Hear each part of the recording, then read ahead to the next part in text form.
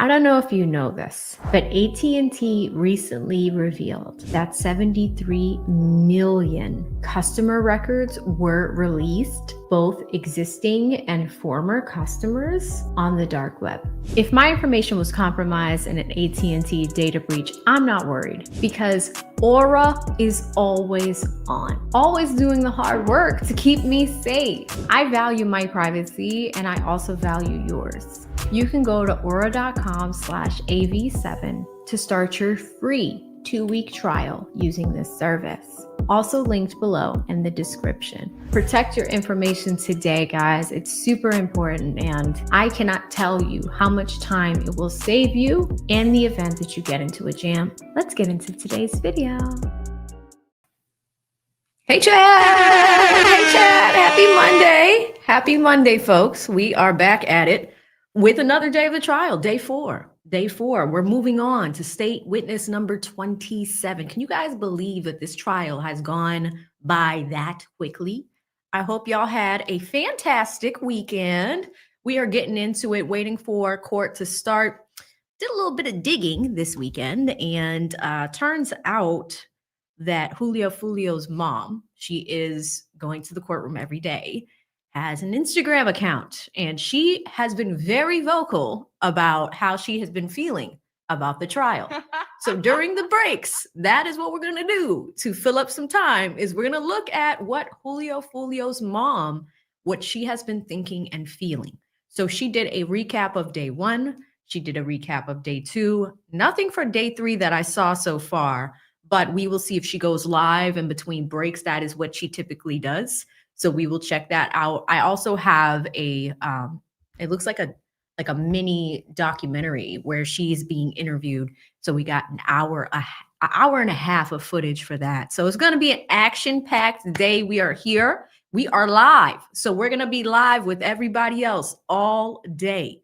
So do me a favor. And hit the like button. It is the beginning of the day, so everybody is coming on in. When you do hit that like button, it helps me. It puts me at the top of your feed every single morning while we get ready for trial. That being said, let me pull up a courtroom feed and make sure that we are live with everybody else. And we are. They get started right at, hang on. Let's remove this guy. And screen share. 1 second.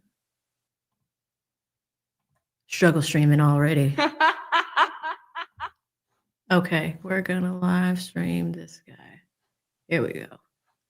There it is. There it is. We got the state seal in front of us right now. We are just waiting for them to get started. Usually they get started right at 9. It is 9:02 Eastern Standard Time. Y'all check out my stream sponsor, Aura. They are fantastic. I've been working with them for about a year, but I use it myself. Literally stops the damn robocalls, okay? 14-day trial on your girl, okay? Oh, look, we already got a Cash App. Shout out to Drew Beats. Hits me with a 2, says it is early. I have not had my coffee yet. Listen, I got to go get the second one in a minute. We're going to get the second one, but here we go. Looks like Miss Alicia is about to do her perp walk. Coming on in. How are y'all doing this morning? Here she comes. She is in a blazer again. We've got a green one today. A green blazer. She's wearing slime green. Walking into the courtroom, going to the defense table. There she is. Oh, it's a skirt suit. Okay. She's got the stockings on, the tights. Shout out to Tyree. Valinda's in here. Deontay is in here. Jay Kelman is in here. Good morning to Dee. Ron's in here as well. Miss Paulette. Chris is in here as well. Got the slime green. Frank says they still haven't linked her to a crime and they're supposed to rest their case. That's right. The prosecution is scheduled to rest their case tomorrow. We are picking it up today with witness 27. One of them is expected to be the lead investigator in the case. So the lead investigator is supposed to fill us in on the entire investigation. He could take likely the whole day. The other witness that we are expecting is the medical examiner that that performed the autopsy on Julio Foolio. So we are going to hear from him as well, he or she as well. She's got the bun going on, so we do see the neck tattoo. The woman next to her is the attorney, or at least somebody from the legal team that did her makeup last week. So that is a familiar face. Okay, look like we have a little bit of an outage there. See if their sound is up and running yet. I don't see any sound. Let me just double check it on my phone to make sure that their sound is up and going. She's standing, so the jury's likely filing in. Let me just double check our sound, y'all.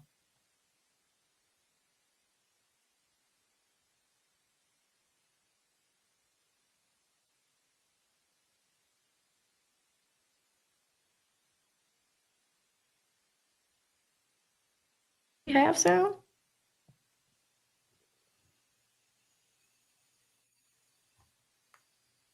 Looks like they're cutting it on. Let me refresh that screen.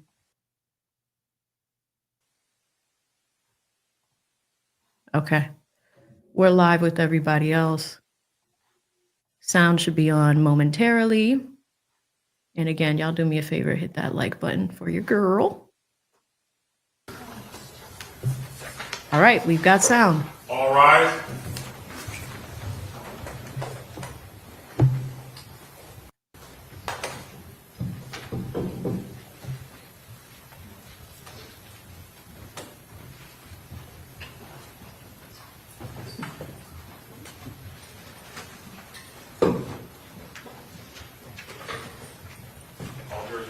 All right, very good. Thank you. Everyone have a seat. Welcome back, members of the jury. I hope you all enjoyed your weekend, your time off. So while we were on our weekend recess, did anybody watch, listen to, read any news accounts or social media accounts related to this case? Anything? Did anybody talk to anybody about anything related to this case? Did anybody do any independent investigation or research regarding this case? Okay, very good. We're ready to proceed. And we've attempted to cut down the glare on the screen. So if you can't see the evidence, stop and let us know, because obviously it's important that you all see the evidence. So if the glare is so bad that it's really impacting your ability to see the evidence, just let us know, okay? All right, state, who's going to be your next witness? The state calls Alicia Kaufman.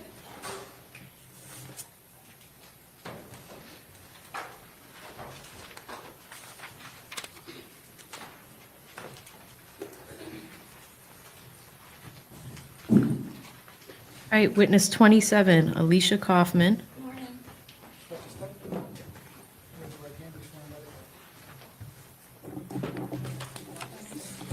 you swear or affirm that the testimony you're about to give will be the truth, the whole truth, and nothing but the truth, so help you God? Yes, ma'am. Thank you.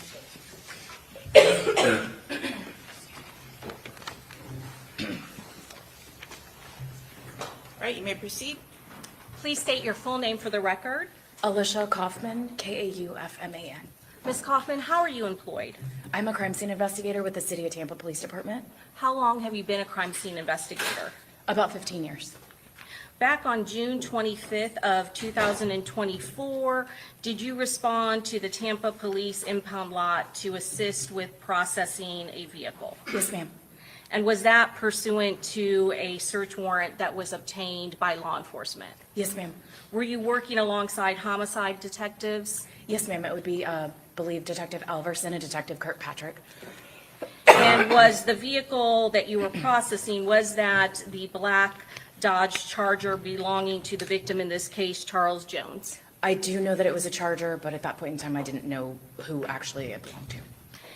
What was your role when processing that black Dodge Charger? I was advised by the detectives that the first portion of the search warrant had been completed, the swabs, other photographs, etc. And my sole job was going to be to photograph further and document the damage and potentially pull any projectiles from that vehicle. So there had already been a crime scene investigator who had already... Just an audio warning, guys, I'm going to boost it, so giving you a heads up. done those things that you have just mentioned, is that correct? Yes, ma'am. How did the vehicle appear then when you came to the impound lot? It was in one of the secured bays, and it had what we would call as yellow markers or yellow stickers. They look like little rulers. They have our police department logo on them. And with that being on there, that indicates to me that something had either been notated or prior photographed and documented. And you said the detectives briefed you that they had already had the vehicle processed for swabs for DNA. Is that correct? Yes, that they had already gone through the entire vehicle. As well as the photographing the damage to the exterior of the vehicle. Is that correct? That's correct. Part of what you were documenting was that to do the interior of the vehicle and to collect any sort of projectiles or bullet fragments that were still contained inside the vehicle. Yes, ma'am. I'm going to show you what's been marked for identification states 68A through double K. Did you previously look at all of these photographs before coming to court today? Yes, ma'am. Your Honor, at this time, you'd introduce into evidence 68A through KK. Any objection? No objection. Admitted? And Ms. Kaufman, do all of those photographs fairly and accurately represent the photographs that you took showing the different damage and some of the projectiles that you recovered from the interior of the black Dodge Charger? Yes, ma'am.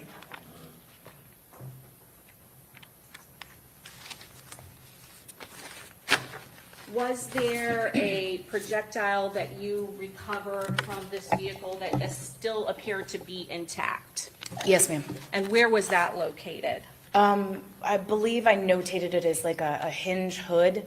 So when you open the hood of the vehicle, in this particular case, the vehicle opened normally where the hood opens towards the windshield. And in the corner, up near the windshield of the driver's side, there's kind of a groove or a divot where the wires come, and it was right there up in that area. Do you document with photographs that entire path, opening the hood, as well as the location and close-ups of what you've just described? Yes, ma'am. Please tell us what you are documenting in 68B. Let me put that down a little bit. So in this particular photograph, that's just going to show that the hood is open. And again, those yellow stickers were there prior to my arrival. And can you point out where it is ultimately that you locate that projectile that's still intact? Sure. Good to get up? Yes, ma'am.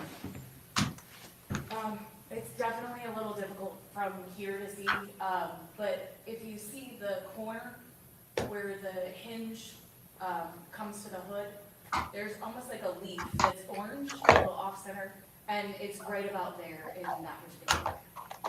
And 68C, if you want to stand up just for these next series. 68C, is that a close-up of that area that you're talking about? Yes.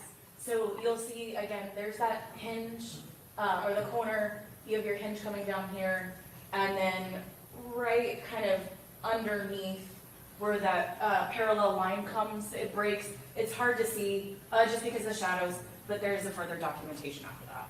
68D, So that's going to be, you can actually see where it comes down, the parallel again. So we're kind of leading into this photo to show that very almost shiny, metallic looking item there in the middle, kind of lower, almost in the center of the photograph there. and then 68E. That's my hand, just removing the projectile, again with what we would use as a measure, just basically showing it close up. And that was the one projectile that you found still intact, is that correct? Yes, ma'am. You can go ahead and have a seat. Thank you. Please tell me what 68F shows. Excuse me. So that is going to be the driver's seat, as well as the headrest to the driver's seat. And can you show damage from projectiles in this particular photograph?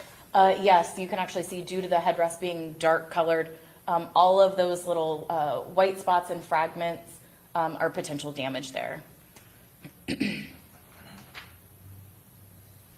68G, G, what part of the vehicle is this? That's actually going to be the back of the driver's side headrest. You can see the steering wheel in the forward of the picture, Wow. notating that we're still on the driver's side. And then that's just an opposite, so that way we can get both sides of that headrest. And again, in this photograph, can you see damage that has been caused by projectiles in this particular, in the back driver's seat of the headrest? Yes, particularly if you're looking at the actual driver's seat, those two notations correct over there on the right side.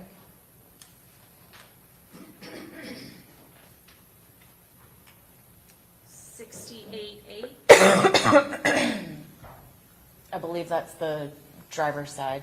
Yes. That's okay. That's all right. Wanted to make sure that we have them notated and separated. That's going to be the driver's side headrest. We're looking at this particular photograph is the front. Once we removed it in order to actually document it better and further. 68I.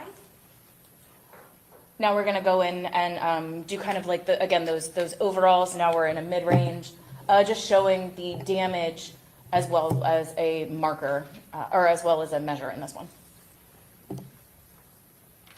Then 68J, is that another close-up of 68I? That's correct. Did you do the same process for the back of the driver's side headrest? Yes, ma'am. 68K. So again, notating that we're in the back of the driver's side headrest now. Those are the same two spots that you noticed on the photograph of the seat when it was actually still intact. And do those correspond with the holes that are in front of the headrest on the driver's side? For the most part, it's a little difficult. Is there kind of at an angle? Yes. 68L, what are you documenting here? So that's going to be the passenger seat headrest once it was removed. Again, we're looking at the front of it. And again, is there damage caused by projectiles to the passenger seat headrest? There is damage to the lower, if you look at the lower corner, correct, right there. 68M, We're just kind of going in, looking at a mid-range without that measure. 68N, And that's showing the measure with the same damage that we saw in that prior picture. does this show, can you see another area that's kind of damaged to the seat a little bit lower in this photograph? Yes, it actually shows both pieces. One up by the 4 on the top of the measure and one actually closer to the 4 on the latter part of the measure. Then 68O, is that a close-up of the damage to the lower part that was displayed in 68N? Correct.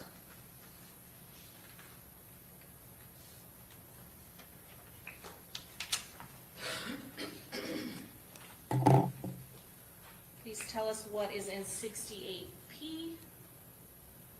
I believe that that is going to be the back of the passenger headrest. Yikes, that's where Foolio was sitting. What are you documenting in 68Q? So this is going to be what we would call the B pillar of the vehicle. It's that pillar that runs between the driver or the front door and the back door. And right dead center, you'll see the actual line of the black B pillar. And then there's a giant white spot. That's a strike or potential damage. So we're just kind of getting that overall angle so that we can maneuver in so that we can see how we're moving forward in our photos. You also see damage to the window of the driver's door, is that correct? Correct. And then 68R. Is that the same area in the center of the photo, just at a better angle? Yes, ma'am.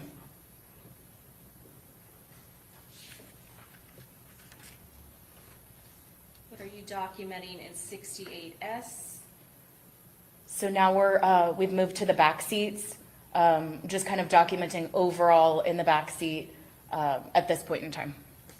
And what is kind of the different particles that are in the seat that are kind of green and white? It's going to be fractured glass.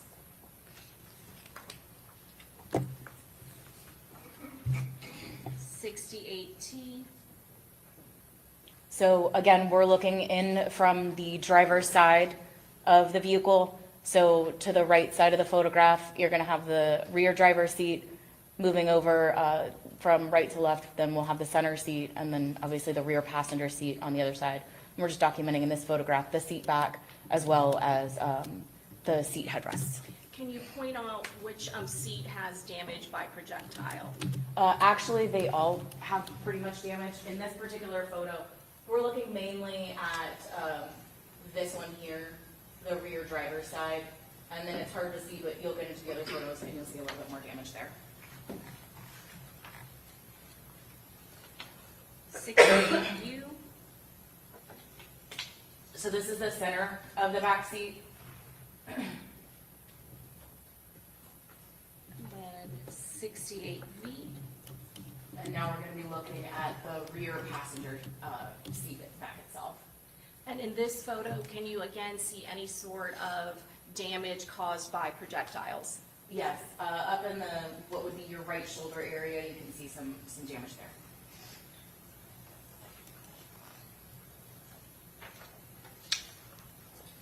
I'm going to show you 68X. What are you depicting in this photograph? This is going to be damage to the rear passenger side seat, up near the top where the seat back is, or where the headrest is. You can And kind of can you see see it. It's a little faint, but it's next to the one, between the 1 and the 2 there. And just for reference, is the tan in the photo, is that depicted back in 68V? Yes, the tan is.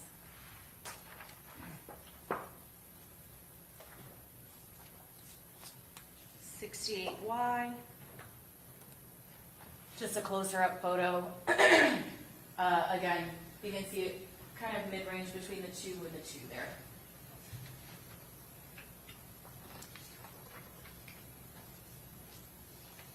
.68Z.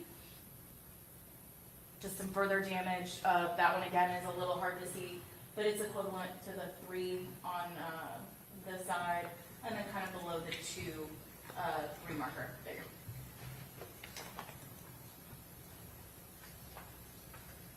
Going to 68AA. So that's going to be the back of the rear driver's seat once we had pulled it out and removed it. And did you see any sort of damage or strikes to the bottom? Not to my recollection on the bottom. 68BB. So that's going to be damage. I believe that's the middle seat. Again, can you, for the record, just kind of designate where it is located in the photograph? Sure. It's actually pretty much center in the photograph itself, at the 2 and the 2 mark there.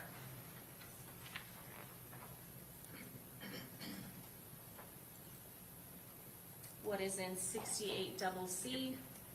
That is going to be the seats once they were removed. That's going to be your middle seat and your driver's seat. And we're still looking at the front of that, is that correct? Correct. And again, can you see damage in this particular photograph from projectile strikes? Yes, it's going to be in the actual headrest up on the right. Then you can see in the tan portion where that line comes down. And then it's a little harder to see, but between the headrest, there's actually some more damage there. 68DD. That's going to be kind of between those headrests. A The close-up damage you'll- from when we just looked at 68CC. Correct. 68EE. So now we're in that, we're doing a mid-range photo again. That's going to be the driver, the rear driver. Dead center, you'll notice kind of the discoloration coming down right at the line that goes up and down as well as the vertical line. And the horizontal line. 68FF, what are we looking at? It's going to be the back of the seats for the middle and the driver. And in this particular photo, can you see damage from a projectile strike? You can, there's some small damage down on the bottom, to the right. Right there, there's some damage pretty much in the center on that particular photo. 68 GG. So that's just marking where that is, especially because it's kind of hard to see without that marker, specifically saying where it is on the photo. And then 66 double E, is that a close-up of the damage that was at the lower end of that seat? Correct.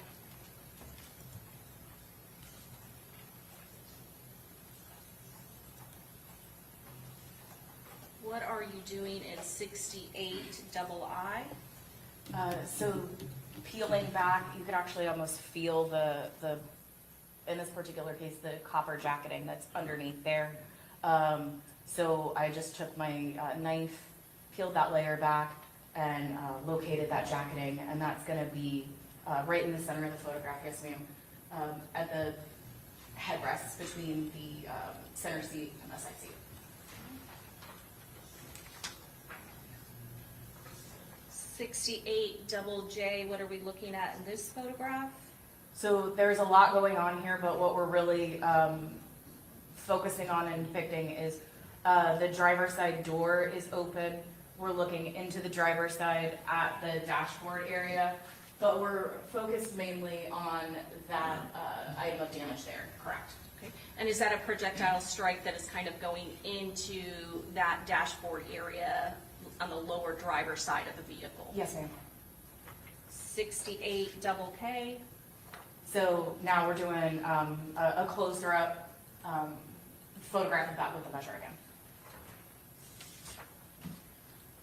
After you basically peeled back some of the seats and pulled out various parts of the car, can you tell the jury, I know that there was one intact projectile that was found in the hood area, what other either projectiles or fragments did you locate? I did locate some other, what I would call as fragments or debris, pieces of metal, essentially, from some of the seat rests, as well as I believe a small sliver came out of the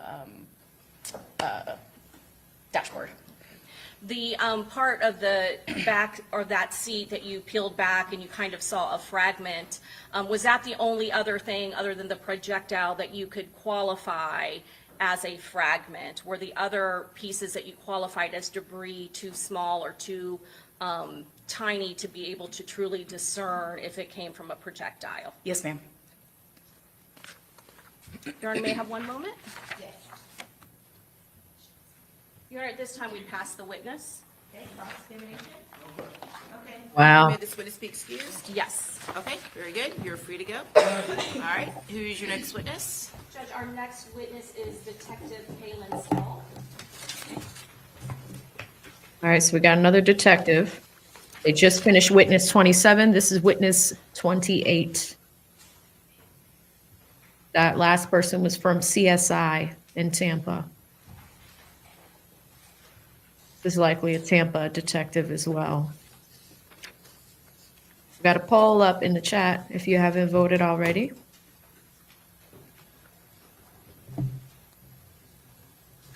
Thank you so much to Ms. Crow T. Shetty. Gifting memberships. Do you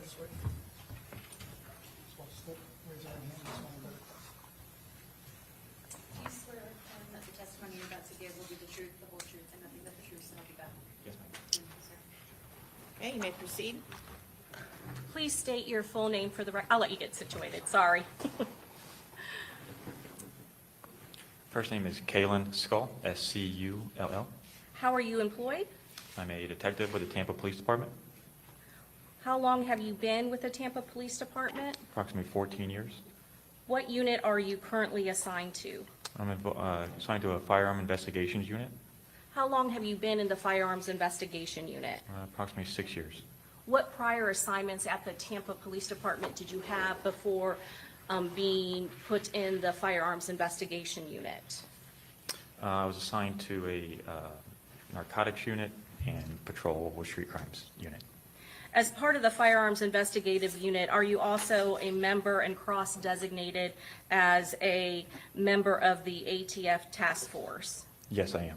What are your duties as an ATF Task Force officer? We investigate violent crimes with firearm cases, commercial robbery cases, long-term trafficking cases with firearms, any violent nexus to a crime involving a gun. Does your unit respond to homicide scenes? Yes, we do. What type of homicide cases does your unit respond to? Anything that homicide will ask for our assistance on, usually it's either mass shootings or 3 or more people, any high-profile case that they may deem may be high-profile at the time, or anything that they need assistance on from the ATF. Did you respond to the home to suites located at 11606 McKinley Drive in Tampa, Florida? I did. Did you respond to that area on June 23rd of 2024? Yes. What time did you approximately arrive at that location? It was just before 9 o'clock, around 8:45 or so. Was there already law enforcement presence in the area at that time? Yes, there was. Can you describe the type of law enforcement presence at that time? When I arrived on scene, I parked on Fowler Avenue in the grass area, side of the road. There was approximately 10 or 12 law enforcement vehicles already there. There was a large, I observed crime scene tape around the perimeter of the hotels. I saw multiple law enforcement members, crime scene vans, stuff like that. When you first arrived, did you meet with other officers from the Tampa Police Department for a briefing? When I first arrived, I met with the officer holding the perimeter. He had a crime scene log, so I checked in. Then went over and talked to the homicide unit, which I believe was the sergeant at the time, Rachel Cholnick, and then another detective from my unit, which is Detective Michael McNamara. Sergeant Rachel Cholnick, she is the sergeant of the homicide division, is that correct? That is correct, yes. And you said you also met with Detective McNamara with your unit. I did, yes. Were you at that time apprised of the I'm sorry, brief interruption, guys. Y'all do me a favor and type Little Gaming Channel in the chat. He is your stream sponsor. He says, good morning. It's funny how they dress their clients up to present innocent and other than what they are. They know that girl would never wear a blazer and blouse. I mean, her outfit is definitely big. So I don't know what's going on there. It's a slime green, like a skirt suit. So it is interesting, but you are so right, Little Gaming Channel. Thank you so much. If y'all could spam Little Gaming Channel in the chat, that would be fantastic. Back to our detective here, who seems like he has studied the firearms in this case. But let's see what they mention. investigation of what had occurred prior to you arriving? Limited information. I was told that there was a deceased individual in the vehicle. I was told that he had maybe a rapper from Jacksonville area. And then there was the scene had started in the back of the hotel from where I originally arrived to meet with detective and sergeant. What did you do at the scene? After I was briefed on limited information, I kind of just walked the scene. I was looking for 2 other special agents with ATF. I was told that were en route. Wasn't sure if they were on scene yet or not. Went around to where the shooting had initiated, which is the front of the hotel, and met with street crime units from Tampa Police Department. I'm going to show you it's already into Evidence States Exhibit 1. Can you take a look behind you and see that? I'm going to blow it up a little bit. You said, where did you first come in at and where did you park? You want to stand? Or Yes, absolutely. So this is Fowler Avenue here. This little grass area in front of this where we have the sidewalk. This is where I parked, and this is where all the law enforcement vehicles were kind of staged because they could not get into the hotel itself. Okay. And you said that you entered the crime scene, is that correct? I did. I walked down to the grass area, walked to this opening here, which is the drive, and then met under some trees, which was, I believe it's this area here, the street on the right side in front of the hotel. Where did you do your walkthrough? So when I arrived and met with them, there was a black Dodge Charger that was situated between Holiday Inn and those tree lines there, which I believe is where the victim was in the vehicle. And then I kind of walked down, I saw a path of what I believe to be vehicle fluid from either a radiator or a transmission, coming all the way down this little grass area in between the two hotels, through the grass, all the way down. And I kind of made my way where the initiated shooting was, which is in front where it says Sarah Zuniga Natural Horse Training, this little overhang here. Okay. And then the crime scene, or the street crimes unit were kind of in that side of the parking lot, and I met with Detective Andrew Trotter. When you met with Detective Trotta, was there some damage to a vehicle that was pointed out to you? There was, yes. What sort of vehicle was it? And can you point out on State's Exhibit 1, this diagram, where it was parked and located? It was a yellow, I believe it was a Ford Bronco, or I'm sorry, maybe yellow or light orange. You can see a small little vehicle in these parking spots here. Maybe it was the second or third open available space there. And did you note any sort of damage to that vehicle after you were alerted by Detective Trotta? I did. I'm going to show you what's been marked for identification, State's Exhibit 17A through D. Did I previously show you these photographs? Yes. And do these photographs fairly and accurately Look at represent her. that yellow vehicle that had sustained damage by a projectile and where it was located at the time on June 23rd of 2024? It does.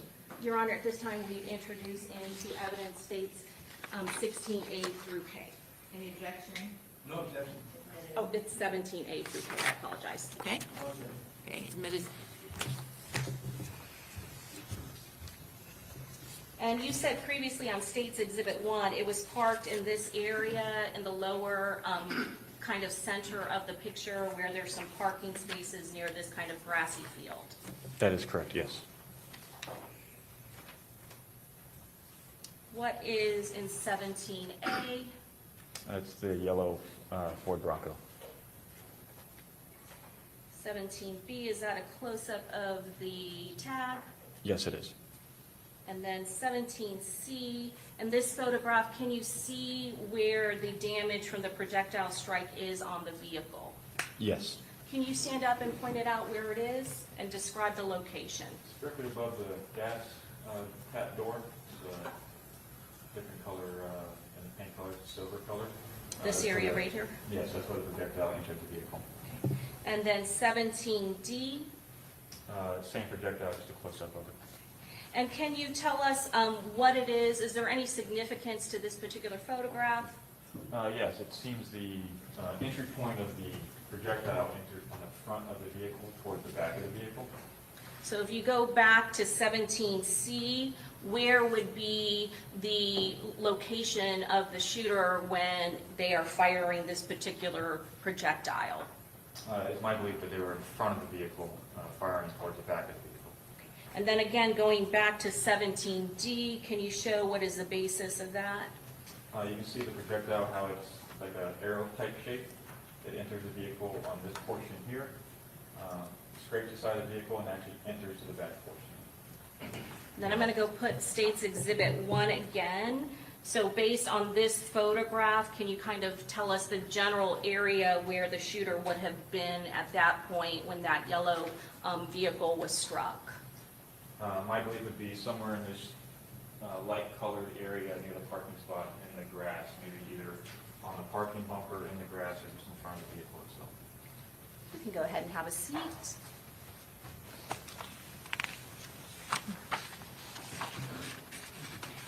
After you saw the damage to that particular vehicle, did you yourself start looking for casings that could have been left behind by the shooter in that area, that general area where you believe the shooter would have had to stand in order to make that projectile strike?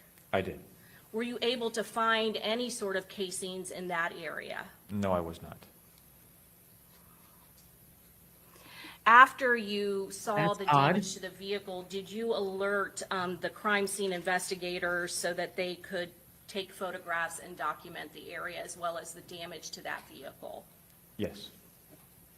Were you also asked to assist in narrowing down a vehicle that was located in the home to suites video footage?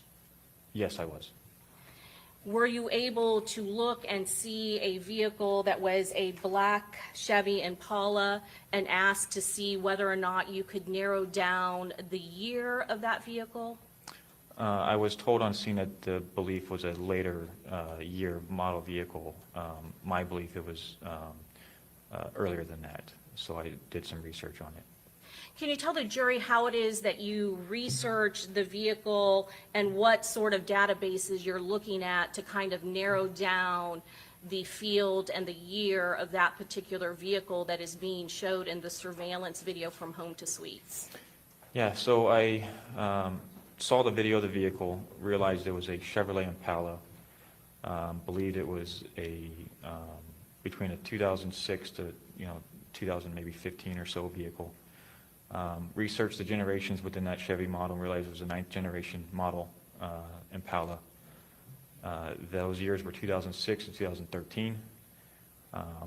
I pulled up all of the trim levels on a 2006 to 2013 Chevrolet Impala, which are LS, LT, and LTZ, and I broke down which each exterior characteristics are for each trim. I put all those on a spreadsheet, and then looked at the trims for each year, looked at the video again, and I noticed some identifiers in the exterior vehicle that were not in each year of the trim or each trim itself. I narrowed it down to an LTZ trim based on a GM emblem that is on the front quarter panel of the vehicle, which was only on 2008 and 2009. I also saw that it was the upgraded wheels on the LTZ, which is a different year than the 2007. There was a 2008 wheel because the spokes were a little bit wider. It had the rear spoiler, which is on the 2008 and 2009 vehicle. And then I noticed that it had potentially body color matching door handles from the video. There was a little bit of light on the door handle, so I wasn't sure if they were chrome or body color matching. Through the research of the LTZ, the 2008 and 2009, 2008 had body color, 2009 had chrome, so I nailed down my search to an 08 or 09 Chevrolet Impala. I then, This is through my fascinating. research, was told that they were from Jacksonville, so I took the VIN, researched. Let me stop you right there. Sorry. That's okay. So did you have an interest in cars before becoming a member of the Tampa Police Department? Yes. How long have you been interested in cars? Well, I'm 42 now, so since I was a small kid, so. So you It have shows. talked about some different trims that are available on the Chevy Impala, is that correct? That is correct, yes. And based on you researching the different types of features on the particular vehicle that is depicted in the Home to Suites video, you could narrow it down to the year based on the particular year and model and the features and the trim that were available that were unique to each year. Is that correct? That is correct, yes. And so far, based on the appearance of that black Chevy Impala, you said that you were able to narrow it down to 2008 and 2009. Is that correct? That is correct, yes.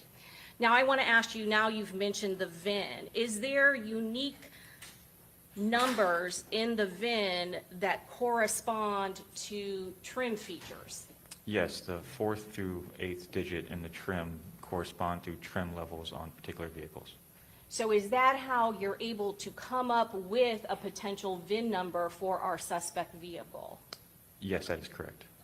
Now, I imagine there's more than one 2008 or 2009 black Chevy Impala, so are you getting more than one VIN? Yes, I researched the VINs and broke down the LTZ trim within the VIN number and was able to verify that the trim for LTZ is the letters W and U in the VIN number. Okay. So that is how you're coming up with a possible selection of vehicles that may have been involved in this particular case and may be the black Chevy Impala in the Home to Suites video. Is that correct? That is correct. Sustained as to leading. Okay. After you come up with the VIN, are you asked, is there a further way that you can narrow down your search to possible Dodge Chargers relevant to this investigation? You mean Impalas? Yeah, what did I say? Charger? Impalas. I meant Impala. He is correct. correcting Can you her. Repeat the question again, sorry. Yes. What did you do after you were able to get VIN numbers in the state of Florida to that particular LTZ trim of 2008 and 2009 black Chevy Impalas? How could you further narrow it down to be relevant to this particular investigation? So I researched a website we have access to in law enforcement, it's the DMV website. I inputted 2008, 2009 Chevrolet Impala with LTZ trim black, and then selected Duval County, which is oversees Jacksonville. And why are you selecting Duval County? I was told originally that the suspects may be from Jacksonville because the victim was from Jacksonville. When you access that database, how many vehicles, black Chevy Impalas, did it become narrowed down to at that point? 3. After you had 3 black Chevy Impalas, LTZ trim, between 2008, 2009, is there further analysis that the Tampa Police Department can do to assist in further narrowing it down? There is. We utilize license plate readers. I provided my 3 vehicles to an analyst with homicide who was Brittany Jackson. I told her these are the vehicles that I was able to populate and come up with. And then I was later told that there was a confirmation of the vehicle. One of those 3 that actually were picked up on a license plate reader in Tampa during the weekend of the homicide, is that correct? Yes. Okay. And was that for the black Chevy Impala LTZ trim for Florida tag number 68DLWD? Yes. Now, does your member as the ATF task force, do you also sometimes assist in being able to collect shell casings to determine whether or not DNA can possibly be collected and identified on shell casings from a crime scene? Yes, Was that done in this particular case? it was.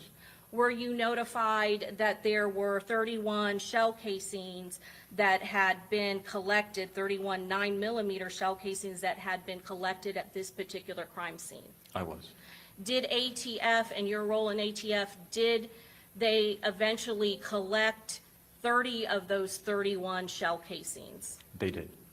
And was it for what specific purpose? The 30 were going to go to an ATF national lab for analysis. 1 was left over for other investigation purposes. And if they are going to be tested for DNA and DNA analysis, is there a special packaging that those shell casings have to be packaged in? There is. Can you describe that for us? Yeah, it's a black plastic cylinder tube. It has points inside of it that hold a casing. What that is for is so it doesn't rattle around. It can't touch any other items within a bag or anything. Basically preserves the DNA within that collection tube. Protect the integrity of the evidence that may be contained on that shell casing, is that correct? That is correct. And one of the shell casings was to remain in Tampa Police Department, is that correct, for them to do their own testings and comparisons? It was. And at some point, did you assist with the transporting of the shell casings back to Tampa Police Department custody after the testing had been completed? I did. Can you tell the jury how those shell casings are transported from the scene, and where is the testing done for ATF? So the typical process is we collect the crime scene collects the tubes. They're put into crime scene does their thing with the tubes. They put them in bags, package them. Then as agents and task force officers will remove those casings within their packaging. We will transport them through commercial airline to Maryland, and then directly hand them to an analyst or a biology supervisor at the national lab with ATF. And what the lab is testing for, what is the lab testing for when they're doing this process? Their initial process is just to see if there's presence of DNA on a casing to begin, if they have enough to move forward with further analysis. And was that done in this particular case? Yes, it was. For all of the 30 shell casings that was sent to ATF in Maryland? Yes, it was. And was there any DNA that was found to be suitable for DNA testing or comparison to any suspect? I'm not sure. on that. What? Did you, were you the one that got back the report from the ATF lab in Maryland? I was not, no. Okay. Would that have been another ATF agent in your unit? It would have been either the agent that submitted the casings or a designee with Tampa PD that he would have told the supervisor to forward the report to. And would the case detective, Detective Juan Ramos, would he also have been made aware of the results of the ATF testing? Yes, that is, that should happen, yes. Your Honor, at this time, we would pass the witness. Here comes our young whippersnapper. You ready? You ready for your cross? He's going to ask the same questions. You guys know what those questions are. What are they? Do you know Alicia Andrews?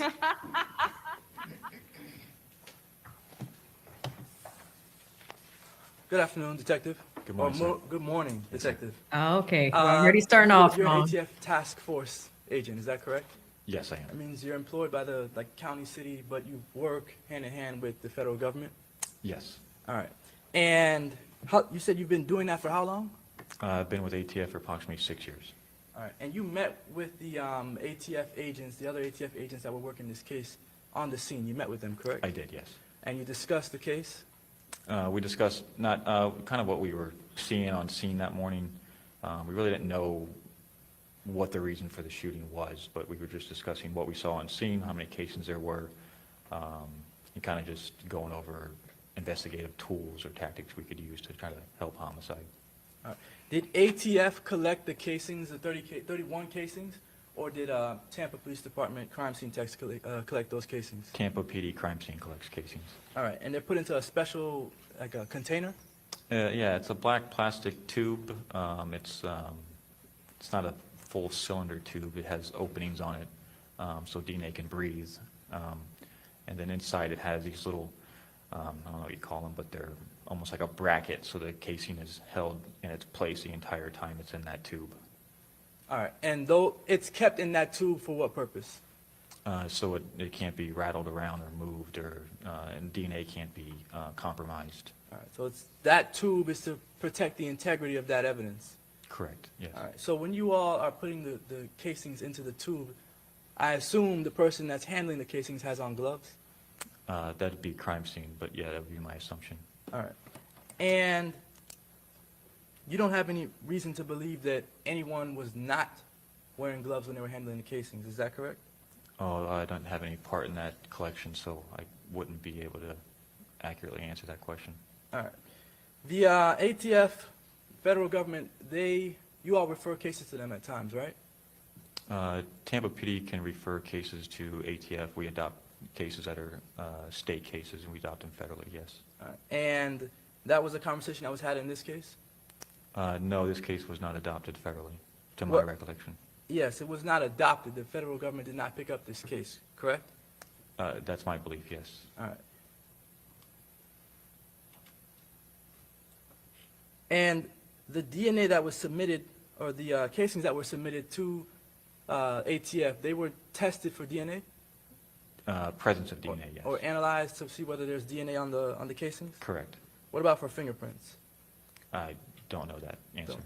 Okay. All right, and obviously you said you did not get the report back from Maryland. That is correct. And when you say from Maryland, that means from the ATF.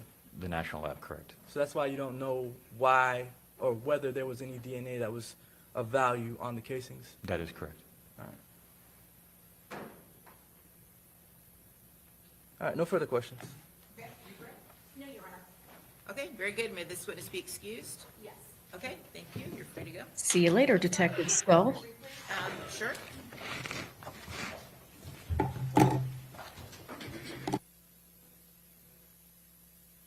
Look at her. Okay, that was witness number 28, Detective Scull. We are still waiting to hear from Detective Ramos, who was the lead detective in this case. Looks like they are doing a brief sidebar on who's next. Detective Ramos and Detective Trotta we haven't heard from. Looks like they are huddled up there, and the prosecution is raising some type of issue. Defense team just intently listening. I wonder if it has to do with the detective and how long he's going to be on the stand. Let's see. All right, call your next witness. Your Honor, the state calls Detective Daniel Wilson. Another one. This is witness 29. State running out of witnesses.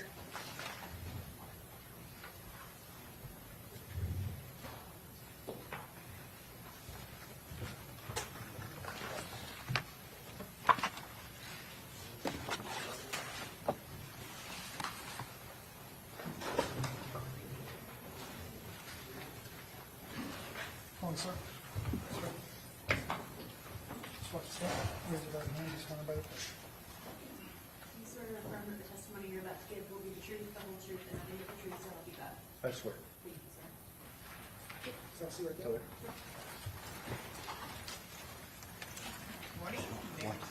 Good morning, sir. Would you state your name for the jury? I am Detective Daniel J. Wilson, And where are you employed? the Jacksonville Sheriff's Office. How long have you been with the Jacksonville Sheriff's Office? Just over 15 years. What is your current job title? I am a crime scene detective. Were you a crime scene detective in June of 2024? Yes. And what are some of your day-to-day duties as a crime scene detective with the Jacksonville Sheriff's Office? We are the forensic hands and arms. We are the markers, the photographers, the packagers, and we submit the property in the property room. We measure, we do diagrams, pretty much all the logistics. Your title of crime scene detective is a little bit different than what we have here in Hillsborough County. Can you explain to me why you hold the title of detective? You're a Literally sworn because law I changed our name about 2 years ago, from evidence technician to that. And I think because we're sworn, which is sometimes, most counties in Florida is either a blend or just civilian evidence technicians. So I think that's what they wanted to divide up. So, By sworn, does that mean that you would have attended the police academy? correct. Did you serve any time on patrol? I did. I did 5.5 years on the street as patrol, took interest in this job, and came over and got trained here. Was there some particularized training that you did before you could be called crime scene detective? Yes, we do what's called a field training officer program. It's basically on-the-job training with an experienced training detective, and they teach you the basics. Then you, as you can get them, you get the school's basic forensics, photography, blood work, trajectory work, all that. You get those schools as you can. Hi, Kat. Everybody say good I'd like morning to to ask you Kat. specifically about a call that you would have responded to on October 7th of 2023. Were you still working in your same capacity? Yes, And did you have the opportunity to respond to the area of Prospect Street and West 16th Street in I did. Jacksonville? I did. Can you tell the jury what county that is? That's in Duval County. And what was the nature of the call for service in that area on October 7th of 2023? It was an aggravated battery, person shot scenario. Based on your training and experience, when you respond to a scene to process it and there is a shooting, what types of evidence are you looking for? Anything related to firearms, that would be fragments, projectiles, casings, firearms themselves, and damage from those items. From this specific scene itself or the immediate street surrounding that scene, were you able to collect items of ballistics value? Yes, ma'am. And from what locations? Correct me if I'm wrong, 3702? Okay. Yeah, or 3072. What was the area like? Was it a residential neighborhood? It's a housing neighborhood, prospects running north and south, West 16th running east-west at that intersection. Did this particular scene, or at least the locations from which you needed to collect evidence, span from 16th through 18th? Pretty close to it, yes. And at each of these separate locations, were there different items of evidence that you collected? Yes, At a residence in particular, were you able to retrieve potential projectiles from a railing? yes, And did you recover shell casings from the scene, specifically at your original call location, Prospect Street and West 16th Street? yes, In your prior training experience, is it fair to say you recognize at least the caliber or make model of casings Correct. that are left behind at the scene? Yep. And do you recall the number of casings that you located at that intersection? I marked and collected 16 casings. Do you recall the specific caliber of the casings that you marked and collected? There was a blend primarily of 5.56 and 223. I am showing you now what has been pre-marked for identification as States Exhibit 50A through P. Would you take a look at that packaging there and let me know if you recognize it? Yes, that's the packaging I submitted the casings in. And how is it that you recognize it? Do you have markings on it in some way? That's my writings, 16.223 caliber casings, evidence 1 through 16, which are the placards I used. On the back, that's my terrible writing and on the seal. So, Your Honor, at this time, State seeks to admit States 50A through P into evidence. Any objection? No, sir. Okay, admitted. Now, you indicated that this exhibit, 50A through P, was a blend. Did you document in your report the blend that you actually collected of those casings? So what specific nature of the casing? The only objection I would have is pre-trial judgment that we briefed. Okay, same ruling, then it'll be admitted. You can answer the question. You indicated that there were a blend of casings located at the scene that were collected. Were they all from the same area? they were. And you said there were more 5.56 NATO. Is that the 13 fired casings that were of one type? Yes, And there were 3 223 Remington caliber cases located at that scene as well, correct. but all in the same area, They are. meaning the casings were combined or grouped there. Yes, yes. The projectile that was recovered from a residence some ways down, I believe 2 streets down, at least 18th, that was not in the same location as the casings that you collected? No, Did you also have an opportunity to respond to the hospital in that case where the victim was being treated? I did. Was the victim in that case identified as Charles Jones? He was. Are you familiar with Charles Jones in the Jacksonville area? Outside of this case, no. And when you responded to the hospital, were there any items of potential evidentiary value that you could recover from Mr. Jones's person? Meaning, were there ballistics that were retrieved from his person? From his person, the only thing I did was take pictures of him with his wrapped foot. I did not collect anything from him. So nothing was provided to you at that time from medical staff that had been retrieved or removed from his foot? Nothing. And at that same time, did you have an opportunity to view or process the vehicle in which he was traveling when that shooting occurred? I did. And was that vehicle struck by gunfire? Yes. Your Honor, may I have one moment? Yes, I'll pass the witness, Your Honor. okay, cross-examination. Is he going to do it? We know what he's going to ask.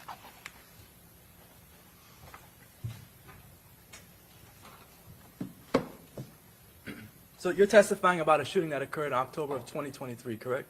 Yes. You investigated that? He gets right into it. Like this lawyer does not say good morning, good afternoon. He's just like, so he just starts talking. That being said, shout out to Kat, who's currently making it rain in the chat right now, gifting memberships. If you received one from her, please say thank you. Miriam got one. QB got one. Camilla got one. Leo, Scott wants to grow. Paula, Nia, I think it's Naya, Bam Bam, Lily, Tamara, look at that. Content creators supporting content creators, and she's growing our community. You guys follow Kat's channel. She is fantastic. I believe aside from her, myself, and Nick, no one else is really covering this case in our space. So thank you so much, Kat. And if you guys received a very special membership from the one and only Kat Not Williams, please say thank you. Let's go back on in, guys. We are in the middle of witness 29. This is Detective Wilson. He processed a crime scene, just now getting into cross-examination with our newly barred attorney here who does not say good morning or anything. He just jumps right into it.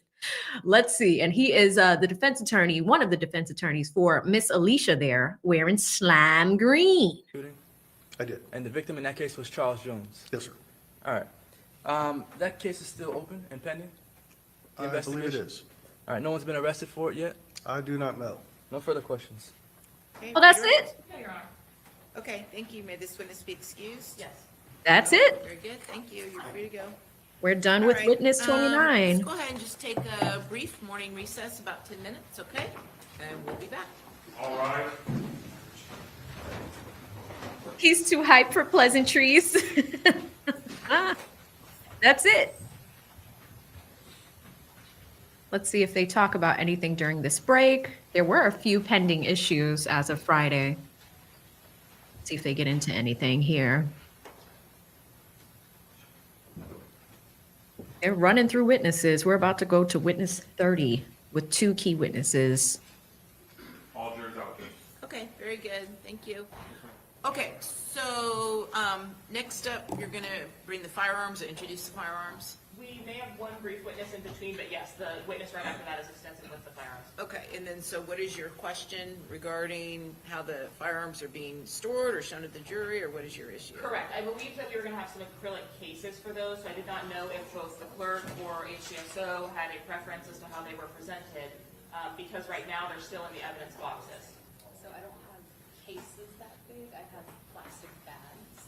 They're like a, We just want to make sure with the recently implemented policies that we're Yeah, as long as it following has the something, procedures. if she has these big bags. these, and then they have the lock that I lock these into. She looked like my little cousin. For you guys? She really does. Do that. Sure. Yep, go ahead and do that. As far as taking them, go ahead and taking them out of the evidence box, correct? Yes, Your Honor, and we can do that with the defense. Okay, is there any objection, defense, to going ahead and taking the firearms out of the evidence boxes they're currently in and putting them into the clear plastic bag? Okay, very good, so you guys can both do that together, all right? We'll be back in a few. Okay, so we have a 10-minute break. It is 10:05 Eastern Standard Time, so they are likely back at 10:15. That being said, I am going to catch up on our super chats. And for those that are just popping in, we have only gone through 4 witnesses, actually 3 witnesses for the morning. We started with Miss Kaufman, who was Tampa Police Department CSI, processed the car that Julio was found in. We had Detective Scull, who talked about that vehicle, how it was identified. Also the assailant vehicle, which was I think it was a Chevy Impala. It was kind of like boring testimony because he just talked about how he narrowed down the search. It's like, all right, dude, you have the VIN number. He loves his cars. Like, so we sat through that. Brief cross on that one with our young whippersnapper, really focusing on the shell casings that were recovered from the vehicle, from the scene. There were about 30 of them, and it was also a mixture. The gentleman that just got off of the stand, witness number 29, Detective Wilson, talked about the projectiles, how they were found. He found 16 shell casings, and it was a mixture of 5.56 and 2.23. So that being said, we have a few more witnesses for the day. I really do like how this judge is pretty efficient. She doesn't give them long breaks. This one's about 10 minutes, and then they usually do 45 minutes for lunch. So I wonder if we're going to get to Detective Ramos today. Detective Ramos, he's the lead investigator in the case. We will see. But what we know right now is even tomorrow, they're only going to go, like the case is going to be wrapped up on the state side. Then we go to the defense. The defense has mentioned that they have one key witness that they're going to bring in who is in custody. That should be a pretty interesting day. We have closing arguments scheduled for Thursday, and then we could get a verdict on Friday, if not, could go into Monday. I doubt it. I mean, it really depends on what the defense team brings to the table.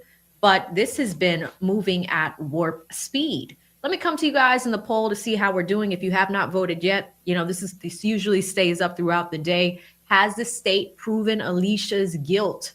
47% of you guys say not yet, AV. 36% of you guys say yes. 16% of you guys say sort of. So some of y'all are still in the middle. During the lunch break, we're also going to take a look at some of Julio Foolio's mom, her reaction to what's been happening in court. She did a recap on day 1 and also a recap on day 2. The thing that she did not like was those text messages from day 2 where Alicia and her friend were talking about Julio Foolio, and she said something along the lines of, he deserves to die. And that was back in 2021, right? This incident took place in 2024. So that also shows that Alicia had made remarks like this, years prior, right? Does it prove that she is absolutely guilty of murder in the first degree, had something to do with it? And then other than that, we have her, and they talked about this during the opening statement. We can also go back through that, where she had the picture of her and the red hair, and she had a tattoo on her chest of the name Gutta. And when she was being interrogated, she said she didn't know anybody by the name of Gutta. Child, why was that her boyfriend? You know Gutta, right? So again, this 22-year-old is trying to play in everybody's face, okay? Let me come over to some cash apps and then some super chats. We'll read those. They're expected back in about 6 minutes, so we should be good to go. Shout out to Lorenzo, who sends me a 10. Thank you so much, Lorenzo. He says, sorry, I'm late, no coffee. Yeah, I'm about to go get my second coffee in a second, so that way we have them. Thank you for that cash app. Coming to the supers at the top, we have D. D pops in with the 5, says, whatever happened to good girls? We got thugs and gangster girls in 2025. I mean, he's not wrong. He's not wrong.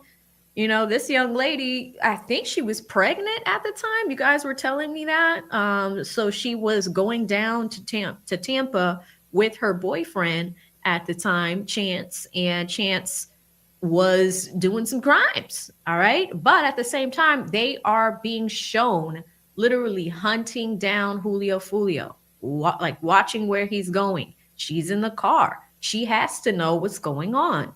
Right. So there's knowledge. There's that component. She has to know what's going on. Right. But did she orchestrate it? Thank you so much, Deanra. Shout out to Miss Crow T. Shetty, gifted 5 memberships. If you received one of those memberships, I think I called this one out in the moment. If not, please say thank you to Miss Crow T. Shetty. She is a sweetheart, as one of my day ones, is always coming to streams, helping out. Thank you, ma'am. Shout out to your stream sponsor, the Little Gaming Channel. We read this one in the moment, but says, good morning. It's funny how they dress their clients up to present innocent other than what they are. They know that girl would never wear a blazer and a blouse. No.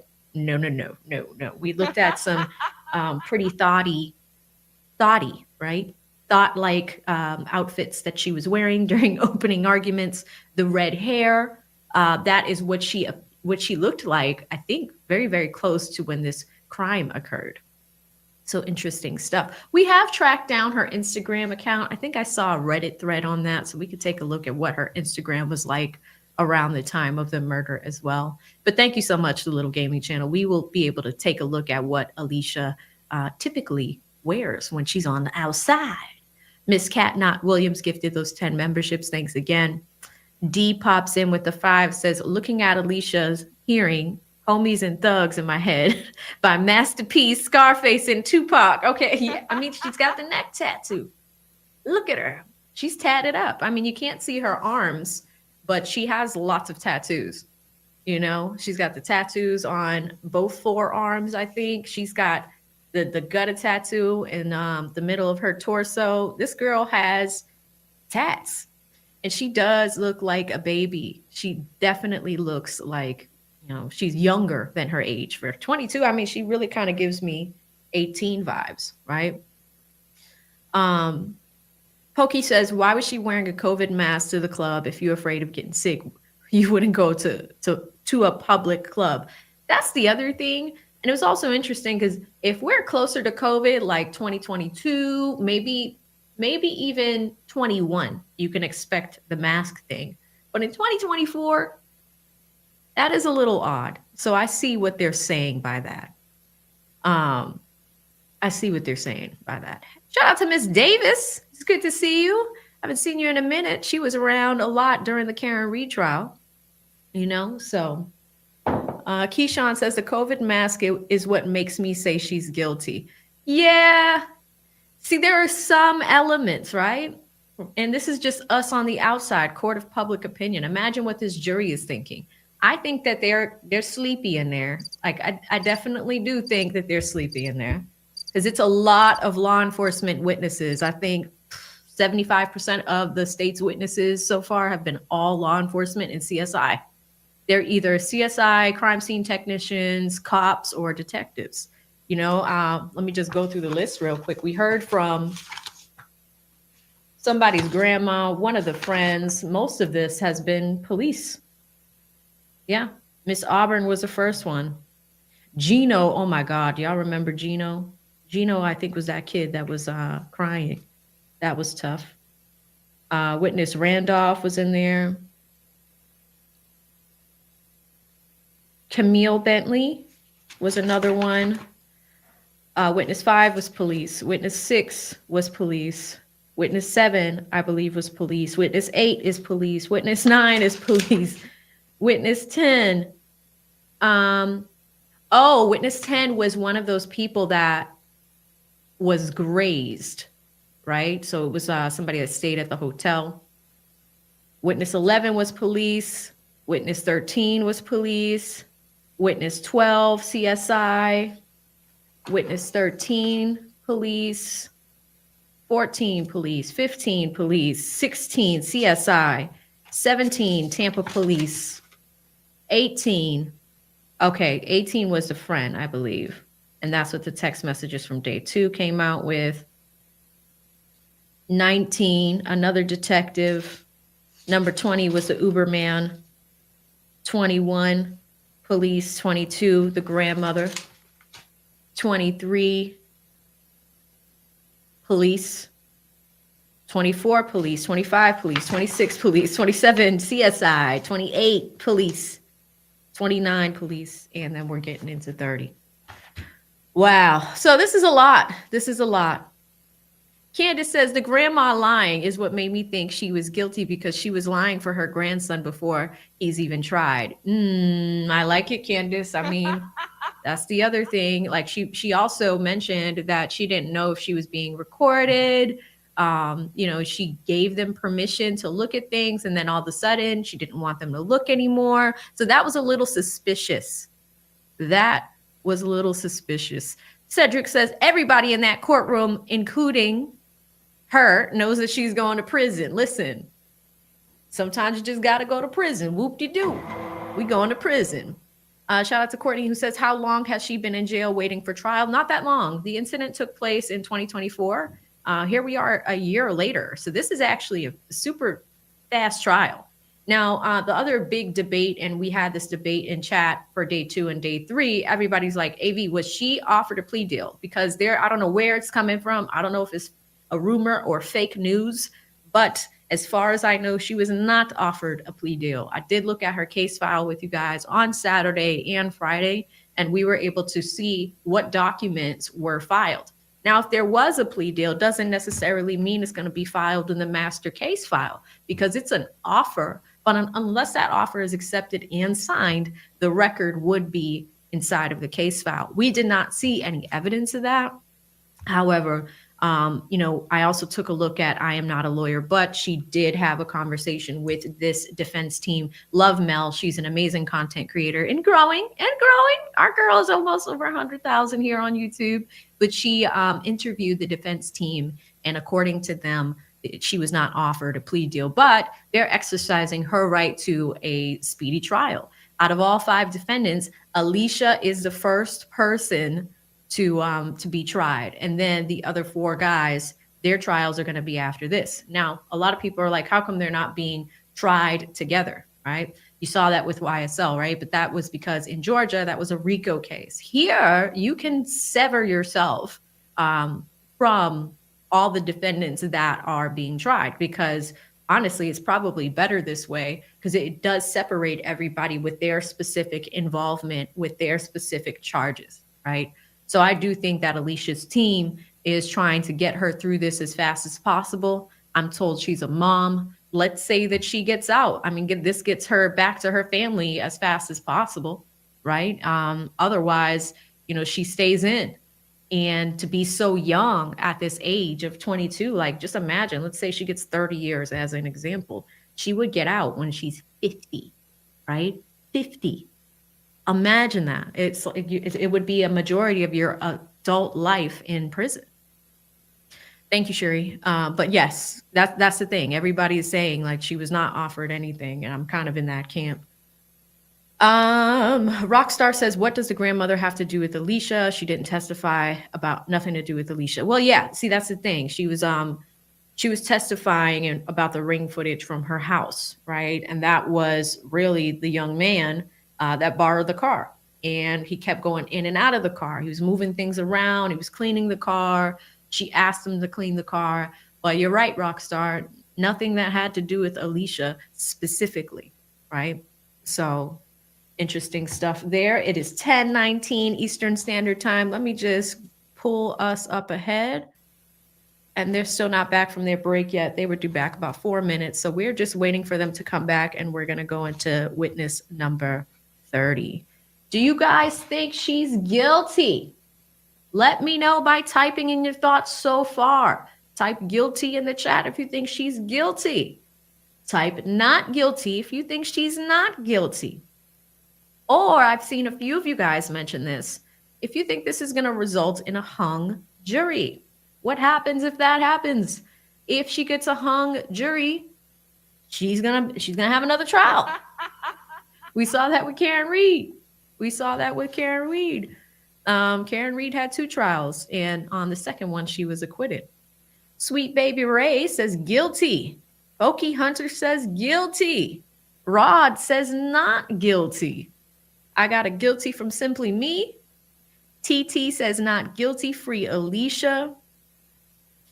Beth says, I think they will find her guilty of a lesser charge. Okay. Lily says, I do guilty. She knew what was going on. Those texts were kind of bad for her. That's actually what Julio Foolio's mom said. And again, I don't want to get into it right away because, this is an example of her being in the courtroom, or at least during lunch. I got to log in. She talks about her feelings, right? So I'm going to grab those, and we will monitor her Instagram throughout the day just so we can see how she's feeling about it. But she was not happy with those text messages, because that's got to be tough too. Like, this is her son, this is her son, and this is the first defendant that is being tried for his murder. So she is going to be attending all of these trials, but she was not happy about those text messages. And she's just like, yeah, no, the mom thinks this girl is guilty. Like, let's just clear that up right now. She is not feeling it. Mr. Marcus says she's guilty. Ain't no way she's not guilty, regardless of what gets proven. Yeah, and that's the thing. If you're in the car, you know what's happening, right? You know what's happening. The conversations in the car are happening. You are an adult. At any point, you can choose to leave, right? If people are hunting somebody down, and if I'm a passenger, I'm getting out the damn car. I don't give a shit. But here's the other thing. The mom did say this in those videos, that Alicia is talking about domestic violence, right? DV. And I don't know if she's trying to say that her boyfriend was being violent with her, whatever the case may be. We're going to get to the bottom of that storyline too, right? I don't recall that from opening statements. Shout out to me. I don't recall that. But I do think that I do remember reading that over the weekend, that the mom is like, that's such BS, right? Cedric says, while she on break, her lawyer needs to let her know to start getting ready. LOL, visitation list and all that. Stop preparing. That's funny. I got a few guilties, a few not guilties here from Tam Tam. Little McMill says gangsters wind up dead or in jail. Well, she's in jail. Whoop-de-doo. We are in prison. Heaven Sent says the text make her look like she knows what's going on. Yes, and that's the thing. The text took place in 2021, right? And although the defense team is just like, oh, these are just young women gossiping about what's happening in Jacksonville. I mean, I don't think that that's gossip if you say, he needs to die, we got a few hung juries coming in. Shout out to Daryl. Thank you for that one. Oh, they're back. I hear them real quick, though. I do want to grab the super chat while we can. Mr. Marcus, thank you for the $5 super chat. Says, if she was a man, finish the sentence. Well, she would be going to prison. I'm just saying, like, I don't know. I don't know. We'll see what happens. The jury's coming back on in. Probably got an hour of court time before lunch.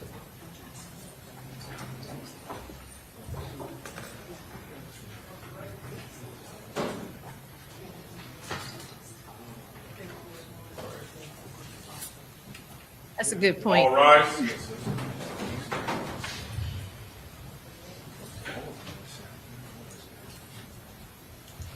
There could be, Cat. Maybe one that likes neck tattoos. What does the neck tattoos say?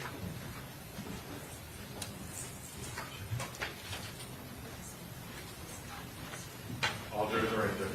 Okay, very good. Welcome back. We're ready to proceed. Everyone have a seat. Call your next witness. State Coast Detective Steve Johnson.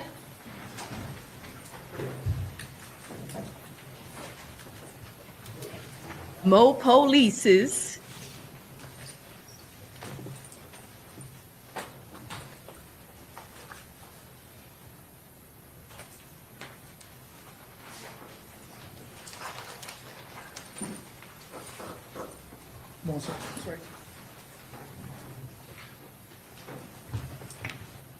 I don't.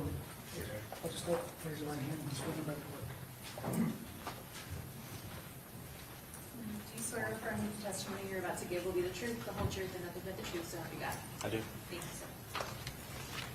All right, you may proceed. Good morning, sir. Would you please state your name? Morning, it's Stephen Johnson, Where are you currently employed? Jacksonville Sheriff's Office. And how long have you been with the Sheriff's Office? I've been with the Sheriff's Office for 8 years now. In your position, did you also attend the academy and become a sworn officer with Jacksonville Sheriff's Office before your role in crime scene? Yes, I did patrol for 5 years, and then I've been with the crime scene unit for 3 years now. Did you receive specialized training in your transition to crime scene from patrol? Yes, ma'am. And in that time, did you have an opportunity to respond to a scene in the area of 2718 New Berlin Road for a vehicle search? Yes, ma'am. What date was that? That was 6/26 of 2024. And if at any time you need to refer to your report for a refresher, just let me know, and I'll go ahead and let you have an opportunity to do that, okay? When you responded to that area, what was the nature of the call you were responding to? It was in response to a vehicle that had been pulled over, and they wanted to process the vehicle for potential evidence. And how did you go about doing that? So when I showed up, I think the officers had already done a preliminary search of the vehicle, and they located a firearm, so then they backed up and called us. So by the time I showed up, all the doors were open, so I took overall pictures of the vehicle and its general location, and then proceeded to process or collect evidence from the car. I'm going to show you what has been marked States Exhibit 48A through QQ and 49A through I. Do you recognize the items depicted in 48A through QQ?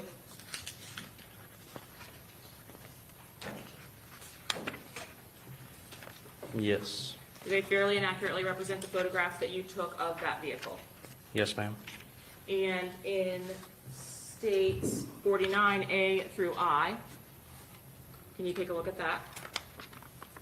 And you identify that as an item of evidence that you collected from that vehicle after photographing it? Yes, ma'am. Your Honor, at this time, the state moves to admit States 49A through I and 48A through QQ. Any objection?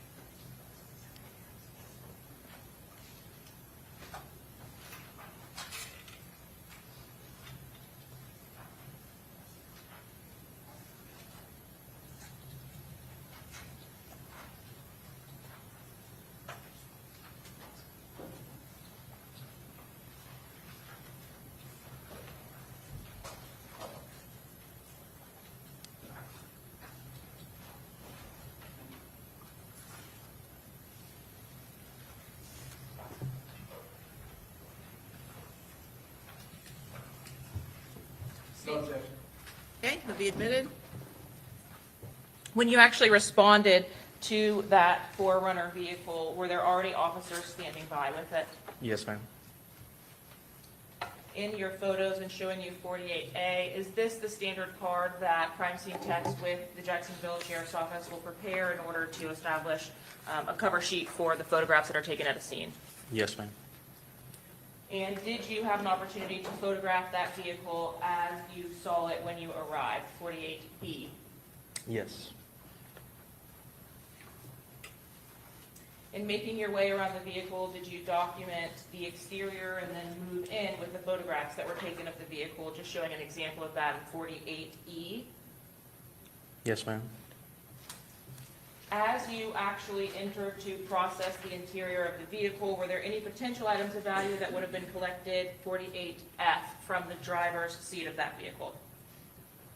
I'd have to refer to my report if there was particular items from at different areas. Sure, I can maybe be more specific. Were there cell phone, items of electronic evidence retrieved from this vehicle and impounded or seized? Yes, ma'am. I believe we collected a cell phone from the driver's side. And did you also, in the search of the vehicle, collect some items of ammunition or ballistics-related items? Yes, there were ammo and gun parts as well as the firearm. In 48H, is that the firearm that you're referring to? Yes, ma'am. And where was that firearm located? That's in the glove box. Or not the glove box, center console of the vehicle. In between the passenger and driver's seat, center console? Yes, ma'am. Once the item was photographed in place, did you remove that item and photograph it as in 48I? Yes, so before taking pictures, I actually collected a touch DNA swab of the firearm and then unloaded it and took pictures as I unloaded it. When you're processing a firearm that has either live or spent ammunition in the area of that weapon, do you also photograph that ammunition as depicted in 48M? Yes, ma'am. And what caliber of firearm was this that was collected from the center console? This was a 9x19, which is a 9mm. Are you able, in photographing the firearm, to identify that information as well as in 48O? Yes, ma'am. Ultimately, do you make your way around the vehicle photographing the items as they are in 48P? Yes. Where was that Juicy Couture bag inside of the vehicle? That is the rear driver's side seat. Juicy Couture is a throwback for real. There's Man, also another bag inside of that vehicle which was removed and photographed and states 48S. Yes, ma'am. And can you describe which bag we're looking at here in 48S? Specifically that was removed to photograph, 48T maybe more specific. Yeah, I'm not sure what I referred to in the report, but When looking at 48S, is the item with the blue strap on the bottom the same as 48T? yes. What was recovered from the interior of that bag? I refer to my report for that one. Yes. So I know there was a few bags in there.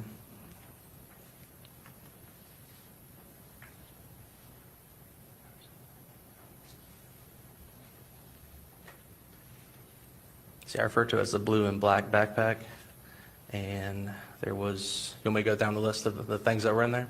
Well, just generally, what were the items? What were the nature of the items inside? So, firearm parts, there were ammunition, looks like live rounds, and casings. Oh, no, that's in a different one. No, those are just live rounds. In 48U, are those the items after being removed from the bag? Yes, ma'am. Can you tell us what we're looking at here in the center? Let me see if this will help.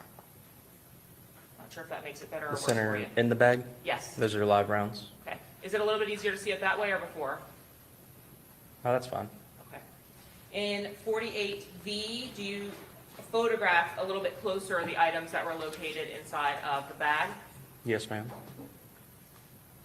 From your processing of the interior of this blue bag, did you remove each of these in 48W live rounds from inside of the bag? Yes. did you open the boxes of ammunition that were also contained within that bag, 48Y? Oh my Yes, God. And were you able to document the items that were inside of those boxes of ammunition? Yes, we have to get a count before we submit them into evidence. Can you show us where it is? What are the items that were removed from those white boxes? You're welcome to stand up if you need to. So the white boxes that are open, are those strips of ammunition from inside of the white boxes? Okay. Sorry if that was not a clear question. Were you able to get a better picture in 48Z of the head stamp of that ammunition? Yes, ma'am. And what was the head stamp on the ammunition that you photographed? These ones are 300 blackout.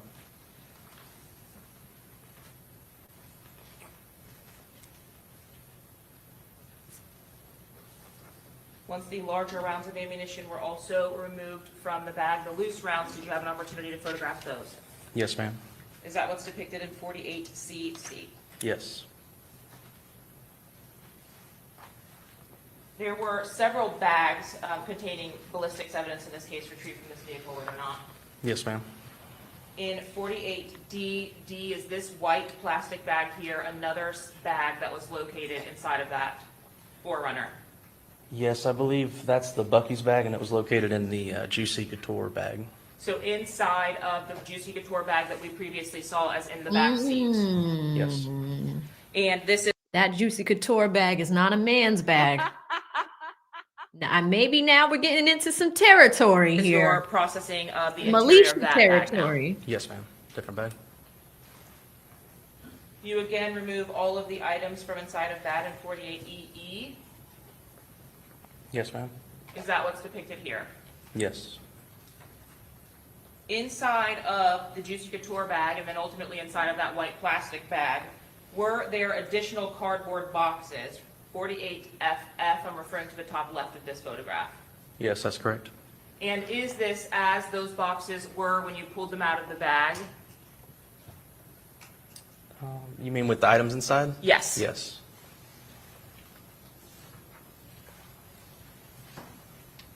Were you able to photograph the black box closer in 48GG? Yes.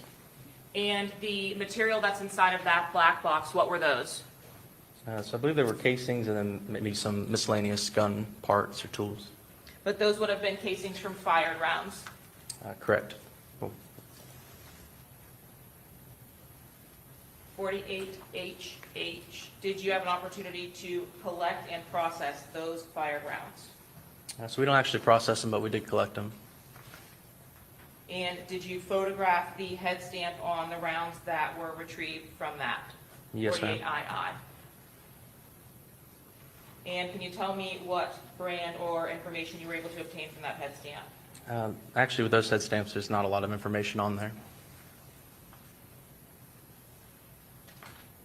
48LL, were there also additional boxes of ammunition located? Yes. Also inside of that Juicy Couture bag? Yes. And what was the brand of that ammunition? Those are Max Tech, and they look like 9mm. Did you perform the same process where you document the head stamp on those items by opening the box of ammunition? Yes, ma'am. In 4800, were all of the items of ammunition from this box present? In this picture, it looks like there's 2 missing. Is there a count on the box typically with ammunition just based on your training and experience? On the box, yes, ma'am. And would this tray be full if it were unused, essentially, brand new? Usually, yes.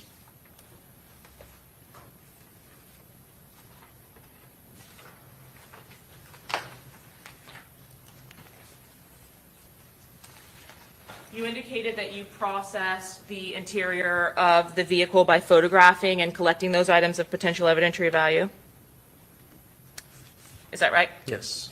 As it relates to the shell casings that were located inside of the black box from the Juicy bag, do you recall those casings that were collected? Yes, ma'am.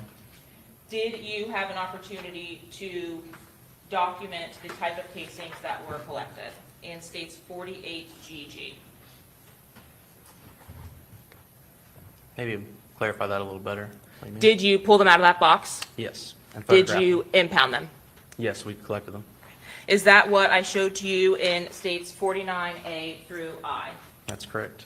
And what was the caliber of those shell casings that were retrieved from that black box? They ended up being 5.56 and 2.23 casings.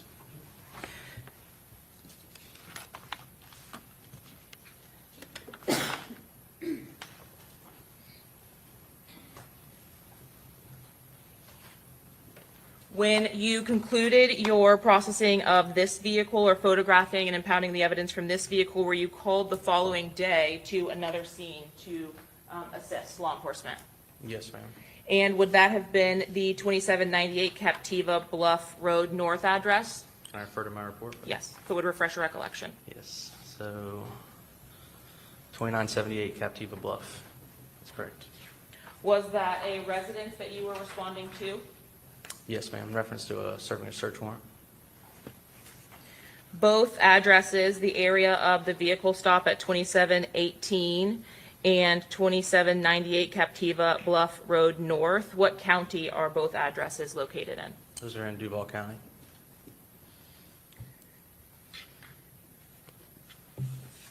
Your Honor, one moment, please. Yes. I'll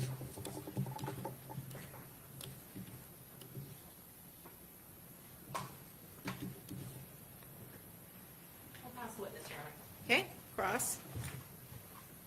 See, coming up, no good morning, no good afternoon. Just get right into it.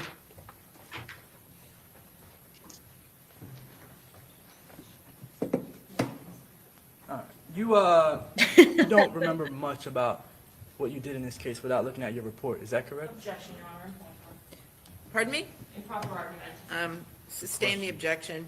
What's your next question? What is the legal basis for that objection?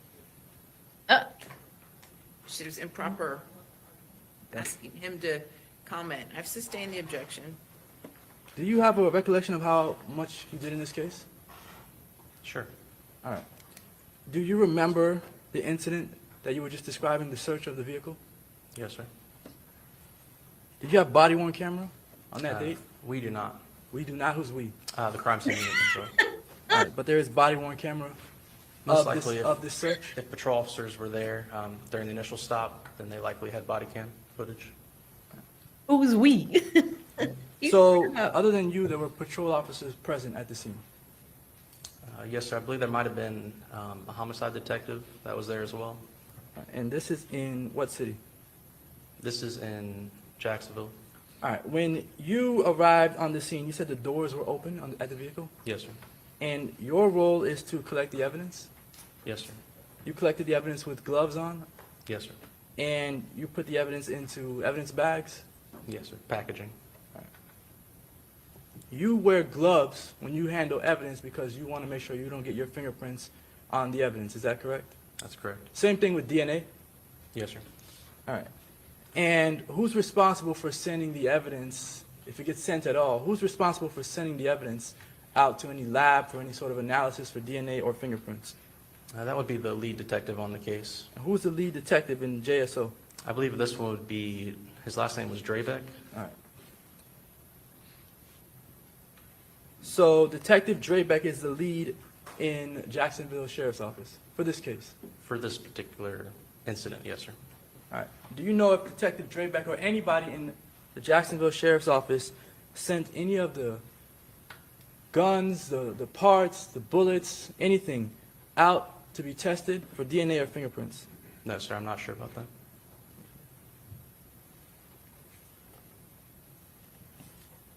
No further questions. Okay, redirect. Okay. Okay, may this witness be excused? Yes. Okay, thank you. Free to go. All All right, that was witness 30. right, State, who's your next witness? Detective Summer Dees.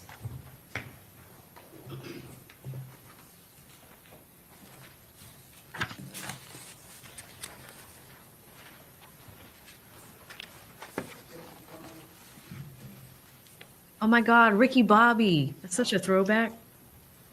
Do the Ricky Bobby, stop, pose for the frame. That is such a throwback.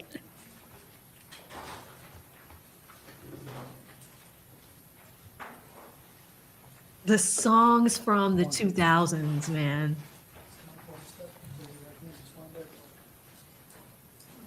Do you swear or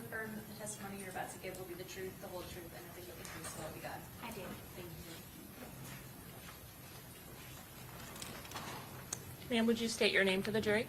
Yes, it's crime scene detective Dees. Where are you employed? Dees? Sheriff's Office. Oh, And how long no. have you been employed with Jacksonville Sheriff's Oh, Office? no. Almost 6 years. Oh, Did my you God. attend the academy before transitioning to the crime scene unit? Yes, ma'am. And did Oh, you work no. patrol for any period of time before you moved? Yes, ma'am. How long was that? The academy was about a year and patrol was about 2 years. As a crime scene detective, do you commonly respond to scenes to process for evidence? Yes, ma'am. I knew And it. do you I collect knew the it. evidence as directed by detectives, but also based on your own training and I experience? can't take y'all nowhere. Okay, I knew it. I knew somebody in this chat was gonna do it. I knew it. Yes. Yes, ma'am. In this particular case, did you have the opportunity to respond to a home or residence on Victoria Lakes Drive? Yes, ma'am. And would that have been 13751 Victoria Lakes? Yes, ma'am. Is that address located within Duval County? Yes, ma'am. Upon arriving at that residence, what was your responsibility? Just to photograph and document everything in the residence as well as collect anything that the detectives wanted. Was that residence being searched pursuant to a search warrant that had been obtained? Yes, ma'am. And was the execution of that warrant or the day that you showed up to process on June 27th of 2024? Yes, ma'am.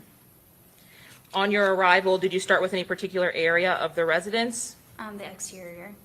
And upon photographing the exterior, did you notice any cameras that were affixed to the residence? Yes, ma'am. Did you have an opportunity also to photograph those? Yes, ma'am. After photographing the exterior of the residence, did you move to the interior of the residence? Yes, ma'am. When you process a scene like this, are you given some kind of surface level information from the detective? Yes, ma'am. In this particular case, were you given that type of a summary? Yes.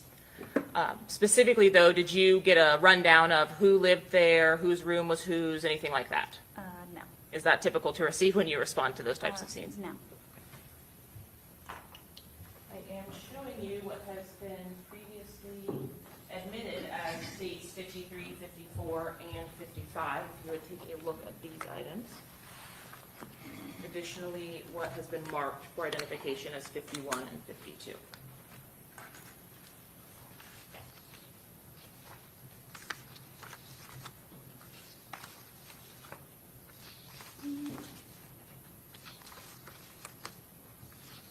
Just a lot of pictures. Sure. Did you previously review the contents of the photographs that you took at the residence as noted? Yes, ma'am. This the Airbnb? I want to see those pictures. It's okay.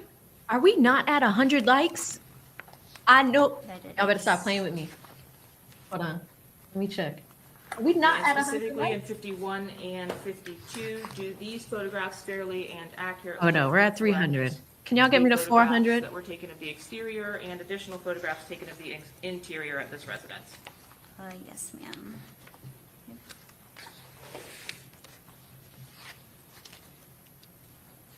Thank you. Your Honor, at this time, state seeks to admit states exhibits 51, 52, 53, 54, and 55 composites. Any objection? Yes, again, I haven't seen All are provided in discovery, Your Honor, but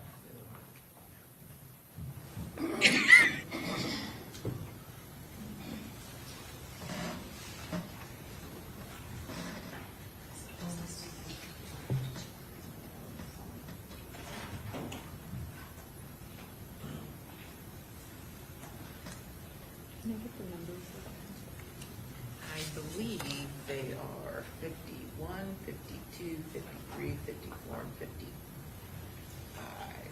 No? So just 1 and 2, 51, 52. Correct. 53, 54, 55. Thank you.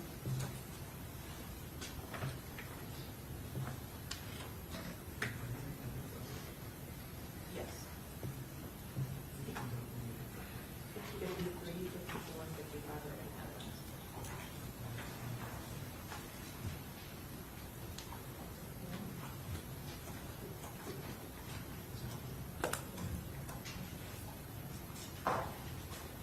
So I have no objection to the composite 51 and 52.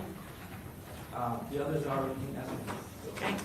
51 and 52 are admitted. Now, you mentioned that you start with the exterior of the residence typically, and that is something that you, again, did in this case. Yes, ma'am.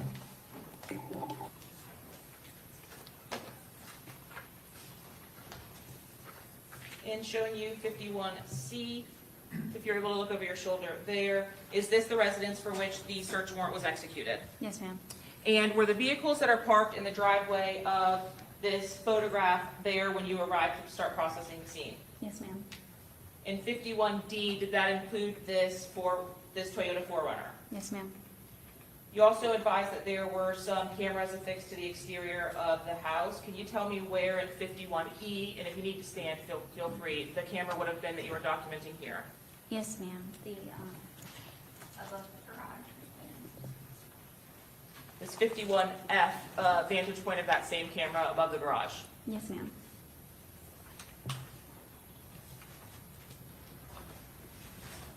When you entered the residence, was there also a camera affixed to the opposite side of the home? 51I? Yes, ma'am. And is that what's depicted in the top right corner here? Yes, ma'am.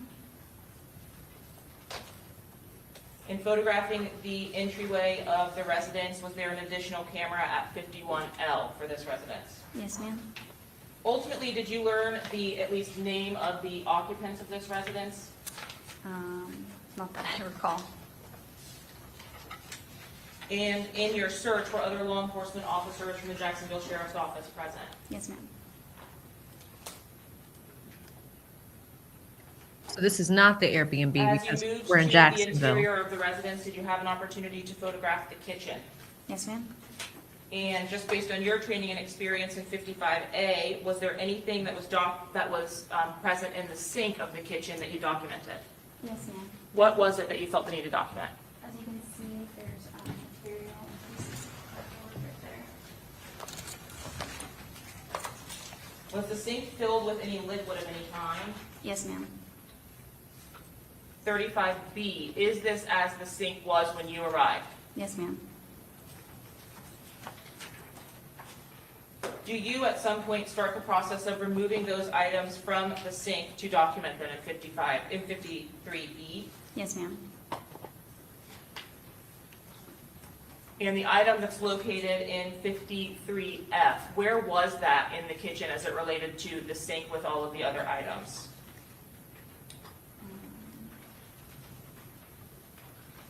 The item in the center, I'm sorry, the cover, correct.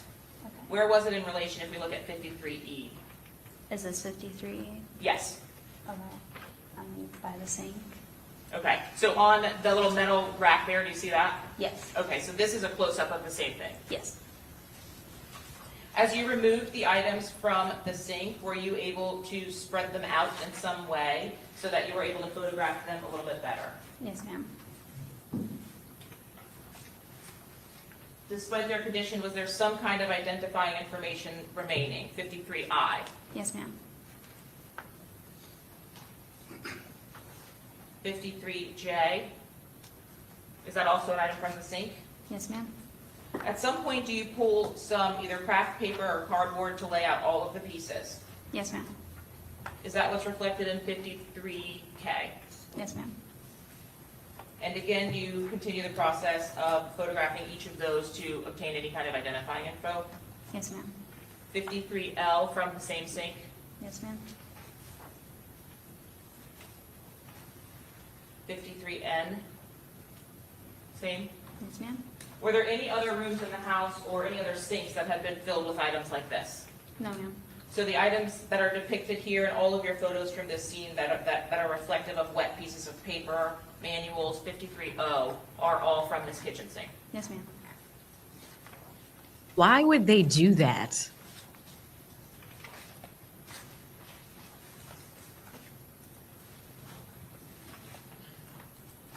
Next to infant formula. And the cover from 53B that we previously saw in the photograph next to the sink, did you also place that on the cardboard? Yes, ma'am. And moving on from the kitchen itself, did you also complete a search of the residence? Yes, ma'am.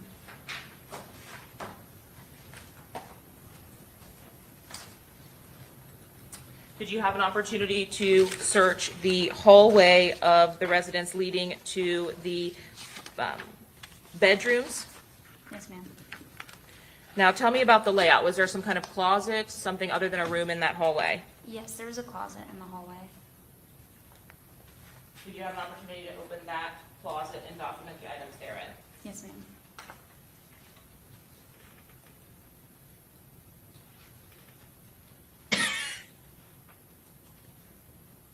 I cannot with y'all today.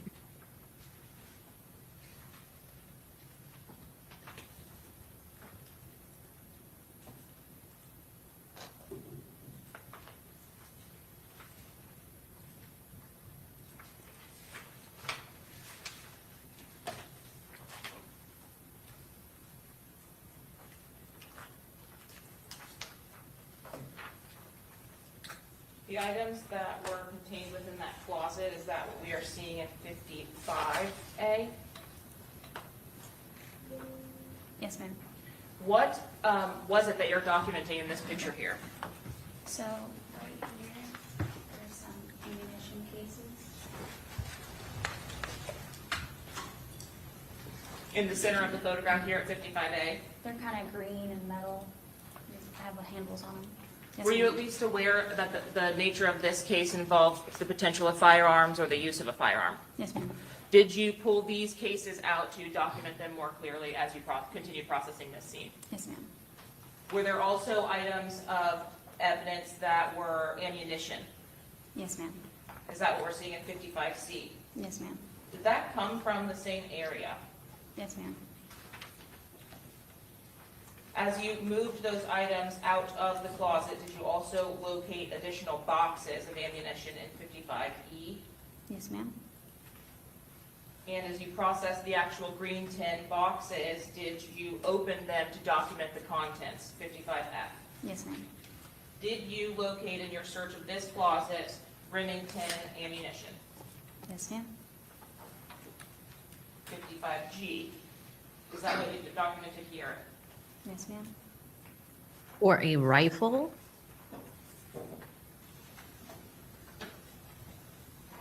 Contained within the green metal boxes, were there live rounds of ammunition? Yes, ma'am.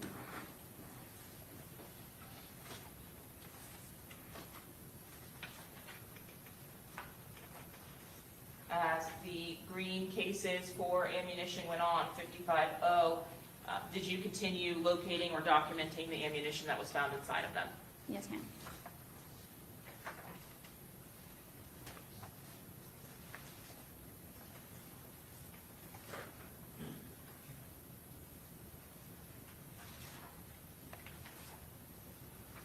In the back section of that closet, did you locate an additional box, 55U? Yes, ma'am. And also contained in this closet, were there other household items, clothing items or shoes, things of that nature? Yes, ma'am.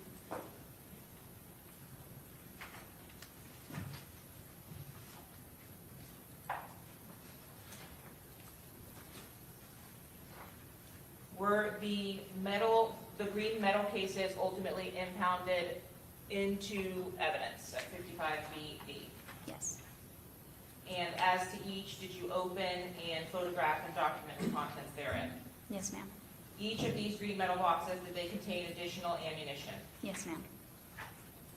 In the smallest of the green boxes, were you able to document the contents inside of that, 55JJ?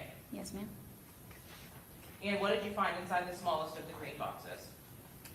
More live rounds of rifle ammunition. Of rifle ammunition? Mhm. And is that what's depicted in 55NN? Yes, ma'am.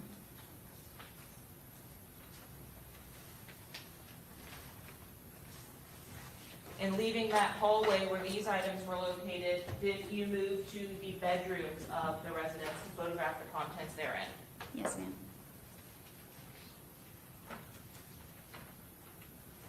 And again, you don't know the identity of the occupants of those rooms when you're photographing. No, ma'am. In the first room, did you locate a gun case in 52A? Yes, ma'am. Was there an actual? Yes? Yes, ma'am. Okay, you keep saying uh-huh, so just say yes or no. Yes. Was there an actual firearm located inside of that box, 52B? No. Were there magazines located inside of that box? Yes. What was the firearm make that was meant for this particular box that was located? Um, 52E? yes. But no firearm located with this box? No. Did you locate as well in the house or in that same bedroom, a mask in 52J? Wow. I don't recall if the mask was in the bedroom. Is it okay if I refer to my report real Would quick? it refresh your recollection? Yes.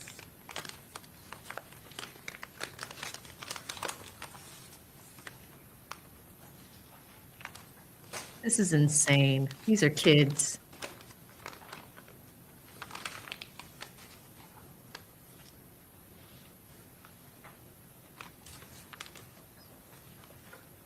The mask was in the closet in the hallway. And it may be that some hallway photographs are here. So let's look back then at the next photo of 52N. Is this that same hallway, but just from a different vantage point where you found those green cases, 52N? Yes, ma'am. What is that in the center of the photo there? That would be a vest. And did you have an opportunity to process that as well by photographing it and laying it out in 52N? Yes, ma'am. Lastly, was there a room in which there was a safe that you were asked to process? Yes, ma'am.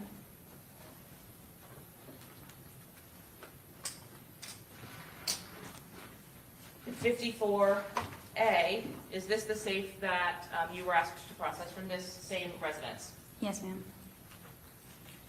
And did you have an opportunity to photograph the contents of that safe? Yes, ma'am. Does 54D fairly and accurately represent what the safe looked like when it was open? Yes. 54G, what are we looking at here that you're documenting? Just the interior of the safe as it was. As it relates to the firearms or the rifles that are located inside of that safe, were those rifles ultimately impounded into evidence? Yes. Was there ballistics evidence also located inside of the safe? Could you clarify ballistics? evidence? Sure, shell casings or items of live ammunition. Yes.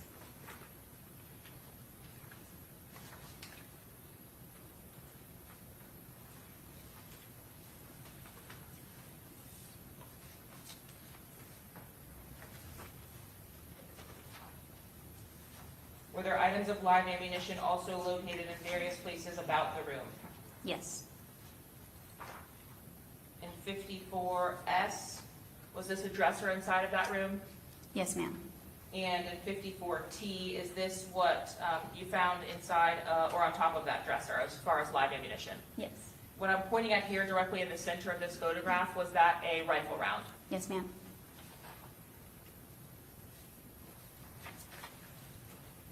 Was that dresser located directly next to the safe? I do not recall. I'd have to look at my pictures. So we're still trying to determine whose house this is. 54D, were these both in the same room, the safe and the dresser? I think we can infer, because it's a search warrant, this is probably where the boyfriend and her were staying. I'm still trying to listen intently to see if we can identify that. But as you can see, it's a house full of guns. So if this is the grandma's house, like, wow, because the Forerunner was outside, right? And they should just showed us pictures of that. So I'm trying to determine if this is the grandma's house, because Alicia and a young man were arrested on the same day at the same place. Yes.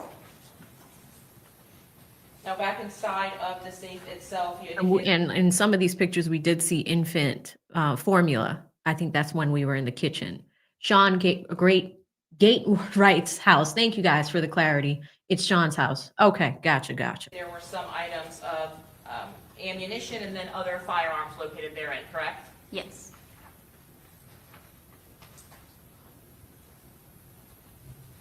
In your processing of the safe, did you collect an item in 54Y that looked like this? Yes. Do you know what that is? It's It's a brass catcher. Were you able to document the contents of that brass catcher in 54Z? Yes. I'm showing you what's been marked as states 58, excuse me.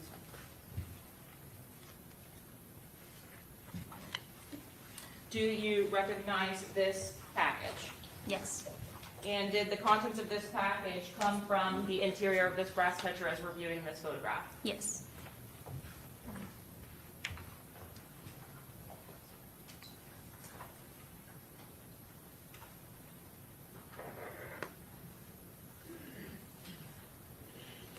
All right, this time state seeks to admit states 58. Any objection? No objection. Okay, admitted. Inside of that brass catcher, those 2 rounds, were you able to determine the caliber? Yes. What caliber rounds were inside of that brass catcher? I believe 9mm. Do you need to refer to your report to confirm? Yes. Real quick.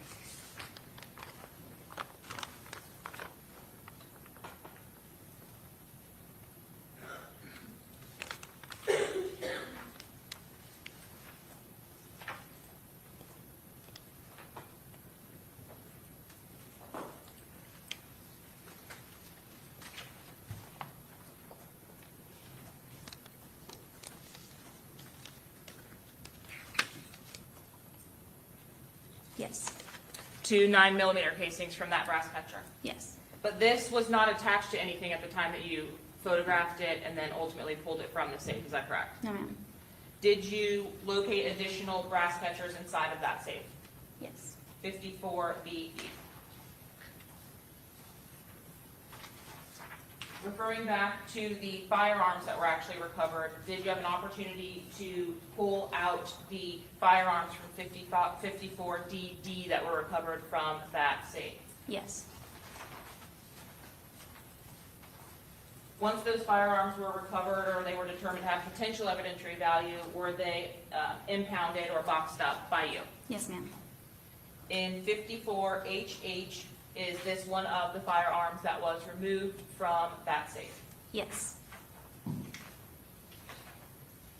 What is depicted as attached to that firearm, was that brass catcher already on there? Yes, ma'am. Was the rifle in 54, OO also removed from that safe? Yes, ma'am. In 5500, are we looking at the Black Forge rifle as depicted in 54QQ? Yes. And was the first rifle that had the brass catcher attached the Anderson rifle from 54II? Yes. Ultimately, at your conclusion of processing this scene, did you impound both of those rifles into evidence? Yes, ma'am. And upon impounding those rifles, are they boxed up and preserved and taped up? Yes, ma'am. I am showing you what's been marked as states 56 and 57.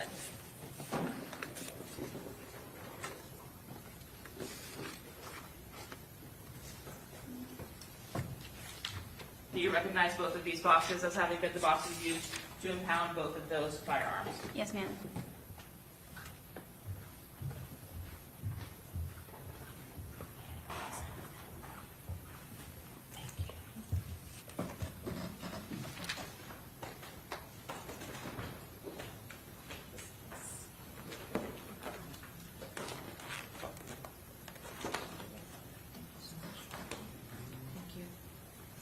Your Honor, at this time, the state seeks to admit states 56 and 57. Any objection? Uh-oh. We got evidence coming.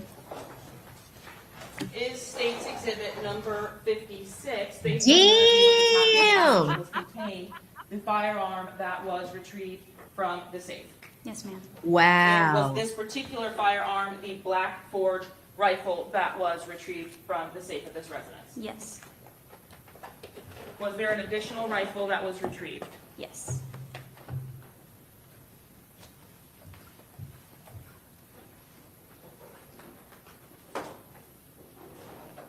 I'm showing you what's been marked as states 57. Wow. Is this the second rifle that was retrieved? Yes. And is this how the rifle was collected? No. Okay. What change, if any, was made when you collected it? There was a tape on the handle that I cut off and I preserved. Can you take a look at States 57 and tell me where on the handle and describe for us what you're talking about? Right. Seriously, some Scarface stuff. There was tape wrapped around it, adhesive tape that I cut off and I preserved for DNA. Okay, if you'll just say that into the mic, I think we got caught up there. Sorry. Yes, just on that handle, there was adhesive tape wrapped around it that I cut off and I preserved it for DNA. So on the handle of the firearm itself. Yes, ma'am. As it relates to this brass catcher that's attached to the right side of the firearm, was that affixed to the rifle when you pulled it out of the safe? Yes, ma'am. And was this sight on the top of the rifle also affixed to it when you pulled it out of the safe? Yes, ma'am.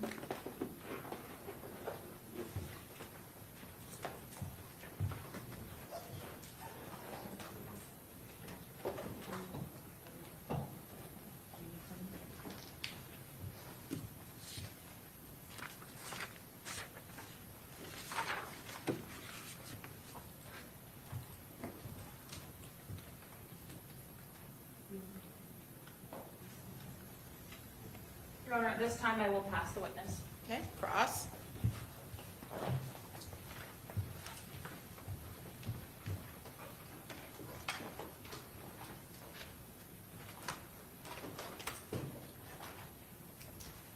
We'll see if they show it, but I did find arrest day body cam footage to show you guys during break, so we'll look at that too.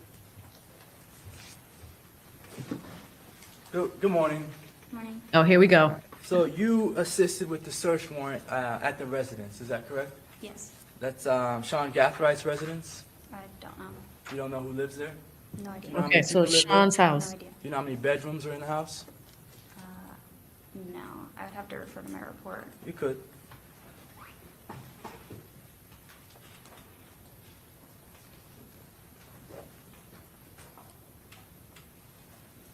He did say good morning. No, I don't know how many. I'd have to look at my pictures, actually. Okay. There was a picture of a safe. There were some rifles in the safe. Do you remember that picture? Yes. And those rifles, that safe, that was found in the master bedroom of the home? Yes. All right. It's not Sean Gathride's room, correct? I don't know. You don't know? All right. For sure, that home that you searched, that's not Alicia Andrews' home, correct? I don't know. You don't know if it is? I don't know. Did you search Alicia Andrews' home? I knew I it. don't know who that is. No further questions. So you wouldn't know if Alicia Andrews' DNA or prints are on any of the weapons that you found? No. You wouldn't know if Alicia Andrews' DNA or prints are on any of the casings or the gun parts that you found? No. You wouldn't know if her DNA or prints are on any of the cardboard boxes that you found? No.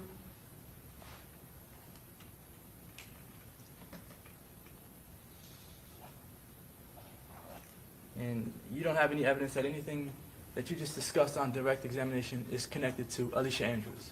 I don't know who that is. No. I have no idea. No further questions. Okay, redirect. Ma'am, when you I respond knew to the it. scene, do you know the identity of any of the suspects typically? No. Do you know the underlying circumstances or facts of the case? No. Is your job strictly related to the processing of the scene you respond to? Yes. The facts that are provided to you, are they relevant to the investigation, the whodunit of it all, or is it just for the purpose of processing? Just for processing evidence. The items of evidence that you did receive, did you relay that you did process or impound into evidence, did you relay all of that information to the detective on the case? Yes. No further questions, Your Honor. Okay, may this witness be excused? Yes, from the state, Your Honor. Okay, thank you. There you go. All right, who's your next witness? Detective Richard Nieder. All right, that wraps it. That was witness number 31. We're going into witness 32, Mo Polices. We've got another detective. It is 11:13 Eastern Standard Time. They usually go to lunch around 11:45. This might be our last one for the morning. Yeah, hold on one second. Wait, hold up 1 second. Have him sit back out. Come on up.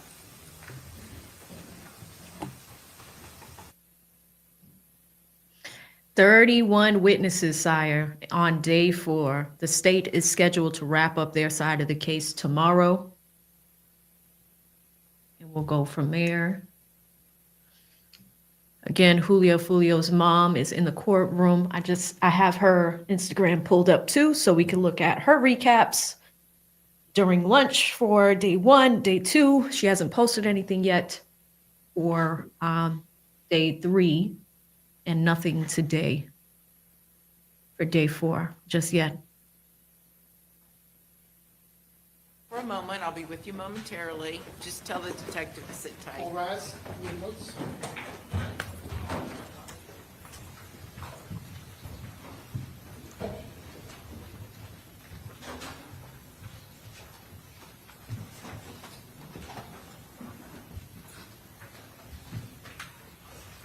Okay, so what are you objecting to?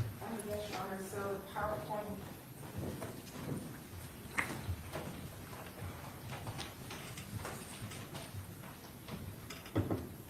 You want a copy of it? I do. Okay. So the first objection would just be to the actual statutes being listed. I think it's inappropriate for the witness to advise the jury of the law. That would be Your Honor's purview. What's your response to that? The detective is listed as an expert, Your Honor. No, but expert on the law? As an expert in gang evidence, and what is presented is the criminal gang statute. Not a gang expert. Uh-oh. Why is that admissible? Just the statute itself? If there's no objection from the defense as it relates to his qualifications as an expert, then I can skip right past those slides. But if they are objecting as it relates to his qualifications, we'll be discussing the statute itself. This So, came up in the there is Doug a- trial. Your Honor, but he's not going to testify that he has some sort of expertise in the law. He's just going to say that he uses it to qualify him. Yeah. But even if Your Honor decides to qualify him as an expert, that does not make the actual statutes admissible as evidence in the trial. Okay. Well, I tend to agree, so at this point, I'll sustain the objection, just as did the Okay. language of the statutes themselves. Win for the That would defense. be Criminal Gang, Florida Statute 874.031, 874.032, and 874.033. Okay. Next, Your Honor, we have a general objection to the videos coming in as hearsay. Okay, state what's your response to that. Certified business records provided for those, Your Honor, and the witnesses testifying, not as it relates to the truth of the matter asserted of the content of those videos, but only as it relates to the intent and knowledge of the defendant based on the history of the criminal gang. Okay, overrule the objection? So, Your Honor, I'd like to respond to that. Sure. I don't find that to be, not personally, but as being a response, just based on the fact that they have specific lyrics highlighted. None of those, I believe, related to any of the text messages that Your Honor has admitted thus far, where the state claims that they go to the defendant's knowledge. So it might go to maybe some of the co-defendants, their knowledge of what has happened, but not specifically to Ms. Andrews' knowledge.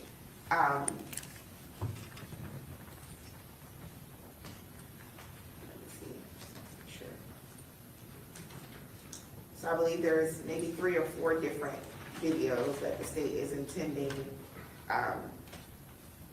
to admit, and I didn't count, but there are multiple murders or shootings that are addressed according to the state in here that are not going to be discussed in this case. Specific names, specific people that are unrelated to the charges in this particular case. So we object. And again, more collateral issues that serve to not help the jury understand the issues in this case, but to confuse them and pile on more unrelated gang information. All right, what's your response? Your Honor, the same response that we provided in our earlier motion as it relates to the gang evidence. These videos, at least the first 2 videos, are posted back to back, one from each side of the gang, to explicitly explain the history of the gang, as well as being provided to describe the events that have occurred. The defendant's messages absolutely encapsulate several of the lines that are related in these songs, specifically talking about some of the people who have died. The names that are listed in these songs are also in her messages. So as it relates to that representation. There's more messages? To the messages from Ms. Alicia. They in fact are. As it relates to these videos, there are 2 videos each, back to back, one posted a month apart, and the others posted close in time together. And again, it's for the detectives to testify about the background of the gangs and the issues as it relates to the back and forth between the two. There's more messages, chat. This is becoming a feature of the trial. We are now spending a significant amount of time talking about, well, first, I dispute the fact that in the messages that have been admitted thus far that the court is allowing in, I believe there's discussion maybe of one person from Ms. Andrews. There's a name of one person that was murdered. There's not some sort of drawn out discussion where she is dropping names of, all of these people. So I dispute that. But beyond that, this is becoming a feature of the trial. We are now spending a significant amount of the jury's time, and everyone else's time, the court's time, discussing the drawn out details of what has happened back and forth between these gangs. Well, no evidence has come in yet regarding the back and forth between the gangs. This is the Yeah, first nothing yet. evidence that the jury's gonna hear.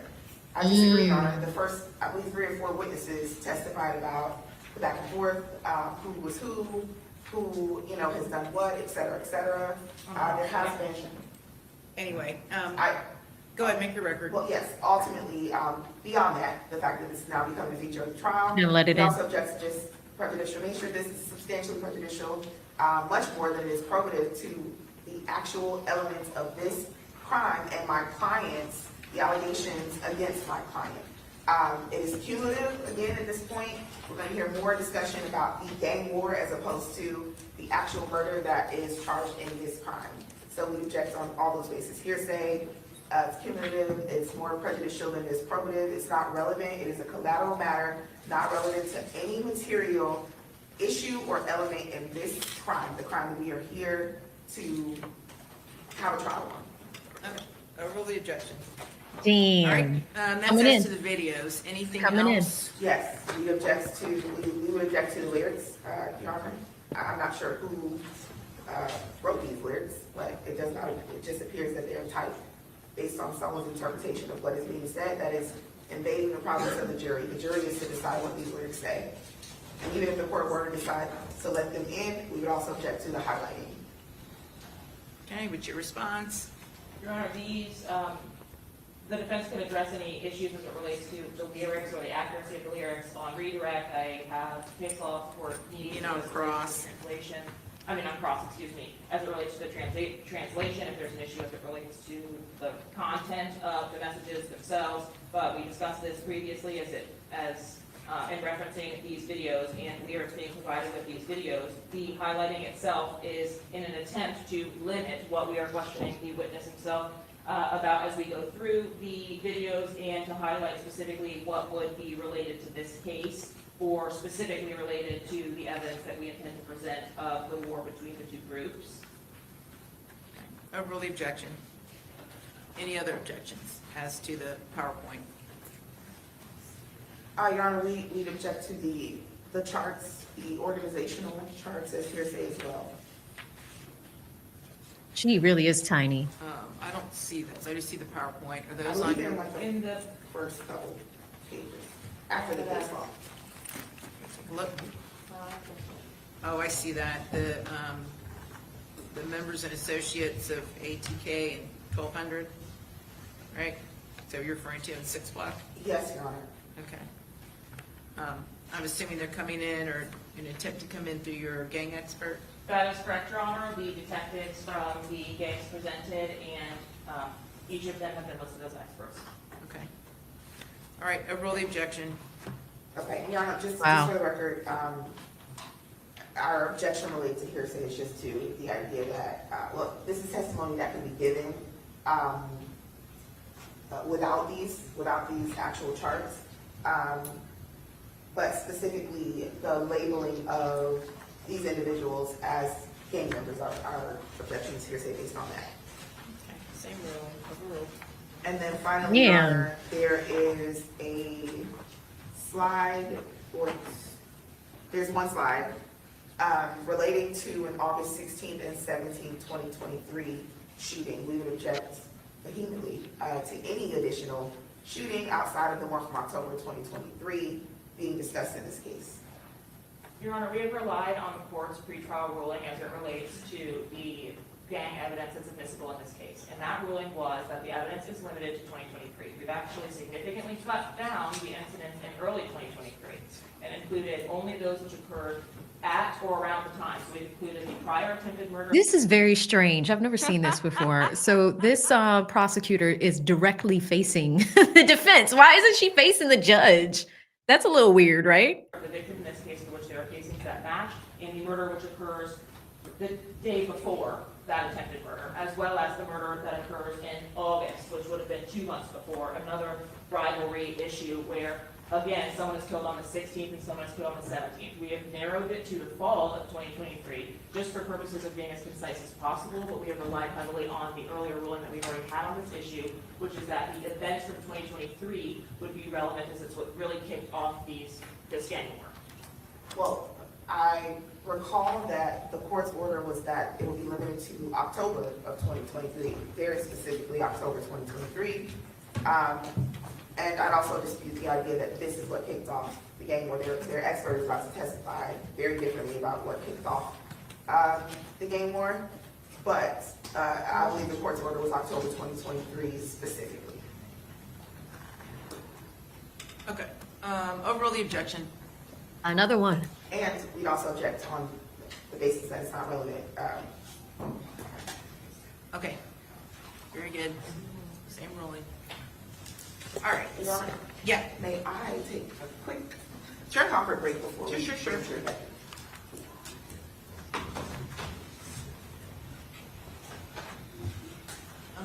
This Mark, here's your PowerPoint back.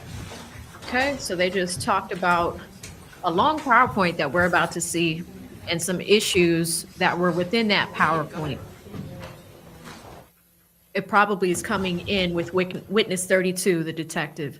I don't know if this is Ramos, the lead detective, but this is a pretty lengthy PowerPoint that is about to come in, and they talk about certain issues that they have with it. Looks like the judge is going to allow an expert to come in as a gang expert. Sounds very familiar, right? Reminds us of the YSL trial, just saying. So we have that. Looks like we're going to get started with it, and they'll probably break for lunch. Usually they go at 11:45, but it looks like they want to get started with this witness, and it is likely that this will be a longer witness because we started the day with how many did we do this morning? We did one. We started with 27. So 27 was CSI, 28 was a detective, 29 was a detective, 30 was a detective, and 31 Officer Dees. So 5 Officer Dees was CSI. So all law enforcement, 5 people just today. So the state is getting very, very close to the end of her testimony. Is she really 5'5"? I don't know if she's 5'5". I mean, from the arrest body cam footage, she looks a little bit larger. So I wonder if just maybe her defense team, they're just tall. We'll see. If she, if that is her size, that's interesting. But yeah, so in the meantime, in between time, I'm gonna read some super chats in a second. They're just taking a quick restroom break. Once they come back, we'll get started with witness number 32. Then they break for lunch. During lunchtime, we're gonna look at Julio Foolio's mom and some of her reactions to everything that's going on. I do have her Instagram account pulled up, and then I do have the body cam footage from arrest day for 3 of the defendants. So we'll read that as well. Let me take a peek at some of our supers, make sure I didn't miss anything. I think I left off at Mr. Marcus. Thank you. Shout out to Frank Black with the 5 says, I know one male juror likes Alicia and won't find her guilty. I mean, maybe. She looks so small. She looks like a little girl at the defense table. She looks so small. I mean, but then you see the neck tattoos. You see the neck tattoos on there. So we'll see what happens with that. But I have noticed this. Like, I missed day 1 last week, and then I caught up over the weekend. We did day 2 and day 3. Now we're live and current with everybody. But that is the first thing I saw in Law and Crimes chat on day 1. They're like, well, she's kind of cute, though. So There, you could be right, Frank. You really could. You really could. Shout out to BC who hits me with the 5, says simply for the love of the game. I appreciate that, BC, and I appreciate all of you guys choosing to watch another trial with me over here. Hey, look who pops in. Look who pops in. Shout out to Dub Right Side, okay? It's been a minute, Dub. It was really good to see your name in chat. All you guys are coming on home. You're coming back to your girl. This is what happens. We did the Diddy verdict. Everybody came back home. You all came to see what happened. And that one, I had to thug it out because we did not have it wasn't televised. I had to go to Twitter and just read what was happening. And that's how we found out what the verdict was on verdict day. So it's always great when y'all come home, right? It's always amazing. Same thing with Cardi B. All 4,000, like 4,000 people in chat. I said, where have y'all been? They're like, where have you been? I'm like, I post all the time. Where have you been? Right? So it is amazing to see everybody. Thank you so much, Dub Right Side, for the $10 super chat. Yeah, this case is pretty interesting. I mean, since they're on break, let's take a look at what I found on Instagram as far as the arrest day footage. And then when they come back in the courtroom, we will go from there. Okay, so let us see. Let me put the sound on. We are here for a driveway. We have a warrant for your arrest. Come to the front door with nothing in your hand. We are not going away. We're headed your way to a... This is the day we got Isaiah, Alicia, and Sean. Can't tell. Yeah, it looks like. Yeah. Yep. Put your hands up! Put your hands in the air! Hands up! Hands in the air. Hands in the air. All right. Slowly walk toward me. Let's go. Right here, right here. Walk right here. Let's go. Yeah. Walk this way. Listen to the instructions. Yep. Hey, get your hands up and walk out towards me. Hey, over here. Come this way. Over here. You're going to get hit with the left lethal. Get your hands up and walk toward me. Hands up and walk toward me. This is Hands Isaiah. up and walk toward me.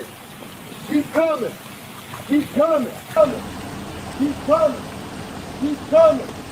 Keep coming. Keep coming. Keep coming. Stop. Stop. Turn around. Keep your hands up. Turn around. Hands up. Keep your hands up. Hands up. Don't reach for your waist. Do not reach for your waist. Look at me. Back up. Back up. Back up. Back up. Back up. All right, go to your knees. Put your hands behind your back. Stay there. Stay there. Don't move.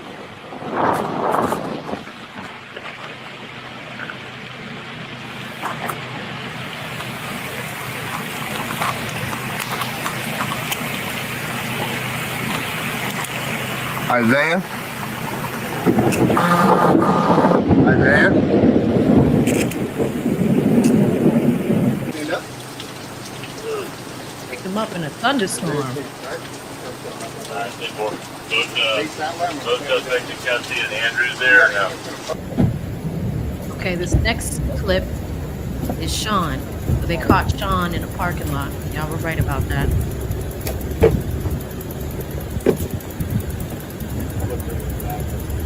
And then we see Alicia right after. Keep walking. Keep walking. Keep walking. Keep walking. Keep walking. Now turn around. Put your hands behind your back.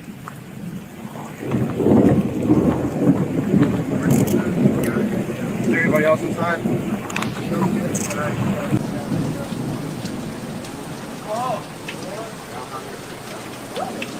Saw her in the rain too.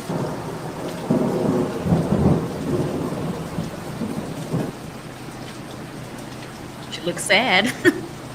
Definitely looks sad. They left him outside.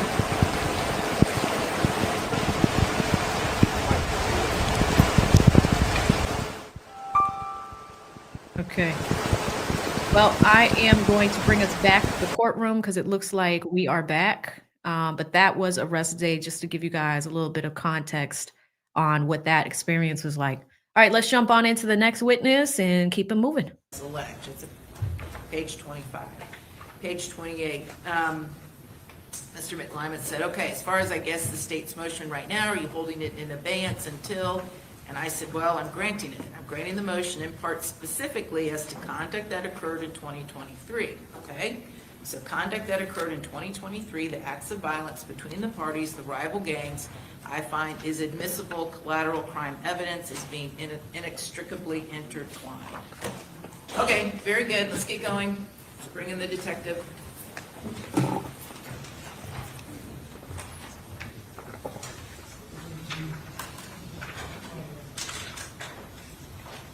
There she is, still looking bored. Oh, yeah, go bring the jury in.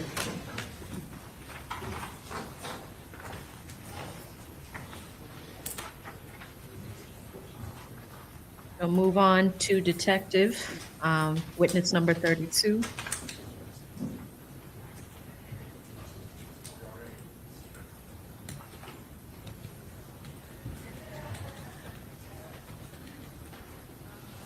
Wonder what, Yep. All rise. that was loud.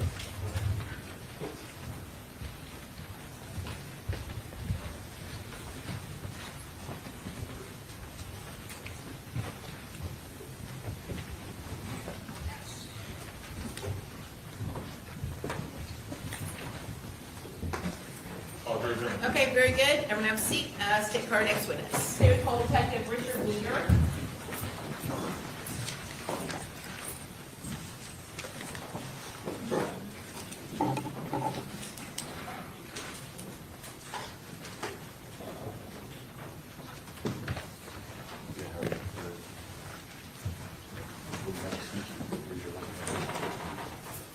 Do you swear or affirm that the testimony you're about to give will be the truth, the whole truth, and nothing but the truth, so help you God? Yes, ma'am. Thank you, sir.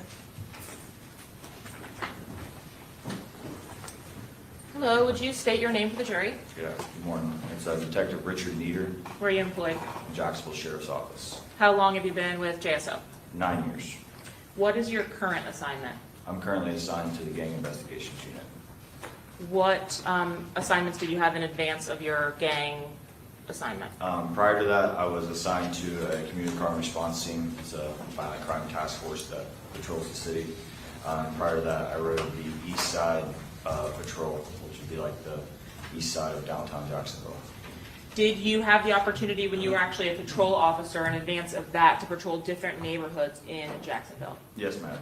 And what neighborhoods were those, if you recall? The main neighborhoods would have been out east and Springfield.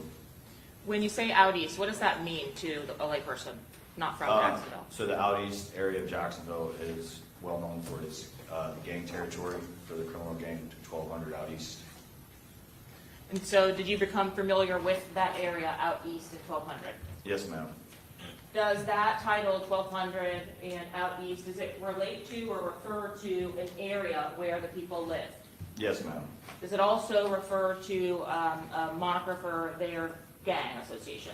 Yes. If someone from out east was a member of 1200, is that a fair or accurate representation of their membership? Yes. In addition to patrolling some of these areas, now that you've become a gang detective, what do your day-to-day duties or activities look like in that role? So our day-to-day duties is we monitor the gang and the members along with their associates. We also purge them if they no longer meet Florida state statutes. That is simply like undocumenting them, where the status of a gang member is no longer on them through NCIC and FCIC records. We also conduct custom notifications. This is where we take community outreach and influential people in the community out to troubled youth and at-risk adults' homes and offer them a way out. When you were mentioning that you document or undocument members, tell me about that process. You said you document based on statute. What is that statute? Yes, ma'am. It's 874. And what do you do? Overall, go ahead. What is it that you're following as a guide in order to document a gang member? There's 11 of the criteria that's laid out in the statute. Some of them are like admits to criminal gang membership, physical evidence, tattoos, style of dress, They associate with one or more known criminal gang members, or they're in the presence of, like with them in traffic stops and stuff like that. Their parents or guardian can say that they're a part of a gang, and there's probably a couple more. That's it. As it relates to documenting a gang member, is there a different process for essentially seeing if a person meets the criteria to be a gang member versus being a gang associate? Yes, ma'am. To become a gang member, you have to meet 2 or more of the 11 criteria outlined in 874. And to become Wow. associates, you just have to meet one of the criteria. 2 And you or more? indicated that that criteria includes admitting your membership or role in that gang. Yes, ma'am. Is it frequent that during the course of your investigations, Wow. gang members or their associates will admit to such, that they're involved in a gang or that they are members? Yes, ma'am. Do your duties also include undocumenting gang members? Yes, ma'am. And tell us a little bit more about that process. I don't know that the jury understands what FCIC and CIC is. What is that? Yes, so NCIC is a national database, and FCIC is a Florida database. Whenever you run somebody's driver's license or run a person in those databases, it will come up and show you that they are a documented gang member within the state of Florida, and it'll tell you the gang that they're documented under. Why would there be an undocumenting of a gang member? How does that happen? They no longer meet Florida state statutes. And do you continue, is it an ongoing process with either documenting or undocumenting? Yes, ma'am, we investigate them, and if they continue the status within the gang, we continue to document them. Did you and the members of your gang unit attend any particularized training as it relates to gang investigations? Yes, ma'am, I have. What particular training did you attend? I've gone to 2 of the Florida gang investigation conferences where they've taught beginner and intermediate levels of gang investigations. I've also attended violent crime and gang investigation conferences. I've also attended technology conferences that deals with cell phone towers and that type of stuff while tracking gangs. When you attend these types of trainings, is that a more generic style of training or educating you on gangs in general? Yeah, generally, they kind of, the Florida ones will tend to guide towards Florida state statutes and stuff like that. And then the ones that are not Florida-based, they teach you like what they're doing across the country as far as how they're investigating and what they're seeing. These types of trainings, do they provide you specific intel or knowledge as it relates to Jacksonville gangs, or is that something that you learn just based on your experience day to day? Based on my training and experience day to day. Are you assigned to a particular gang or group in the Jacksonville area? Yes, ma'am. And what gang are you actually assigned to investigate? ATK. What does ATK stand for? There's various different reasons, but the reason that has been told to me was Ace's Top Killers. So ask him the proper predicate regarding based upon his experience and training. Based upon the training and experience that you have day to day, have you learned what ACES or ATK stands for? Yes. Objection or calls for hearsay. Overall, go ahead. If I may add on, this witness has not been qualified as an expert at this point, so he cannot testify. Do you wish to Oh, voir dire him on his qualifications? I do. Okay. wow. I'd wait until she attempts to No, qualify. do it now. Oh, okay, let's go. Whoop-de-doo.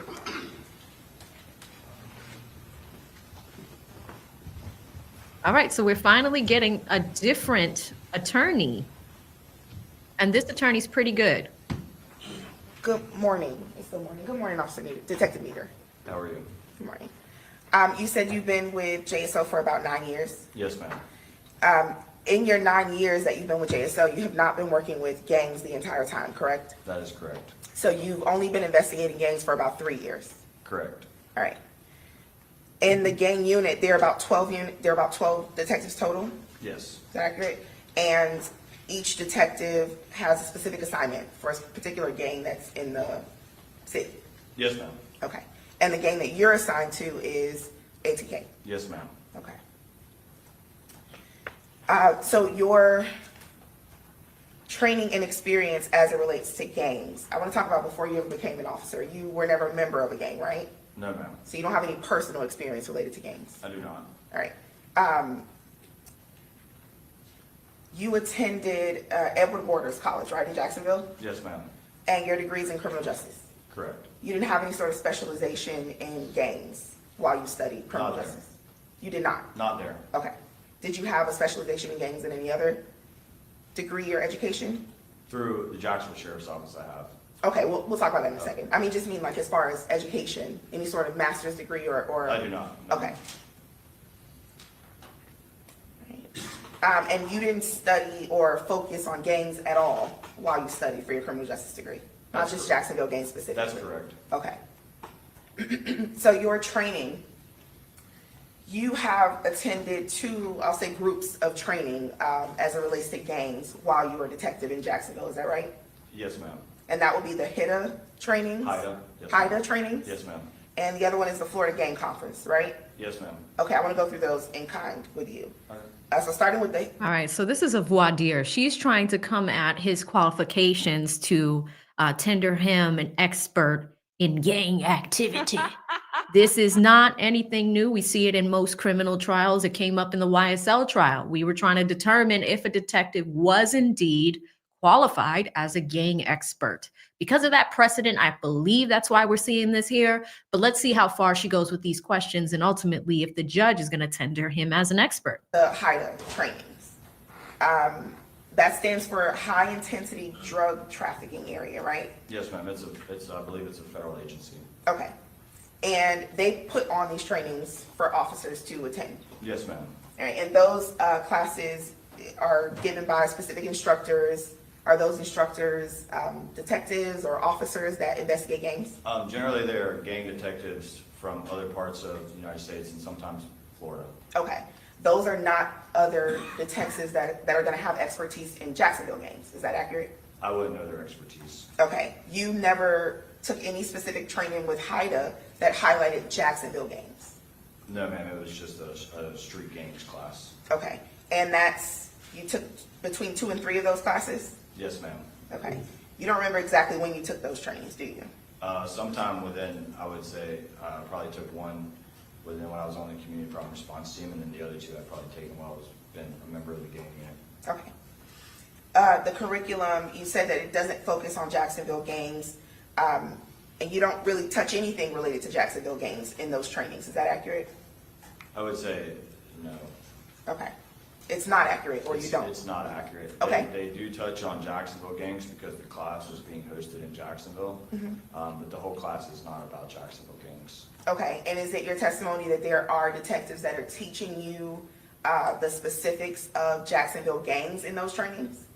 Just trends that they've seen in Jacksonville. I wouldn't say they're teaching us strictly about a Jacksonville gang as much as like the crimes that street gangs and other people that we can see. Okay. All right, the Florida Gang Conference. You've been to 2 of those, right? Yes, ma'am. And those are courses where at the end of them you get sort of a participation certificate? Yes. And you've received those? You completed the courses? Yes, ma'am. And those courses also have no emphasis on Jacksonville gangs? No, ma'am. Okay.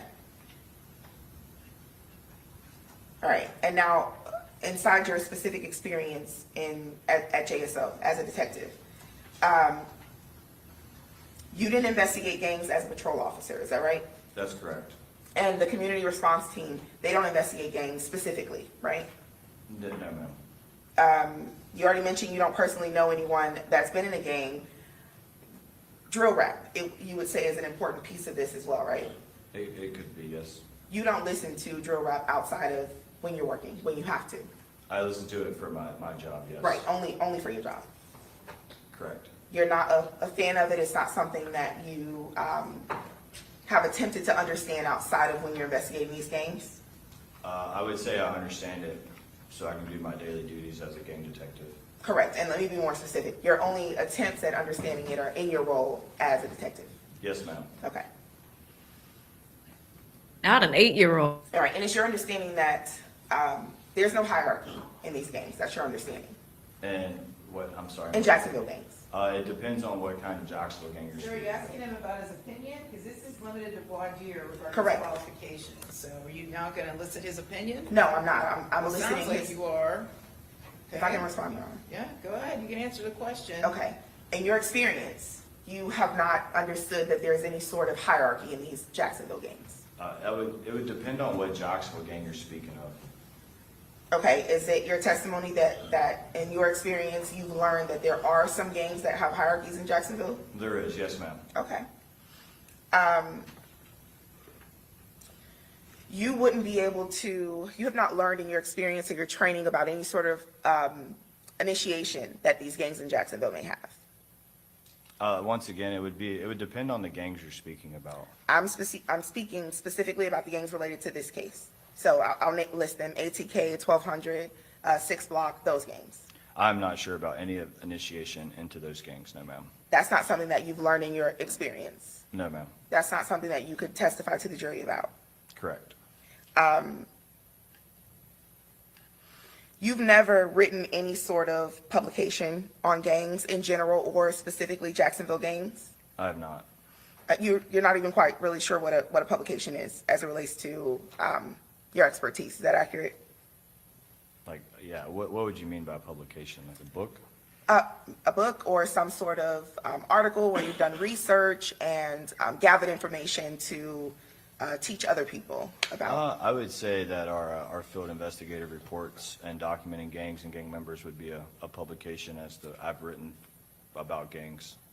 Well, I'm not asking what you write about in your investigations. I'm asking about scholarly things that have been published and peer outside of reviewed work. from other experts. No, ma'am, I've never written a book or a news article or anything of that Okay. nature.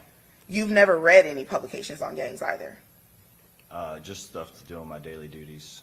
You've never, you said written any books. You've never read any books on gangs either, have you? I have not. Okay. Is he an expert, chat? What do y'all Your say? Honor, I don't have any other questions at this time. I don't know if you want me to make arguments or. Okay.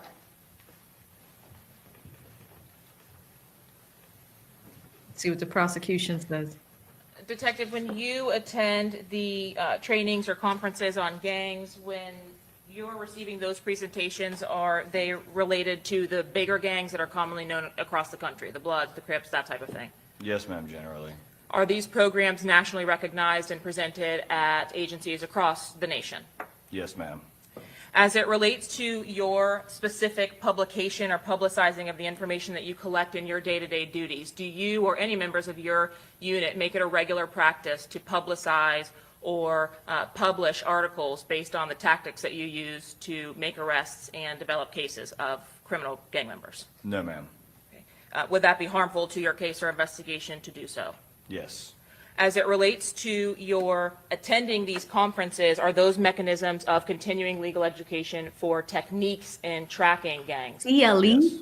As it relates to those same conferences, do you obtain information as it relates to new technologies, new tactics? Pardon me? I'm objecting to deleting. Overall, go ahead. Do you obtain information as it relates to new technology or new tactics that are being seen across the nation with other agencies? Yes, ma'am. Are you attending those conferences for the purpose of learning information about the gangs in Jacksonville specifically? No, ma'am. We attend those conferences to try to become better detectives in the investigations that we conduct in Jacksonville. As it relates to the gangs in the Jacksonville area, do you and essentially the active members of that gang believe that you have the most knowledge about the ATK gang? Yes, ma'am. As it relates to the other members of your unit, do you work with them or alongside of them when you're investigating ATK-related crimes? Yes, ma'am. Are you the point of contact if an ATK gang member or associate is believed to have been involved in any crime in Jacksonville? Yes, ma'am. Would that be the same for all other detectives in their assigned gangs? Yes, it would. As it relates to the other assigned gangs specifically related to this case of 1200, ATK, and 6 Block as a total, are you all required to still be familiar with the other gangs despite your assignment to one specific group? Yes, ma'am.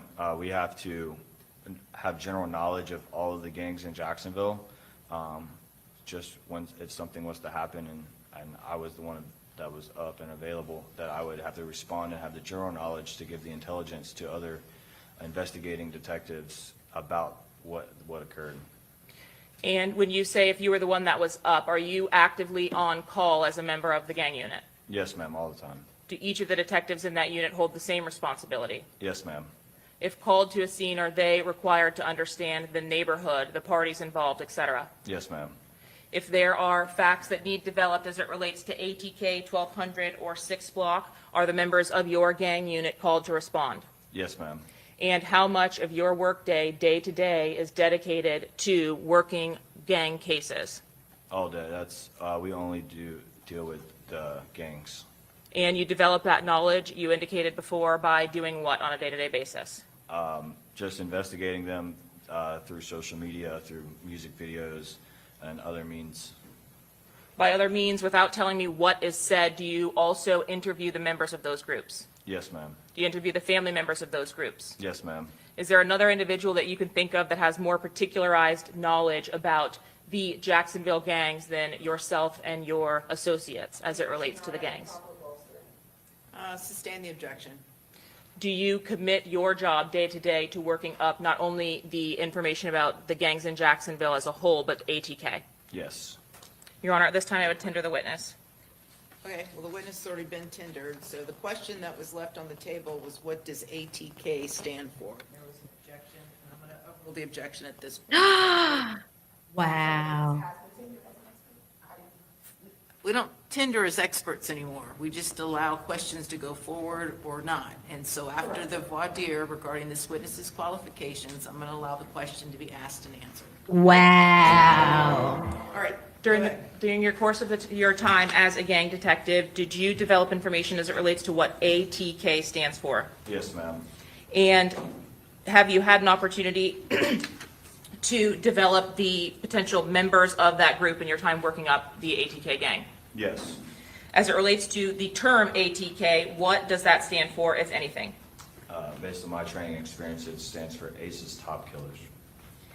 And ACE's Top Killers, is there a meaning behind that? What does that mean, or what does that relate to?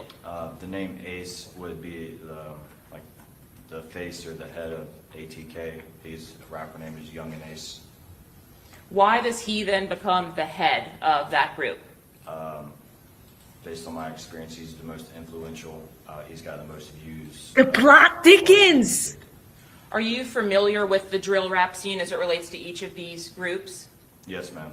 Speaking to you today specifically about ATK, 1200, and 6 Block, are all involved in the drill rap scene. Yes, ma'am. Is the scene something that you follow closely day to day? Yes, ma'am. Where are the music videos that are created by these groups posted? They're posted on their social media accounts and YouTube. What social media accounts are included in the accounts that are posted to? Like you saying, like the name, like Instagram. They go on Instagram, and sometimes they go on X, which was formerly known as Twitter. As it relates to ATK specifically, Ace's Top Killers with a face of Ace, is he the most influential or most followed person from that group? Yes. How is it that you're able to determine that he then becomes the most prominent member? What are you observing to make that determination? It seems that based on the investigation, was that everybody seems to follow him where he's at. There's usually a bunch of people. He has the most Objection, not followers. speculation. Overruled, go ahead. He has the most followers on social media, on his accounts, and he gets the most views on his videos on YouTube. Yep, Now, 1.85 multiple million. members from these groups post or have music careers, right? Yes, ma'am. How is it that you are able to determine a view count or a popularity count when you're looking at these YouTube videos or videos posted to YouTube? On YouTube, when you watch the video, it'll tell you how many people have viewed it below the video. And are those videos something open to the public and viewable to the public? Yes, ma'am. How about the social media profiles of the members of ATK? Most of them are public. There are some of them who have private profiles, but for this right now, Ace's profile is public. As it relates to 6 Block, do you do the same thing? Despite not being directly assigned to that group, are you following that group closely? I do follow them, but not as close as other members of our unit. Specifically, do you know who the members of 6 Block are? Not all of them, but I could name off a few of them. By a few, what's that number? Maybe like 3 to 5. Okay.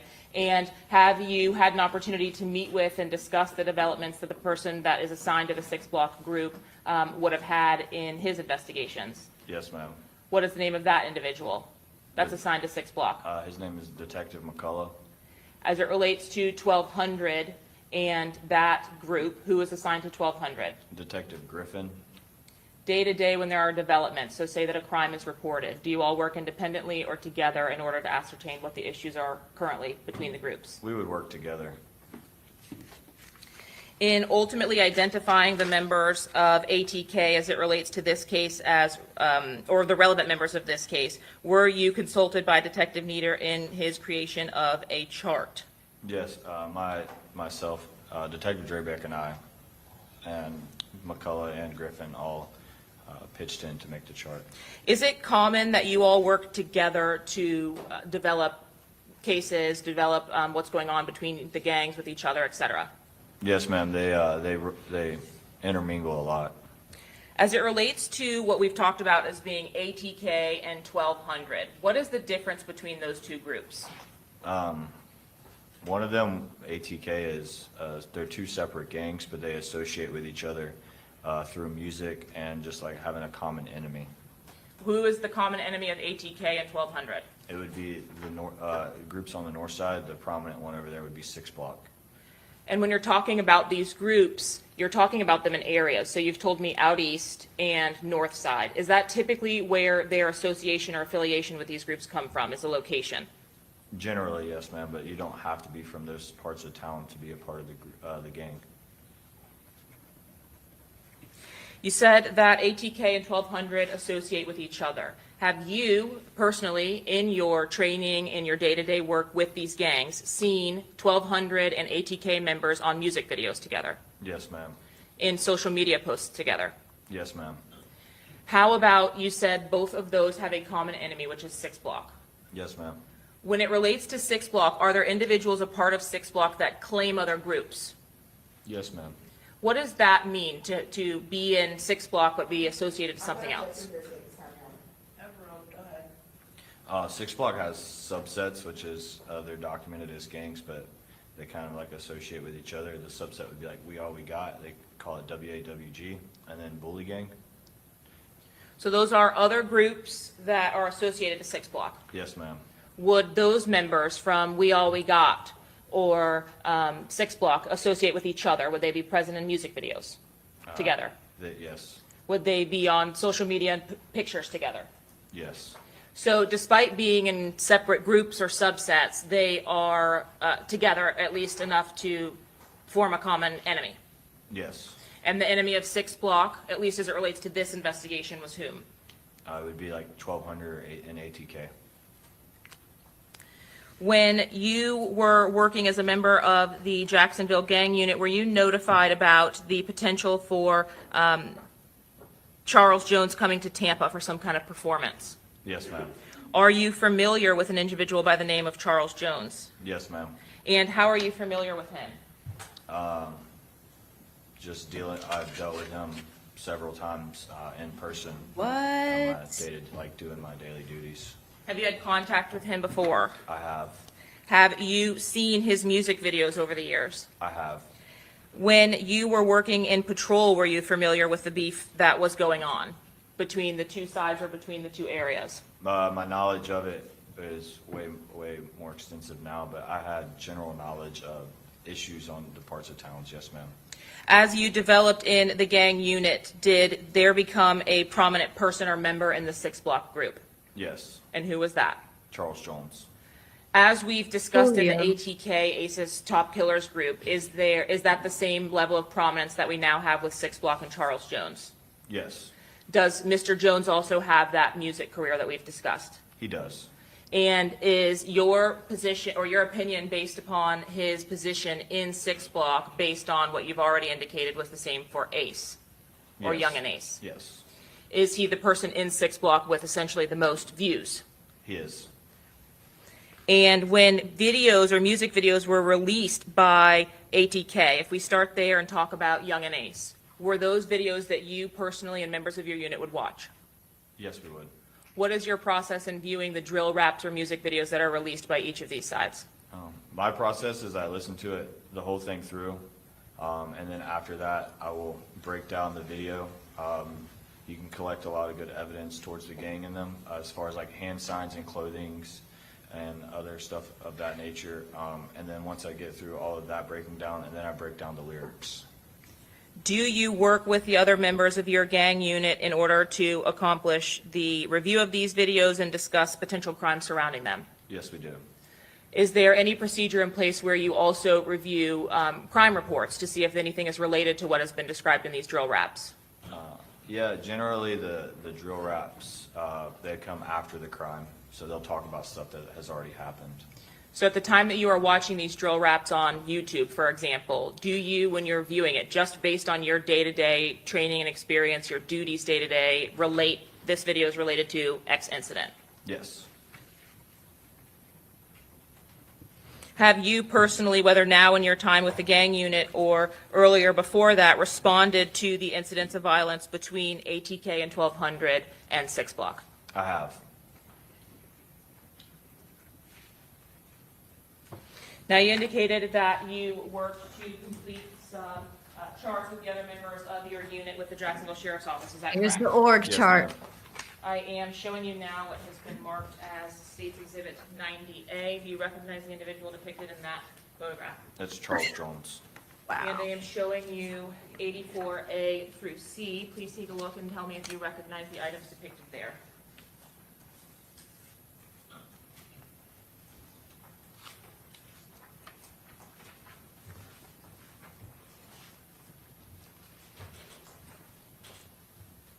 Yeah, these would be members and associates of each group, but it's not like it's not everybody.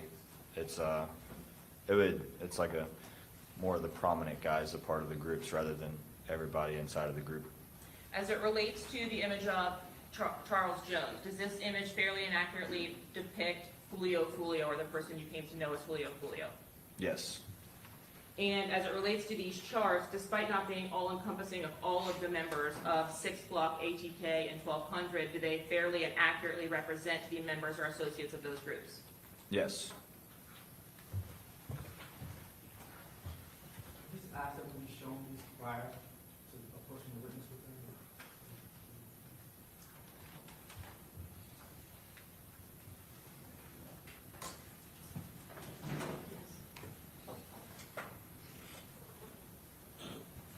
At this time, Your Honor, the state seeks to admit states 90A and 84A through C.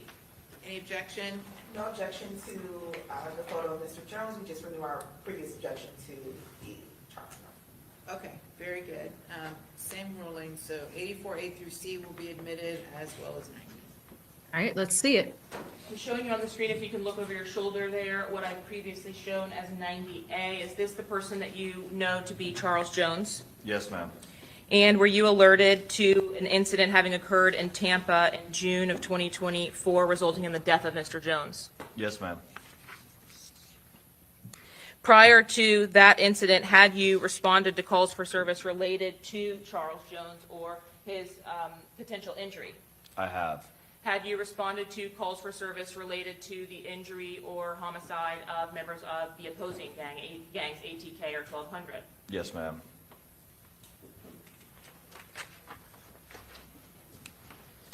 Speaking specifically about your viewing of the music videos in these particular cases, did you have an opportunity to view the music videos put out by Young and Ace in advance of your coming to the unit?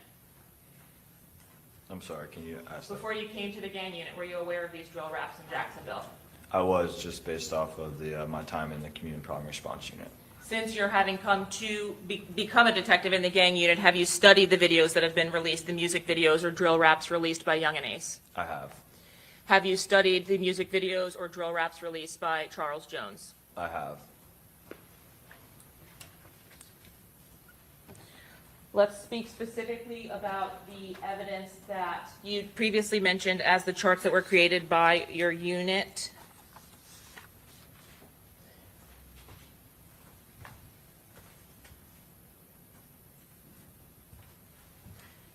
you would look over your shoulder, please. Here, I'm showing you what's been marked as State's Exhibit 84C. Do you recognize that chart?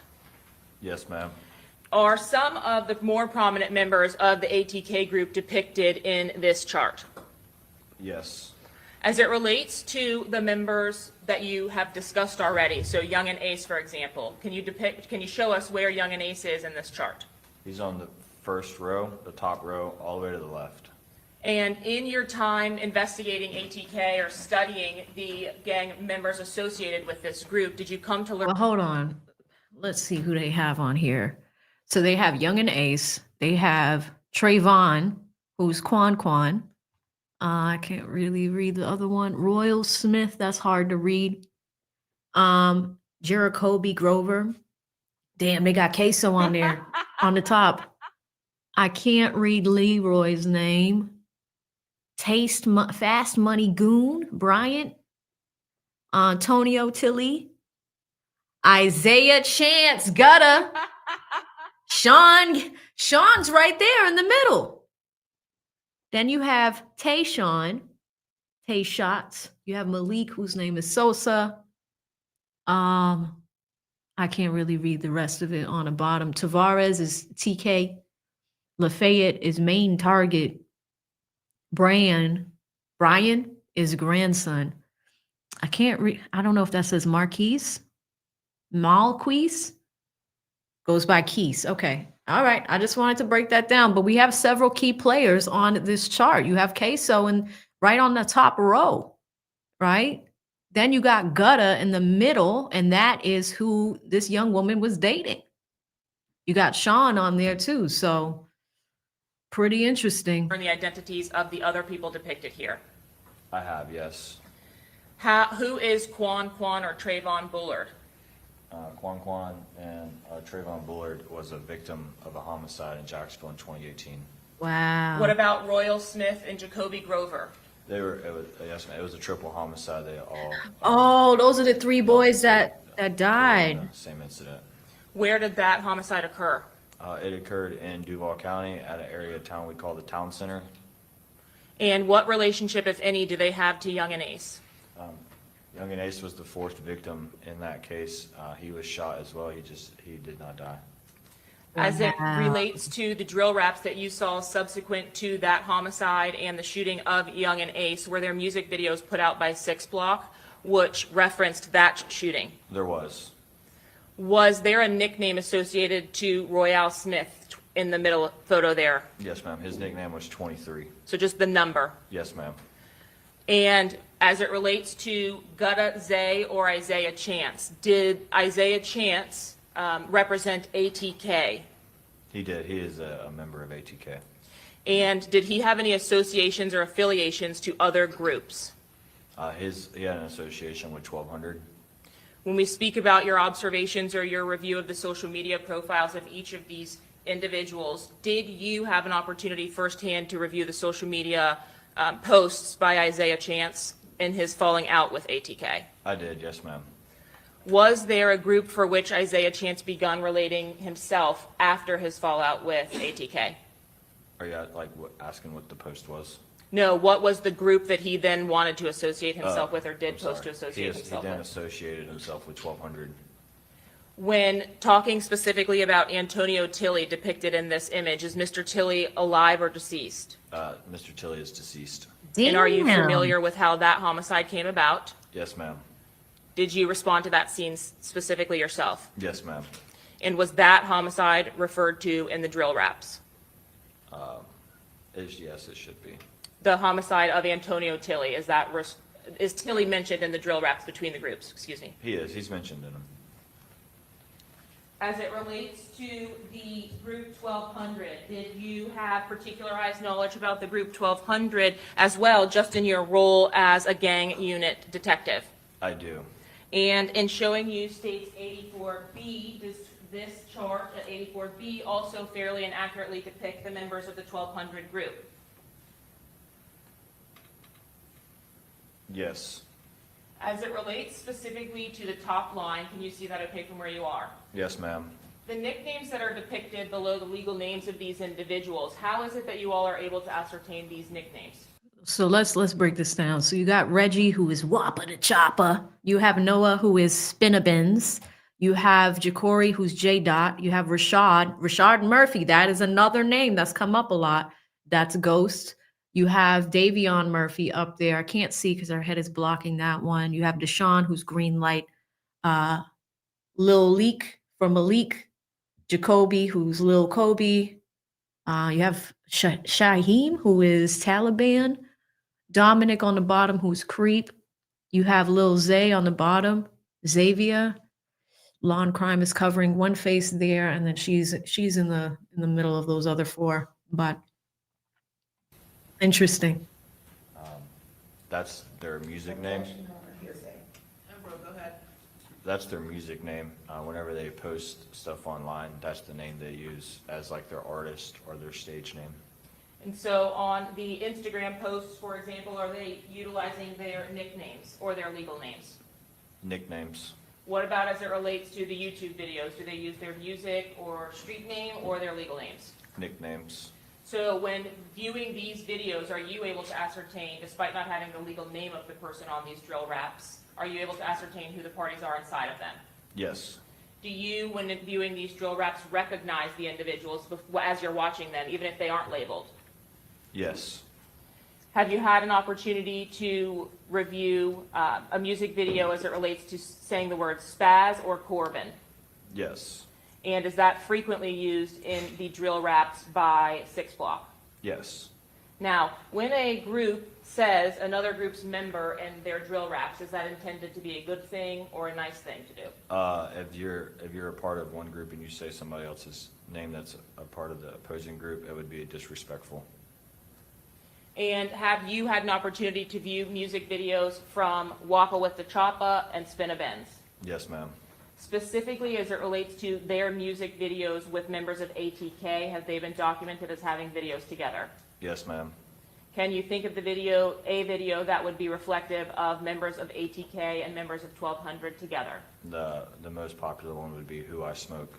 And by most popular, are you referring back to what you've already advised were the YouTube views? Yes, ma'am.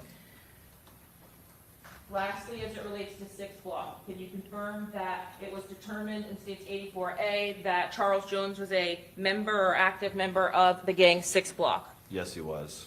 And his associates, as depicted here on this chart, were you able to determine or recognize the individuals depicted? Yes. Were there individuals included on your 6 Block summary as some of the bigger players with 6 Block that are also deceased? Yes, there's some that are deceased on there. In referring specifically to the second photograph next to Mr. Jones, Bibby, is that an individual who is deceased? Yes, he is. Is that an individual who is frequently referenced in the drill raps from ATK and 1200? He is. In the photo depicted just below Bibby, who is Therese Powell? Therese Poe is another Jacksonville artist who goes by the name of K Shorty.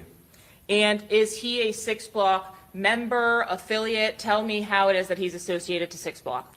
Therese Poe would be a part of We All We Got, WAWG.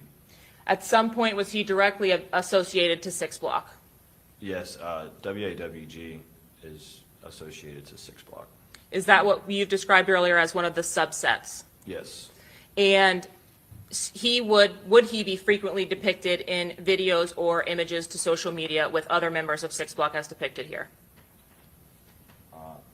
With some of the members, yes, but not all.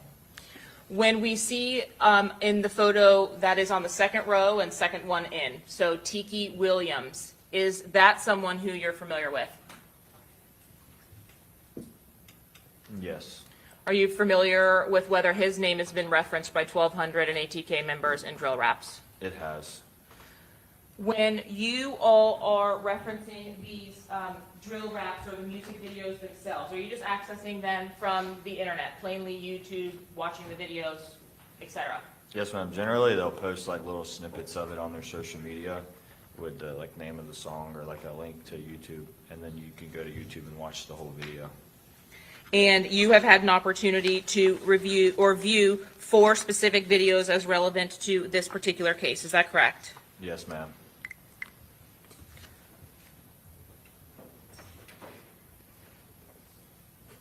Was there a video that was published by members of ATK and members of 1200 called Who I Smoke? Yes, ma'am. Is it fair to say that that is one of the more popular videos that has been put out by Jacksonville gang rappers? Yes, it is. And in your experience, have you had an opportunity to see the number of views that have been racked up to that video at this time? Yes. Approximately how many views, if you know, has that video received? Last I believed it was around 50 million.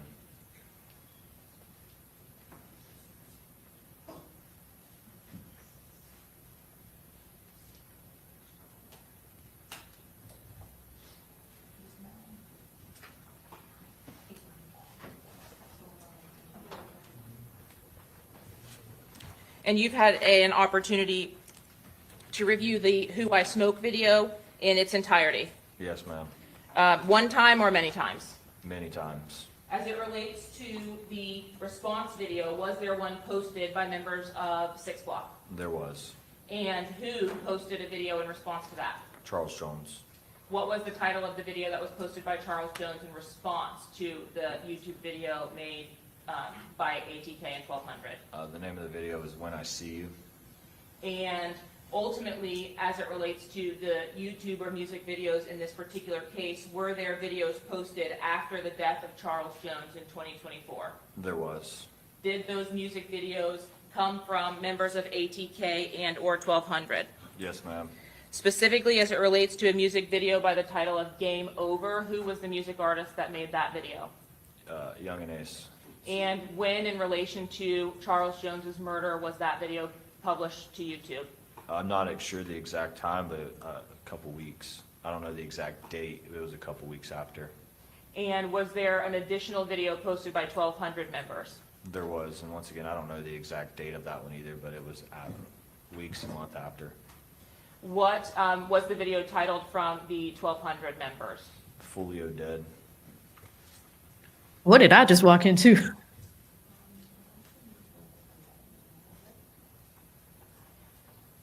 All right, are you getting ready to play the videos? Yes. Okay, so I tell you what, it's 12:15, so it's probably a good time for us to go ahead and take our lunch recess. We'll come back and then you can play the videos, okay? All right, so if you all can be back at 1:15, we will continue with the trial. And just remember my previous admonition while we're on the break, don't talk to anybody about the case, all right? Okay, see you all back at 1:15. All right. So this is interesting, guys. They're implicating Young and Ace. Like, they really are.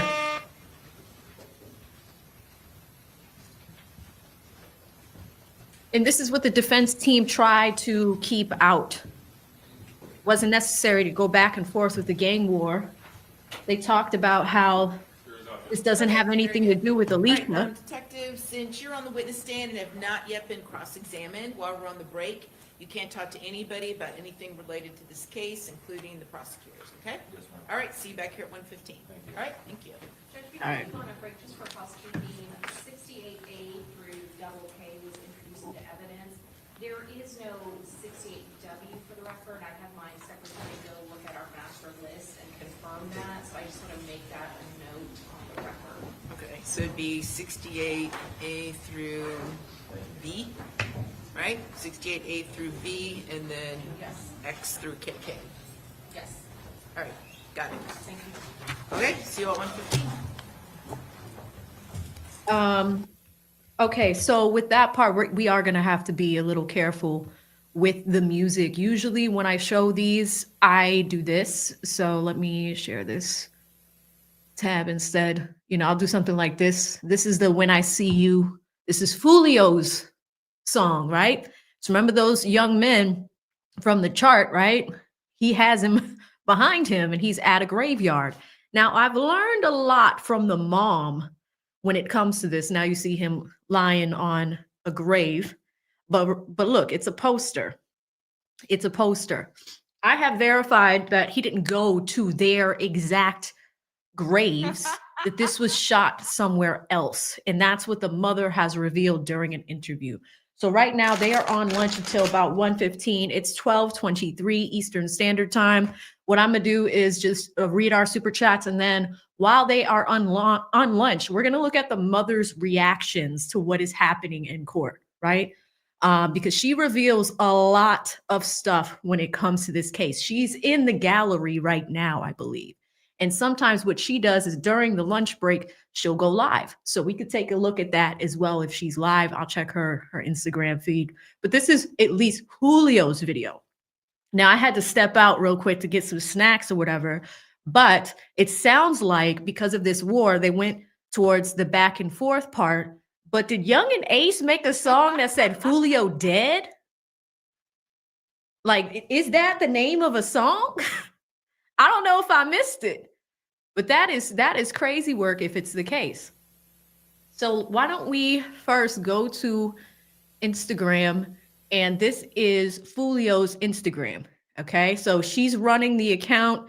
She's doing a lot of work behind the scenes to keep his music and legacy alive. The song is Game Over. Okay, thank you, chat, for that one. But the mom, I've been watching these all weekend, and I will warn you, she is eating during some of them. So we're gonna give Mama Foolio some grace here. But let me make sure we can hear it. All right, this is day 2. She went live. She's eating her lunch. But you get to hear it from his mother and her perspective. She seems like a cool lady.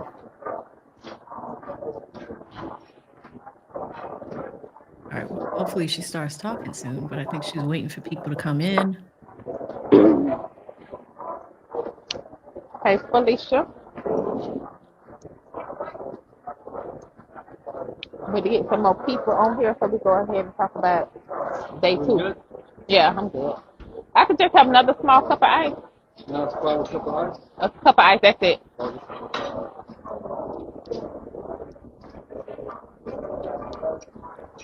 Every time I come on here, y'all see me eating.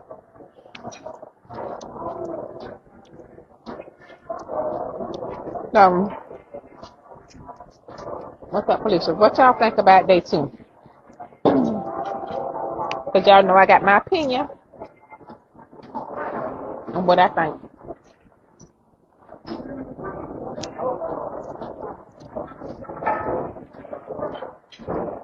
Yeah, I've debated whether playing it because she's eating.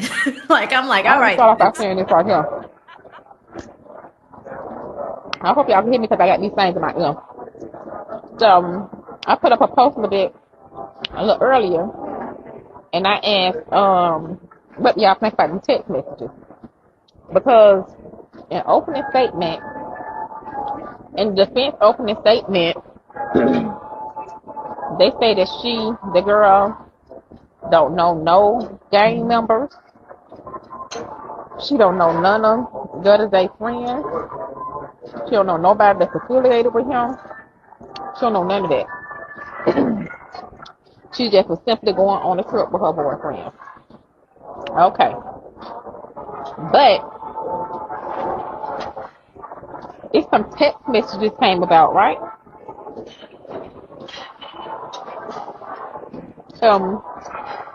Her attorney want them text messages to be brought up in court.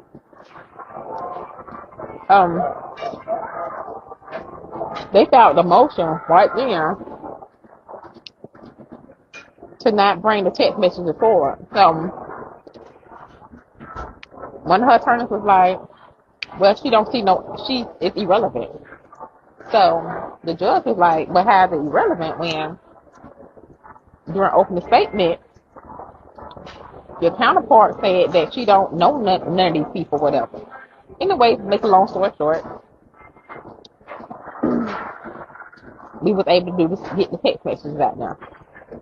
So the text messages is her and her friend, her best friend, that been knowing her relationship with Drevik, the boyfriend, stated that she done took over, they done met a couple of times at her house. Seems they got an off relationship, but let's get into it. So the message, and it ain't word for word, but I'm just gonna break it down. One of the text messages said, yeah, Basically, I don't like Julio ass. He a troll. He always talking about people. I put a bag on his head, and I want him dead. She talked about Kenyatta Bullard, Megan A. She talked about J. Dot. She talked about rest in peace, Fast, who was killed at Rains High School. They talked about him. They talked about they kept going back and forth talking about all these people. They talked about Tyrese K40. But honey, your lawyer, your attorney just said that you don't know none of these people. None of these people at all. But you do know these people. She had all the tea about who did this, did that. She talked about people who had done, text about people who had done got killed and everything. So, hey, DeAndre Brown. So she knew the tea. She said, I want him dead. Definitely like 2021 or something like that. But she don't know these people now. She don't know them. She ain't never seen them before. She ain't never heard of them. But now all of a sudden, you know, the text messages show that was a lie. That was blatantly a lie. I didn't even catch So that's that why I asked last y'all week. what y'all think about that. And then I want to know what y'all think about. What's up, Monica? I want to know what y'all think about Sean Gaffrey grandmama. Granny got up there. One thing about grandmamas, they love their son, honey. They love their son. Charles grandma ain't played by him at all. Let's see if I can hold this up. Granny says that Sean Gaffrey came over there, honey, and he said, "Grandma, grandma." And she was in the garage, and she done got caught on live. They asked her, "Do she remember the statement that she gave the, I guess the detective?" She done got her little stories all mixed up. So that the only reason why we seen him cleaning that car, right? Yeah, that grandma lied. We seen him cleaning that car. She said she told him to clean the car because they leave all type of stuff in there and stuff like that. So he told him to clean the car. And the reason why he wanted her SUV because he got a pressure washing company. And so that supposedly in the bag, that's supposed to be in the pressure washing equipment.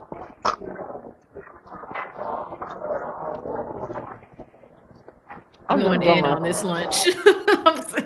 She really is going in Well, on it this was lying lunch. to her too. So this is Yeah, but I have to go out there and purge myself. One person put their girlfriend in this mess and the other put their grandma in it. So I'm gonna know what the mama gonna say. Cause remember, let's back it up. She said they asked her grandson had any firearm ammunition or anything that she know of. She said no. Granny, your grandson was in a whole shootout in Mississippi and out on bond, shot 3 people. And what did we just watch So come on today? now, Granny. What did we just watch today? So I don't know what the mama gonna say. Because all the stuff, the ammunition and all that stuff, the casings was in the safe at the mama house where he stayed at.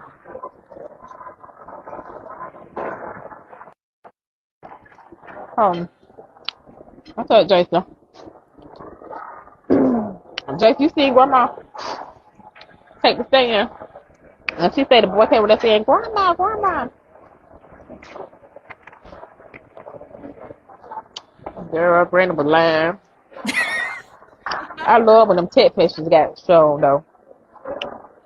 What's up? Let me show y'all what I'm eating. She is eating lobster. This shit Okay, gone now. she is eating lobster. Okay, Where I'm at. Fulio's mom is sitting there eating lobster for lunch, giving y'all the play-by-play of It's what gone now. happened in court. Okay, I saw this. I was dying Oh Lord, I when I was so saw happy when her the text eating messages came out. Y'all lobster. just don't know. I was dying when I saw what she was eating. Jason, you know I've been texting you on and off. What else happened? Her defense attorney was so fucking mad about them text messages when that girl got off that stand. He was mad as hell. And then I know y'all seen, let me give a shout out real quick to my friend and Julio attorney, Louis Fusco. He's located directly across from Duval County Courthouse. He made sure he came here. Left home 4-5 o'clock this morning and made sure he came here to support me with this trial. What's up, Samantha?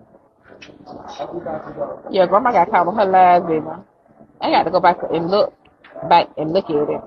But them two things stood out the most. So I think that's really all she said on that day. This is the first day. She did a little recap too.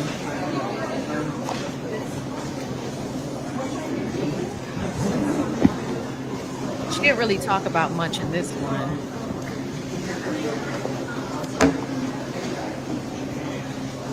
But I do have another one that's a little bit more descriptive because these are shorter. They're during the breaks. It's her live thoughts of the trial. Let's do this. This is when she was on Say Cheese. I was watching a little bit of this So over the they probably, weekend. I seen somebody say, oh, she was a drug addict in rehab. And I never commented anything like that. So they say anything. So I seen they like, wow, his mom is. Let's get this one. All right, here we go, man. We got Sandrika's Mays, known as Foolio's mom, exclusively on Say Cheese. How you doing? I'm fine. I'm good. Nice to meet you. I know this past month has been a roller coaster for you.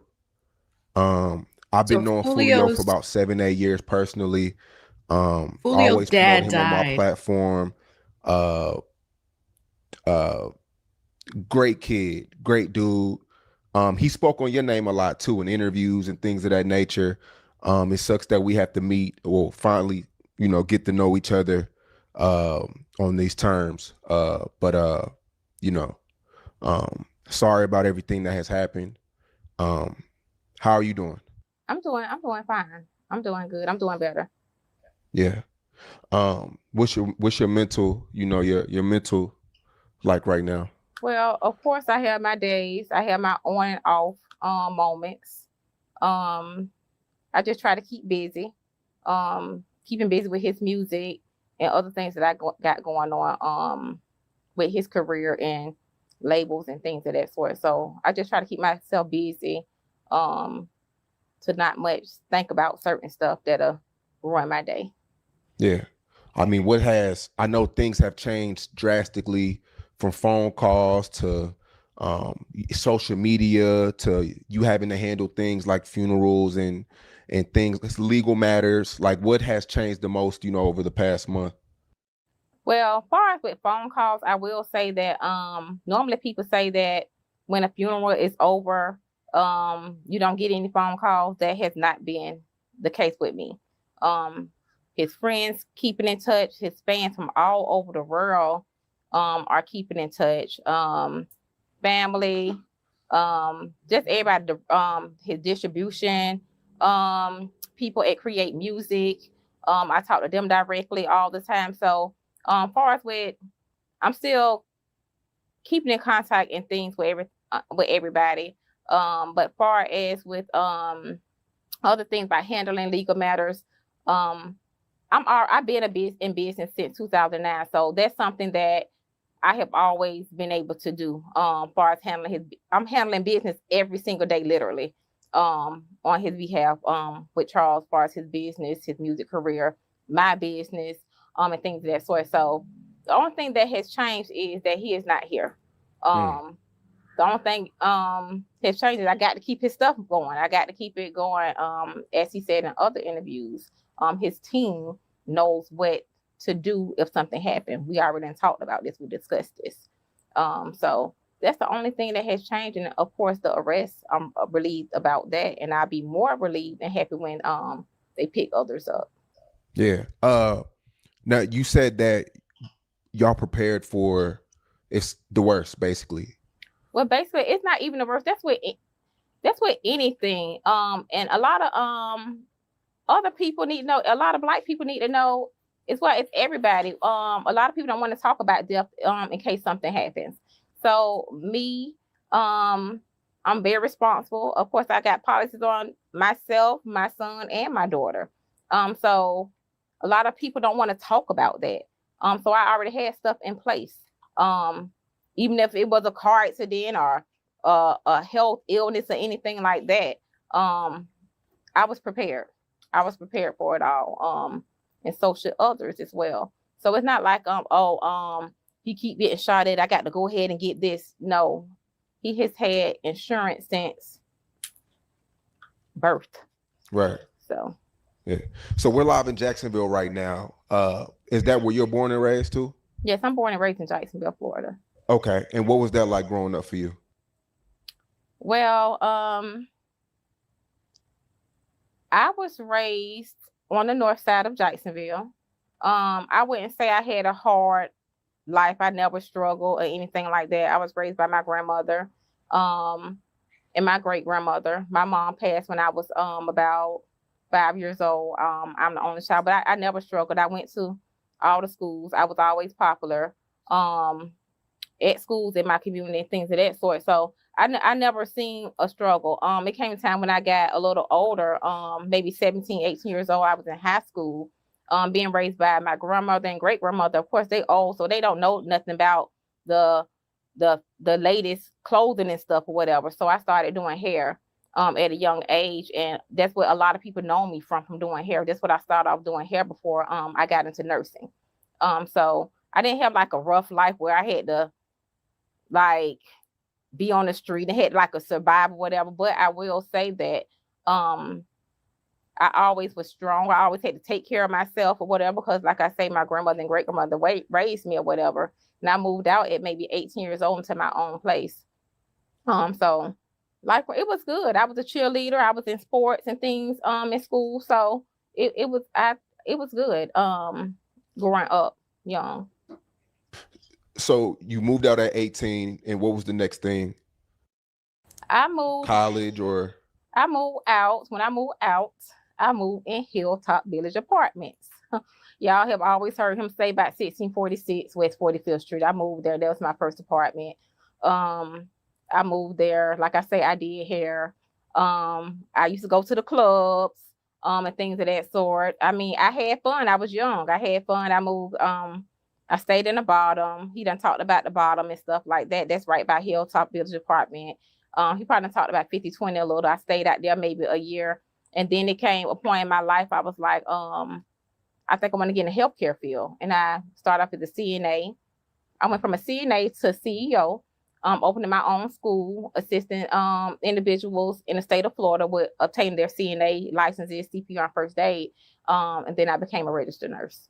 Okay. And as of right now, I help individuals start home healthcare agencies, phlebotomy courses, and things of that sort. Yeah, because we seen the picture of you floating around, you know, with your my picture is floating around, and a lot been seeing the comments. Oh, we didn't know that Charles' mom was a nurse or a doctor and something like that. Because what people do, they see an image. They see an image of Charles, and they go to stereotype. So I seen somebody say, oh, she was a drug addict in rehab. And I never commented anything like that. So they say anything. So I seen they like, wow, his mom is a nurse. Yes, his mom is a nurse. Yeah. A lot of people were shocked by that. I mean, based off his music, they assumed that his mom was some hood rat or some, they see him eating noodles. Charles loved noodles. Charles loved noodles and hamburger helper. Period. He loved noodles and hamburger helper every single day. That's what he loved. And when y'all see him on Instagram, eating noodles, they're like, oh, wait, his family, they got him eating noodles. And I'm like, why you got these people thinking you eating noodles? That's what he liked. Mom, that's what you wanted, and hang up in my face. So Charles did not have to eat no noodles. He did not have to eat no hamburger helper. He had people that loved him, and anytime he called me, I was there. I was coming. How old were you when you had Charles? I was grown. Maybe in my early 20s, maybe 23 or something like that. Okay. Maybe my early. What was that like raising him? Was it always, good, or Oh my did it become a God. struggle sometimes, or We what? can't even put this guy on camera right now. But how it was, Charles was off the chain. St. Clair Evans Elementary School, he was there with Kojite, Jada, all the same people y'all see him around or whatever. He was with them at this school. And they called me every single day. It was so aggravating. And then I called God. They're like, hey, you need to go. You got to go up there. He's just getting on my nerves. Then he went to middle school, Eugene Butler. Same thing. He always did good in school, though. He always had good grades. Then he went to William M. Raines High School. They'll call me like, hey, Miss Sandra, can you come pick up Charles? I'm like, what he did? Oh, he ain't did nothing. We just don't want no riot next week. Because it's gonna be spring break. We just don't want no riot or whatever. Got kicked out. Then he went to he had my hands full. Yeah. He had my hands full. What was his father in his life? Yes, before his father passed, his father was in his life. Let me back it up. Because he used to always be around his dad, mother, and stuff like that. And he started rapping at 8 years old around there. So he started rapping with the $1 Billion Jets. Julio has been rapping since he was 8 years old. We had a thing in Jacksonville called Come Together Day. So he performed at Come Together Day and things of that sort. He performed at the nursing home when I was a CNA back then. He made like a short film movie. I don't know if it floated on the internet for a while. But yeah, his dad was active in his life. Charles used to be in church every single Sunday. Every single Sunday. But I guess when they got out of church, they used to make their little music and things of that sort. So yeah, his dad was active in his life. Yeah. And at what age was Charles when his dad passed? He was maybe around about maybe 13 or 14 years old. Was it due to street violence or? Charles' dad, it wasn't like a street violence. He got in a fight with somebody.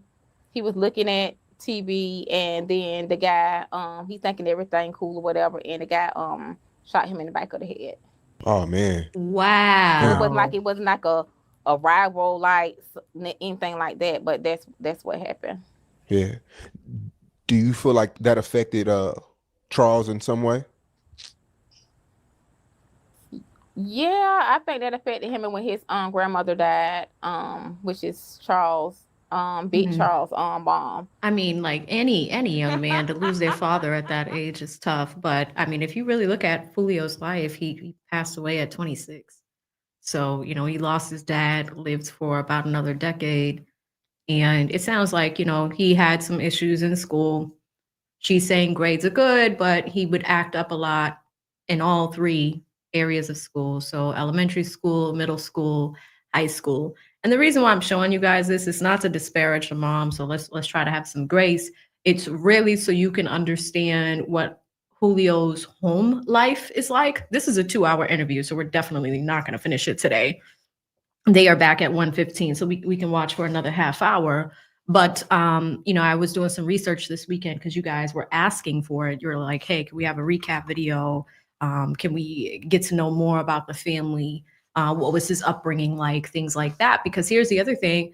We're also learning that Julio made these songs, but she offers some context from what was happening behind the scenes. So, this interviewer is starting off with some baseline questions, but after that, she then starts to talk about this beef a little bit more. And there is some important information back here, right? Like, for instance, she talks about that song, When I See You. Everybody assumed that he went to those people's actual grave sites. I mean, I think it's wild to lay on a grave in general, because even if it's not the intended people, you're still doing it. That's somebody else's loved one that you're laying on, it's still out of order. But I did want to do something a little bit different so y'all could at least hear it. And we can go from there. So y'all be easy on Momma here. She, she's trying to get justice for her son, but at the same time, we're not going to take away that he was involved in some things at a very early age. he started to rebel. I ended up putting him in different programs. And I'm going to say this because I be seeing the comments. They're like, oh, his mom failed him and his dad. Yes, his dad was in his life. I put him in Youth Crisis Center, Daniel Memorial Buildings, everything to help him. That boy used to, I don't know who used to go pick him up. One day he was at Youth Crisis Center, and next thing I know, I go home. That's on the south side. I go home over on the west side. He's sitting on the curb. I'm like, well, who the hell picked him up from over there? And it's like, as a kid, like 13, 14, 15 years old, he still had these older people, like, doing stuff for him. Like, and I think it was because of his dad, because a lot of people had respect for his dad. But I did everything I could for Charles. He never disrespected me or anything like that, cursed me or anything like that. But I think when his grandmother died and his dad died, that did play a toll on him. Yeah. So that's when you first noticed the change? Yes. What kind of changes? I first noticed the change like when he got shot, when he was getting off the school bus, and he don't catch school buses. I was in front of the school waiting on him and fell asleep in front of the school. It was an alternative school. And then I'm like, Charles, where you at? He on the school bus. And then he stopped answering the phone. I'm like, I don't care what we got going on. He's going to answer that phone for me. I don't care what it is. And I found that he got shot. But when he got in the hospital, this is when I found out at 14 that about the gun and all that stuff right there, because he was under a whole lot of anesthesia and pain medication and stuff. He was like, Mom, I need a gun. I'm like, what? And so that's when I really found out about this. That's when I started digging into social media on I think it was Facebook then. It wasn't no Instagram. But I couldn't believe he got shot getting off of a school bus. It was Facebook then. I started looking at all the stuff or whatever. Trying to make myself aware and keep up with everything and trying to make others that was around me aware what they're. As I was watching this interview, I heard that a child got shot getting off. It's not funny. I shouldn't even use that sound. I really shouldn't. But it was like, whoa. Kids was being involved with as well. What age was he shot on the bus? He was 14. 14 years old. Mm-hmm. And this is around the time where 14. His dad passed, his grandma passed. You're noticing the change. Do you notice, do you ever find like a gun in his room or anything of that nature? Or is it just all social media at that time? Yeah, at that point, it was social media. Like I say, he never had that stuff around me. I guess he respected my career. And if he did, he hid it.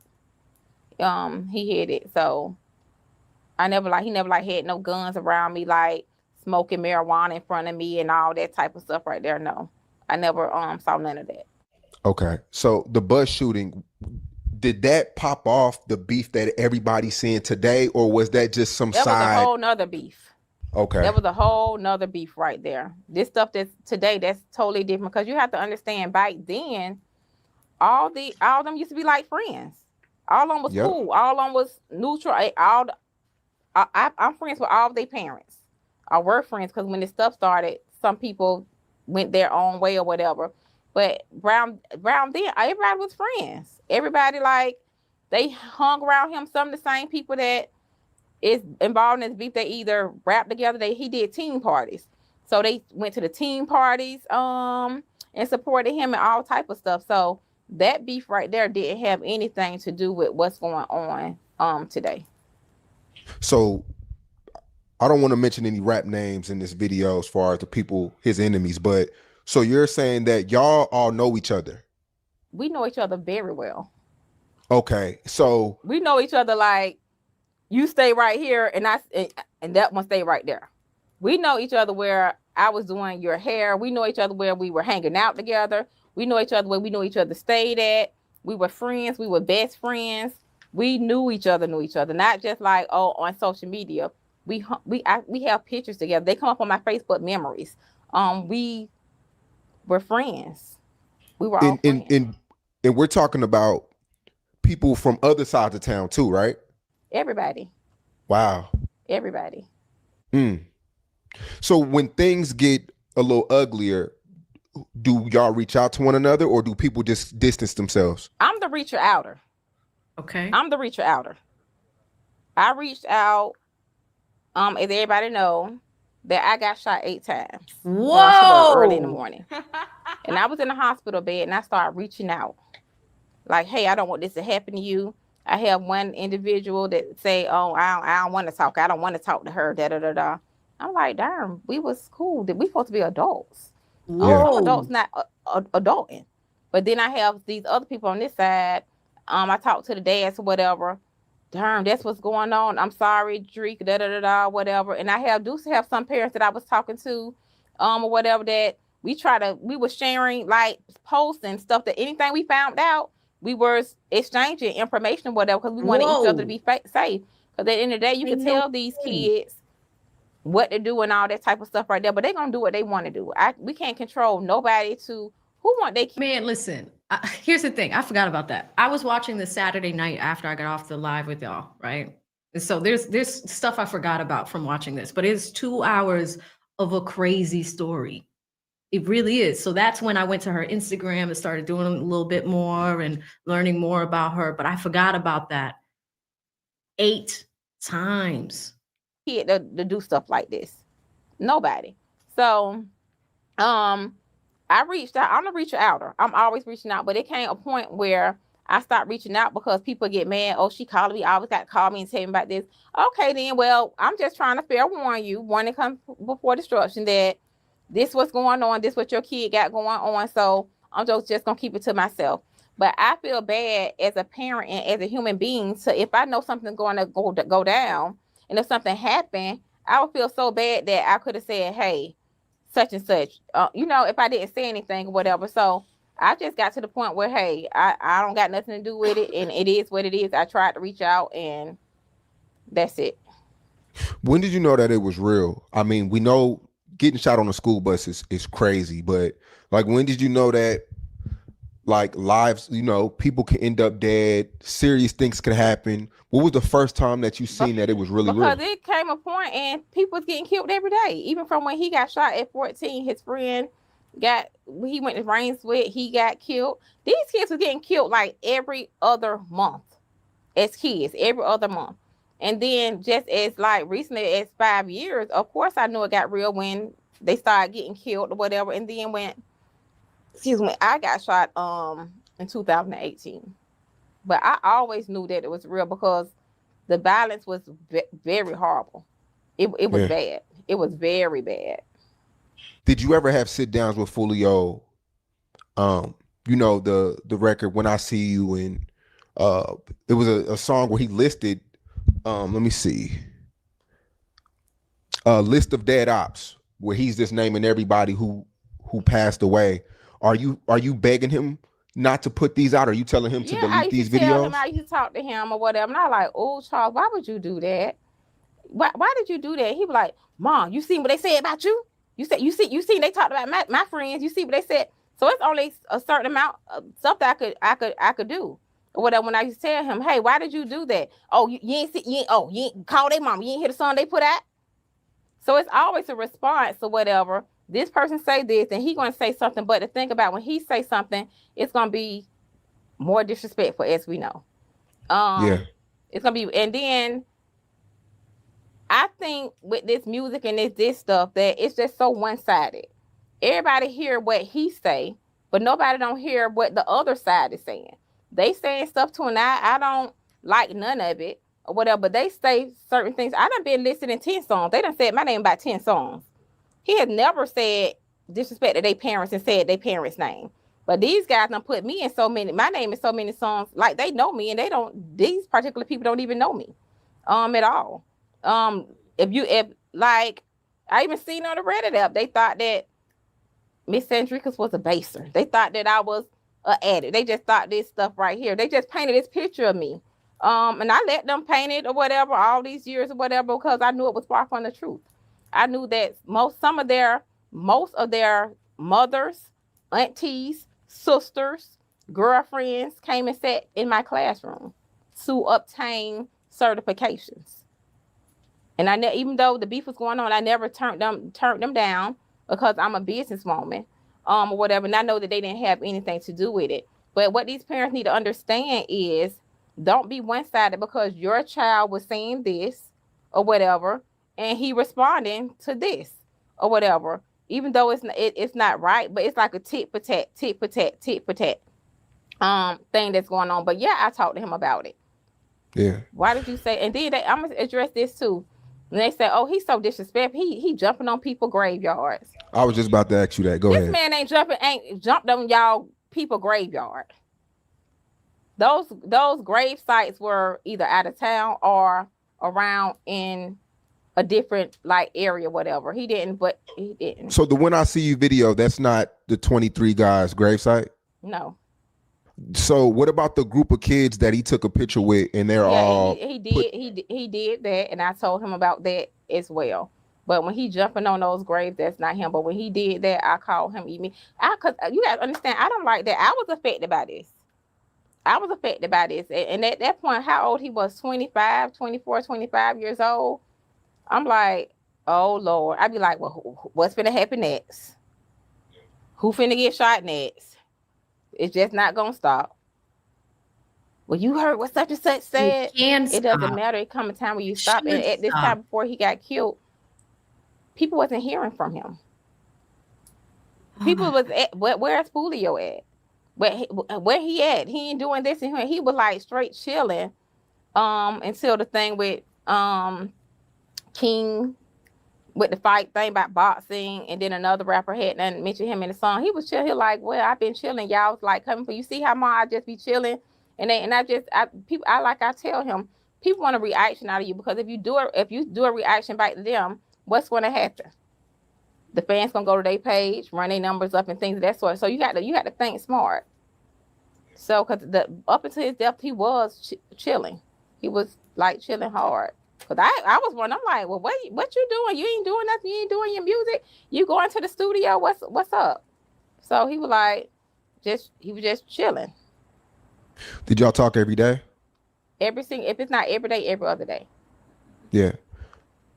Was there ever a point where I asked him this in the interview when he was laying in the bed with his foot up? I was asking him about, why not move away or, change your life around, change locations. Right. And he felt like if he would have left, bad things would have happened to family members and things like that. Charles loved Jacksonville. Charles loved his friends.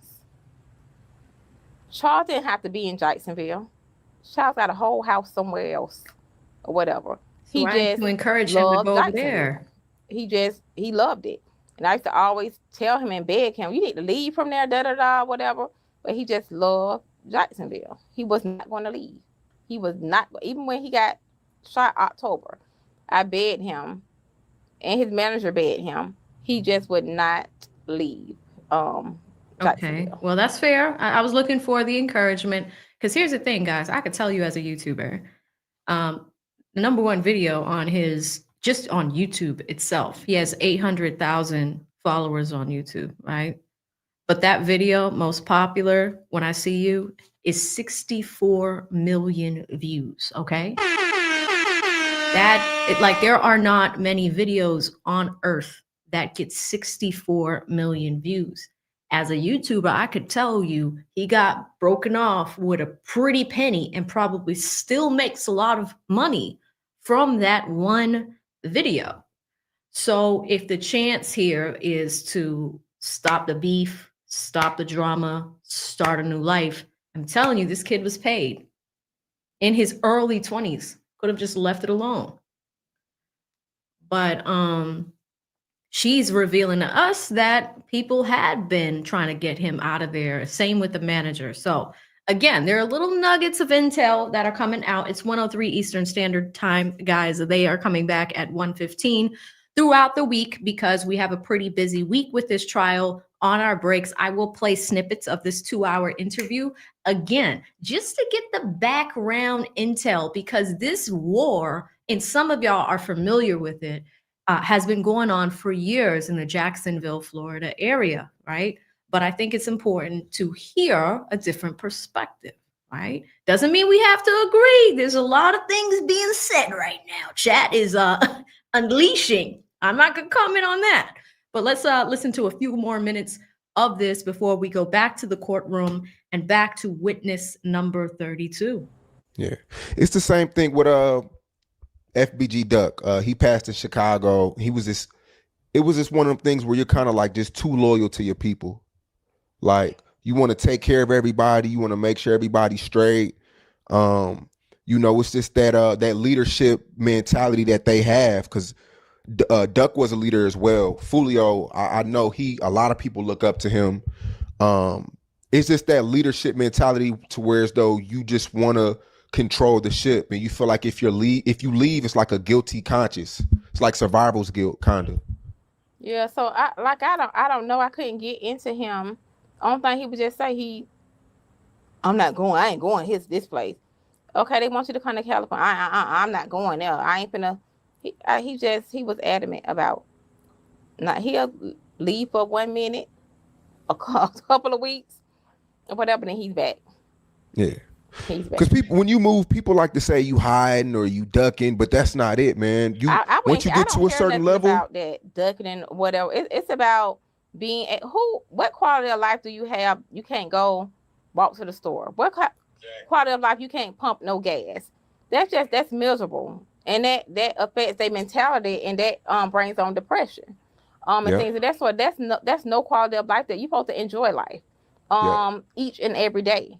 You're supposed to enjoy life. So I know I don't want to be ducking and dodging it. Oh, who this is? Oh, who that is right there? I can't even. That's not no way to live. Yeah. When he got shot at 14, did you think about relocating at that time? No. That's a good question. I didn't think about relocating at all. Wow.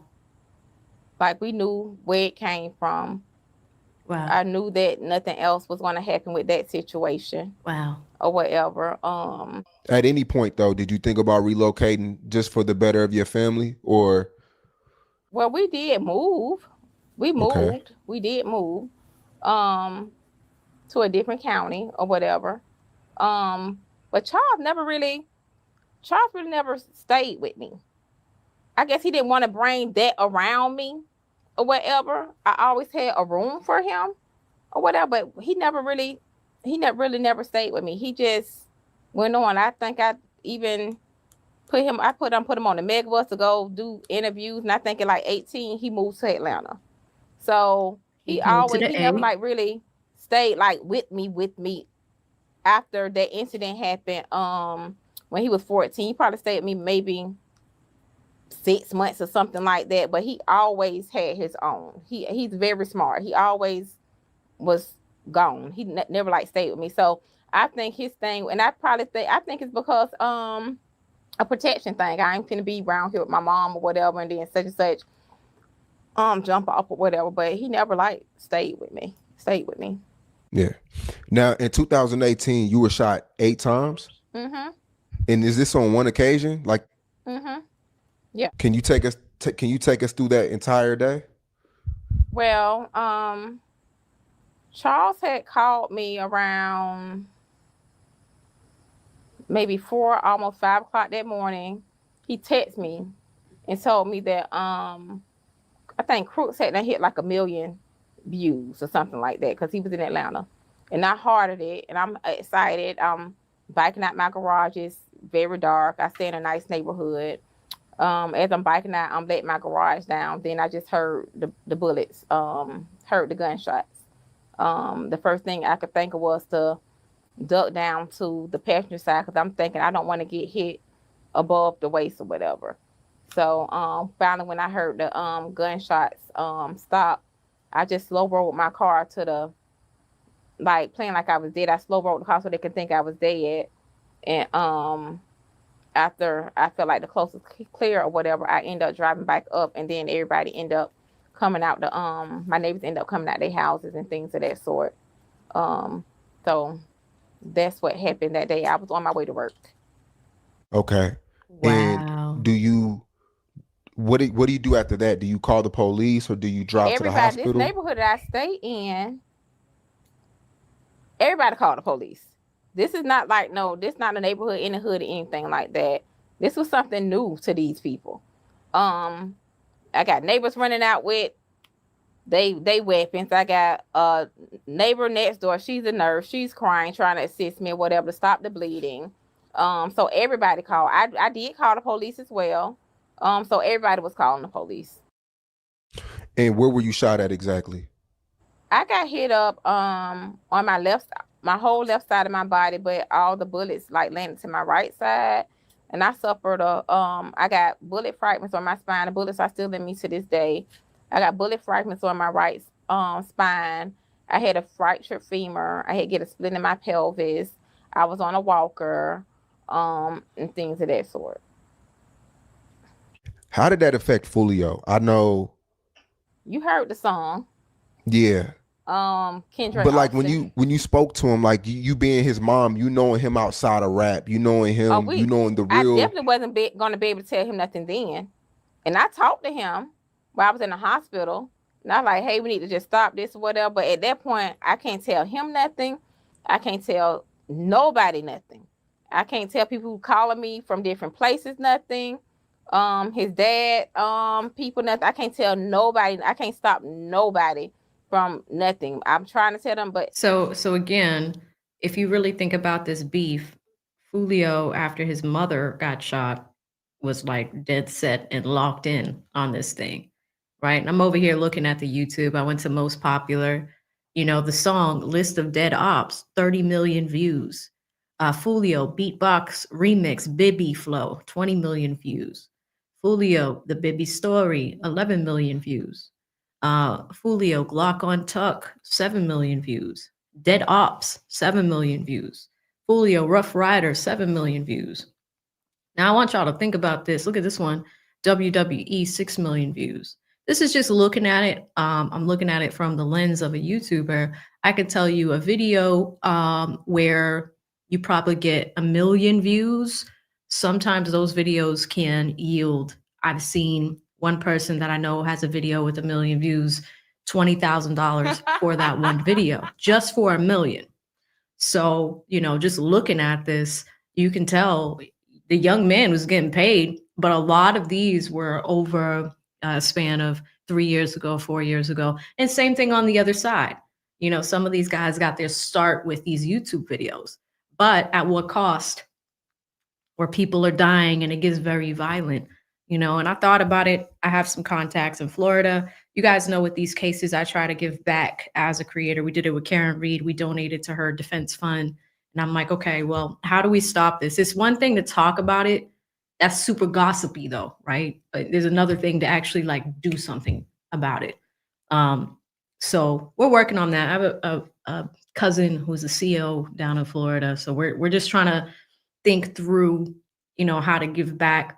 But there's a lot of shisty nonprofits out there. So we're doing the due diligence too, guys. Like I'm trying to figure out and vet these places before, we send a single dollar over there. But it is very sad. I mean, we're all starting to see it. It's very sad how this is happening to young men, 1:12 Eastern Standard Time. They are due back in the courtroom. Let me bring us back over there for a second and refresh to see if they are back yet. Okay, Alicia's coming back in. While she's coming back in, let me read some of our super chats. Shout out to the Little Gaming Channel with the 20. Says, deleting people over stupid shit. Now you spend the majority of your life in prison. Yeah, like the way these kids are looking at it is like, whoop-de-doo, we're going to prison. And it shouldn't, it's not funny, It's not funny at all.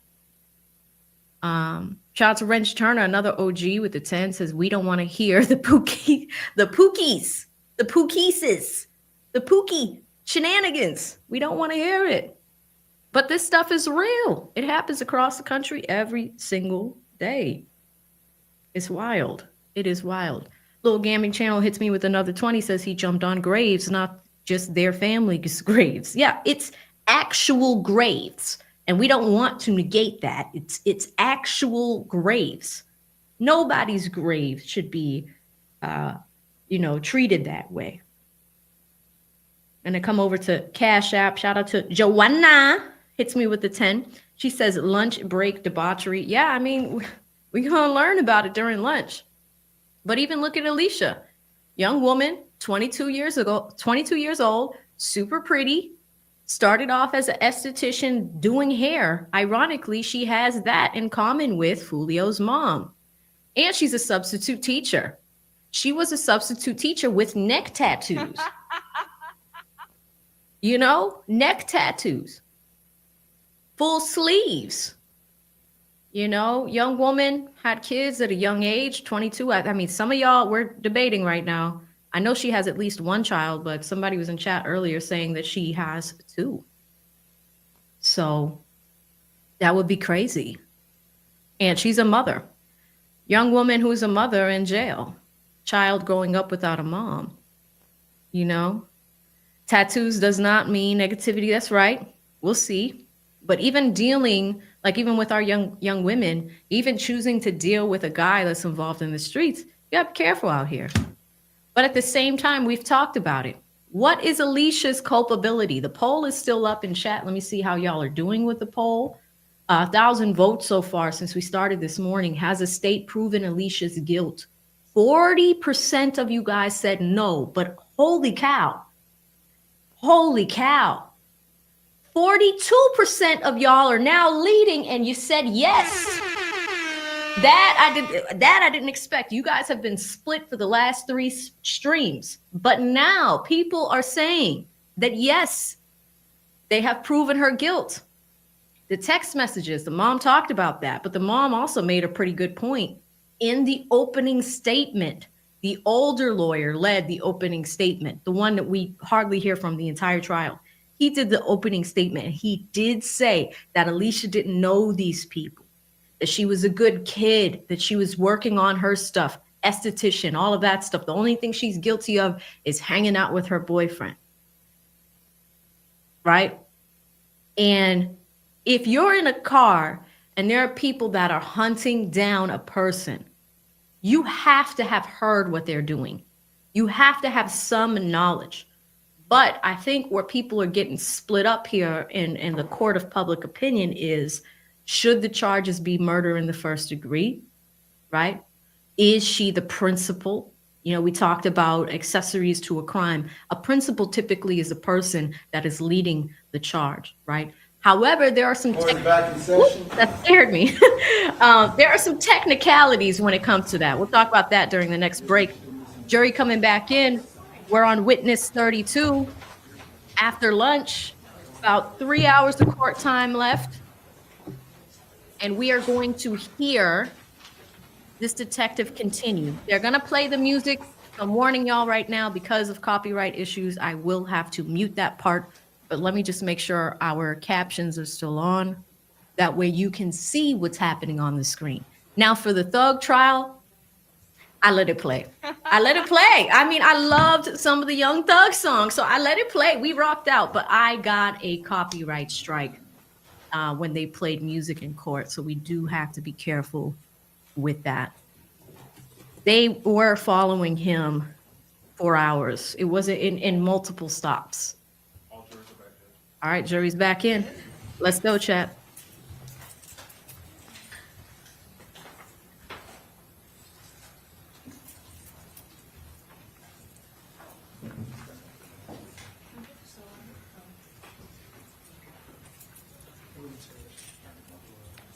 I gotta go get some new snacks. I will fill you guys in on that whole concept of the law, accessory to a crime, principle. Even if you're involved, you can fall in that group. We'll talk about that. I just want to bring it to the court's attention that in between the break, I jumped on the elevator with the person that was the juror, didn't know it was. Okay, thank you for alerting me. There was no conversation or anything, I'm assuming. None whatsoever. Okay, all right, thank you very much. All right, defense counsel's present, defendant is present, state's present. You guys ready to continue? Is that a yes? Yes, Your Honor. Okay, where's the detective? Yeah. I think he's 6. Yeah, just go ahead and have him retake the witness stand. All right, detective coming on in. I'm gonna run and grab some snacks because I need to make sure we mute this thing.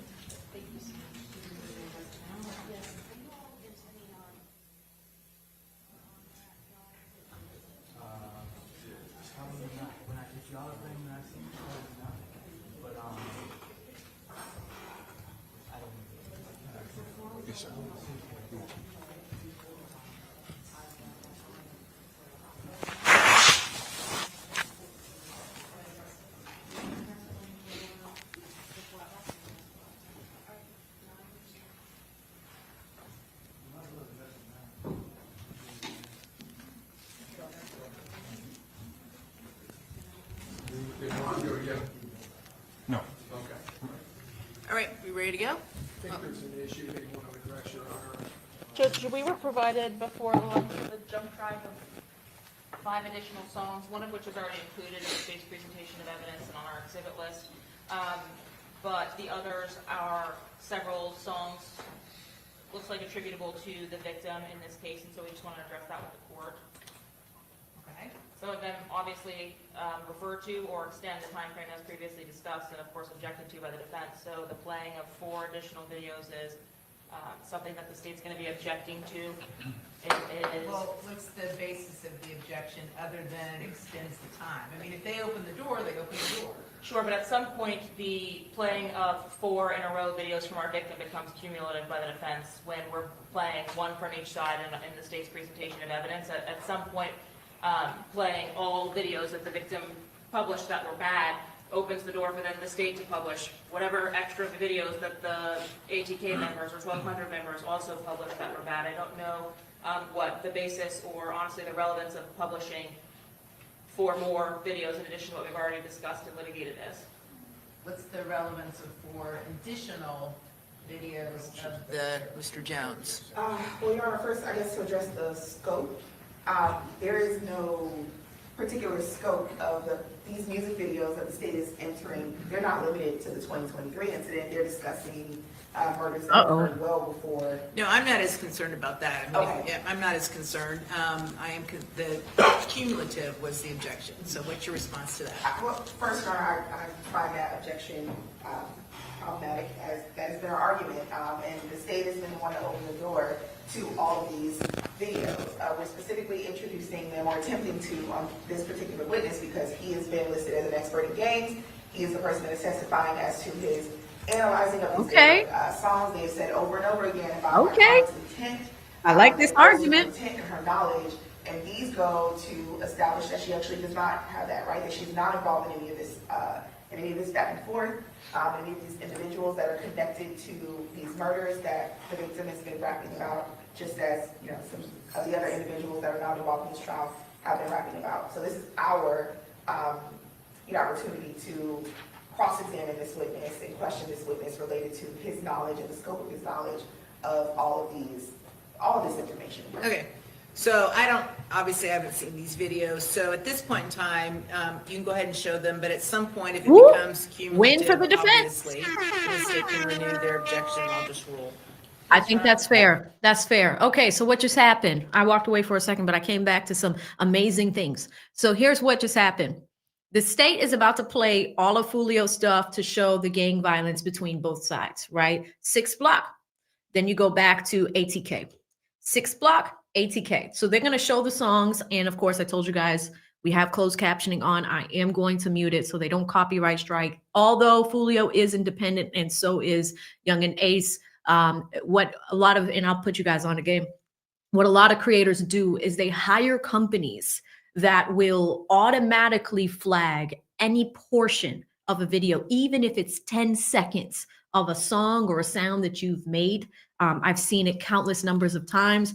This channel has been stricken with things that I should not have been using. Other creators do it, but because they came up in the YouTube space, I am anticipating that they likely have a tracking system, especially with the mom. She talked about all the estate stuff that she's been doing for Foolio's channel. I would not be surprised if they have an automatic flagging system. So that's why we need to be a little bit more careful here.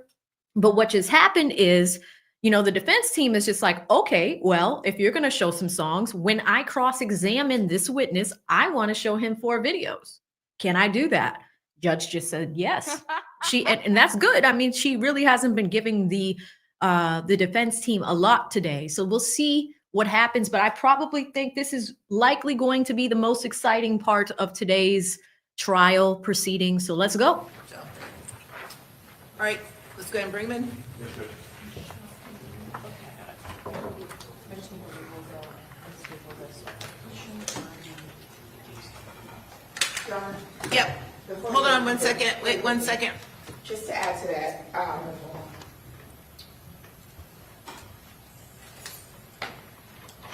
the other reason that these videos are going to be relevant is to complete the story. The state has sort of cherry-picked particular videos.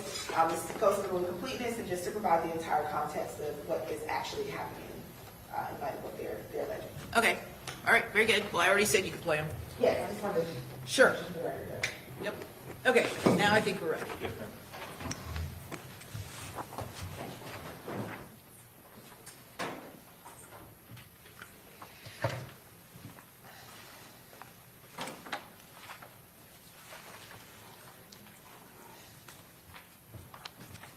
Brittany, our resident researcher, has watched a lot of things, and it appears that our young lady has been in some of these videos. That is finally direct evidence that ties her somehow, but it's still circumstantial. But I had no idea she was in these videos, so we're gonna watch it together. Okay, very good. Welcome back, everybody. Have a seat and state you may continue with your direct examination. Detective Nieder, before we broke for lunch, we were discussing some of the music videos that you've had an opportunity to review in relation to this war between ATK and 1200 and the 6 Block members. Is that right? Yes, ma'am. And included in the videos of that back and forth were there some videos that we previously discussed as being Who I Smoke and When I See You. Yes, ma'am. And the videos subsequent to the homicide being Game Over and Foolio Dead. Yes, ma'am. I am showing you what has been marked as State's Exhibit 89A through D. Essentially, have you had an opportunity to review all 4 of the videos that I've previously mentioned? Yes, ma'am. Have you had an opportunity to dissect or to at least decipher the language that's used in those videos as far as the lyrics that are being rapped to or rapped about? Yes, ma'am. At this time, Your Honor, the state seeks to admit self-authenticating exhibits, states 89A through D in the certification of Exhibit 111. Here we go. Okay, any objection? 2 songs on each side. Previously made. No, Judge. Okay. Same ruling and they'll be admitted. And, Your Honor, permission to publish. Yes. In discussing states 89D, if we are, or 89A, excuse me, if we are reviewing the videos that you've previously described in order, which video occurred first? Who I Smoke. And who was the creator of the Who I Smoke video? It would be Young and Ace, Fast Money Goon, Wappa with the Chopper. So they're saying that Young and Ace. And when you mention all of those names, are those all separate people? Yes. And of the individuals that you've identified, are they associated with different groups or gangs? Yes. Young and Ace and Fast Money Goon would be ATK, and Spinnabins and Wappa would be 1200. I'm going to publish those videos before we look to the language of them. If you could look over your shoulder, please.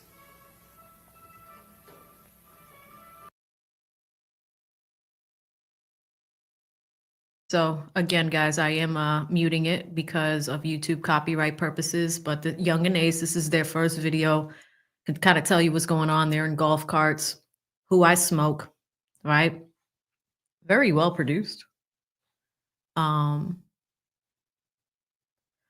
they've got their cigars, they're at a golf course, all of that stuff.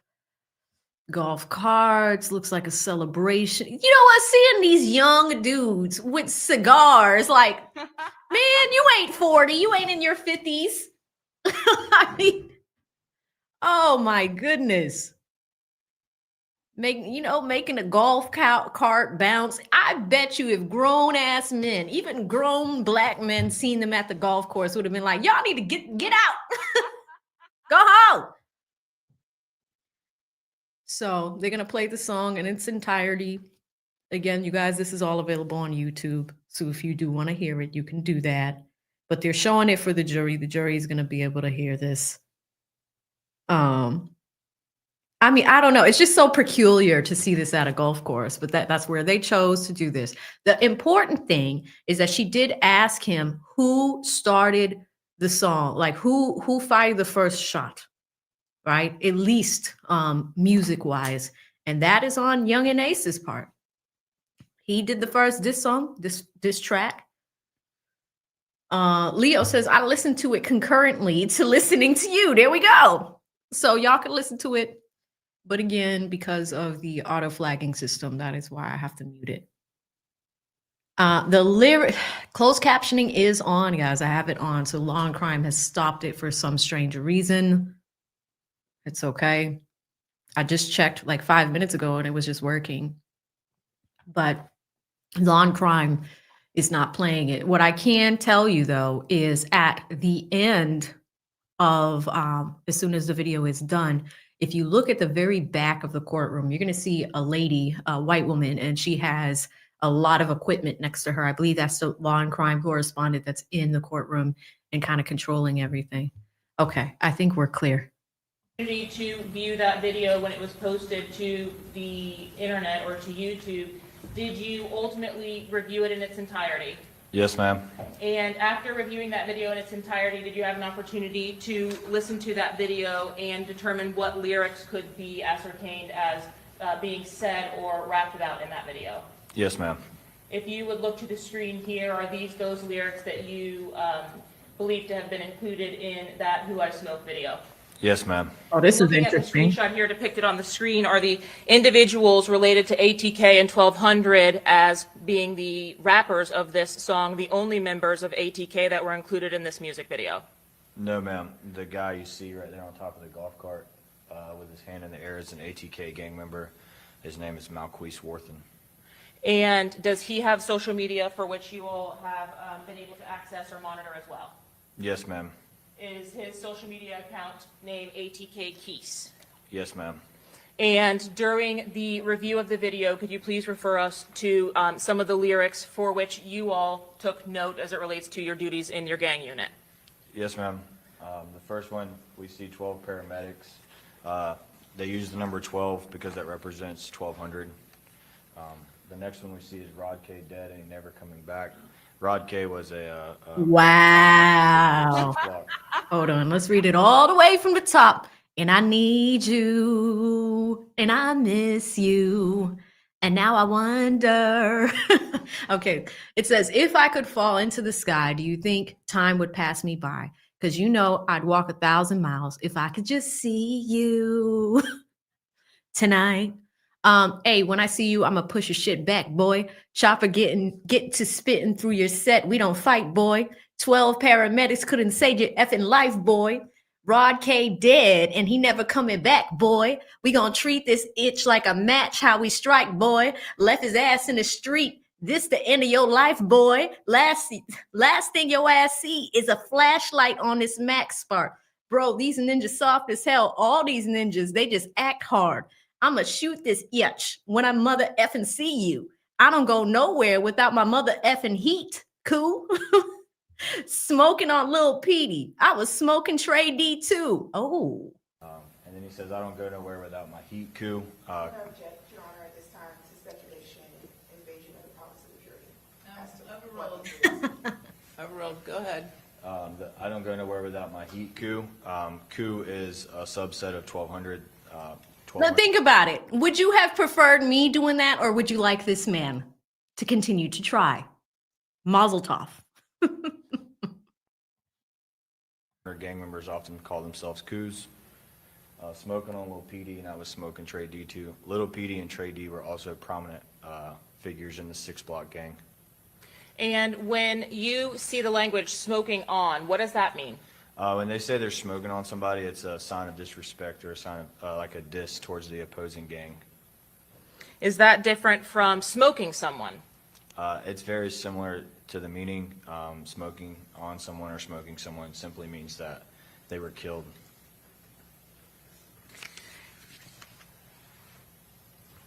Throughout the video itself, were there names of members from the actual group 6 Block that were depicted in the music video? Yes, ma'am. And during the course of that video, was there a portion when the artists were saying names of 6 Block that you can identify here? Yes, ma'am. Please describe what that was for the jury. The Who I Smoke Bibby and Who I Smoke Tiki. How about Little Nine? Little Nine was, he was Oh, affiliated my with God. associated to 6 Block. He wasn't 6 Block himself. So he was an associate of 6 Block. In another gang, yes, ma'am. Well, was he the member of a gang that was... Oh, I know these YNs didn't do it. Guys, is this the chorus? This is it? It's in the middle? Who I Smoke, Bibby, and I Need You. Who I Smoke, Tiki. Tiki? I don't know if I'm saying that right. And I Miss You. Who I Smoke, Lil 9, and I Need You. No, I'm smoking Jit. Oh my God. My killer make his face go. That's one thing about Queso. Oh my God, it's a confession. No hospital gang, boy. You know that case closed. Oh my God. It's a lyrical confession. Why? Why, Little Gaming Channel? Why? Do you see this? Rivals with ATK 1200 or their affiliates. Yes, ma'am. And is Bibby alive or deceased when this video was created? Bibby is deceased. Why? And is Tiki alive or deceased when this video is posted to YouTube? Deceased. Oh my Last God. question, Little 9, alive or deceased? Deceased. Oh my God. Now, what is JIT? J-I-T-T. I'm smoking JIT mean. JIT is what they refer to as like a younger teenager, like a young adult. They would, instead of calling like your friend. you Somebody say, call like, Bruce Rivers, the criminal lawyer. And was there any reference to an individual that was a member of ATK or NHG named Queso? Yes, ma'am. And is Queso related to a gang in Jacksonville? Yes, ma'am. Queso is an ATK gang member. And what is the next line under the Queso lyric referencing? It says no hospital boy, that line. This is just relating no hospital gang to ATK. That some of the members of ATK call themselves no hospital gang, but This is crazy. they're still ATK gang members. We got to call They in. all Bruce. associate with one another, this NHG no hospital gang. Yes, ma'am. They associate then with ATK and members of 1200. Yes, ma'am. Wow.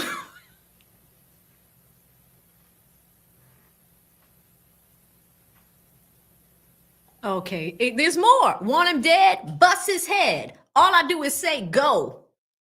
I was lurking on his page and I caught him lacking in Houston.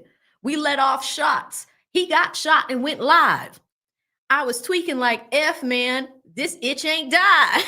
My God. When they diss on 2 times, we gonna spin a few times. Glock 23 for 2, 3. Let off rounds till you die. And again, look at it. When I need you and I miss you. Oh, who I smoke. Like, oh my God. This is a written confession. And yes, we have had this debate about rap lyrics used as evidence for years. We talked about it in the Thugger case. We talk about it in many other cases. But like, I mean, look at this. It's a written confession. Chat, it's right here. This is probably the most egregious I've ever seen. Now, are you familiar with an earlier attempt on Mr. Jones's life that occurred in Houston, Texas? Yes, ma'am. And did that occur on or before the date that this video was posted to YouTube? Before. And what was it that happened to Mr. Jones at that time? Mr. Jones was shot in Houston. Emerald, go ahead. Mr. Jones was shot in Houston, and shortly after he got shot, he went live on his Instagram page in a hospital bed. Okay, so describe for us what we're seeing here in these center paragraphs, please. In the center paragraph, it says, I was lurking on his page and caught him lacking in Houston. We let off shots, and he went live, and I was tweaking like he ain't die. And then, so that's speaking in direct relation to the attempt on Charles Jones's life in Houston.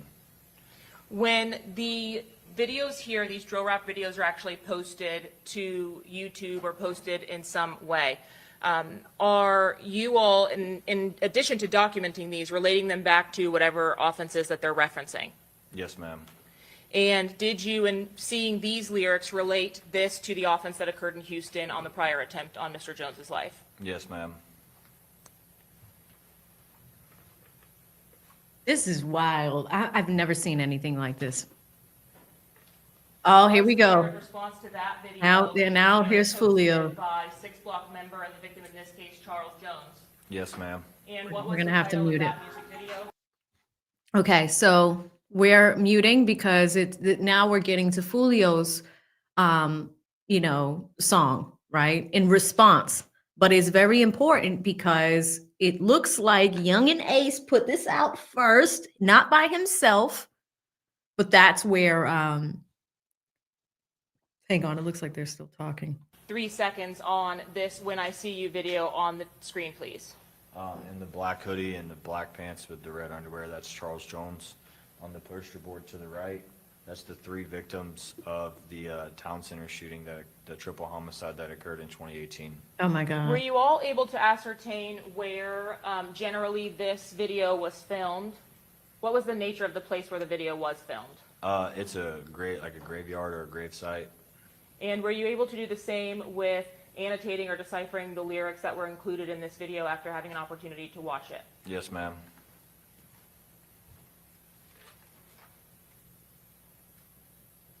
Publishing 89B. Okay, so again, I'm muting it. They're playing Foolio's song, and then we'll be able to decipher the lyrics. So I am actually happy that they're doing that. In the YSL case, they did not do that. Like, they just played the song, and we talked about some of the lyrics. Like, if y'all remember Woody saying things like, Young Thug said something like, okay, Woody's popping at your noggin. Woody's like, I don't know why he said that. I have nothing to do with that. I have, because that was a problem in the YSL case. Here you have something different. What I would have loved for this prosecutor to ask is if this gravesite, I don't know, it is kind of relevant. I mean, he shouldn't be like doing this anyway. Like, it's kind of antagonizing people, but at the same time, I wish they would decipher the fact, because like we heard from the mom, we didn't get that far into the interview that I showed you guys in lunch, but the mom clears up that this gravesite, or at least this cemetery, was not the actual place where these victims were laid to rest. Doesn't matter. It still doesn't negate what he's doing here.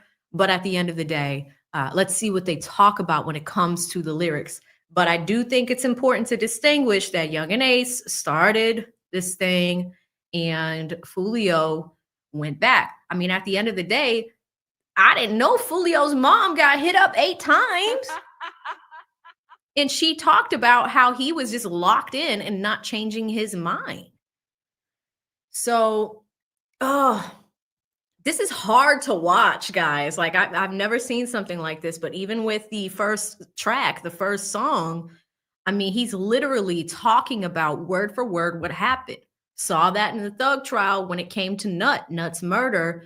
Certain songs were like talking about Nut's murder. Lil Woody did a damn video on it. It looked just like it was Nut.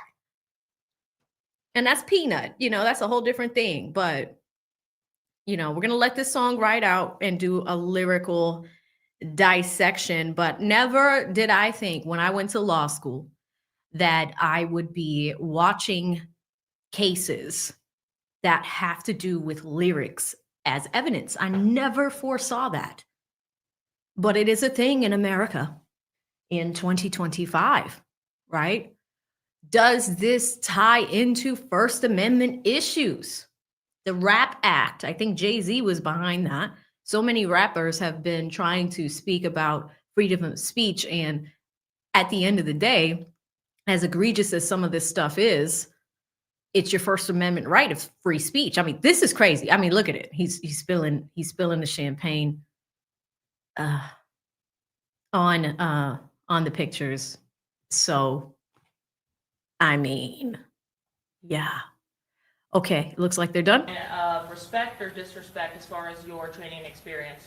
Disrespect. And when we started this past video, there was some kind of language from a related news article. Are you familiar with the reports of the homicide that occurred in the town center? Yes, ma'am, at the beginning. And was there some specific reference as it relates to the date in which that homicide occurred, where 4, 23, and Royal Smith were killed? Yes. Okay. Excuse me, Trayvon Bullard. Let's read Foolio's side, all right, chap? Foolio's side. Slide through 12. I don't see nobody outside. I'm not reading that next one. You don't get no rep off of doing drive-bys. Ace from the west, how he clicked up with the east side. He ain't been the same since he seen the other 3 die. Itch, I'm 2-3 high. Itch, say your goodbye. Give that boy the business like a suit and a bow tie. Let them boys block up like the 4th of July. They got caught lacking. The whole world want to know why. We went out to eat on his birthday. Damn. 4 shot, 3 dead in the worst way. Damn. He kept dissing on me. Now we smoking 23. Oh my God. This is crazy. This is crazy. Killed. Yes. Okay. And what was the significance of that date? It was 23's birthday. Was Young and Ace or Kenyatta Bullard the only person who survived that shooting? Yes. But he was with the other 3 when they did not survive? Yes. What was the nature of that shooting itself? It was a drive-by shooting at a red light. And were the victims of that shooting located in a vehicle at the time that they were shot? Yes, all 4 were in a vehicle. In your review of the lyrics of this particular case, what is it that was relayed, and then ultimately highlighted? The very first line, he says he's sliding through the 12. Once again, 12 is the representation of the 1200 out east part of town. He said Ace is from the west, how he clicked up with the east side. He's talking about Young and Ace originally is from the west side of Jacksonville in the Clay County, Duval area, and he's simply calling him out, asking him how he even got Clay.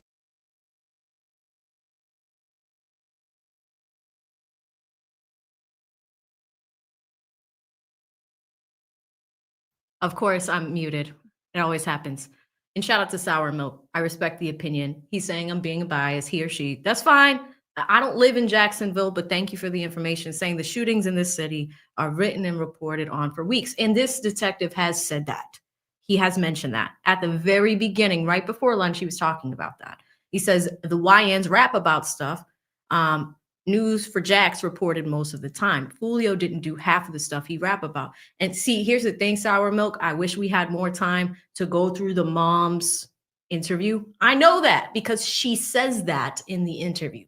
So again, if the way that I'm portraying this is offensive, I deeply apologize, Sour Milk, but this is not a channel where I want to divide or be biased at all. So I hope you understand that, brother or sister.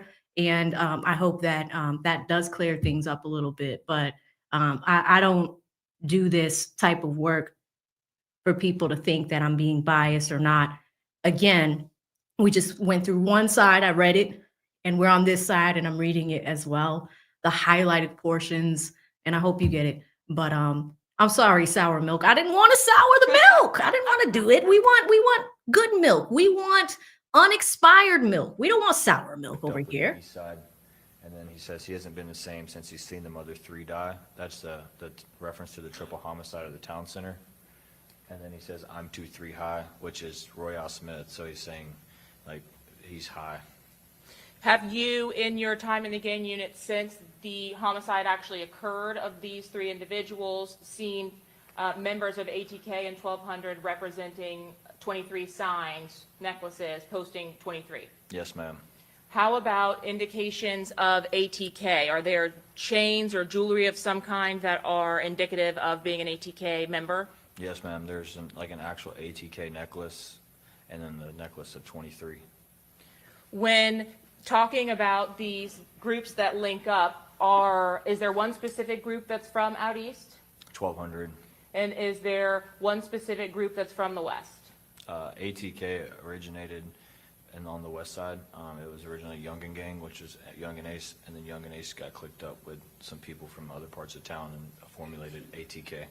Does that allow you to, or allow them to grow the group? Yes. when you are looking at the lyrics at the bottom of the page here, are those specific as to the events that actually occurred on the date that these 3 individuals were shot and killed? Yes, ma'am. He went out to eat on his birthday. It was 23's birthday, and they were leaving wasabi at the town center. And then 4 shot, 3 dead. That's the facts of the case. Was there's 4 of them shot. Young and they survived. The other 3 passed away. And then he kept dissing on me, and now we're smoking 23. So he's saying they kept talking about me and disrespecting me, and now we're smoking on your friend. Now, Mr. Jones references Bibby. Do you know anything about the relationship between Charles Jones and Bibby? They were close friends. How about Charles Jones Bibby and Robert Howard? They would be close friends. And all are affiliated with 6 Block? Yes, ma'am.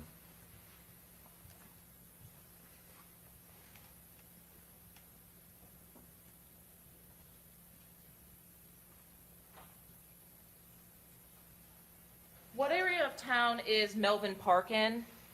It's in Jacksonville's west side. And what gang is affiliated with Melvin Park or the area? ATK. If members of 6 Block are in the Melvin Park area or posting from the Melvin Park area, is that seen as a sign of disrespect of some kind? Yes. When the lyrics indicate caught Keese, who is Keese? Malquise Worthen. Is that the individual we've previously discussed as ATK Keese? Yes. And do you know what they're referencing here? He's referencing that he basically called him lacking, and he didn't kind of go through with a fight or anything. He kind of just walked away. When you look at the next line that's depicted here, please, who is Papa? Lil Papa is a prominent rapper for 1200. And again, Queso, is this the same individual that was referenced before? Yes, Hakeem Robinson. Is there an individual that's associated with ATK named Red Dot? It is Torgon Williams. And are you familiar with Torgon Williams? I am. Are you familiar with Queso? I am. And in the next line, there's a mention of an individual by the name of Shug. Can you tell me who that is? Shug was a prominent name in 1200. His name is Avery McKnight. Do you know the relationship to Shug or how he passed away in 1200? Yeah, he was killed while he was riding a bicycle. And is there some significance or relation from Shug to co-defendants Rashad Murphy or Davion Murphy? I believe so. Do you know specifically what that relationship would be? I do not. Now, have you had an opportunity to review the photographs of the tattoos on Davion Murphy's person? I have. Are you the individual who actually took the photographs of the tattoos that are on Davion Murphy's person? Yes, ma'am. And did those tattoos include reference to several of the individuals that are mentioned in these songs? Yes. What does rolling Michi in this wood mean? Michi was a prominent figure of 1200. He was shot and killed, and he's saying that he's rolling them up in the joint and smoking them. Is that meant to be a sign of disrespect? Yes. Still can't believe we're dissecting lyrics. Same reference when talking about smoking Rollo. Yes, Rollo is was a close friend of J. Dot, who's Jacory Rivers. Does J. Dot go by any other names, or is J. Dot short for something else? His other name was like J. Dot Breezy. Okay. And he also is a musician as a part of these groups? He is. With which gang is J. Dot Breezy or J. Dot affiliated? He would be more affiliated with 1200. And are you aware of any reference to J. Dot or J. Dot's involvement in this particular case? Am I aware of J. Dot's involvement in this case? Yes, not as it relates to what's on the screen, but in this case. Briefly. Did you provide the information that you had as it related to some of these offenses to the detectives down in Tampa, you and other gang detectives, about the rivalries that were occurring in Jacksonville? Yes. Specifically as it relates to 2023, was there a scene to which you responded on August 16th of 2023? Yes. And what was the nature of that call out?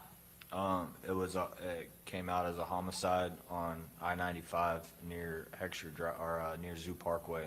It's kind of up on the city's north side. Interesting. This looks like How a was it that there retaliation. was a homicide on the highway? What did you arrive to? I arrived to a deceased black male, later identified as Jaquan Pickens, inside of a green Dodge Challenger that was crashed into the back of a semi. Upon your further Oh my review of the God. vehicle or the evidence in that investigation, was it determined that it was more than a vehicle crash? Yes. What occurred? Based on the evidence that we discovered, a drive-by shooting occurred on the interstate where a car pulled up beside Mr. Pickens and started shooting at him. Overruled, go ahead. When you are at that scene, did you document the injuries that had occurred? Homicide detectives would have. And did you at least ultimately make an identification of the individual that was the driver of the vehicle? We did. We identified him as Jaquan Pickens. And what gang is he associated with? Jaquan Pickens is associated with 6 Block. After the homicide of Jaquan Pickens, did you respond to a call for service on August 17th? Yes, ma'am. And was that the day following the homicide of Jake Jitt or Jaquan Pickens? It was. Was the victim of that instance identified? Yes, he was identified as Jacoby Beals. And is Jacoby Beals related to any of the gangs in Jacksonville? Yes, he is 1200.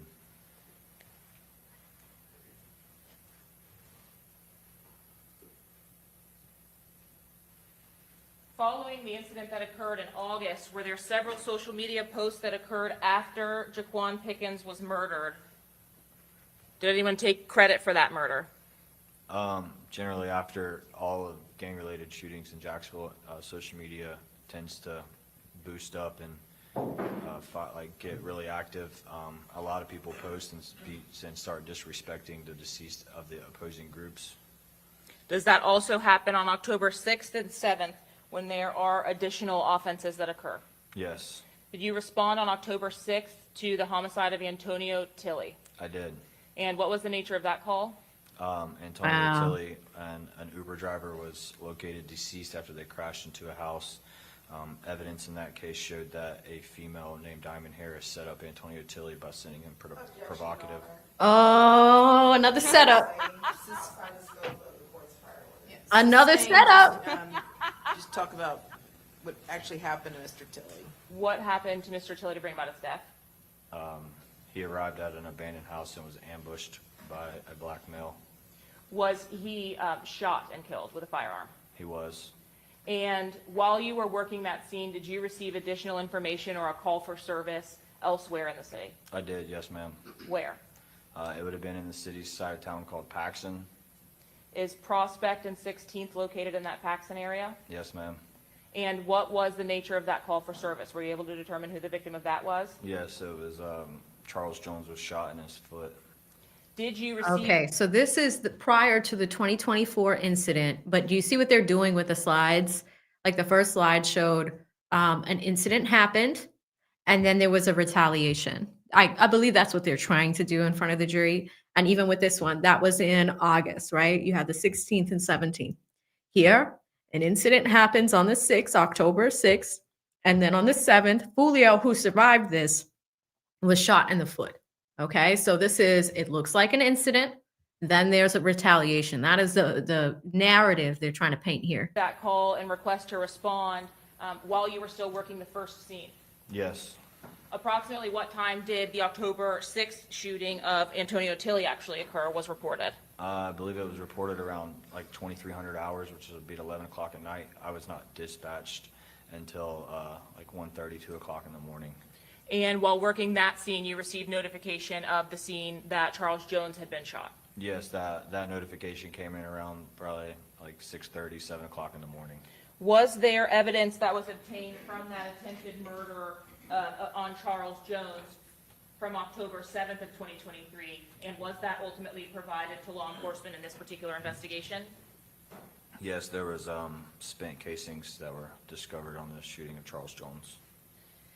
When you learned of the homicide that occurred here in Hillsborough County, did you provide assistance to the gang members in Jacksonville and also to the Tampa Police Department investigators that was about the gang activity in Jacksonville? Objection, moving on.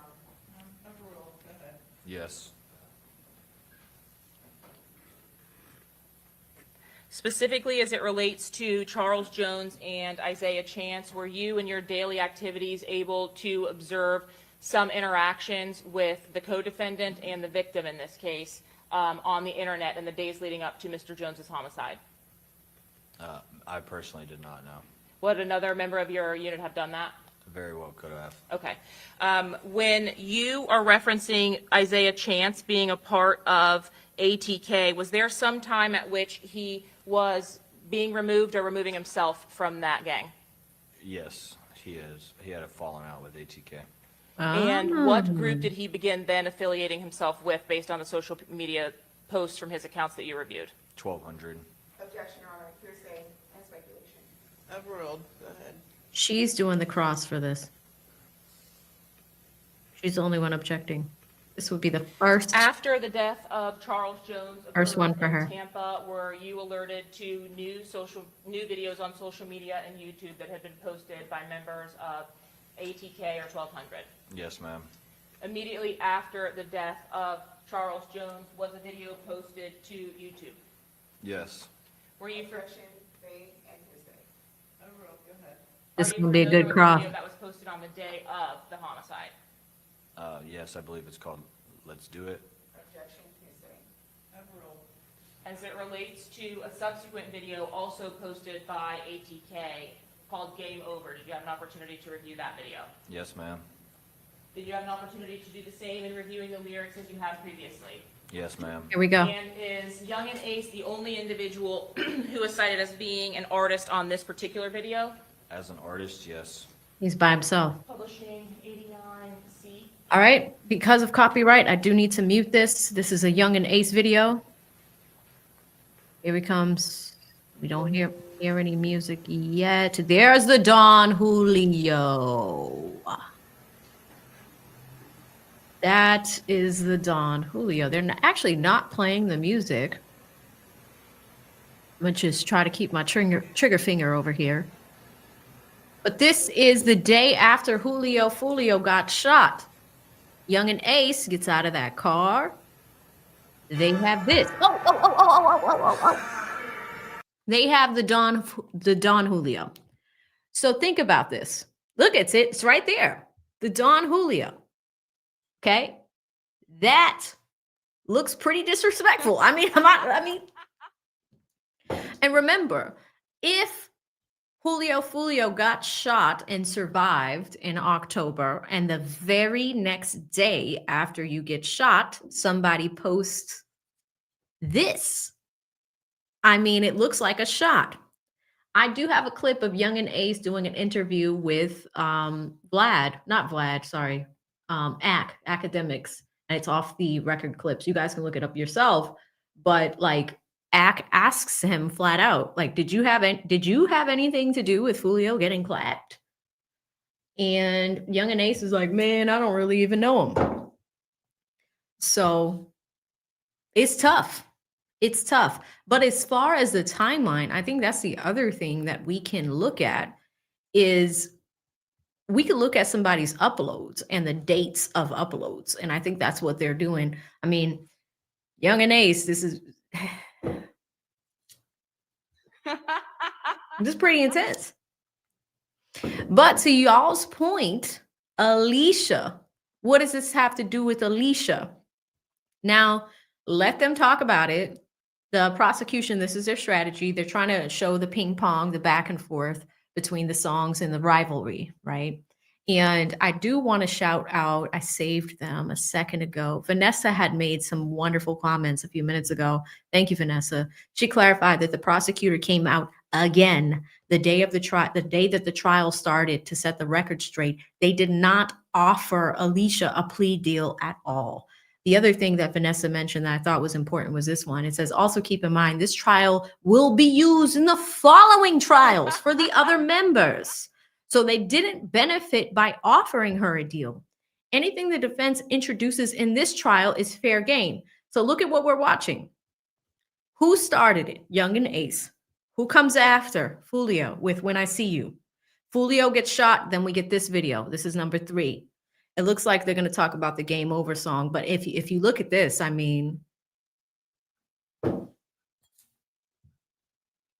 Shout out to the little gaming channel while we wait for this video to finish with the 50 says, this is insanity. They're making super disrespectful songs about people that were killed. They are. With no consideration for their family or anyone. We just came from a cemetery. Now we got Don Julio. And remember, I want to know the day, and I wonder if it's going to be introduced into evidence when Fulio's mother was shot 8 times. When? When did that happen? I would love to know the date of that. These dummies are incriminating themselves, whether they did it or not. Social media evidence is wild. And remember, all of this is on YouTube. It's on YouTube. We had the freedom, free speech debate, but let's see. Let's see. Thank you so much, Little Gaming Channel. And this is the young lady that got caught in the crossfires of all this. As Granted. related to the lyrics of the song Game Over as published by Young and Ace, did you have an opportunity to review those lyrics as well? Let's look at what they say Was here. there a specific reference to the homicide that occurred in Tampa on June 23rd of 2024 in the death of Charles Jones? Yes, there was. Wow. When speaking about the lyrics that I've highlighted here, has there been an ongoing feud for over the course of the last several years between the groups ATK and 1200? Yes, that's the go to war reference. In several Okay, so now Young and Ace. This comes out after Foolio dies, bruh. 5 a.m. I got a call. What is this? Dead on the floor, dead on arrival.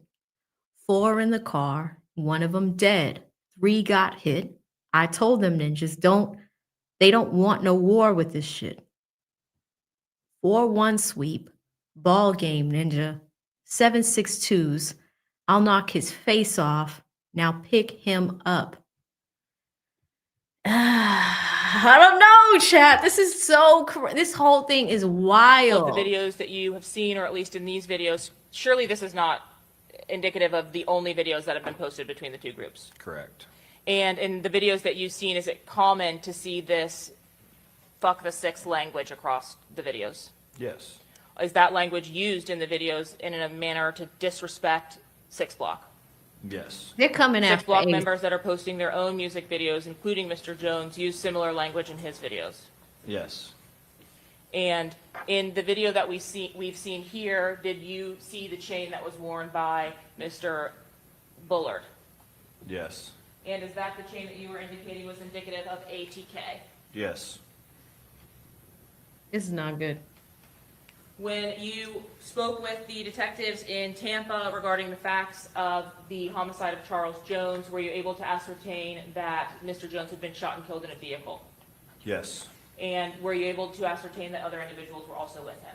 Yes.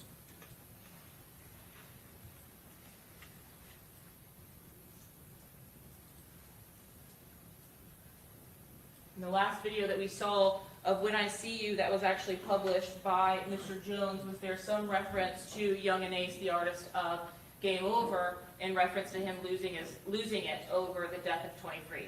Yes. In your review of the lyrics and depicted here on the screen, is that a reference that Young and Ace himself also is making in his music videos? Yes. Overall, go ahead. What is it that's indicated in this video? Once 23 died inside my eyes, I lost my mind. Can you describe for the jury what the 5.56 reference is as well? 5.56 is a caliber of round. And was that used in the lyrics of this song? Yes. What was the 5.56 lyric? 5.56 increases the murder rate. Was there a Wow. description as to clothing in this song as well? Yeah, mask on, get up close. This is another closed case that's referencing like suspects or individuals. Wait. Okay. Overall, go ahead. It's referencing suspects or other individuals masking up and getting very close to the people that they kill. And it's another closed case because they died and there's no living victim. Overall, go ahead. As it relates. What does this one say? Once 23 died inside my eyes, I lost my mind. 5.56 increased the murder rate. Another body on the way. Mask on. Get up close. This another closed case. Don Julio shots to the face. Are you kidding me? He's not talking about this case. I'm not gonna hold you guys. This case is sad. It really is. This is probably the worst ones I've ever seen. To the language when the artist Young and Ace is referring to Mr. Six, do you plainly, based on your training and experience in day-to-day work in this area, understand who he's referencing? Mr. Six is Charles Jones. And the showing of Don Julio bottles, is there some significance to that as it relates to these videos that started in June of 2024 that were posted by ATK or 1,200 members? Objection, speculation, objection to invade the province of the jury, Your Honor. Overruled, go ahead. Yes, ma'am. Objection, relevance. Okay, overruled. Yes, ma'am. During my investigation into the criminal gang ATK, until after the death of Charles Jones, Don Julio bottles were not referenced in any music video or any type of no. photograph that they have taken until after the death. Is the Objection, hearsay as well, Your Honor. It's gonna is be a good the cross. bottle of Don Julio a bottle of alcohol? Yes, ma'am. And is that something that was commonly related to Julio Foolio or Charles Jones? Objection, speculation. It was related to him after his death. Some people knew him as Julio Foolio, some people knew him as Foolio, so the name Don Julio brought in the rapper name of Charles Jones. Depicted in the beginning of this Game Over video, we see a Don Julio on top of the head, and we've heard some of those lyrics about having the head of another member. What does that mean? Like they're killed. They've been deceased, usually by gunfire.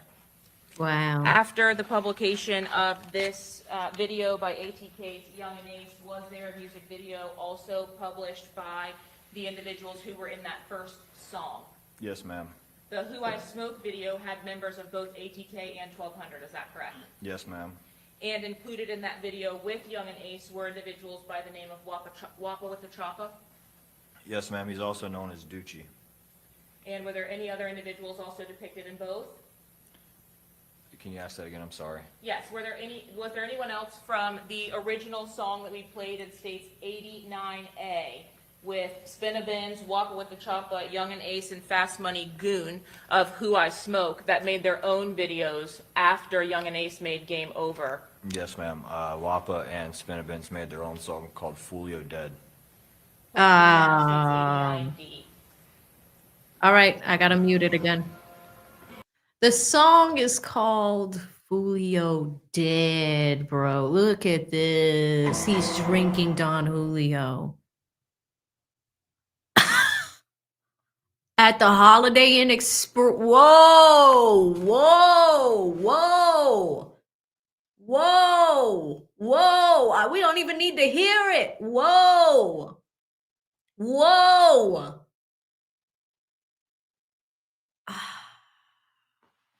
All right, there's a few people in chat that are like, AV, listen. Look, he's pointing the gun at the Don Julio. That are like, okay, yeah, he's pointing at the Holiday Inn Express.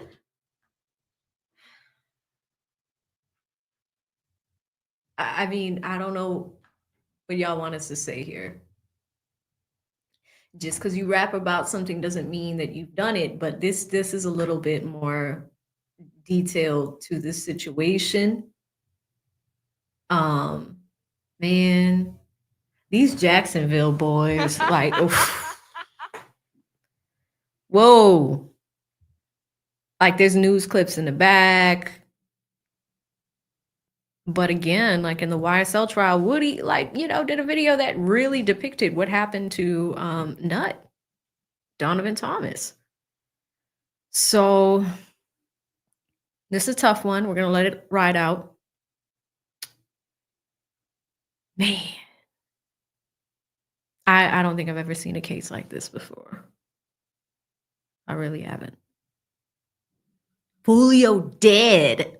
Like, how many views does this have on YouTube?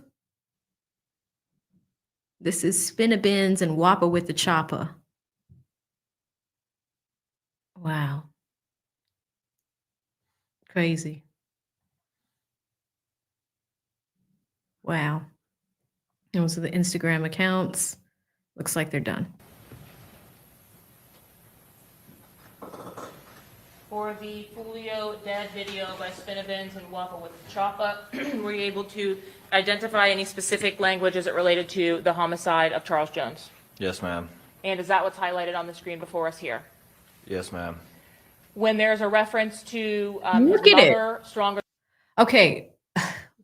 Foolio Dead has 3 million views and it was put out a year ago. I want to see the exact date that it was released. I mean, man, that's just a lot.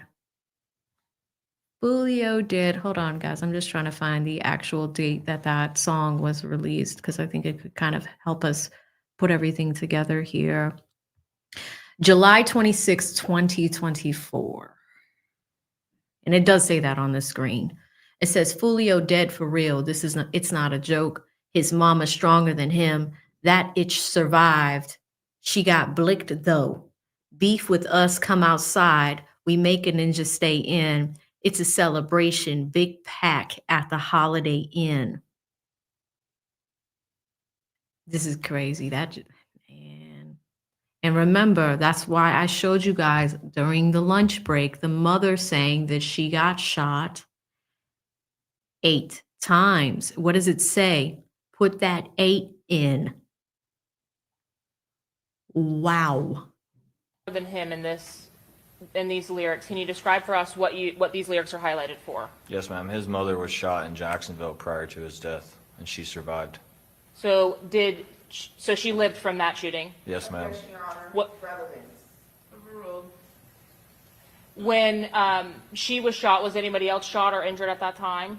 I don't know the answer to that. But you're familiar with her shooting? Yes, ma'am. What about the Holiday Inn? Is there any specific relevance to the posting about Holiday Inn in this particular music video after the murder? Yeah, there's the chain of hotels that was here in Hillsborough County. What does Glock Party, I'm smoking op pack, put that 8 in mean? Eight is Trey D. He was shot and killed in Jacksonville. He was a prominent figure of 6 Block. When you say you're smoking an op pack, they relate the pack and like a cigarette pack or like a blunt package, and they're putting ops in it to smoke them.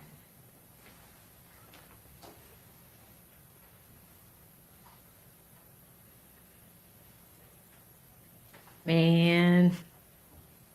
In addition to having viewed the music videos that were posted, did you have a chance to review the images that were depicted in those videos?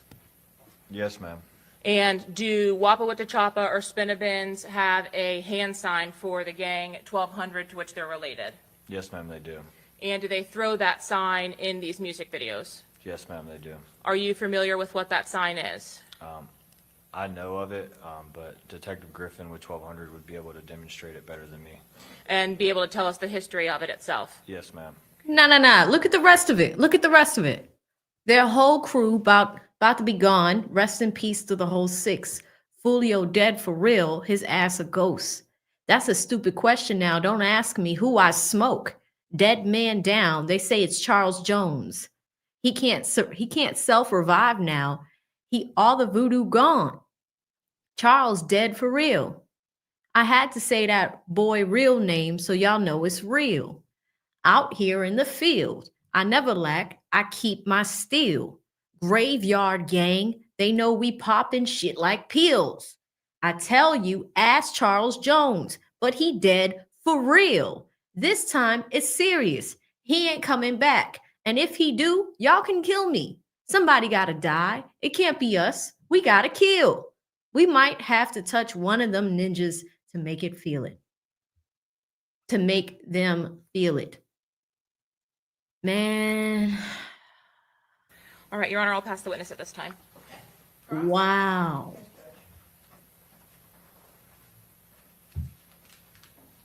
You better cross. Girl. Sis, sis.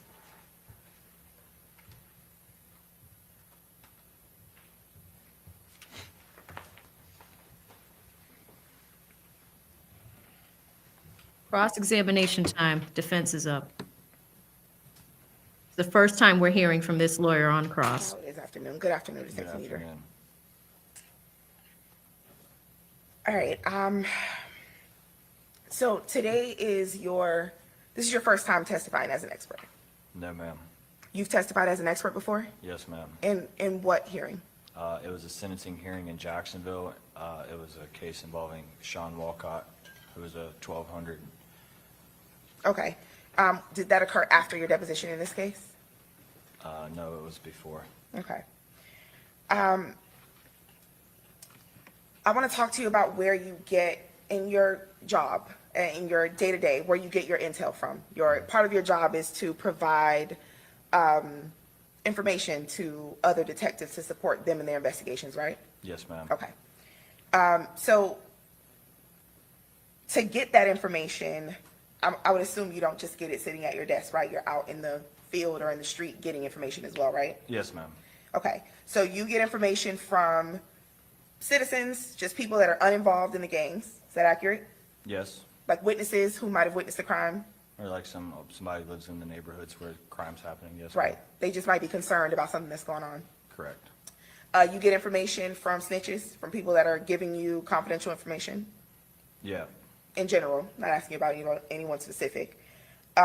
You might get information from the ops of the gang you're investigating. Is that accurate? Yes. You might get information from associates of the gangs as well, right? Correct. Okay. You also get information from social media Yes. and from the internet in general. Yes, ma'am. So like YouTube, for example. Yes, ma'am. Okay. You'd also get information from other detectives Yes, ma'am. if they're particularly investigating some sort of crime that might be related to something you're investigating, Yes, ma'am. right?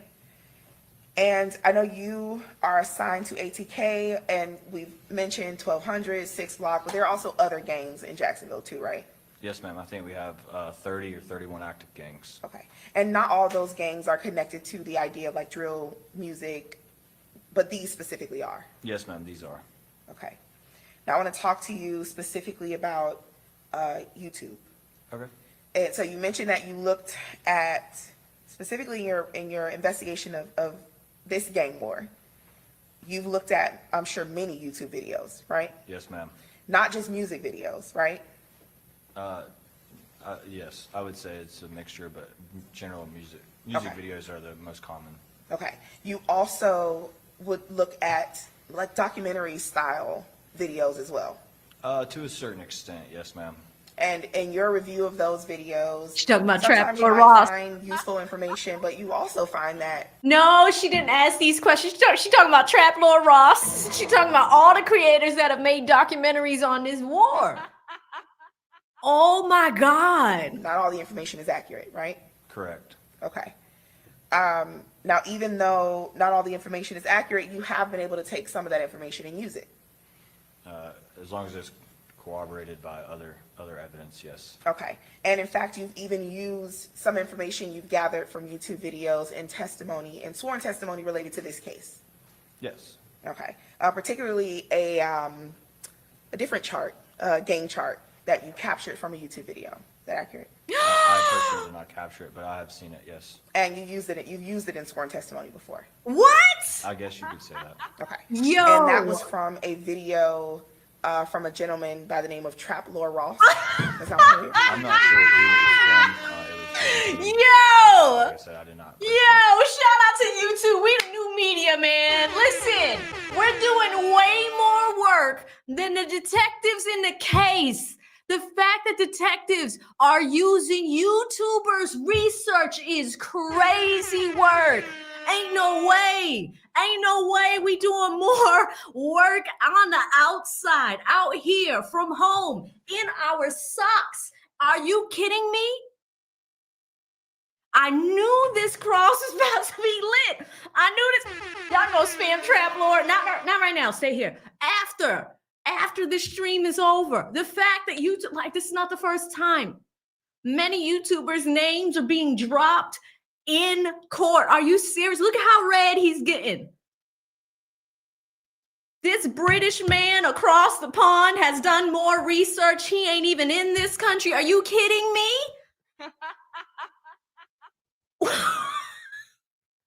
Ain't no way, That chat. chart, I've seen it, but I'm not sure who it was from.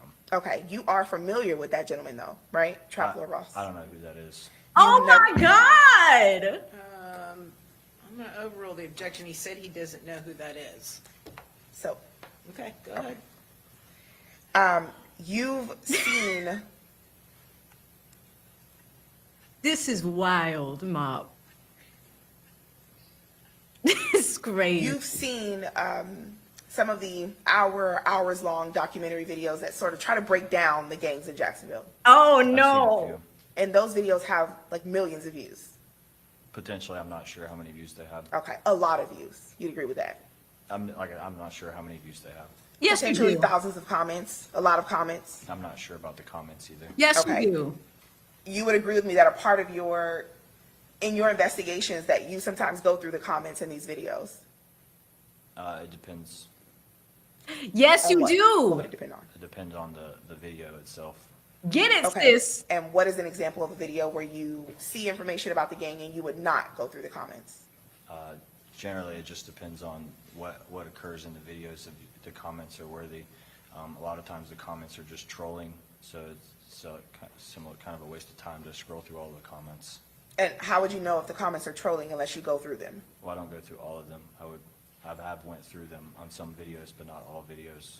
Okay, so it sounds like what you're saying is you might go through them, and then if you don't see anything useful, you move on. Yeah, depending on the video. Okay. And that's not just for the documentary style videos, it's also for the videos where there's music videos. Yes, And that's also going to be for videos that are posted on social media, sometimes. or pictures, or any sort of post that's posted on social media. Yeah, sometimes. And these social media posts and YouTube videos and other information that's posted on the internet, in those comments are going to be people that are talking about what occurred or their opinions of those things, right? Sometimes. And this is stuff that's just open to the public, Yes, ma'am. right? So it could be people from Jacksonville commenting on this stuff. Could be. And I'm sure you've probably seen people from other cities or even other states commenting on this stuff. Yeah, How about another country? The usernames, I'm not real familiar where they're from. Understood, but you wouldn't dispute me that there's no, it's not specified to Jacksonville. You don't have to be from Jacksonville to comment on this stuff, right? That's correct. Okay. All right, and you'd agree with me that the fact that this sort of gang beef is ongoing, this is common knowledge. I would say yes. You'd agree with me that the fact that 1200 and ATK or 1200 and 6 Block have a beef is common knowledge. It would depend on your definition of common knowledge. I would It's say an that, A1 like, cross. a She's doing great. Citizen of Duval County may not know about this, but if you live in the neighborhood, it's pretty common knowledge to people who live in that neighborhood or into these type of wars and gangs. Okay, so let me take it a step back. You're saying that people in Jacksonville don't have knowledge of this? I would venture to say that there is people in Jacksonville who do not have knowledge of this, yes. Okay. These crimes, when they occur, these are things that are posted on the normal news, right? Some of them, yes. Okay. And I'll just use one example. When I See You video, these videos have millions of views. Yes. The Who I Smoke video has millions of views, Yes. right? But it's your position that just normal people in Jacksonville probably don't know about this? Get it, sis. Okay. Get it, okay? Get it, sis. I'm sorry. She's a good lawyer. Right. So you wouldn't agree with me that it's common knowledge that in Jacksonville, that Young and Ace was shot in this 2018 town center shooting? Once again, I would probably venture to say what the definition of common knowledge is, that not everybody in Jacksonville is going to be aware of that now. Okay, so I'm not asking about what everyone knows. I'm not asking for every person that has ever, touched foot in Jacksonville. I'm saying generally, that people who watch the news, who are on social media, who maybe listen to rap music, or who just live in Jacksonville and are concerned about the safety of their community, that in common knowledge, people are aware that these things are going on. That shootings in Jacksonville occur, yes. Specifically, that shootings between ATK, 1200, 6 Block are going on. I wouldn't say that. Okay. The shooting that happened in 2018 at the town center, that was on the news. Yes, ma'am. That was highly publicized on the news as well, right? Yes, ma'am. And that's the subject of the When I See You video. Yes, ma'am. Okay. The one that has millions of views. Yes, ma'am. Okay. All right, so the music videos that we watched on Direct, the ones that we just saw, those aren't the only drill music videos that exist within this amount of time, within this, let's say 2021, 2023 time period. No, ma'am. There are a couple others, right? Yes, ma'am. You're familiar with a song named Dead Ops by Julio Foolio? Yes, ma'am. Are you speaking about number one or number two? I was gonna go to that one next. Are Okay. you familiar with Dead Ops too? Yes, ma'am. Okay. You familiar with Beatbox By which artist? by Julio Foolio? Yes, ma'am. And you familiar with WWE by Julio Foolio? No, ma'am, I am not. Okay. The four that we mentioned before, Dead Ops 2, and Beatbox. You've watched those videos, I'm sure, right? Yes, ma'am. Those are videos that you also use to assist you in your investigation of these crimes. Yes, ma'am. Okay? Those are videos that you've reviewed and analyzed the lyrics of as well. Yes, ma'am. Okay.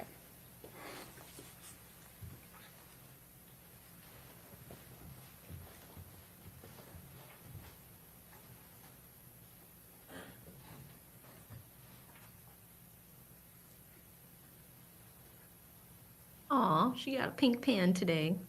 She writing in color.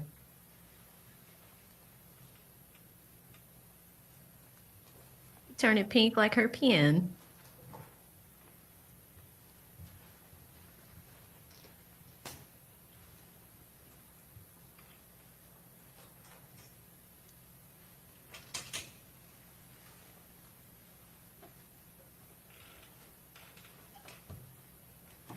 And so while we're doing that, those videos are videos that you also just sort of viewed on YouTube the same way you did the other ones, right? Yes, yes, ma'am. Okay. Your Honor, I would move to introduce Okay, now these are Defense Exhibit 1, Yeah. A through E as a composite into evidence. A through E, okay. In the state's case, are you objecting to them introducing evidence during your case in chief? We are objecting, Your Honor, as it relates specifically to 1D and 1E for efficiency purposes. No objection as to 1A and 1B Okay. and C. Well, they only have a problem with two. 1A, 1B, and 1C, you agree to allow them to introduce during your case in chief? Yes, Your Honor. Okay? So as to the others, you said D and E, you object? Yes, Your Honor. Lack of foundation, if this witness is not familiar, and lack of authentication as to those videos, and then cumulative as the fifth video was already played in the state's case in chief. Yes, sir. Your Honor, we're going to remove WWE, and I believe D is already in evidence, so no problem with Okay, that. so we're left with Dead A through Ops C. 1 and 2 and Beatbox? Correct. Okay, so It's A through C. defense exhibits 1A, 1B, and 1C. These are Folio videos. I have this channel up on another screen. Your Honor, I seek to publish those to the jury now. Sure. So I'm gonna have to mute it again, but they're all Folio videos. Beatbox.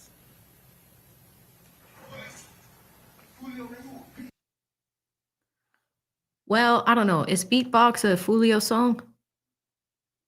Or a Young and A song? No, it looks like Folio.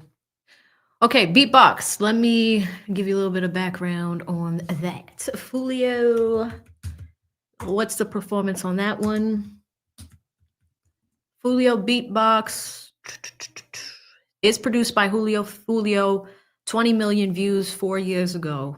This is the Beatbox remix, the Bibby Flow.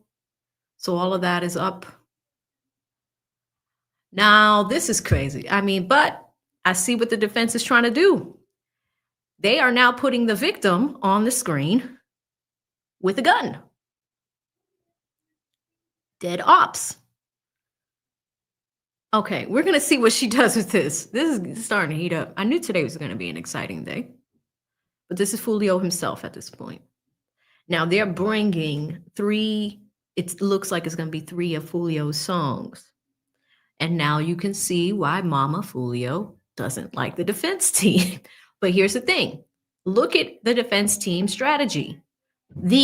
Probably the oldest person of the defense team did the opening argument. The younger guy has gone through 31 witnesses. This woman is doing this witness. What I could foresee happening is the more difficult witnesses. She's going to do the cross-examination. I mean, because now we're getting towards the end of their case. How is this tied to Alicia, right? Alicia's her client. They're there to defend Alicia. So we're going to see when it comes to their side too, because the roles are going to switch. We are looking at the prosecution side of the case. When the defense goes, they have to prove that Alicia is not guilty. I know for a fact that they have one defendant. It would be very risky to put, sorry, not one defendant, one witness. It would be very risky to put Alicia herself on the stand. So I don't think they're going to do that. But let's see what the line of questioning is with this. She probably, like the prosecution team, has the lyrics laid out so we can look at the lyrics of this song. But it's a tough one. How long is this video? On YouTube, it looks like beatbox is about 4 minutes. I don't know if she's gonna let the whole thing rock. She might. What do you guys think? I mean, what does this poll look like now? 1,200 votes. 43%. You guys still think that they have proven that she is guilty. 39% as the fast follower with not yet AV, and 18% as a sort of. You can vote towards the end of the day. We'll do a final tally. Y'all want a new poll? Today is the most exciting day of this trial. I'm not even gonna hold you.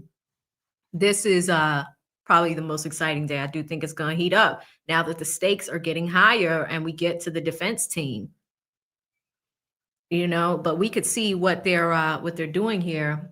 They're taking Foolio's music himself, and it's almost like taking the victim and, you know, showing that they are guilty, but they're not here to defend themselves.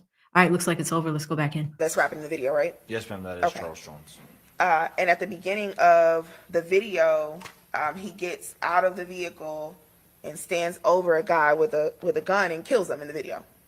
Yes. All right, and that what he has is what looks like a 9mm with a drum attached, right?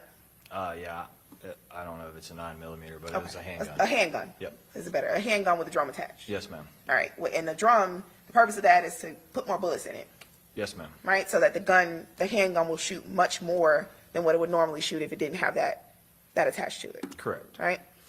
Now he starts at the end of the song and he says, he wants to list his dead ops, right? Yes. And then he goes through the entirety of the song listing people that have died from the other gang.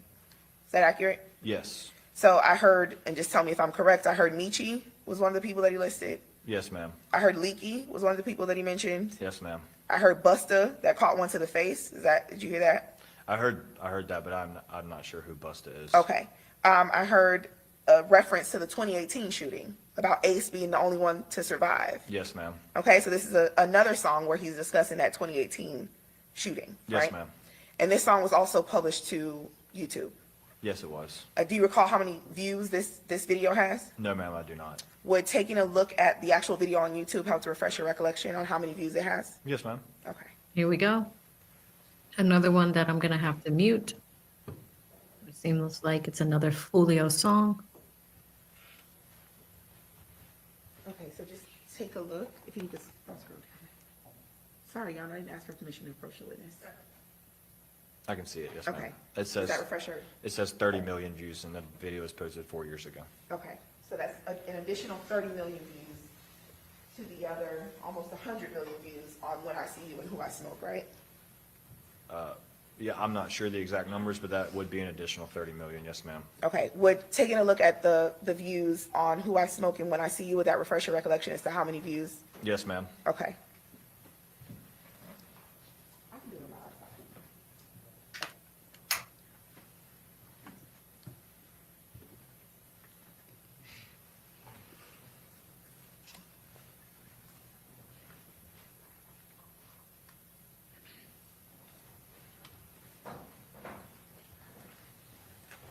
Okay, so this is related to When I See You. Yes, ma'am. It says 69 million views. 69 million views.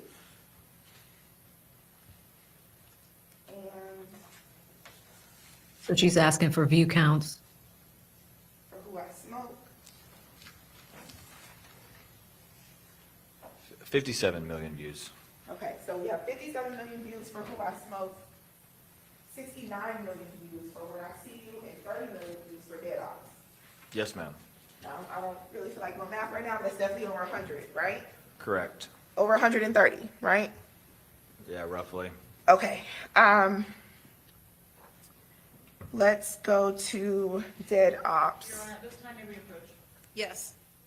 Prosecution getting nervous. Prosecution getting nervous. This is Alicia's attorney doing the cross-examination. This is the first time in over 31 witnesses so far that the state has presented that this particular attorney is doing a cross-examination. My thought is because she's probably a senior member of the team. Notice the gentleman all the way on the left. I think he might be a partner of the law firm or probably the most senior person on the team. He did the opening. This woman in the green, I don't know her name. I will grab it in a second, guys. But she, I think, is the second most senior person because this cross-examination is good. Okay. The young whippersnapper, you know, we knew what he was going to ask. You know, we knew it. We saw it. He's newly barred. But I think this woman definitely has some years on her because I heard it yesterday or on day 3 when she was objecting to certain pieces of evidence coming in. And she was precisely talking about the rules of evidence in a way that it's almost read off the book. That takes a lot of practice and memory. So I can tell she has stamina and has been doing this for a long time. Now, Alicia did start off with public defenders. I need to verify if that's still the case. I will go through the case file and see if this is a paid team. I don't know because judging from Alicia's close, when defendants don't have people on the outside, maybe they don't have family or whatever the case may be, they can get clothes from Goodwill and things like that that fit. And looking at her outfits, they don't seem very pre-planned.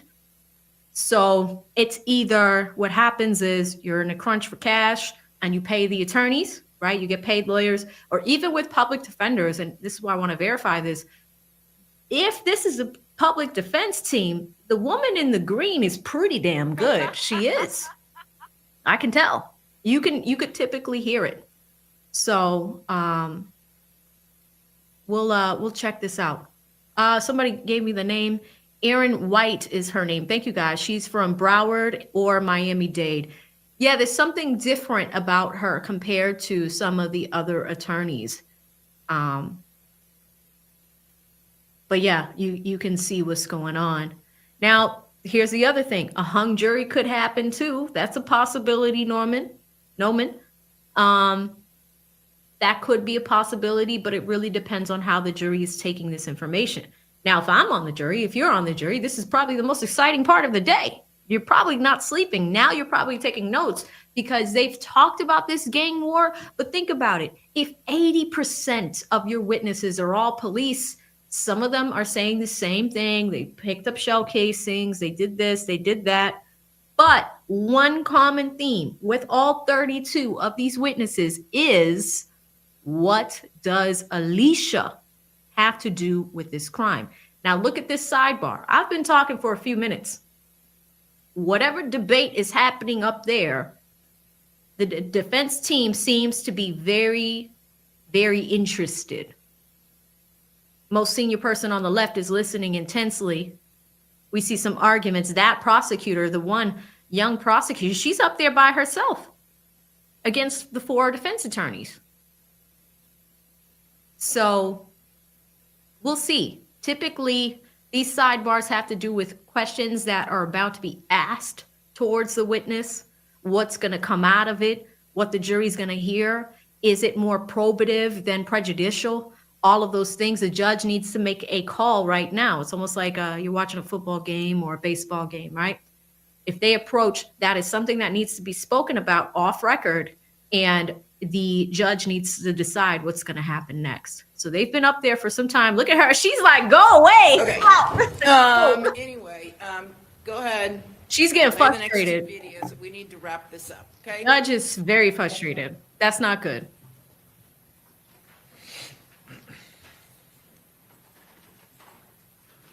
They could do it pro bono. I'm a girl.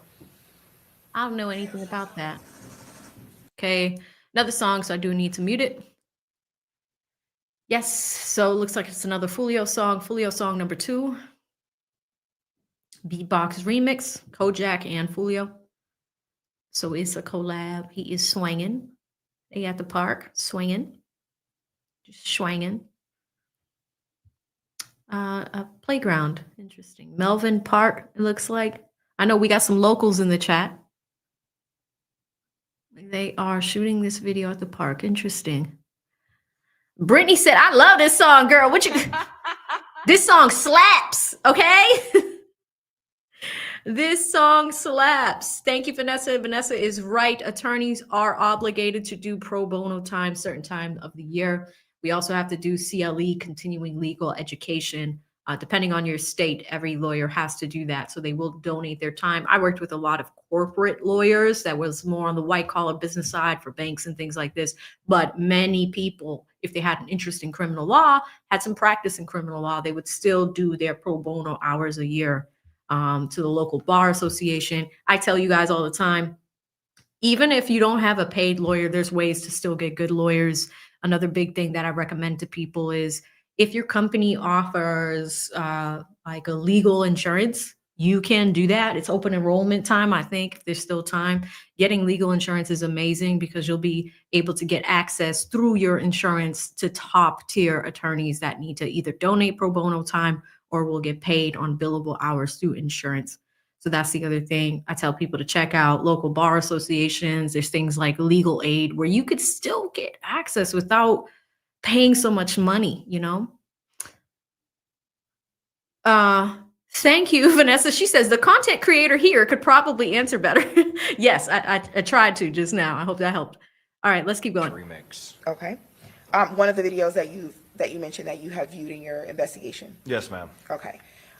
So it wasn't just Julio Foolio in that video. There's someone else rapping as well, right? Correct. Kojak. You know- Kojak. And who is he connected to? He is 6 Block. All right. And there were other people in the video, right? Yes, ma'am. There was even a little boy in the video, right? Wow. Yes, ma'am. Have you do you know who that little boy is? No, ma'am. You haven't identified him as a member of any sort of gang connected to this, right? Objection, Your Honor, relevant. No, ma'am. I don't know who he is. Okay. All right. And do you know or do you recall how many views that video has? Oh, no, ma'am. Okay. We're taking it. Yes, ma'am. Okay.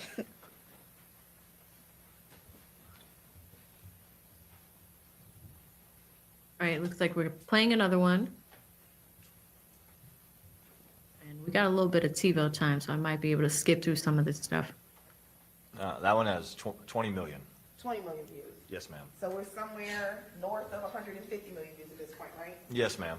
Okay, and then the last video that we mentioned that you have seen was Dead Ops 2. Yes, ma'am. Do you recall how many views that video has? No, ma'am, I do not. Okay, we're taking a look at, Yes, ma'am.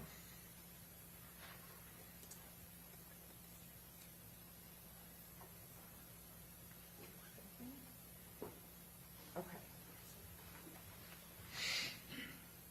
That one's going to be 7.4 million. 7.4, so maybe 160, somewhere around there? Yes, ma'am, roughly.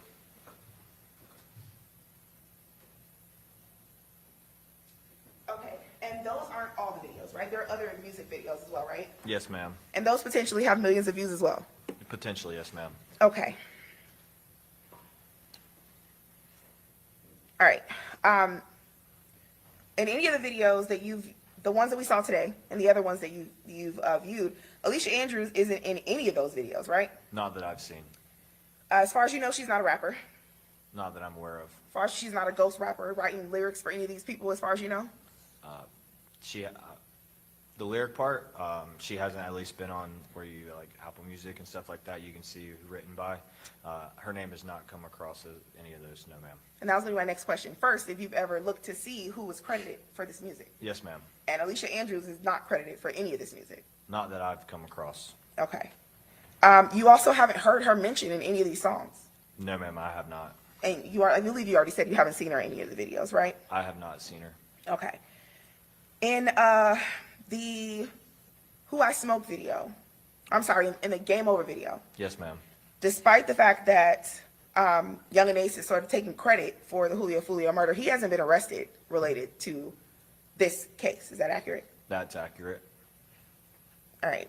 I want to talk to you about the October 2023 shooting of Mr. Jones in his foot, I believe it was, right? Okay. So, where did that occur? It occurred in Duval County in an area town called Paxson. Okay. And is that one of those towns that has like a separate police department, or? No, ma'am. Jacksonville in Duval County itself is very large. So there is separate neighborhoods that have different names throughout the city.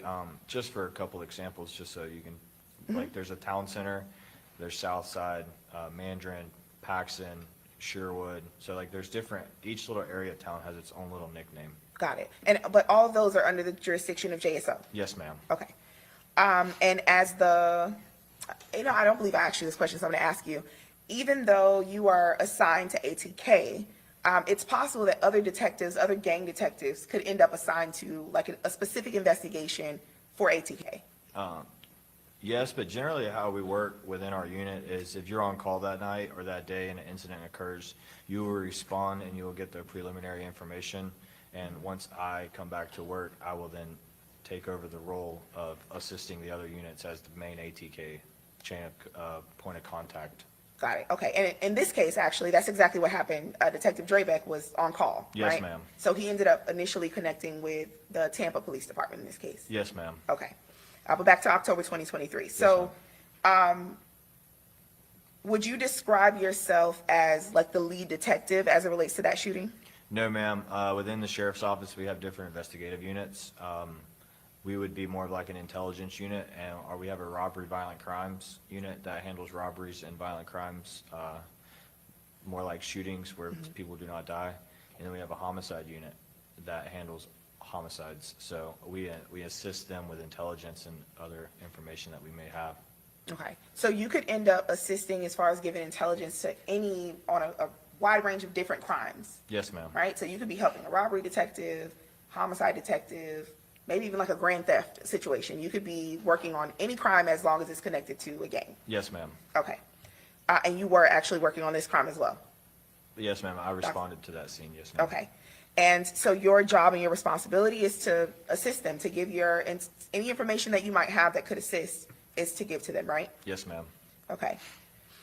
And as far as what you know about that crime, you know that he was shot in the foot and that he drove himself to the hospital, right? Yes, ma'am. And you know that it occurred after or within hours of an ATK member being shot. Shot and killed, yes, ma'am. Shot and killed, right? Yes, ma'am. You still have not made an arrest in that case, the October 2023. There has not been an arrest, no, ma'am. All right. And you don't have any evidence to suggest that Alicia Andrews was involved in that shooting? I do not, no, ma'am. No. She obviously, This is a crescendo, I think. you have not made an arrest, so she was not arrested in relation to that shooting. That would be correct. Okay? You don't have any evidence to suggest that she knew about that shooting, I do not. that she was on the scene of that shooting. I do not. You don't have any evidence to suggest that Knew this was coming. she was aware or knew any of the people that you suspect were involved in that shooting at the time. No, ma'am, I do not. Okay. Now I want to talk about the evidence in this case specifically. Okay. You didn't draft any reports in this case, right? Related to the homicide in itself, no, ma'am. Okay. Did you draft any other reports Some Duval County related incidents, yes, ma'am. connected to this incident? It would be connected to Duval County cases. Okay, not the murder in this case. No, ma'am. Okay. You didn't collect any physical evidence. Obviously, you weren't in Tampa. You were in Jacksonville, right? Yes, ma'am. Okay. At what point do you kind of step in to assist or to take over from Detective Drevik? We worked along together pretty much the entire case just because it was a lot of information and stuff in the back and forths. So I would say I never took it over completely. We worked alongside each other the entire time. Okay. And if you had to put like a time on it, how long would you say you and Detective Drevik are assisting in this case? From the day it happened until current day. Okay. All right. You'd agree with me that one of the catalysts to this back and forth gang war is that 2018 shooting at the town center. I would say that was a very big moment in this war. Yes, ma'am. Okay, and we've heard a lot about, so I just want to kind of refresh the jury's understanding. So this 2018 shooting, Young and Ace is shot and survives, correct? Yes, ma'am. His brother, Trayvon Bullard, is also shot and actually dies in this shooting. Yes, ma'am. There's another gentleman named Jacoby Grover Yes. that dies, Yes, ma'am. and Royale Smith, that is 23. He also dies. Yes, ma'am. Okay? You don't have any evidence to suggest that Alicia Andrews is personally connected to any of these individuals that died. That died? I do not. Okay. Or to Young and Ace, I who do survived. not. I would assume, but I'm going to ask that you relayed, or you and Detective Drevik relayed your knowledge about this 2018 shooting and the origins of the gang war. You relayed that to Detective Ramos, who's the lead detective in Tampa. Yes, we have. Okay. Do you know a woman by the name of Aaliyah Albright? I know of her. I don't. Aaliyah. Are you aware that she was on the scene the night of this shooting, this murder, the murder in this case? Yes, ma'am. And I'm sure you have reviewed the video footage, the surveillance in front of the hotel. Yes, ma'am. Right before the shooting occurs? Yes, ma'am. Okay. So you would recall that Miss Albright gets out of a vehicle and then goes inside of the hotel lobby, immediately proceeding. I see you're looking at the state. Did you? No, just look around. Oh, okay. She said, "You looking for help, Ninja?" She proceeded inside of the hotel lobby immediately before the shooting happened, right? I would. The last time I saw the video was a good while ago. I would need to refresh my Sure. memory on the video. No problem. He was looking for help. She caught that though. Your Honor, I'm going to object to outside the scope of direct. Yes, what's this relevant to? Your Honor, can we go sidebar about this? Yeah. Other side. Okay, they're coming up for side. Let's skip ahead. We have TiVo time. You know, the judge is giving the defense a hard time today. I'm not even gonna hold you. It is happening. Look at this body language. It's all in the defense. It's all in the defense. We'll take a 5-minute recess. All right. So Judge Cisco wants to talk about this. Young lady wearing a slime green. Jury is filing out. They're taking 5 minutes, but it's likely because they need to talk to us about something behind the scenes outside of the presence of the jury. Let's take a look. Seems to have been a disagreement up there. Okay, very good. So 5-minute recess, again, same rule. You're under cross-examination, so you can't talk to anybody, including the prosecutors, about anything related to this case, all right? We'll be back in 5. Okay. 5-minute break. I have TiVo time, so we can skip that 5-minute break.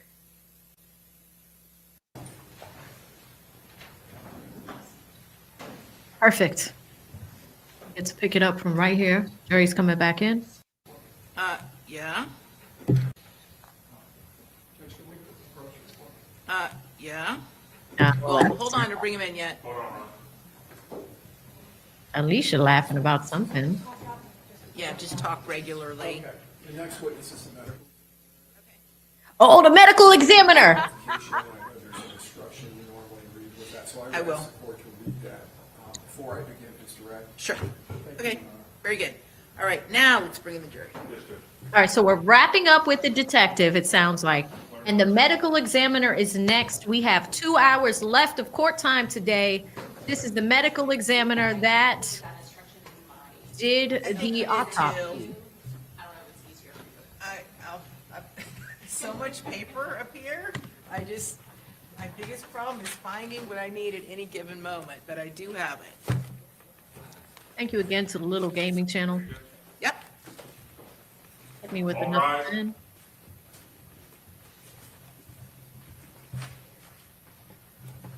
Shout out to BC.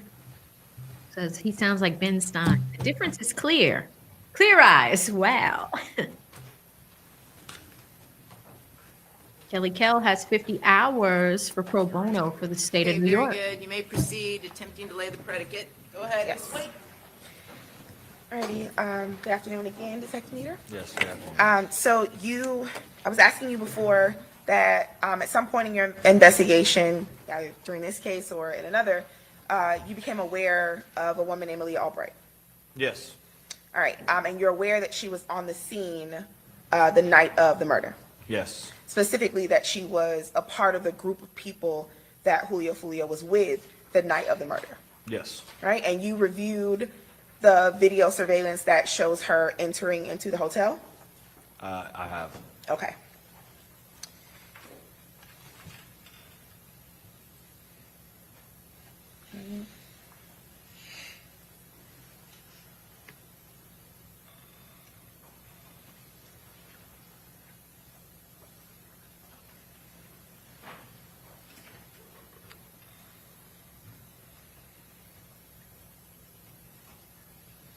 I think they checked her, stop laughing. No more makeup. And for the record, what are you getting ready to show this witness? What is this? That's what he just testified to. I know, does it have an exhibit number for the record? Yes, sure, Your Honor. Yeah, the judge is being sassy with this lawyer. 22B6. All right, so I guess you're supposed to be looking.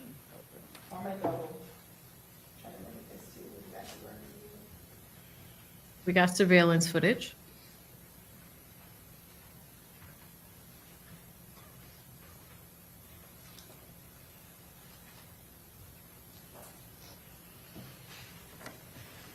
I have a little pointer I'm gonna try to use, Okay. if it works. It doesn't. Okay, so I want to direct your attention to the vehicle, the people getting out of the vehicle. Yes, Do you recognize one of those individuals as Miss Lee Albright? I believe that's her in the pink. I'm not Okay. 100%, but I believe that is her. All right, Yes, and what do you it- see her doing at this point?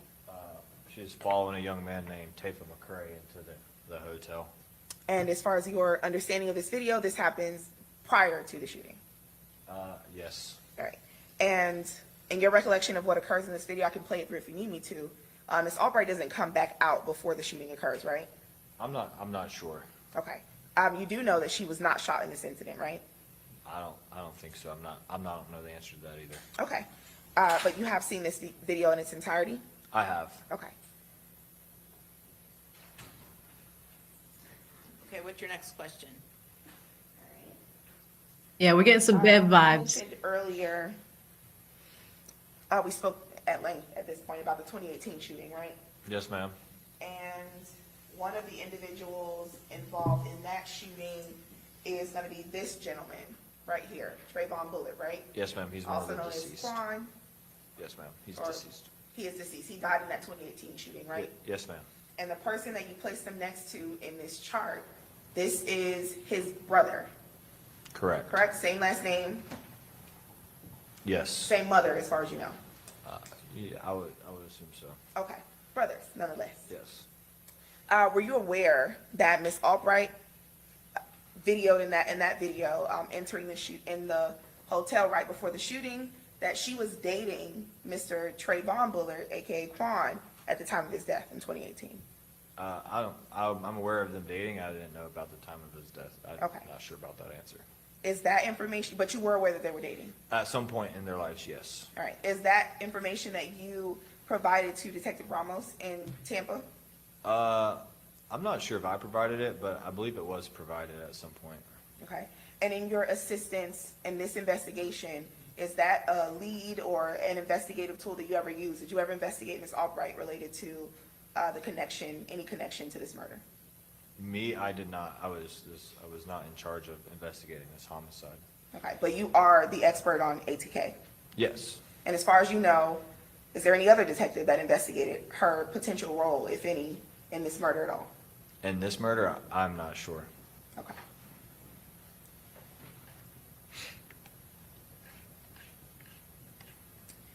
You're familiar with a gentleman by the name of J. Dot? Can you elaborate more? There's multiple. There are multiples. Ja'Cory Rivers. Yes, ma'am. Okay. Nickname or street name or rap name, J. Dot. Yes, ma'am. All right. To your investigation in this case, in this particular murder, did you learn that J. Dot apparently may have sent Mr. Isaiah Chance money to pay for an Airbnb in this case? Yes, I did learn that. All right. Was he arrested in relation to this case? Not to my understanding. Is he a member of 1200 as far as you know? I don't think he's a member status. That would be a better question for Detective Griffin. Okay, understood. In your investigation in this case or in any other case, have you ever come across? One second, Your Honor.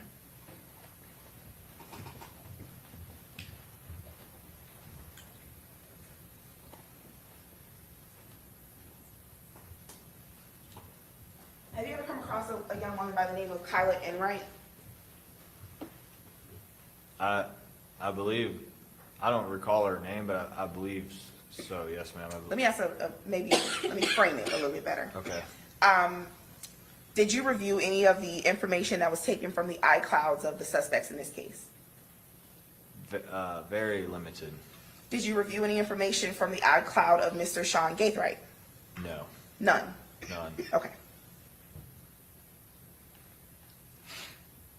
All right, let's talk about what occurred after the murder in this case. Is it your understanding, based on information that you've received, that after this murder, that Mr. Isaiah Chance and Mr. Rashad Murphy made posts on social media sort of celebrating this murder? Yes. And specifically made posts of, not a football girl, Tom Brady and Bill Belichick, Yes. right? As a sort of celebration to successfully having committed this murder? Is that your understanding? My understanding, yes. Brady and Belichick are, in the football world, are considered the GOATs, which would be like the greatest of all time. Right. And that's not something that's uncommon. That's done often, right? What's that? Celebratory posts, if you will, Correct. on social media. Yes, ma'am. That's Right. That's not uncommon. Okay, and that's outside of the music, right? This is just like Instagram. Legal poor. Oh my God. Girl, I need your help. This is so crazy. This case is so crazy. Where have you been? I cannot wait until you jump on this one. Oh my God. Story or Brady. some sort of post on social media. Yes, ma'am. That's correct. You can answer. Whoa. That would be between you and y'all and Young and Ace. I have no idea. I'm asking you if you. I'm in charge of investigating this homicide. Okay, but Hold on. We need to go back. I got distracted. fine. Yes, ma'am. He's just Hold on. We lost our place. I heard Tom Brady, Bill Belichick. Okay, and in your assistance in this investigation, is that a lead or an investigative tool that you ever use? Did you ever investigate Ms. Albright related to any connection to this murder? me. I did not. I was not in charge of investigating this homicide. Okay, but you are the expert on ATK. Yes. And as far as you know, is there any other detective that investigated her potential role, if any, in this murder at all? In this murder, I'm not sure. Okay.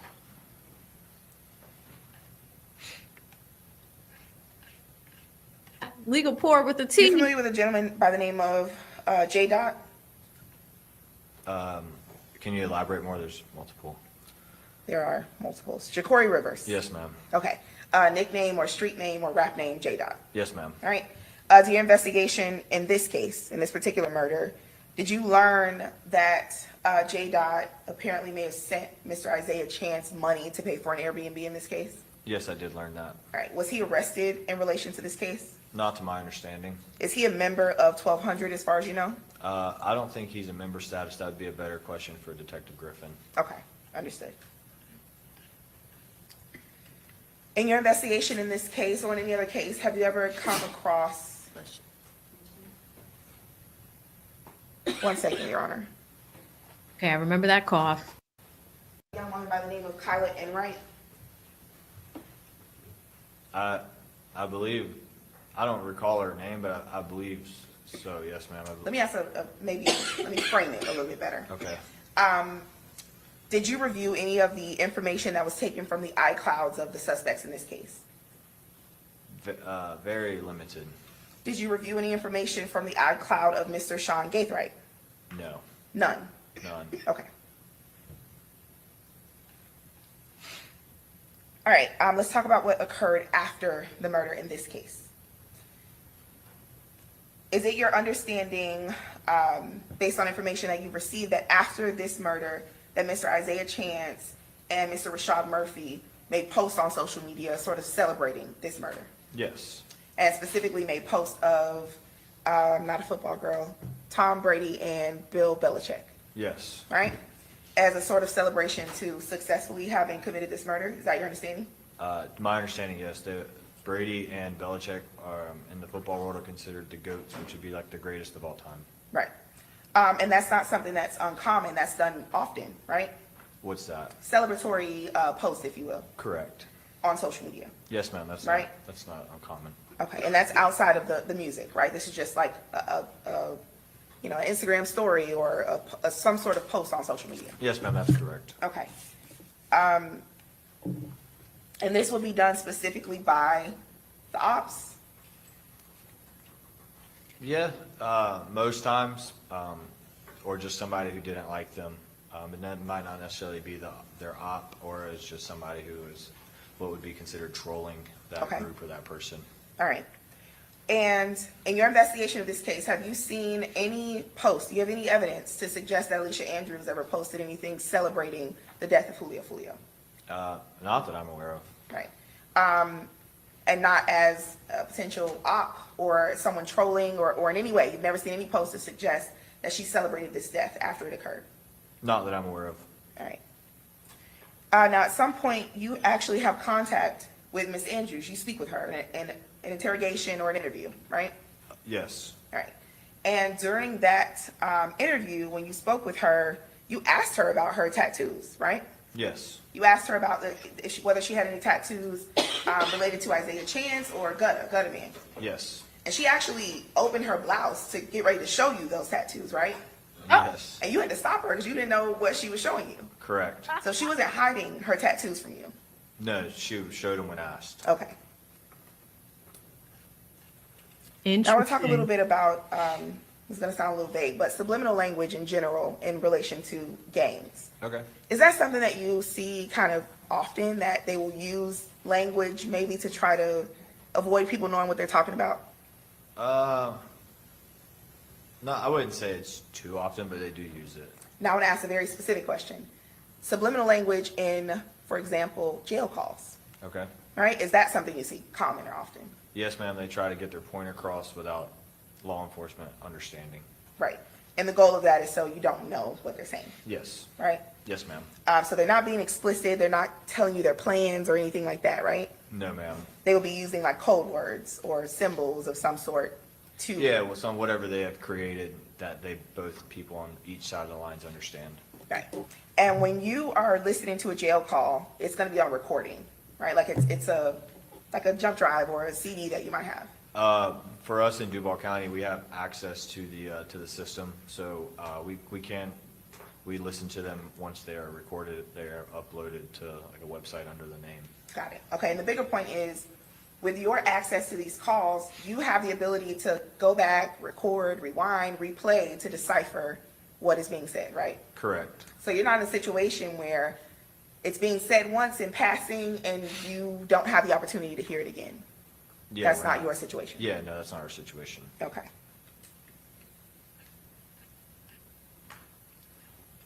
All right. Would you agree with me that there are a lot of unsolved murders and crimes related to this gang in Jacksonville, these gang issues in Jacksonville? Yes, I would say that's a fact. All right. And the cases that are solved, you sort of track those as a part of your investigation?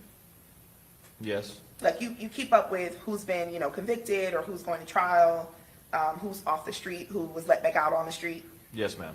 Okay. You're aware of someone by the name of Queso. You mentioned it before, right? Yes, ma'am. Oh, she's bringing in Queso. And Queso, as far as you know, is a member of ATK? He is. Right. Uh-oh. And you've listened to many of Young and Ace's songs that mention Queso. Yes. You're familiar with a lyric in one of Young and Ace's songs where he says that he dropped $50K on Queso's lawyers? I don't know the exact song that you're speaking of. But you're aware that Young and Ace or ATK has paid for Queso's attorneys? Allegedly. I don't know if that's the truth or not. Okay. You're not aware, allegedly or in fact, that Young and Ace or anyone associated with ATK paid myself or anyone sitting at that defense table? Oh shit, chat! Today is so entertaining.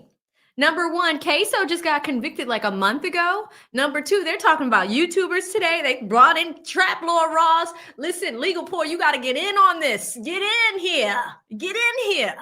She's like, okay, did you know that Young and Ace paid for Queso's legal defense? Oh my God.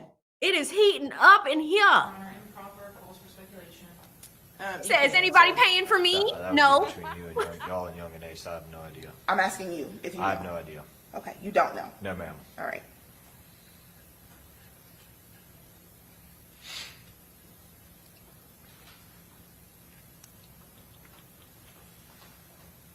All right, so we talked a lot about the way that the gangs are disrespectful to each other in music and back and forth, right? Yes, ma'am.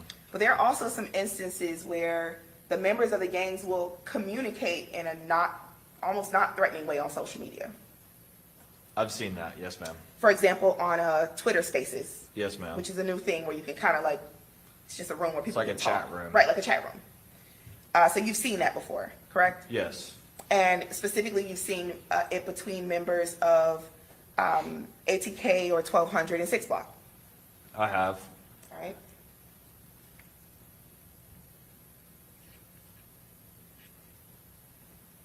Mm-mm-mm. 1 second, Your Honor. Okay. We got the medical examiner next. Wow.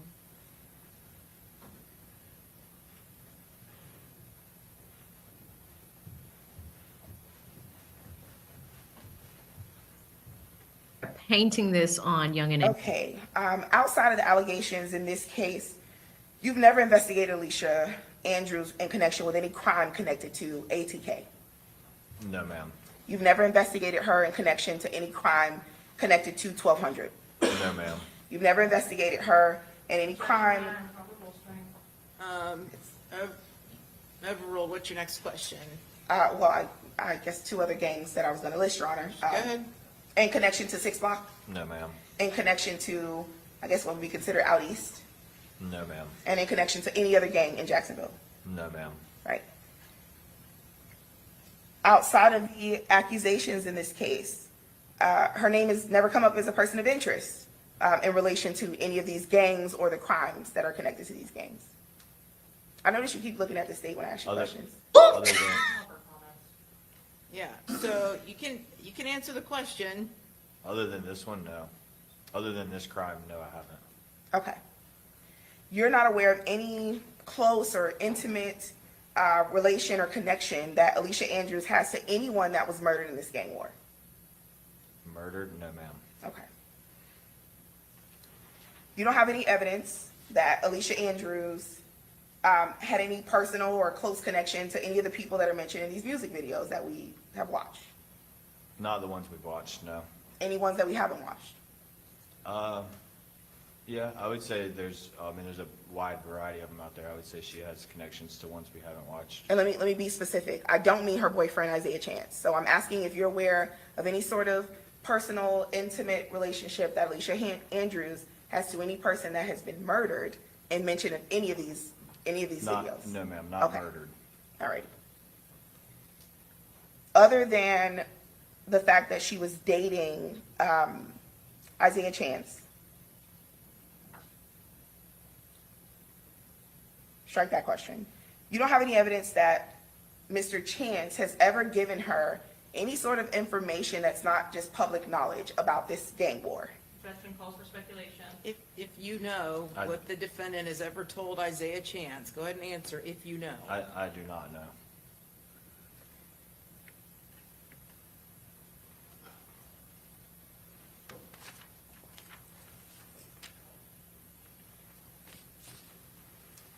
In your work on these cases, throughout Jacksonville, these gang cases, you've never discovered any motive for Alicia Andrews to want Julio Foolio to die, No, ma'am. all right? And other than Alicia Andrews being the girlfriend of Isaiah Chance, you don't have any evidence to suggest that she's somehow connected to gang activity at all? No, ma'am. No further questions. Okay, redirect. All right, she did it. For homicide, I'm sorry. excuse me. Look at the gentleman in the back. He is, look at that. Do you see that guy in the back? He looks like my boy from Let's Keep It a Buck. Oh, he's gonna kill me. All right, let's keep Have going. you made arrests for homicide or conspiracy to commit murder in Jacksonville in your time in the gang unit or before that? She did great. From individuals that She were did a good related job. to these gangs It's a that were first- not paid for defenses by Young and Ace?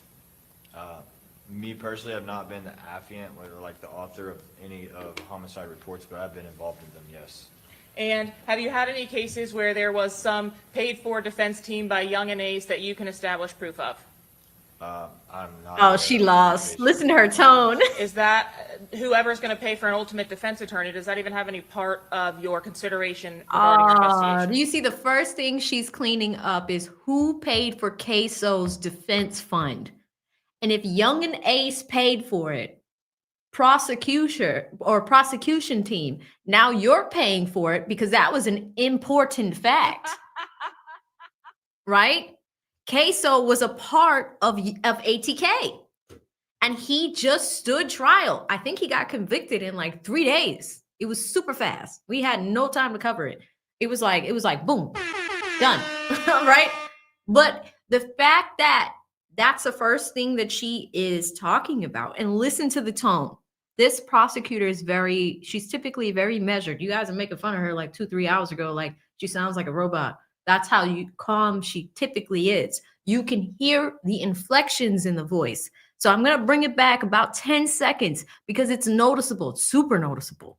She's like, oh, is it relevant that this person paid for this other person's defense fund? Yes. She has connections to ones we haven't watched. And let me be specific. I don't mean her boyfriend, Isaiah Chance. So I'm asking if you're aware of any sort of personal, intimate relationship that Alicia Andrews has to any person that has been murdered and mentioned in any of these videos. No, ma'am, not Okay. murdered. All right.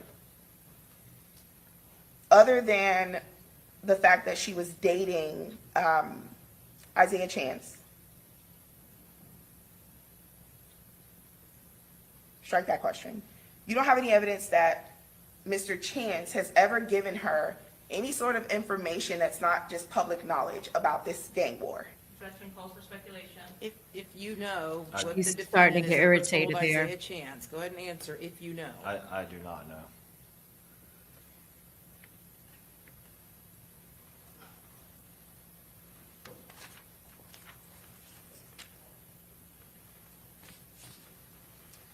In your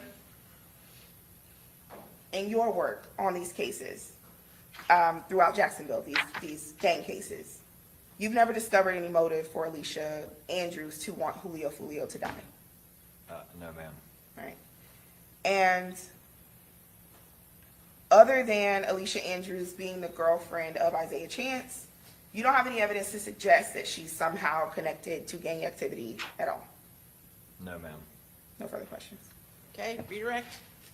All right. Have you made arrests for She just came homicide? right up. Listen to it.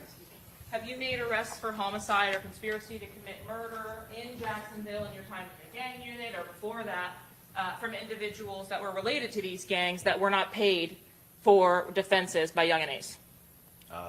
Me personally, I've not been the affiant or like the author of any of homicide reports, but I've been involved in them, yes. And have you had any cases where there was some paid-for defense Anything. team by Young and Ace that you can establish proof of? I'm not aware of who pays for defense attorneys. Is that whoever's going to pay for an ultimate defense attorney, does that even have any part of your consideration regarding your investigation? No, ma'am. You were asked in relation to whether Miss Andrews has a close personal connection or relationship with anyone from these videos that had been murdered. How about people from these videos that have not been murdered and are still alive? Yes. Have you had an opportunity to review the cell phone extractions or the data that's been collected from Miss Andrews' I'm device? mad. Not the thing entirely, but I viewed some of it. So some of the extraction pages or packets of information, Yes, ma'am. some of the chats that were extracted from her device. Yes, Uh-oh. ma'am. Based on the extractions from her device, is it apparent that she has knowledge of who Robert Howard is? Yes, ma'am. Is Robert Howard Kenny Capps? Yes, ma'am. And was Mr. Howard present at the scene of the homicide of Charles Jones in this case? Yes, ma'am. Was Robert Howard convicted for the homicide of the co-defendant's brother, Rashad Murphy, convicted for his homicide, Spaz? Yes, ma'am, he was. When did that homicide occur? What year? I'm not sure the exact year, but I know the facts of that case. How did Spaz die? He was at a Raines High School football game where he was shot and killed by Robert Howard and Adrian Gaynor, which is Bibby. Robert Howard ultimately served 5 years for it and was on probation at the time of this incident. Wow. Based on your review of the cell phone extractions from Ms. Andrews' device, or at least a portion of those, are you able to also make a connection that Bibby is mentioned in that device? Yes, ma'am. How about ATK Keese? That's a member of a gang that's different from 1200. Was ATK Keese referenced in that device? Yes, ma'am. Objection to vague as to be. Oh.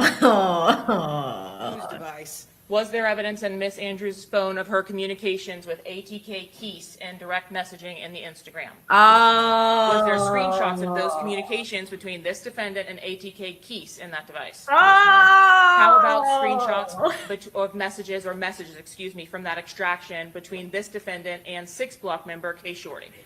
Yes, there was. And is that the same Kay Shorty that you previously described had some kind of falling out or split off from 6 Block and is now We All We Got, YAWG? WAWG. That is the same case, Shorty. His name was Therese. To the sign of questioning, actually asked to go sidebar. No, the door was open. No. I'd be allowed to make my arguments in front of the jury, Your Honor. I would insist on sidebar, based on this testimony. No, I've ruled. No, the door's been opened. It's not related to the door being open, Your Honor, that's why I'm asking for a sidebar. I just am ruling the door's been opened, okay? No, you may proceed. You indicated that your involvement in this particular case was attempting to share information about the gangs from Jacksonville to the Tampa officers. Is that accurate? Yes, ma'am. Did you have communications directly with Detective Ramos? Yes, ma'am, I did. Was there another member of your unit that was actually providing or acting as the lead for the Jacksonville portion of assisting Tampa Police Department in this case? That would have been Detective Drevik. So in your role, did you provide Detective Drevik some assistance with providing whatever information you could from Jacksonville to Tampa? Yes, ma'am. You indicated that the homicide at the Raines High School was of Spaz. Do you know the real name of Spaz? Joe Rod Adams. And the relationship to Spaz and the co-defendants in this case, Rashad Murphy specifically, what is that relationship? It's either his brother or cousin, I'm not sure. Overruled. What was the answer? It's either brother, it's a close family, it's either brother or cousin, I don't know for sure. Is that the same for Davion Murphy? Yes. Would the lead detective who investigates 1200, Craig Griffin, have a better idea of the relationship between the two? Yes, ma'am. And again, you are providing information as you can as to what posts you believe were relevant from social media, and again, the information is history, as far as history is concerned from these Jacksonville gangs, is that right? Yes, ma'am. You were asked about whether you had the opportunity to speak with Alicia Andrews in Jacksonville, is that correct? Yes, ma'am. Did that occur after her initial interview with law enforcement as it relates to her relationship to this homicide with Detective Ramos? I'm not sure when Detective Ramos spoke to her. I can just recall myself and Detective Drevik speaking with her. And do you have an independent recollection of the interview that you had with her? I wouldn't be able to tell you everything that happened in there. Was it a formal interview? I don't believe so.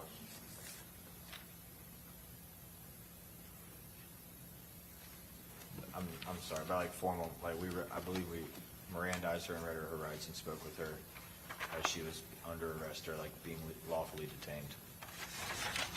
So we might have surveillance. You were asked whether Alicia Andrews has any relationship to the attempted murder case that happened in 2023 of Charles Jones. Yes, ma'am, I was asked. You specifically were asked whether she had relationship to anyone who had been linked to that offense. Yes. Objection, Your Honor, mischaracterization of the testimony and of the questions asked by the defense. Overruled. Go ahead. Did you have an opportunity to review that investigation and ultimately you responded to that scene? I did, yes. Did you develop potential suspects for that offense? We did, based on the evidence that was recovered and tested. And were there ballistics evidence recovered in this? Listen, I knew she was stewing. She came up hot. I was like, why did her vocal tonality just go up so hard? This prosecutor got mad and she said, oh, you want to play with me? You want to play with me? Let's bring out all the things Alicia is actually tied to. She's just like, okay, what about the cell phone extraction from Alicia's phone? What about the people on that chart that Alicia was talking to? What about the fact that she was doing this? What about Robert Howard and these people actually getting killed? Now, a lot of you guys will talk about it in a second because I want to get back to it. You're talking about how was the door open, that judge's ruling just now. Here's the thing. When the defense goes up on cross and you bring up specific subjects, what that is called is opening the door to subjects or topics that weren't brought out on direct. Because what happens is you have a direct examination, then you have a cross-examination, and then you have, right now, what we're seeing is redirect. It is likely we're going to see a recross, okay? Because the woman in the green, she seems like a good lawyer. She's probably going to come back up for recross. What happens is on that direct, you ask a specific set of questions to the witness. The defense will come up and they will do a cross-examination. Sometimes damning pieces of information come out. I think the queso thing was probably the biggest thing, and that's cross-examination. So what's happening now, and you're seeing some fire from this prosecutor. I was not expecting that. I definitely heard the vocal tonality go up, but then she just started hitting them back with, okay, what about this? What about this? What about this? When the judge says you open the door, the defense is trying to object and keep that stuff out. But if you're talking about some of these topics, then technically the prosecutor can continue to go into that door. Think of Alice in Wonderland. If door number 1 says queso, right?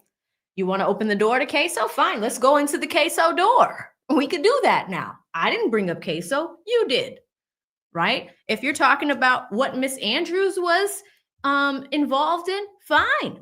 Let's open the Miss Andrews door. Let's talk about her cell phone. We found stuff on her cell phone.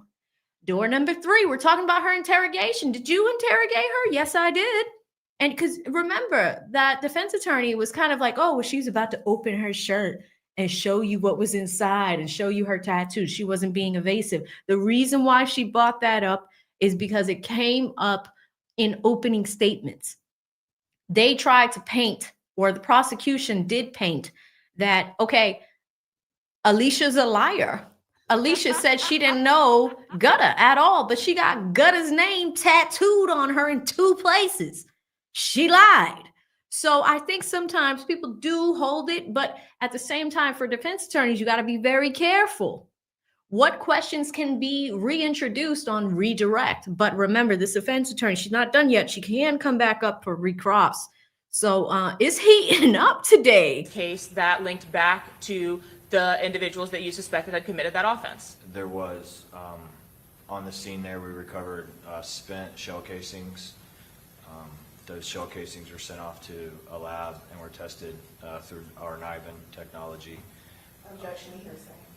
I'm going to sustain the objection at this point. I don't think the results of the testing have come in, correct? They've not come into evidence, but they were already mentioned by the defense in opening statement, Your Honor. Well, I understand that, but the results of the testing has not come in yet. Yes, Your Honor. Just speaking about your investigation and the links of those persons. I understand it's an unusual question to ask you about who you suspected may have committed those offenses, but based on the questions you were asked by the defense, did you develop a suspect in the attempted murder of Charles Jones from October 2023?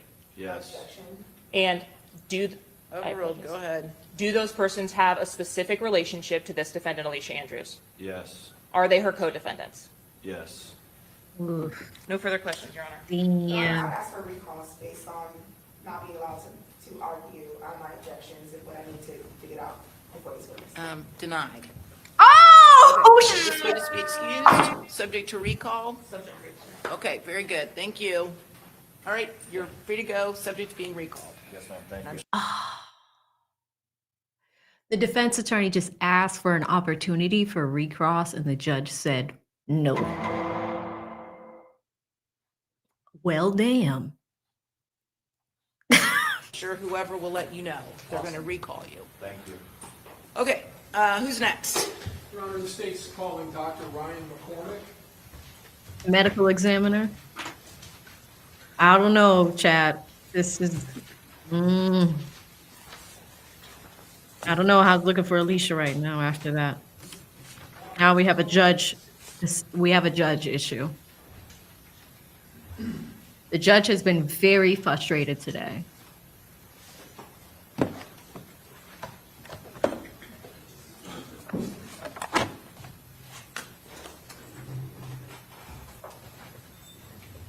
She ain't even giving this woman a right to recross. That wasn't cool. Do you swear affirm that the testimony you're about to give will be the truth, the whole truth, and nothing but the truth, so help you God? Okay, have a seat, and I'm going to read the stip now, correct, Mr. Harmon? Yes, Your Honor. Okay, so, ladies and gentlemen of the jury, when the parties agree that certain facts are true, that is called a stipulation of fact. You must accept stipulated facts as having been proven. However, the significance of these facts, as with all facts, is for you to decide. In this case, the stipulated facts that you must accept as true are stipulation to identity.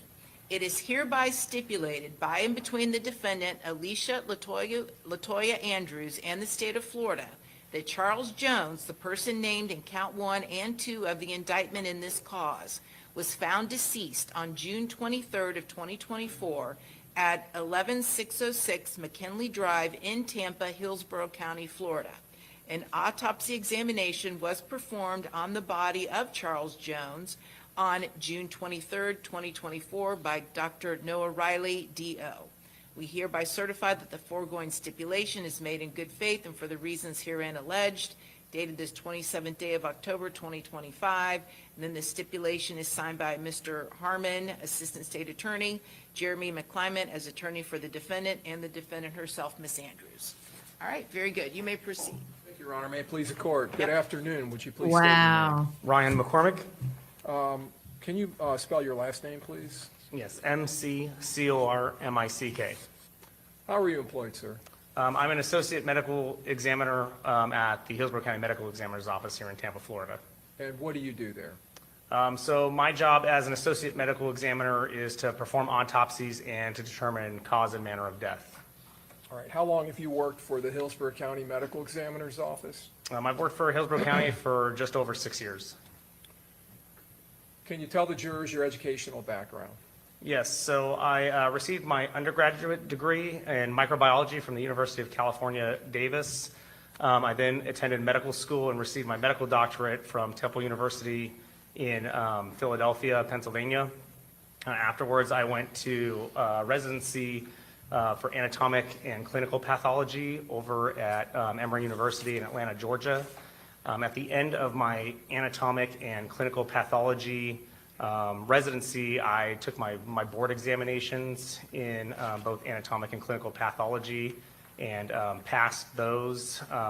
The board exams are really just multi-day exams to show you're competent to go out and practice on your own. At the end of my residency, I then started a one-year fellowship in forensic pathology at the Fulton County Medical Examiner's Office in Atlanta, Georgia. And at the end of that 1 year, I then went ahead and I took my board exam in forensic pathology and passed that exam as well. So are you now board certified in certain areas of pathology? Yes, I'm board certified in anatomic, clinical, and forensic pathology. Doctor, how many autopsy examinations have you performed in your career? I've performed approximately anywhere from 2,000 to 2,200 autopsies. And have many of those involved gunshot wounds? Yes. Do you have an approximate number out of the more than 2,000 autopsies? I typically do anywhere from 20 to 30 homicides a year, which are typically gunshot wounds. Probably like three quarters of those are gunshot wounds. And then I supervise fellow trainees, essentially, who are doing autopsies on gunshot wounds. And then suicidal gunshot wounds, I've probably done a few hundred in my career. So I've seen quite a bit. Is the medical examiner's office here in Hillsborough County, is it related in some fashion as a teaching institution to the University of South Florida's medical school? Yes. How so? So the medical examiner's office here, we teach resident physicians how to perform autopsies. We also teach fellows who have completed their residency how to be forensic pathologists and how to perform the job duties of a medical examiner. And they get on-the-job training at the medical examiner's office here? Yes, correct. Can you tell the jurors, as far as medicine, the area of forensic pathology, what that deals with? Yes, so forensic pathology is the study of natural disease and trauma, and how either the disease or trauma causes or contributes to someone's death. Doctor, have you testified previous to today as an expert in the area of forensic pathology and medicine? Yes, I have. Approximately how many times? Approximately a dozen times. In what jurisdictions? Both here in Hillsborough County and in Fulton County in Georgia. The term cause of death, what does that term mean? So the cause of death is defined as the initial disease process or injury process that starts the chain of events that leads to a person's death. And the term manner of death? So manner of death is a statistical classification scheme that medical examiners use. It's a medical classification scheme that kind of synthesizes all the data that we have from autopsy, from toxicology testing, from circumstances, and we try to fit deaths into these categories for statistical purposes. What are the other manners of death other than homicide? Besides homicide, there are natural manners of death, which are things like cancer or high blood pressure. We have accidental manners of death, which are things like car accidents, drug overdoses. We have suicide as a manner of death, which would be self-inflicted injury that led to a person's death. And then we have an undetermined category where we, after all of our investigation, we can't really determine or place it into one of those categories neatly, so we consider them undetermined. Okay, so I'm going to draw your attention to this case, a case involving a decedent by the name of Charles Jones. Was Mr. Jones' body transported at some point to the medical examiner's office? Yes. Okay. And was there an autopsy performed on his body? Yes, there was. All right. And was that by Associate Medical Examiner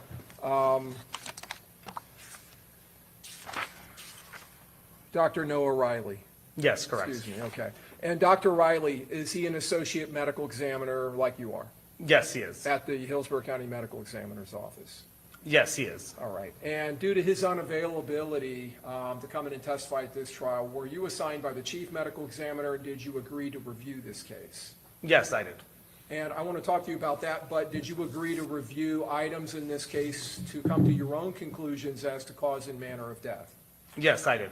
And is that a common practice in forensic pathology and here at the medical examiner's office in Hillsborough County? Yes, it is. When fellows that come in from the University of South Florida and they perform autopsies and render cause and manner of death, frequently they will take jobs in other locations throughout the United States? Yes, that's correct. And in those situations, normally do you and other doctors who have permanent positions here at the medical examiner's office, do you also substitute testify in those cases? Yes, we do. Okay.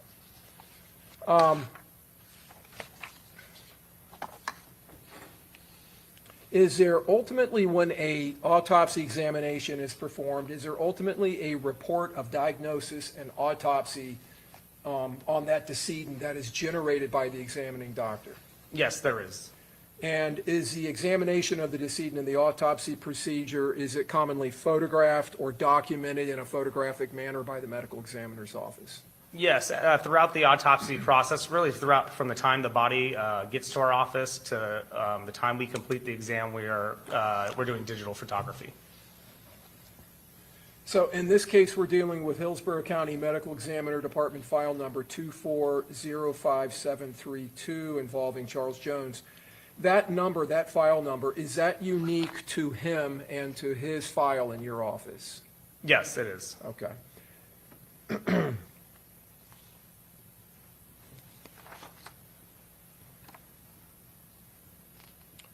And Dr. Riley did in fact generate a diagnosis and autopsy report on Charles Jones? Yes, he did.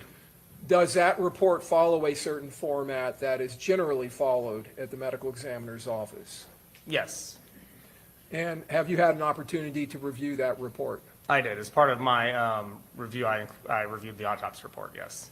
Did the autopsy report include anatomical drawings by Dr. Riley where he was describing, by drawing these? Let's get to the indicating file. where injuries occurred? Let's see the Are you file. referring to like the body diagram? The body diagrams, yes. Yes, so the case file did have the body diagrams within them, yes. And did you review all of the photographs that were taken during the autopsy procedure in this case? Yes, I did. When the body is brought into the medical examiner's office, is it prepped in some form or fashion for autopsy?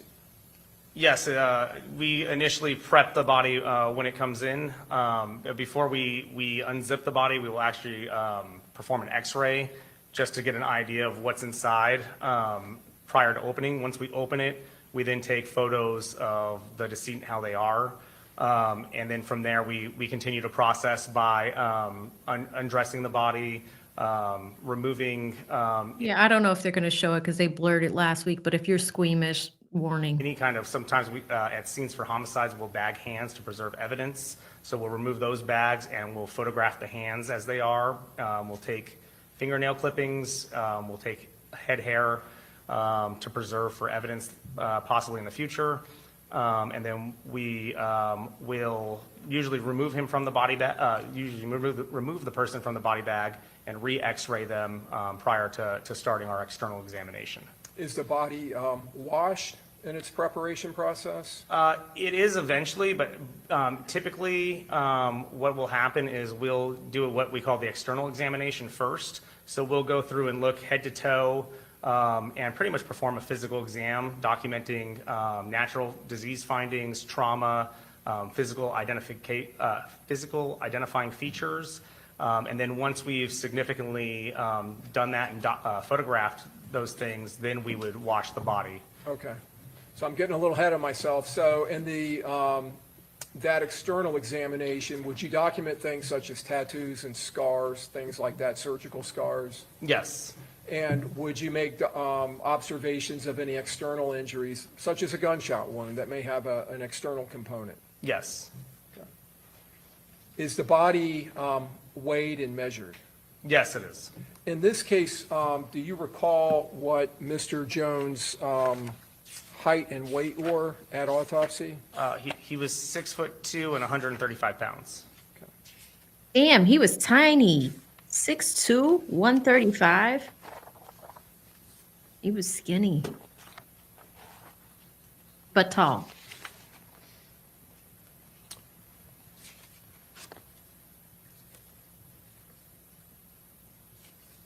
Does the file, the medical Shit, examiner's he file, about my also weight. contain a death investigator report of scene investigation?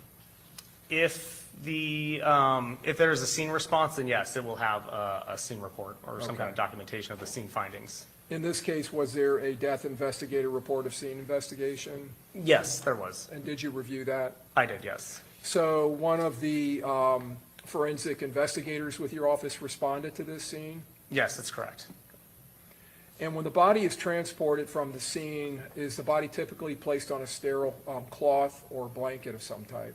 So typically, when the body is examined at the scene, it is placed on a brand new kind of white blanket just to preserve any kind of evidence that may fall off the body while they're examining it on scene. And then they'll take the sheet with the body and put it in a brand new body bag and seal the body bag for transport to our office. Okay. And there's some agency that the medical examiner's office contracts with that brings the body to the medical examiner's office from the scene? Yes, correct. In this case, when Mr. Jones' body was brought in and he was removed from the body bag, was there some object that was found in the body bag that had come off of the body? So there was a fragment of a projectile found within the body bag when they initially were processing. Okay. And was that ultimately collected by Dr. Riley? And I'll get to that in a little bit, but was it ultimately collected and packaged in some way? Yes. Based on your review, Dr. McCormick, have you come to an opinion as to Charles Jones, well, let me rephrase that. Have you come to an opinion as to a reasonable degree of medical certainty as to Charles Jones' cause of death? Yes. And what is that? His cause of death is gunshot wounds to the torso. And have you come to an opinion to a reasonable degree of medical certainty as to Charles Jones' manner of death? Yes. And what is that? Homicide.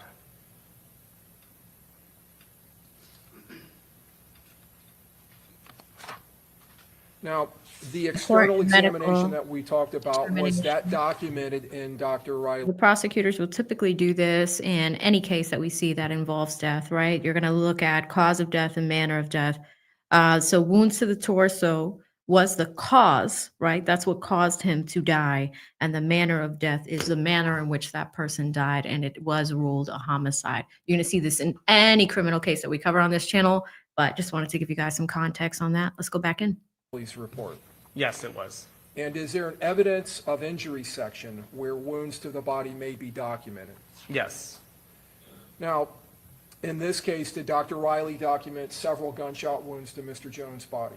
Yes, he did. And is there past that, is there an internal examination section of the report? Yes, there is. And in the internal exam section of the report, did Dr. Riley document his findings and observations of his internal examination of Mr. Jones' body? Yes, he did. Now, would that include examination of things such as body cavities, the head, the neck, the cardiovascular system, the pulmonary system, internal organs such as the liver, the gallbladder, the pancreas, the spleen, the lymphatic system, and other systems and sections of the human body? Yes, that's correct. Okay. And is one of those sections referred to as the musculoskeletal section? Yes, that's correct. All right. This part can be a little boring, but we need to know about everything. You guys are asking about the poll right now. 1,400 votes throughout the day. Has the state proven Alicia's guilt? 44% of you say yes. 39% of you say not yet, AV. And then we still have 18% as sort of. If you're just coming in for the day and you haven't voted yet, this is our poll as of this morning. So I want to start under the evidence of injury section of the report dealing with a gunshot wound to the victim's chest. And I'll ask, first of all, did Dr. Riley label that in some form or fashion? Yes, I believe he did. Okay. And did he label it as, I believe, wound A? Yes, I think that's correct. Okay. And is that label there for any reason other than just documenting and distinguishing that wound from others? Yeah, I think it's just for ease of understanding which wound he's referring to. Okay. All right. So these letters, as we walk through this, they're not there sequencing the wounds as they were inflicted in time or anything like that? Correct. Usually when we label wounds, it doesn't indicate severity or order of injury. As part of that wound, was there an entrance wound on the upper right chest? Yes, there was. And was there any exit wound associated with that gunshot wound? No, there was not. May I have one moment, Your Honor? Yes.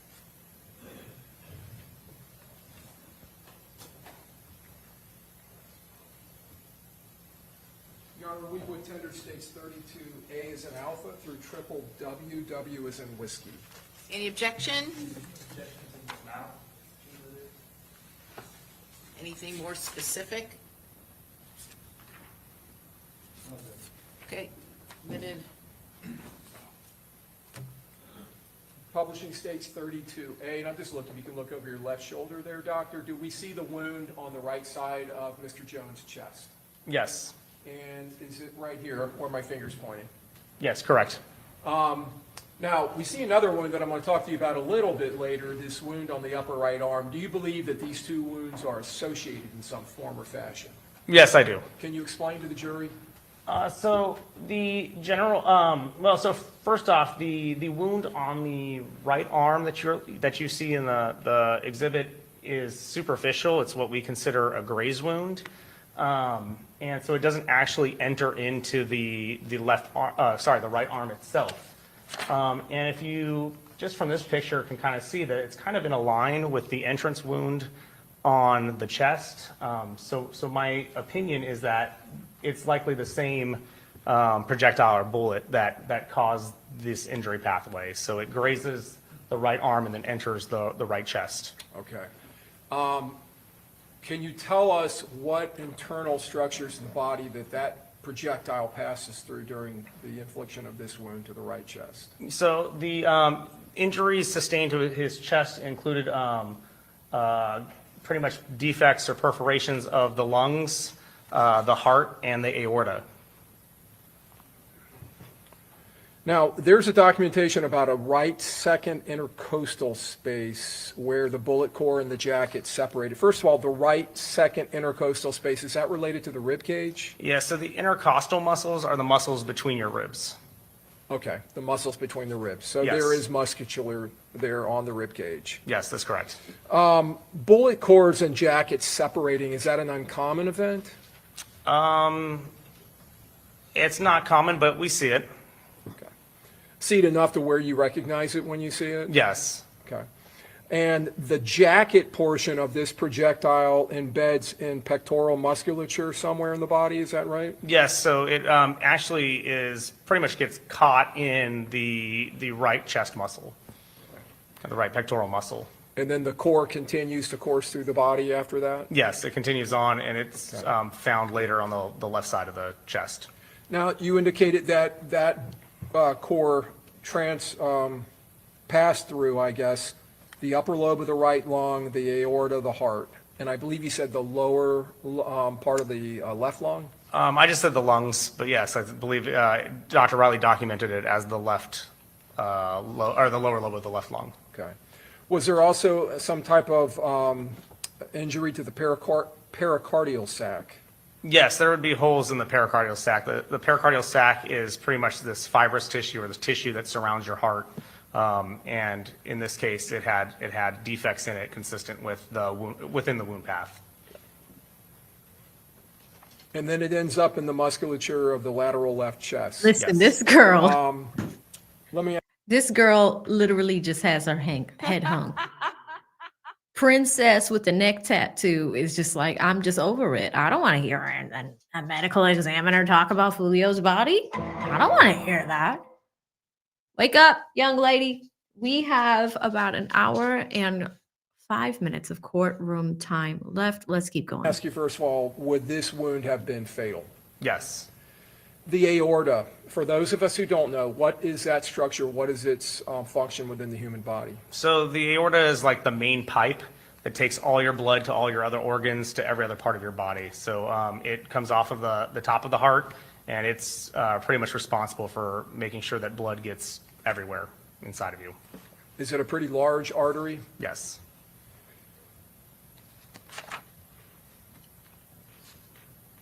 Were there associated injuries to this wound, such as hemothorax? Yes. And hemothorax, what does that term mean? Hemothorax, so hemo just means blood, and obviously thorax is chest. So really it's blood within the chest cavities. So you have some really minuscule space between your lung and the inside of your chest wall, and fluids can accumulate there. So there's a buildup of blood in those spaces.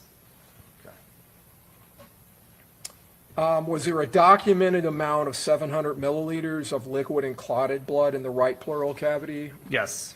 What is the right pleural cavity? Again, this is the right. The pleural cavity is the space between the lung and the chest wall.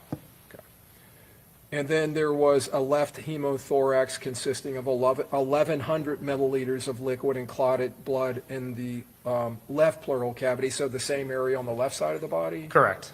And then another 50 milliliters of liquid and clotted blood in the pericardial sac, which you've already told us is a sac that it surrounds the heart. Yes, correct. So we're talking about almost 2 liters of blood just in this wound. Yes. Is that a significant amount of blood and bleeding? Yes, that is. What is the total volume in an average adult male? The average adult male can have anywhere from 4 to 5 liters of blood.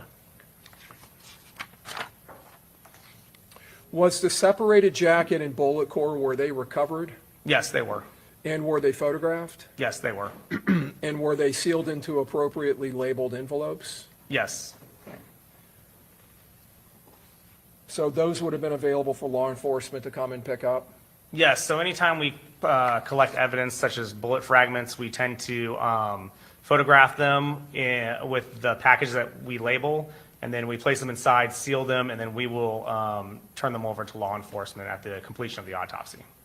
So I'm going to publish States 32C, and this is just another view of this wound, this grazing wound to the upper right arm, and then the wound to the upper right chest. So the grazing wound, is that going to affect any structures other than the skin and the subcutaneous tissue underneath the skin? No. Okay, so that's just kind of going straight across the skin. Yes.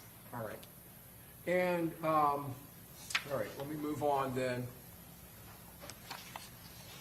Oh, with this wound, the way it entered the body and its direction, were you able to determine or, based on your review, the direction of that wound track? Yes, I was. And what was the direction of the wound track? So when we give trajectories, just to understand this, is we don't know what position the person is in when they have these wounds inflicted, right? We move around a lot, we're flexible, and since we can't tell based off the wound track, we have to go by what we call the standard anatomic position. So standard anatomic position is standing upright with your arms extended by your side, your palms forward. So in relation to the standard anatomic position, this bullet path was right to left, front to back, and downwards.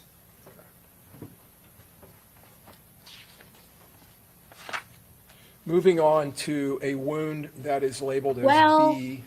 As in, Why would they do that? Even with Fulio's body, like I've seen it in other cases. I think we just saw it in the Y&W Melly case when somebody is sitting in a car and they are shot at or shot. There's a way where you can do like bullet trajectory through the body with these styrofoam poles. I'm very curious on why he talked about that, but apparently it's standard. It's a standard anatomic position. Interesting. Pretty fascinating. Bravo. Was this a gunshot wound now on the opposite side of the body, the thoracic lower left back? Yes, this was a gunshot wound to the back. All right. On the left side of the back. Yeah, I want to see entry and exit points. 32E. Can we see it? Is that wound reflected here in this photograph, at least the external portion of the wound? Yes. Okay. And we have these two wounds that I'm pointing out on the lower left back. Were both of those gunshot wounds? Yes, the wounds that are labeled 3 and 4 were both entrance gunshot wounds. Okay. And one of these is the B wound that we're talking about? I believe it was number 3 was the B wound. Okay. Or what Dr. Riley had distinguished as B.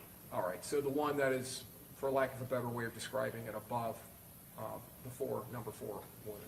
Yes. That is an entrance wound. Is there an exit wound component to that gunshot wound? No. Were there any exit wounds in any of these wounds? No. So this wound, what part of the body, what anatomic exits, structures huh? did the projectile pass through? So this wound passes through the left kidney. It passes through the diaphragm, which is your muscle that helps you breathe, and it passes through the left lung. Okay. Is this a fatal wound? Yes, it can be. Now, the diaphragm, Which one is that an was? important structure as far as its function and it being injured? Does it have an effect on the body when it's injured like this? Yes, it would compromise to some degree your ability to breathe. Does the diaphragm, does it assist or does it work with the lungs in breathing? Yes, so the purpose of the diaphragm is as it's a muscle, and as it contracts and relaxes, it actually allows air to enter your lungs and then pushes air out.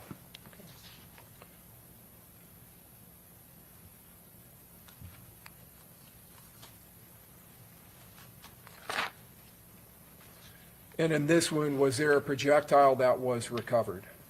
I believe there were fragments recovered from this within the left pleural cavity. A deformed jacketed bullet and a bullet core fragment were recovered? Yes, Okay. that sounds correct, yes. And that would have been in the left pleural cavity, which you've already described the space between the lung and the chest wall, Yes, correct. and the left kidney respectively. In other news, this is a little boring. Just letting you guys know, breaking news, Diddy's release date was actually just posted. It's not until 2028, May 28th, 2028, but he might get out sooner than that. But the Bureau of Prisons posted that 35 minutes ago. You know, a little bit of news. Let's keep going. I believe. Were those projectiles also appropriately sealed into appropriately labeled envelopes? Yes, they were. All right. 8th, 2028. What was the direction of that wound track? So again, in relation to standard anatomic position, this wound track traveled from back to front, It traveled, I believe it was from right to left and upward. All right. I'm sorry, left to right and upward. Left to right and Yes, upward. left to right and upward. So it's on an upward trajectory through Yes, the it was, body. it was pretty steeply upward. All right. And let's move on to the wound below that, number 4, which is labeled C in the report. Is that also an entrance gunshot wound we're looking at? Yes, that is. And is there, well, you've already told us there's no exit wounds in Yes. this autopsy. Okay.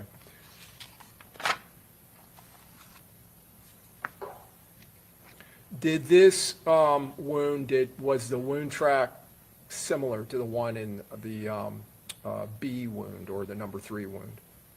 Similar. As far as its direction? Yes, in terms of directionality, it was the same. Okay. What internal structures were affected by that wound? It only struck the left kidney.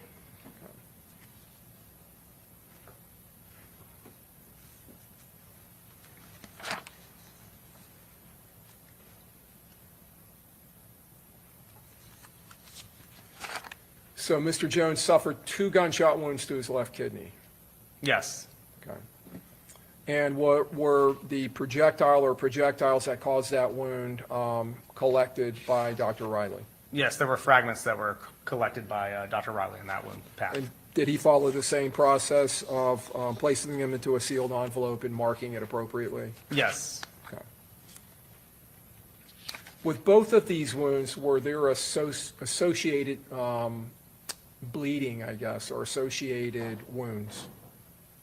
So yes, with the with gunshot wound labeled number 3 on here or on this this photograph, it probably has some bleeding within that left pleural space.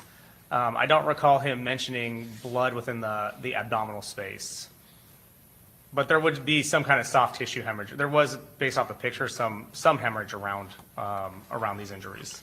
And you indicated that the wound track or the wound direction in number 4 or label C within the report wound, which is below the number 3 or B, that it had a similar direction. Yes, it was back to front, left to right, and upwards as well. Okay. So I want to ask, with these wounds to both the chest, the trajectory of the wound through the chest and the A wound, and then this B and C wound on the victim's back, I want to ask you if those wounds would be consistent with having been caused while the victim was seated in a car by shooters in front of the car, while the victim was both turning to avoid the gunfire and then trying to turn his back to the shooters and crawl through the front 2 seats into the back seat. Yes, they could be consistent with that. Especially the fact that he would be bent over. Would that, in your opinion, would that account for this upward trajectory, or could it, through his body? Yes. Need to see that. I want to see that model. Was wound number, wound labeled C, the second wound to the back that we've talked about, which is number 4 in that photograph, was that a fatal wound? So it wasn't immediately fatal. There is a lot of variables with that injury. It depends on how much he bleeds from his kidney and how long it would take him to get care. He could survive from that wound, but he could also succumb to it too. It would be really hard to determine. Okay. These wounds to the back and to the front of Mr. Jones' body, how long would it take after infliction of these wounds, especially if they happen in rapid succession, to cause death? It would only take seconds with the amount of blood loss that he had or he sustained. Okay. And could he have lost consciousness in seconds? Yes. With these types of wounds, what is the actual, when you've talked about gunshot wounds being the cause of death, what is the actual mechanism of death? So mechanistically, there are 2 things at play here. One is blood loss. So if you don't have enough blood in your vessels, you can't maintain your blood pressure, and you can't get blood up to your brain or to your heart. And then the fact that the one bullet in his chest passed through his heart muscle, it caused structural damage to the heart, and so you're going to be more prone to having an abnormal heartbeat. So both are, and combine that with the blood loss and him not getting enough blood to his heart, you kind of have both of these mechanisms happening at once. So I want to walk you around the victim's body with photographs, and I'm going back to 32E. There was Finally. another wound here at number 2, and states 32F, just more of a close-up of it, states 32G, more of a close-up. Is that wound something that is consistent with being caused by shrapnel? Yes, it is. And were there other wounds on his body that were consistent with having been caused by shrapnel? Yes, there were.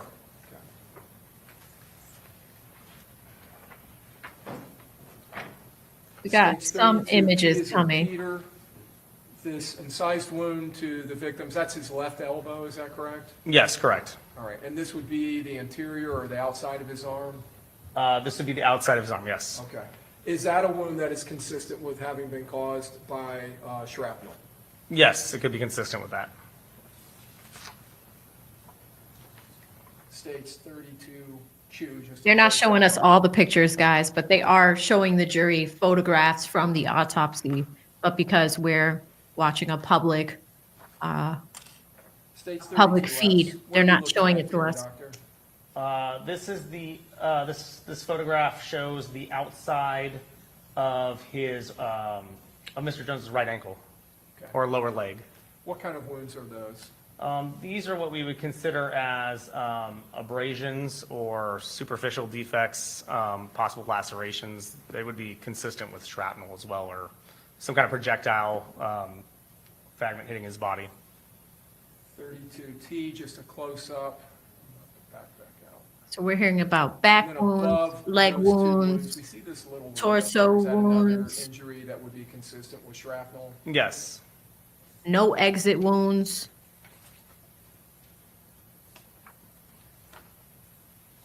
And that's seen in 32V in close-up. V is in Victor. Yes. States 32X. There was an injury to the victim's right hand. Right here, in the palm side of the A of the hand. What type of injury is that? This again looks like an abrasion to his hand. Okay, 32Y. Just a close-up of that. Something else that could have been caused by shrapnel? Yes.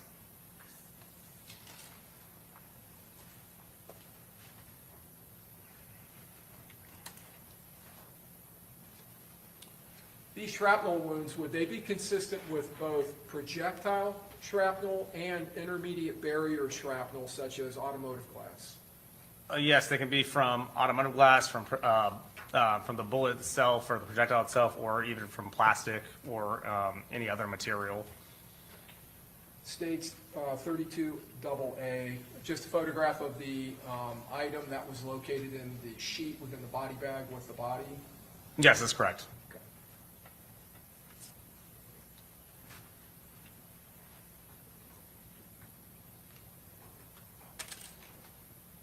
That's what I'm hoping that they surmise for us, is how many gunshot wounds I'm in going to show you some total. photographs of Mr. Jones' clothing. 32K is in kilo, double K. Sock from his leg. Would this be consistent with those two abrasions on his lower right ankle? The shrapnel coming through the cloth and causing those injuries? Yes, so these could be consistent with those injuries. When a person suffers either shrapnel or gunshot wounds and they're clothed, is it not uncommon to find defects in their clothing? No, it's not uncommon. States 32 double B, we see a hole here with the blue background and another one up here. Again, defects in the clothing where the bullet may have passed through the clothing. Correct.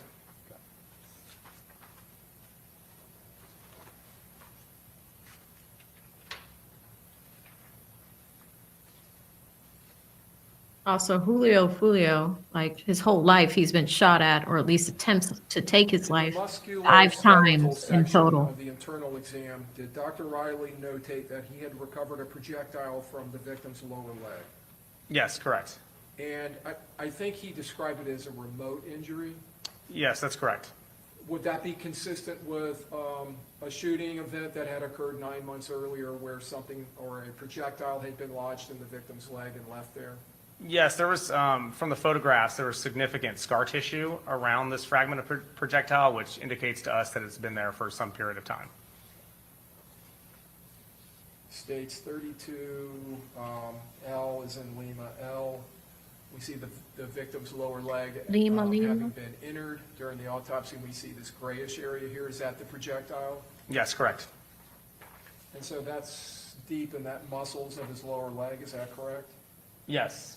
32M is in Mike, double M, and that would be the item there. Yes, that's correct. Was that item also collected by Dr. Riley and placed into an envelope that was appropriately labeled? Yes, it was.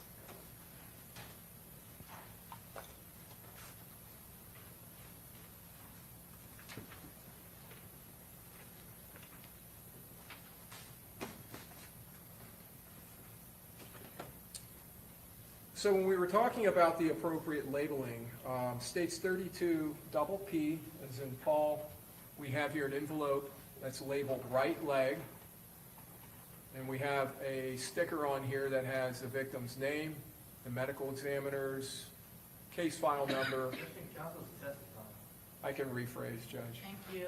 Is this label that's on the envelope, does it contain the medical examiner's case file number? Yes, it does. Does it contain the decedent's name? Yes, it does. Does it contain Dr. Riley's name Yes, it does. and the date of autopsy? Yes. And is it labeled with an agency's name there? Yes, that's correct. And that's your office's designation? Overall, you can answer that one. Yes, that's our office, address and name of our office. Does the labeling have a place for the doctor to indicate the position of the body that the item was recovered from? Yes, it does. And is it indicated on this envelope? Yes, it is. And that's from the right leg? Yes, correct. And does it indicate whether it's a bullet or a pellet or a jacket or a fragment? Yes, it indicates that it's a fragment. States 32Q, double Q, photograph. Now, would this be the fragment from the lower right leg that we were just looking at, the remote injury? I don't recall. Usually we take a picture with the envelope and the projectile that will indicate what piece went into which envelope. It actually might be. Actually, the remote injury, I think, is from the left leg. These would have been fragments in the right leg. I guess we were looking at the right leg, those abrasions. So the initial image you showed with the muscle being incised, that was the left leg. That was the remote injury. There was additional shrapnel that was recovered from the right leg as well, though. And in this photograph, we do see down here the item that was recovered. Yes, correct. Okay. And is that what We you got talk about visual. usually, photograph? Wow. Yes. Okay. So with the remote gunshot wound to the left leg, we're going to look at that photograph. And there appears to be an item down here. Would that be the item that was recovered? From the left leg, yes.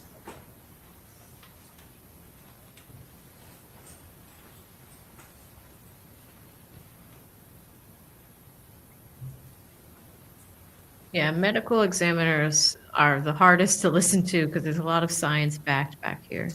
States 32 double V. Once the items are placed into the envelope, is the envelope sealed in some form or fashion? Yes, it is. How is it sealed? We use red evidence tape and we'll seal along the seams on the back of the envelope, and then we'll sign and date our initials on the back overlying the red evidence tape. And this is 32 WW, W is in whiskey. Does that show the evidence tape and Dr. Riley's signature and the date? Yes. And is he following your standard operating procedure as far as sealing those envelopes? Yes.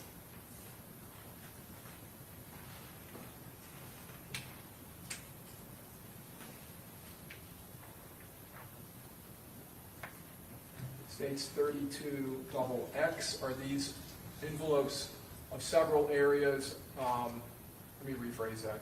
Are these envelopes of items that were collected from several areas of the body? Yes. And starting 7 envelopes. here, Damn. the walk is kind of in a circle here. Right. Oh, the kidney, the chest. Sure. So we have fragments recovered from the left kidney, a bullet recovered from the left chest wall, a bullet recovered from the body bag, a fragment recovered from the left pleural cavity, a jacket recovered from the right chest, a fragment recovered from the, it says periaortic tissue, and a fragment from the sock. Okay. And so not only is the area of the body that the item is collected from labeled, but also he's checking off what type of item it is. Yes, correct. Whether it's a bullet or a fragment. Yes, correct. Or jacketed. Yes, it could be. I don't know if he actually labeled. He did. Jacket from the right chest, yes.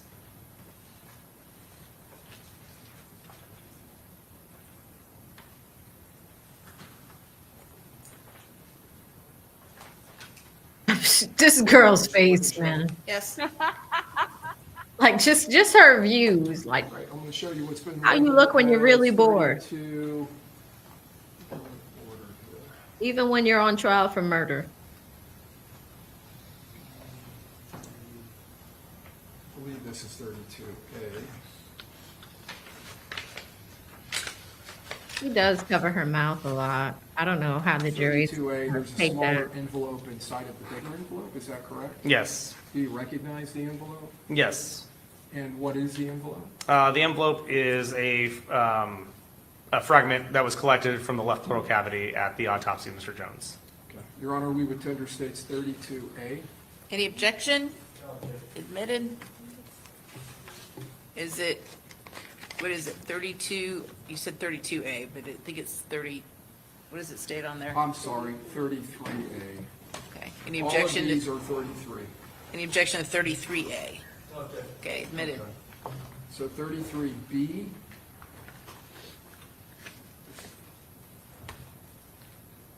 The envelope has a smaller envelope. Do you recognize that, Doctor? Yes. And what is it? This is the envelope that was contained a bullet from the left chest wall that was recovered at the autopsy of Mr. Jones. All right, so this is the chest Your envelope. Honor, we would tender states 33B. Any objection? Admitted? He's gonna open them all. He's almost done. We're about halfway through the envelope. 33C. Do you recognize the smaller package? Yes. It's the bullet that was recovered from the body bag of Mr. Jones. And 33D. Do you Are you recognize moving it? that into evidence? I am, Your Honor. Tendering it for admission. Any objection? And 33D. 33D is the jacketing that was recovered from the right chest of Mr. Jones. Any objection? Admitted, all of those, 33A through D?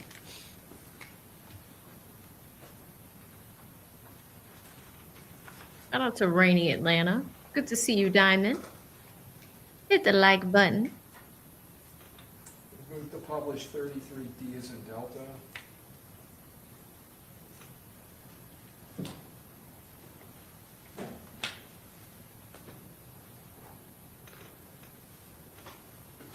Because he did the autopsy, it's gonna take a while to get through this. He might be the last witness of the day. About 38 minutes of courtroom time left. 33C, moving to publish. And this is the item that came from the body bag, Yes. and it's described as a bullet by Dr. Riley. Yes, correct.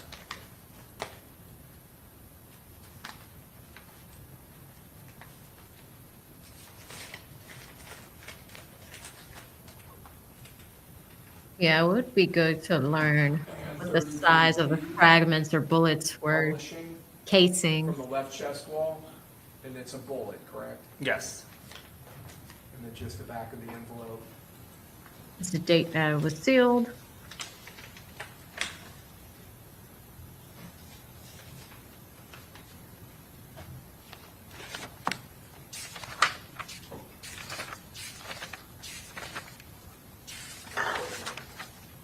Now that I'm looking at the time, tomorrow might be The a full autopsy in day. this case actually occurred on June 23rd. Sorry to talk over, but tomorrow might be the full day with the lead investigator, Ramos.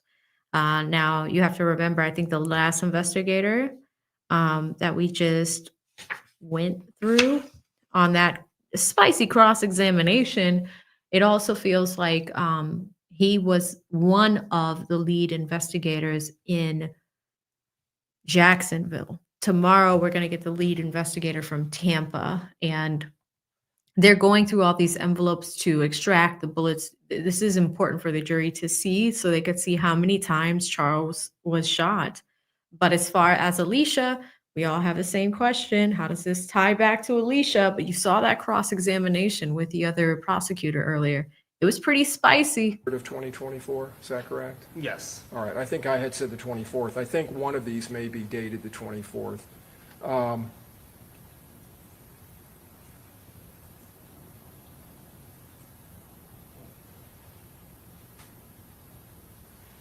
Was Mr. Jones' date of his age documented? Yes. What was his age? I believe he was 26. Do you mind if I refer to the record or to the? Oh, that's fine if you want, if it will refresh your memory. Yeah, I'm pretty sure it was 26. Okay. Yeah, he's 26.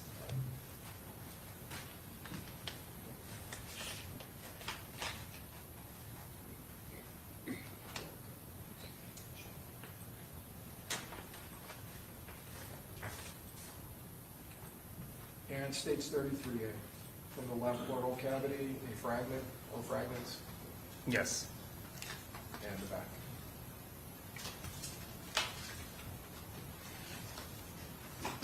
Thank you, doctor. I don't have any further questions, Your Honor. Okay, cross-examination? The young man doing this one. Somebody's walking up there. We got cross. Half of the Did left. you perform the autopsy in this case? I did not. Another medical examiner did. Correct. All right. And how many gunshot wounds did Mr. Jones have? In my opinion, he has three gunshot wounds. All right. And so he passed away as a result of those gunshot wounds. I'm sorry? He passed away as a result of the gunshot wounds. Yes, correct. That's Just what three? the core of your testimony is about today, correct? Yes, correct. All right. But you're not here to say who shot Mr. Jones? That's correct. All right. And so you don't know which person that was involved actually pulled the trigger that the gun that was used to kill Mr. Jones? Yes, that's beyond the scope of my job. My job is just to determine cause and manner of death. All right. No further questions. Okay, thank you. Redirect? No, Your Honor, he may be released. Okay, thank you. You're free to go. All Whoa. right, state card, next witness. State Post Detective Craig Griffin. We're getting through it, chat. Medical examiner. That's done already. We have time for one more. Mr. Griffin is witness number 35. He's a detective. We'll see if he's from Tampa or if he is from Jacksonville. It might have to be from Tampa if they're getting into the bullets. But 3 wounds. I mean, with all those envelopes, it sounded like there was a lot more.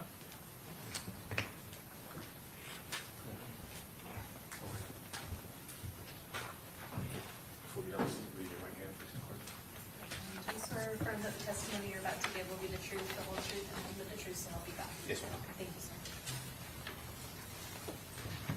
sir. Okay, you may proceed. Good afternoon, sir. Would you state your name, please? It's Craig Griffin, And where are you employed? Jacksonville Sheriff's Office. Oh, we Do got you a have black- a particular assignment with the Man. sheriff's office? Yes, ma'am, I'm currently assigned to We got a black detective. Let's see. the Jacksonville Sheriff's Office Gang Investigative Unit. What is your title in that unit? Gang detective. How long have you been in the gang unit? Currently, a little over 4 years. And what was your prior assignment in advance of the gang assignment? Prior to the gang unit, I was assigned to patrol on the north side of Jacksonville. Also was assigned to the narcotics unit or internal affairs unit, and I was also in the jail prior to going to the street. And during your time on patrol, did you have an opportunity to work the areas related to specific gangs that are tracked by your unit? Yes, ma'am. Are you specifically assigned to a particular unit out of the sheriff's office? Yes, ma'am, I currently am. And what is the unit to which you're assigned? The gang or the unit? I'm sorry, the gang. The gang, 1200 out east. And that would be inside of the gang unit. I'm sorry about that. Yes. He Have you had an specialized opportunity in to review what has 1200. been previously admitted as State's Exhibit 84B, the gang chart that was created to represent the members or some of the members of 1200? Yes, ma'am. If you'll look to the screen and publishing 84B, have you had a chance to see that? Uh-oh. Yes, ma'am. And in your role with the gang unit, did you help or assist to create this chart, at least as it relates to the relevant members of 1200 as related to this investigation? Yes, ma'am, I did. We have depicted on the chart a Rashad Murphy and a Davion Murphy. Over the course of your investigation, have you been able to assess what, if any, nickname was provided to you or that you learned to be assigned or associated to Rashad Murphy? Yes, ma'am. And what was that? Ghost 187. What, if any, relationship is there between Rashad Murphy and Davion Murphy? I believe they're blood cousins. And what, if any, relationship is there between both Mr. Rashad Murphy and Davion Murphy to Joe Rod Adams? If I stand correct, I believe Joe Rod and Rashad are brothers, and then Davion and Joe Rod are cousins. Is this information that you often collect from social media or videos? Yes, ma'am. Do you oftentimes also have the ability to reference, for example, obituaries that are posted? Yes, ma'am. And in this particular case, was there an obituary for Joe Rod Adams, aka Spaz? Yes, ma'am, there would have been one. And is Spaz the individual that was killed at the Rains High School football game? That's correct.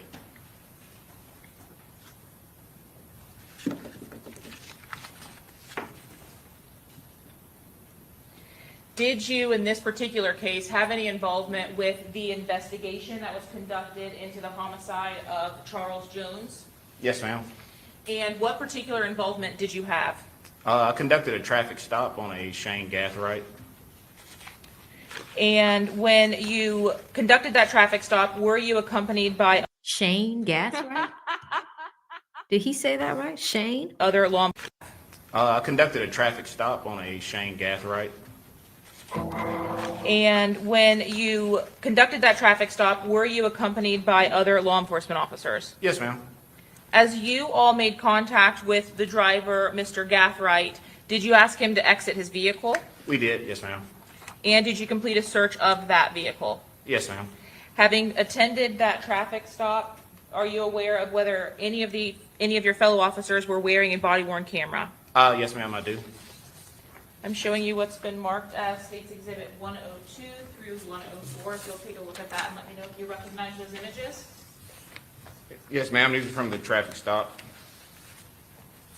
Do they fairly and accurately represent the beginning of the contact that you had with Sean Gathright on, at this vehicle stop, excuse me? Yes, ma'am.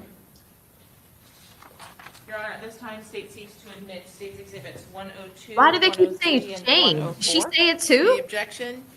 Admitted. In publishing States 102, are you able to see the screen okay? Yes, ma'am. And what date did the traffic stop of Sean Gathright actually occur? Looks like June 26th Of what year? of 2024. Were you working in your capacity as a gang unit detective Yes, when ma'am. this stop was conducted? Yes, ma'am. You indicated that Mr. Gathright was asked to exit the vehicle. Is that what's depicted excuse me. There he is. Depicted in States 104. Did you see that look? He was like, Ninja, why are you pulling me over? What did I do? Everybody knows that look. What did I do? Why are you pulling me over? Excuse me, is that depicted in States 104? Yes, ma'am. Before he exited, were you able to make contact and ultimately identify the driver of the vehicle, confirming it was Sean Gathright in States 103? Yes, ma'am.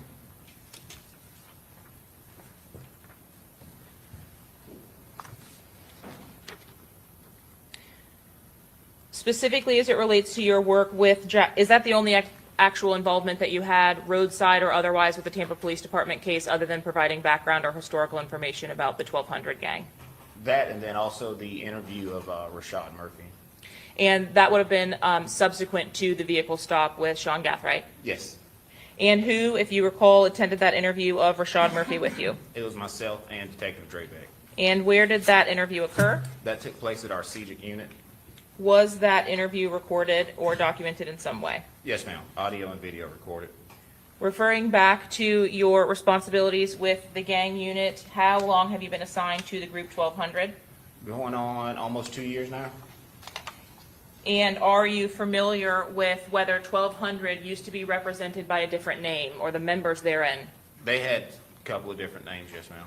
In advance of 1200 being the leading name as referred to that group, what was Rashad Murphy, for example, or Ghost associated as? Another group called 187 Boys.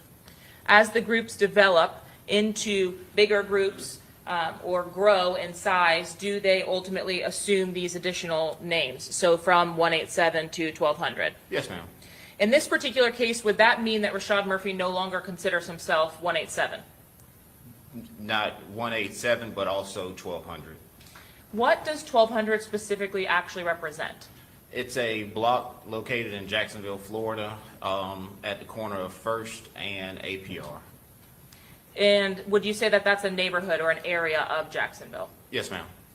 Does 1200 associate with ATK or its members? Yes, ma'am. Have you personally in your time or work with the Jacksonville Gang Unit seen videos and social media posts which depict both of those groups in the same video or post? Yes, ma'am. Do ATK and 1200 share a common enemy in Jacksonville? Yes, ma'am, they do. And who is that common enemy? It'll be members from 6 Block. Y'all going in on this man. Did you have an opportunity to review some photographs that were taken of Davion Murphy at the time of his arrest? Yes, ma'am. Okay, we got some arrest footage. Y'all are going in on this man's head. Ever since he took the stand. It's check. Wild.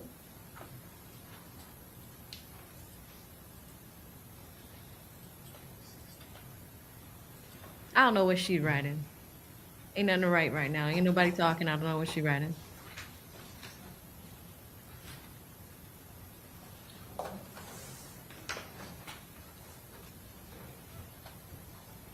Marisha, you see them? Like, it's always the men that start. They just start going in. I may have one moment. Yes.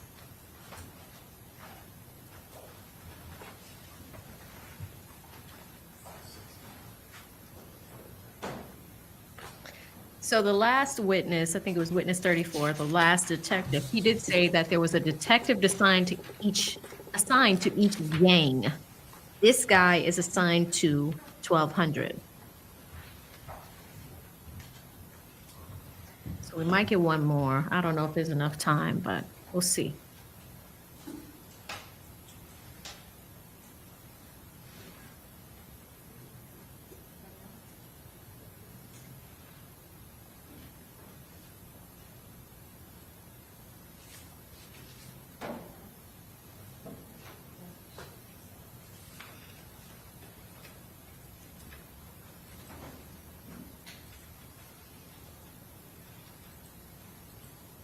You know, we don't know a lot about Alicia's parents, but that courtroom empty.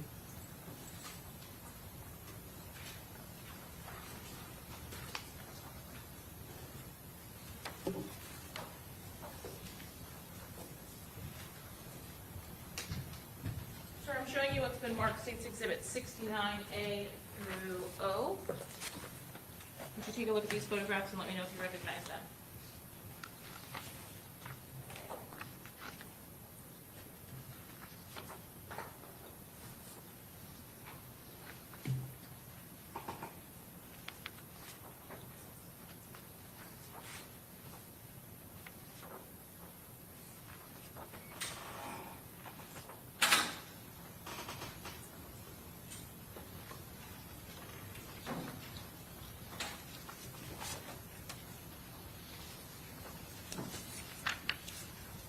Yes, ma'am. They're from the interview room inside the CJIC unit.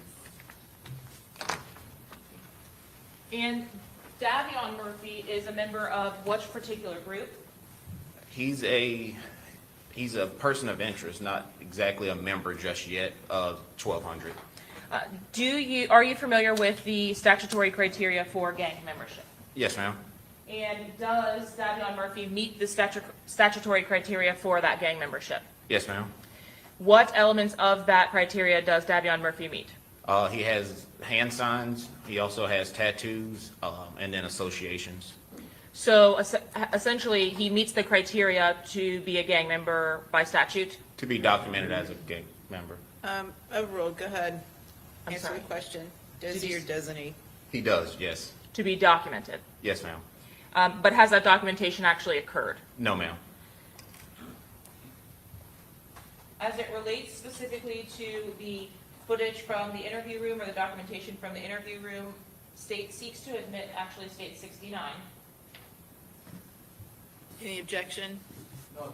Okay, admitted. Publishing 69A, you mentioned that he would meet that criteria based on hand signs. Can you tell me what it is about the hand sign that's depicted in this particular image that would meet that criteria? So his right hand, he's holding up the 1200 hand sign. Oh. The single finger showing the 1 and then the 2 over here to represent 12.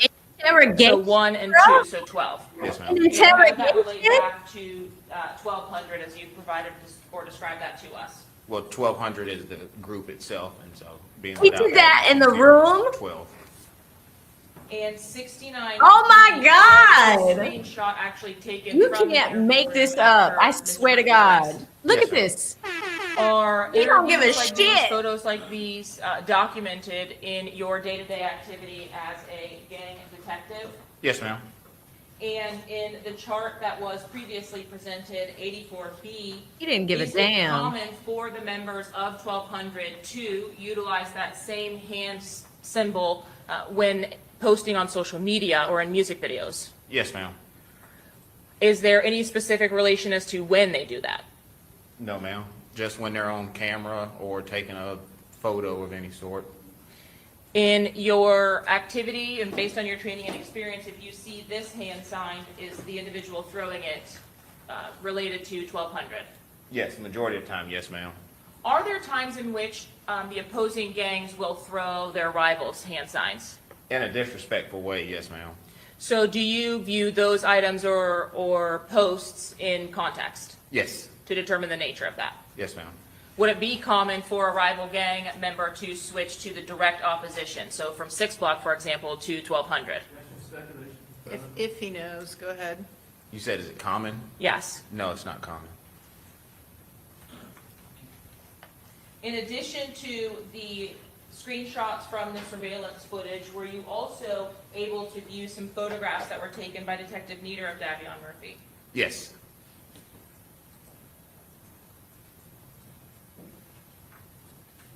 In 69D, are you able to tell us what, if any, significance was related to the tattoo on Mr. Murphy's neck? It says, rest up Avery McKnight. Is Mr. Who's McKnight that? an individual who is alive or deceased? Unfortunately, he's deceased. And do you know the circumstances of his homicide? I believe. Overall, just limited, just explain this. Young Was the man's doing circumstance of cross. his homicide something related to the gang war in Jacksonville? Yes.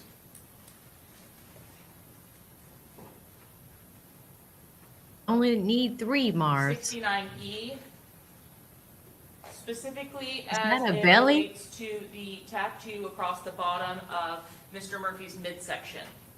Are you familiar with an individual that went by the moniker of Suge? Yes, ma'am. And was Suge a name that is regularly utilized or mentioned by 1200 members? Yes, ma'am. Is Suge also a person or an individual that's disrespected by rival 6 Block, by their rival 6 Block? Yes, ma'am. Suge Knight? Is that what that says? Now, previously had Davion Murphy and Rashad Murphy represented 187. Yes. At some point, do you document Davion Murphy's transition to 1200? Document it, no. Monitor it, yes. So is there some mechanism by which you all record updates that you'll see or items that you think may prove valuable in when you do updates to documenting or Is that a undocumented tab? specific members? Well, yes, because everybody has to be redocumented And every a 5 C and a years. K? So is there a log or some record that you can keep for documentation or items that would go towards potentially meeting that criteria? Yes, it's called an FIR. So having received these, would you have added essentially a note regarding Davion Murphy and his tattoos or known tattoos had you not had them before? Yes, ma'am. Was there another tattoo in state 69H that was depicted on the left side of Mr. Murphy? Yes, This is ma'am. one person's And are you tattoo. familiar bro. with Jacoby? Yes, long live Jacoby J. I'm not familiar with that Jacoby. Jacoby Wright or Jacoby J? Hook on the end, and then you have Jacoby Wright at the bottom. But I'm not familiar with Jacoby Wright. Okay. Legal Four, you But see did this? you have an opportunity to view this photograph? Yes. It's one person. Were you able to view a photograph of tattoos that were taken on the bicep and shoulder area of Mr. Murphy as well? Yes, ma'am. Specifically, do you recognize the image that's depicted on the top of Mr. Murphy's shoulder? Yes, ma'am. It says, "Long live Joe Rod." And are you familiar with Joe Rod? Yes, ma'am. Is that the same Joe Rod Adams that was killed at the Rains High School football game? Yes, ma'am. Yeah, who did these tattoos? Were there several Shug tattoos across Mr. Murphy's body? Yes, ma'am. And Oh, lastly, God. do you recognize the name? No. Do you see the bracelet? Yes, ma'am. Believe in yourself. Okay, chat? Believe in yourself. We're going to be in the streets. Believe in yourself.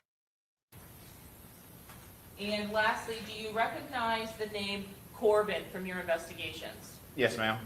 And who is Corbin? Corbin is a deceased member, Corbin Johnson. We heard some music videos earlier today referencing Corbin's kidnapping. Was there some kind of relationship between the gang rivalry and the death of Corbin Johnson? What do you mean? Meaning, was it related to this gang beef or gang war? That, as far as I know, his homicide is If he knows. on. Oh, you can't make Correct. this up. Has Corbin Johnson's homicide been the subject of drill raps back and forth between ATK and 6 Block? Yes, ma'am. That's my thought. That was not a clear question.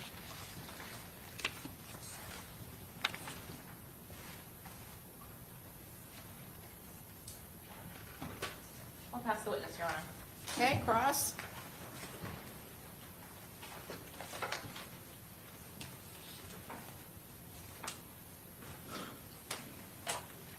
Here he comes. Here's the young whippersnapper. Here he comes. Alicia Andrews, she's not a gang member, correct? No, sir, not that I know of. She's not a gang associate either?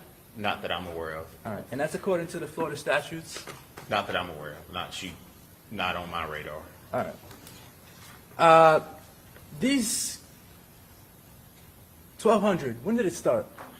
Early 2000s? Early 2000s? Yes. So this is going back, you're saying more than 20 years? Roughly, yes, sir. All right, so when was it the 187 boys? 187 would have came around probably 2015, 2010, 2015. Okay, so earlier when you said that, I guess it was Ghost, Rashad Murphy, he was Yes. part of 187 boys? Yes. So, do you know what time frame he was a part of 187 boys? I don't not offhand.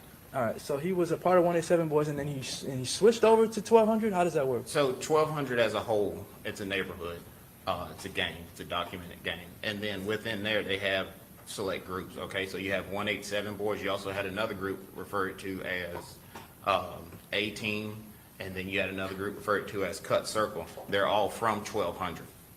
So it's not that he switched from 187 to 1,200, he was always a part of 1,200? Correct. And I guess in 1,200, there may be even more specific groups? Yes. All right, and those groups are based off of what, streets?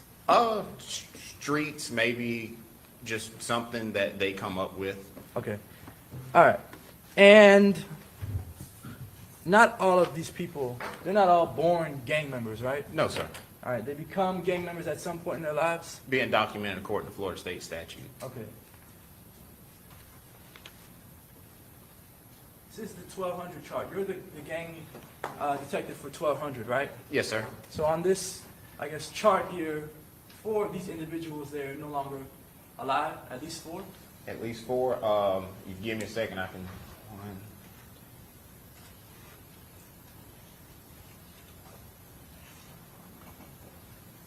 I count at least 6. 6? I have from your Wow. testimony. Okay. But I have Shug is no longer alive. Correct. Davion Murphy had his name tattooed on him. Is that Correct. So Shug, who else? Corbin, right? He's no longer alive. Corbin. That's correct. That's the unsolved murder you were discussing. Correct. And that's the one that Charles Jones, Julio Foolio was rapping about in his songs, Yes. saying that Corbin got kidnapped. Yes, All right, and found in I guess a field, his bones were found in a field? that's correct. Oh my God. And Spaz was killed at a football game, is that correct? Yes, sir. At Rains. Yes, sir. That's the school where Alicia Andrews went. Oh. So Spaz went to Rains. Okay. I'm asking. That I don't know. I believe he did. Him along with Kenny Capps, or I'm sorry, Robert Howard. Robert Howard. The plot And thickens. Robert Howard is accused of killing Spaz. That's correct. All right. We have this Leaky. Yes, sir. He passed away. Yes, sir. All right, so I have Leaky, I have Spaz, Corbin, Shug. Shug. Who are the other two?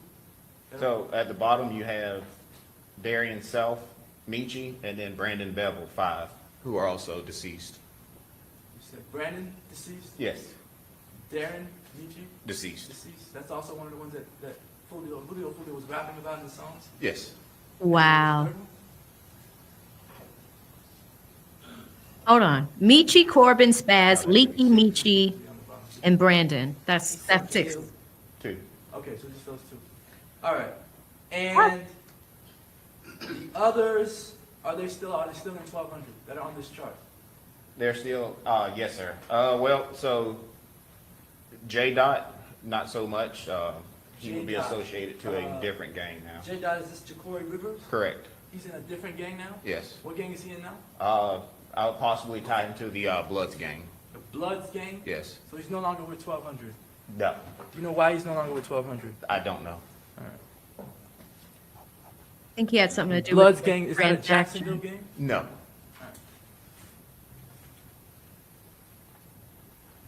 Didn't J. Dot send a cash app? Are young men, right? Yes, sir. Like early 20s? Early to late 20s. Early to late 20s. Mixture of. All right. And there are other individuals on here who went to Rains High School, correct? I believe so. I'm not 100% sure on that one. And if I told you that Alicia Andrews went to Rains High School, would you have any reason to doubt that? No, sir. In high school, were all of these individuals, were they gang members in high school? Not that I recall. So at some point down the road, maybe they become gang members after they leave high school or when they drop out. Is that possible? Or during high school, because Sometimes. you have Instagram, you have social media. So sometimes they become gang members in high school, right? Yes. Sometimes after high school. Yes, sir. All right.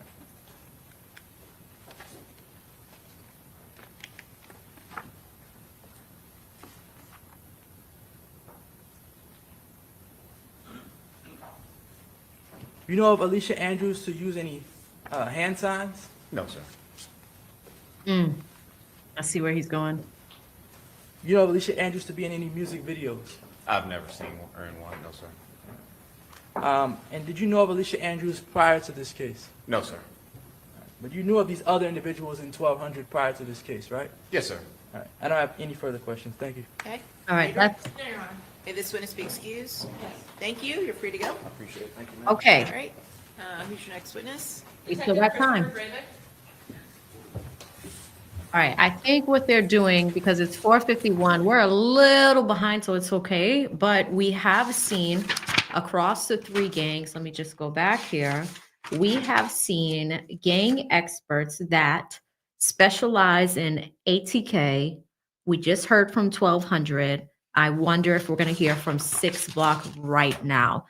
It's 4:51. I'm probably about 5 minutes behind, actually 20. Oh, wait. Is it the gentleman that was just here? Let's see. Let's see, guys. Okay. Yep, we'll take just a quick 2-minute break, okay? All rise. All right, we're taking a 2-minute break. All right, we'll give this a second.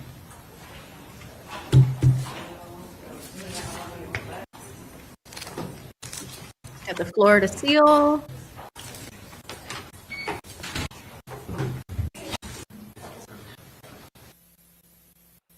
All right. Something happened here for a little bit. Got some movement in the courtroom. Guys, we lit. I just got an email from Fox News in Orlando. We'll see. I haven't had a chance to read it yet. Somebody just from my team just pinged me on that. All right, let's keep going. Little bit of court time left.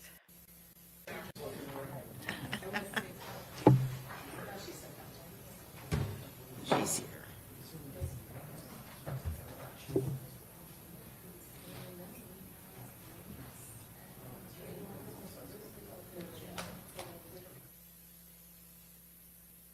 Okay, let us keep going.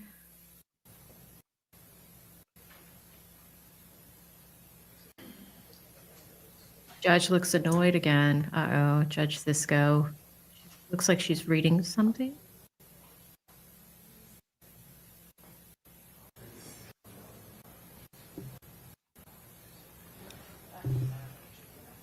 Defense team Okay, is we at ready? the table with prosecution.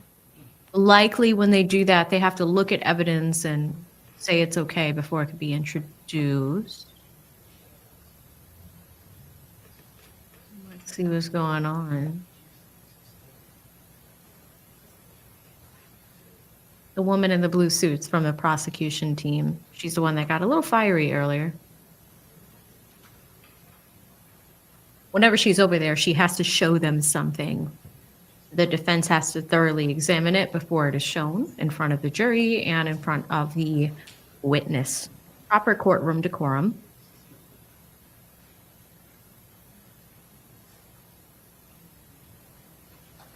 Walking back now. Okay, we ready to go? Okay, very good. All right, let's bring in our jury. Jury coming back in on in.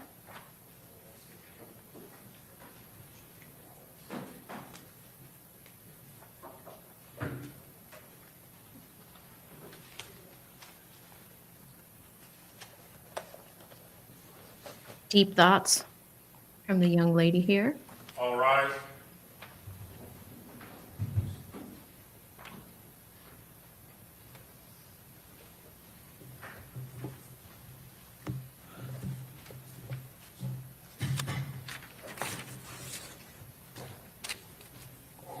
They're bringing that first guy back. Okay, very good. Welcome back. Everyone have a seat. State who's your next witness. Detective Christopher Drevik.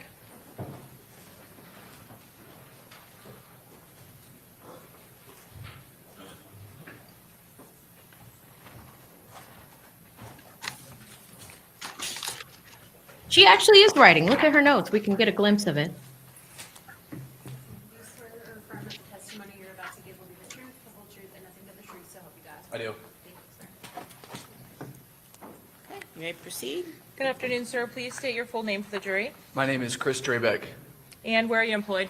I work for the Jacksonville Sheriff's Office. Are you also a member of the Jacksonville Sheriff's Office Gang Unit? I am. How long have you been employed with JSO? Going on 9 years, since May of 2017. And are you also assigned a specific gang or gangs in the unit? Yes. Who are you assigned? I'm currently assigned a criminal gang called 21st Street and another criminal gang called Rack Chasing Family. So not any of the ATK, 1200, or 6 block gangs that were referenced specifically in this case? No. Are you familiar with those gangs? Yes. Do you work alongside the detectives who are specifically assigned to those gangs? I do. And were you familiar enough with those gangs and in your workings with those detectives to create the charts that we previously admitted as state's exhibit? Pat, is this not the same dude from earlier?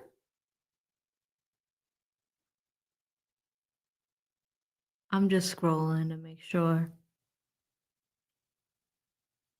We had to. Oh, he looks the same. He looks similar.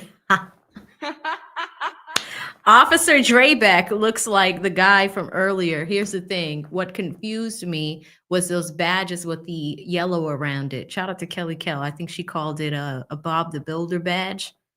They kind of look the same. 89 in this case for the gangs. Yes, we worked and we facilitated the charts together. Did you maintain a relationship with the lead detective from the homicide investigation from Tampa? I did. And was that Juan Ramos? Yes, ma'am. From what point learning about the death of Charles Jones did you begin working with the Tampa Police Department? The morning they called me on June 23rd. And what was the nature of that call? So originally my supervisor reached out to me because he was notified first, and my sergeant provided me with information of contact info for a Tampa Police Department detective. And I reached out to that detective, and they supplied us with information relating to the death of Charles Jones. And they were inquiring about why this may have occurred. Did you have any knowledge that Charles Jones was going to be in the Tampa area before you received a call about his death?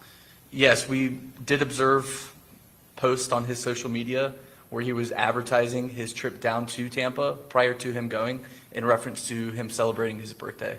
How do some of these rappers or even gang members actually tell people about their events or their appearances? Social media. And in this particular case, did you have an opportunity to see some flyers that were posted to Mr. Charles Jones' account? I did. What is the screen name for the account itself? Did he use his legal name or the moniker of Julio Foolio? He used his rap name, Julio Foolio.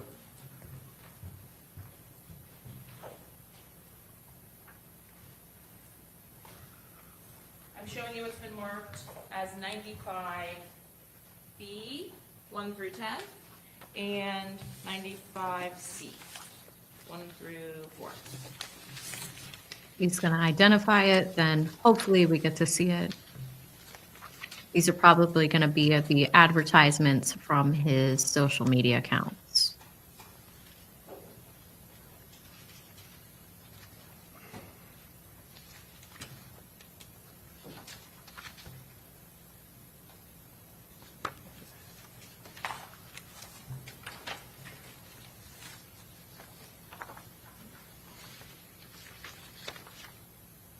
Okay. Did you have an opportunity to view Charles Jones's Julio Foolio Instagram account in advance of him coming down to Tampa? Yes, I routinely would monitor Julio Foolio's Instagram account prior to this. Even though he was not one of your assigned gang members, you would be monitoring his account? Yes. Why is that? Wow. I think it's imperative for detectives assigned to the gang unit to have information and knowledge about gangs, especially a person as prominent as Julio Foolio was. Even though I'm not assigned the 6-block gang, it is important to have working knowledge outside of my assigned gang, so I am able to assist in the event that I was called upon, for example, this instance. So. And in this particular case, after you were notified of the death of Charles Jones, did you have an opportunity to visit his Instagram page as well? Yes. And is what was depicted in States 95B indicative of the recordings or screenshots that were taken from that account after the homicide? Yes. Was Mr. Charles Jones's Instagram account public? It was. So you were able to access it by just searching the name, essentially? Yes, ma'am.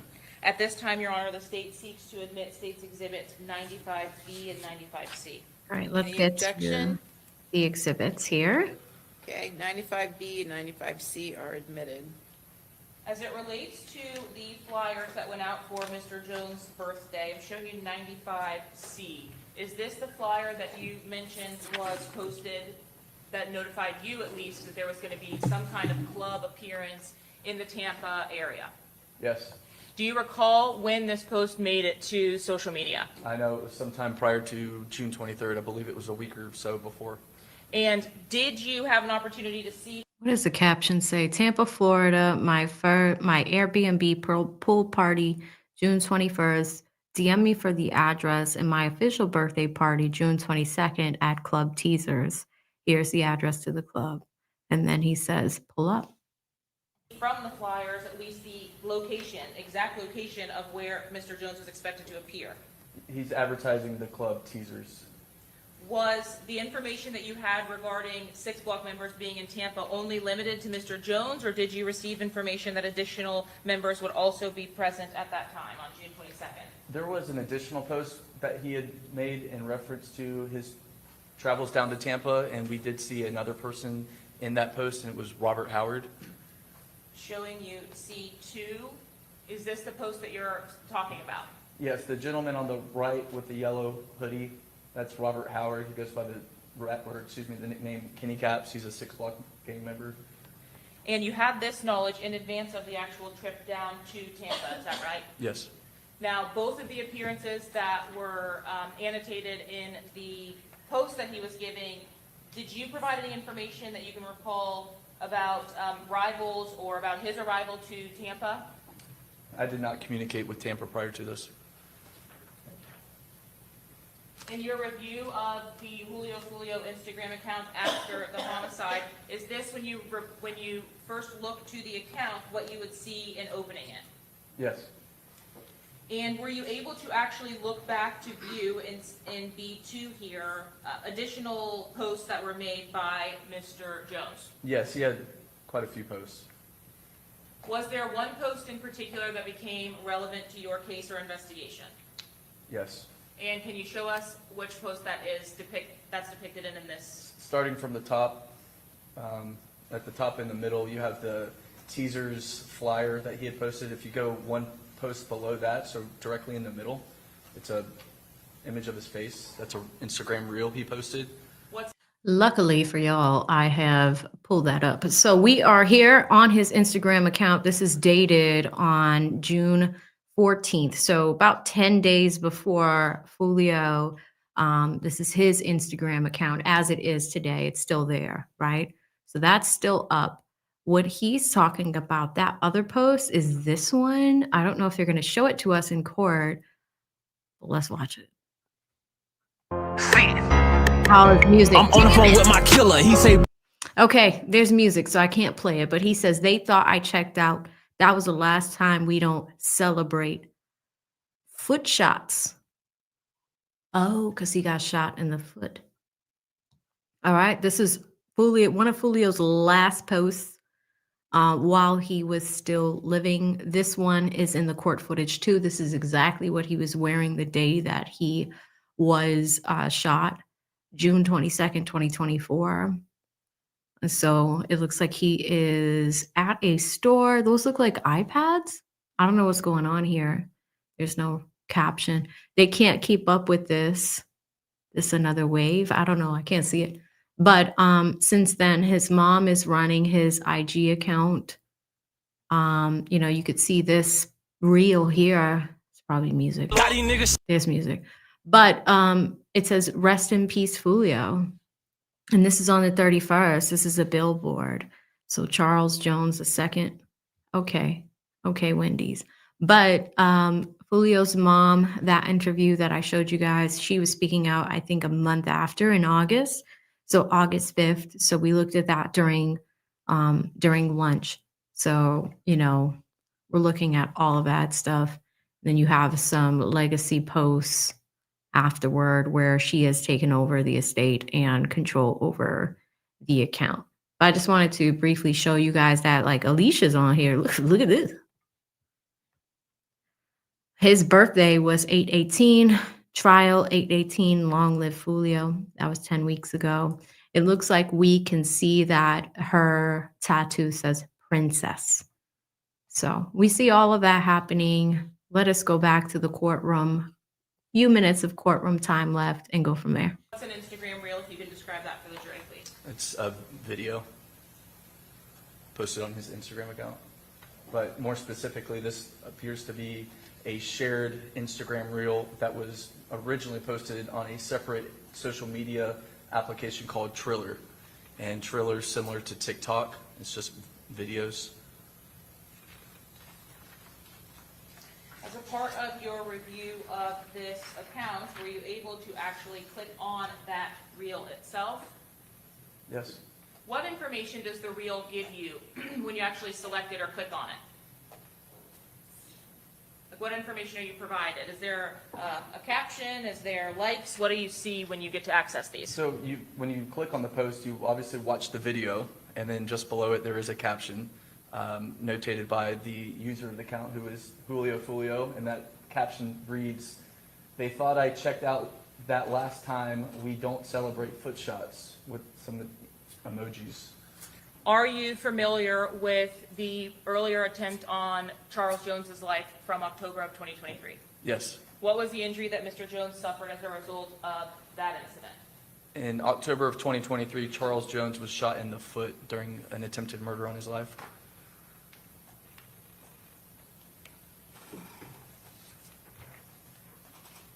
As it relates to this particular investigation, did your involvement also include the impounding of a device related to Alicia Andrews?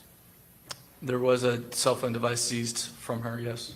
Did you have an opportunity to review some of the contents of that device upon its impound and extraction? I did conduct what I would describe as a preliminary review of the cell phone device. What's on So it her wasn't- phone? I wouldn't suggest it was a full review of the download, but I did look at it. Does the sheriff's office also have digital forensics analysts that will actually help to go through that data with you or for you? We do, yes. And did those individuals provide you tips or information about items of potential evidentiary value that can be found on these devices? Yes.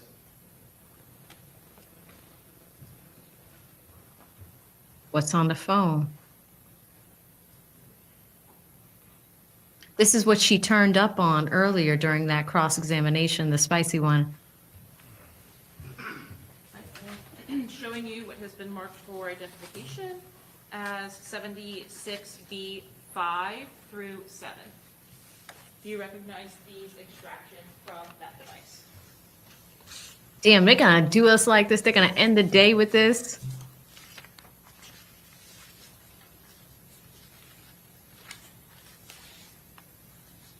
We're gonna end the day with Alicia's phone extraction. 5:09 Eastern Yes, sir, Standard yeah. Time. We're only 10 minutes behind. Your Honor, at this time, the state seeks to admit states 76B5 through B7. Any objection? As to which one? It's 5 through 7.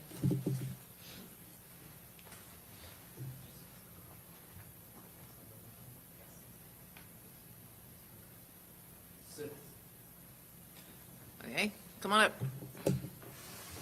And there is a relevance objection, so the defense doesn't necessarily want that in there. Interessante. I've got TiVo time, so I can skip through this. The whole defense team's not up. It's just those two. All they have to argue is it is relevant. Here's why. That's what the judge is going to ask. Prosecution gives their reasoning. Defense gives their reasoning on why it's not relevant. But it's an extraction from her phone. I don't know if the young brother's going to win this. Let's see. Okay, so 76B 5 through 7 will be admitted. All right, it's coming in. He lost.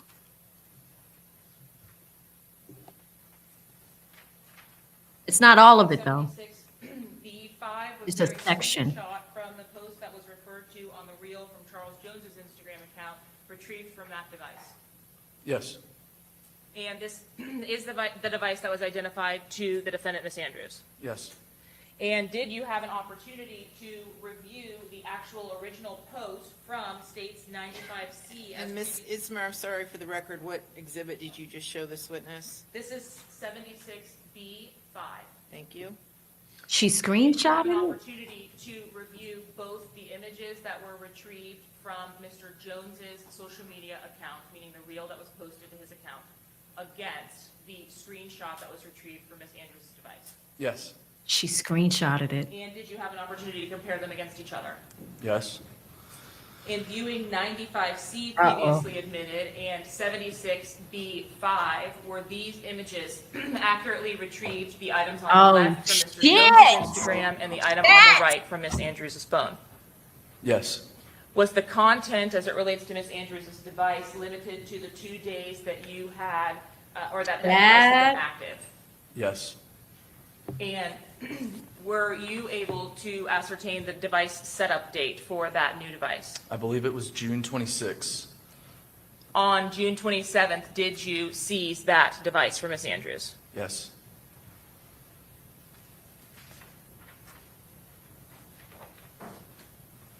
Were there additional items of potential evidentiary value retrieved from that device for Ms. Andrews? Yes, ma'am. In 76B6, were you able to identify the individuals depicted in this image saved from that same device? Yes, I do. And who is the individual depicted to the left? That is a gentleman named Xavier Harrison. He is a ATK gang member who goes by the nickname Fat Zay. And who is the individual, if you know, identified to the right? That is a gentleman named Torgon Williams, and he is also an ATK gang member, and he goes by the nickname ATK Red Dot. Has ATK Red Dot been referenced or mentioned in some of the social media videos that were drill raps or disses posted by Six Block? He has been referenced in music historically, yes. Lastly, in states 76B7, do you recognize any of the individuals depicted in this image from the extraction? I do. The gentleman on the left is a guy named Gerard Adams. He goes by the nickname Spaz, and he is associated with the 1200 group gang. Is Spaz also related to any of the other co-defendants in this particular case? Spaz he's deceased now. He was murdered, I believe, back in 2018. But he is related to Rashad Murphy and Davion Murphy. Did you have an opportunity to see and interview Davion Murphy? I did. And are you familiar with how he looks? Yes, ma'am. Have you seen a photograph from the arrest of Davion Murphy? I have. And have you had an opportunity to review the Ring camera footage from the Airbnb in Tampa? Tampa did share videos with us recovered from the Airbnb. I did review them, yes. She's laying a foundation. She's walking it over to the defense. Like, you've seen this, right? Are y'all ready? I'm showing you states 38A and B as well as 90C. Do you recognize those images? I do. And do they fairly and accurately represent the individual that you know to be Davion Murphy? Yes, ma'am. At this time, state seeks to admit states 38A and B as well as 90C. Any objection? Okay, admitted. It's coming in. 38A through B, and then 90C. Okay. 3 exhibits. Admitted as well. Let's see them. Publishing 90C, sir, is this the image that you were referring to when you mentioned the arrest photo? Yeah. Yes. And sometime after Mr. Murphy's arrest, did you have an opportunity? Chat. We've seen this before. I remember the smile. I think it was in the first few days. Maybe opening statements. Why is this man cheesing it? Got arrested just straight smiling. He's proud. To interview him. I did. I interviewed him shortly after this picture. And was that interview audio and video recorded? Yes. We've seen some images from an interrogation room with Mr. Murphy here. Was Mr. Murphy captured making any kind of hand signs during the course of that interview or thereafter? He does throw up what's recognized as the 1200 hand gang sign.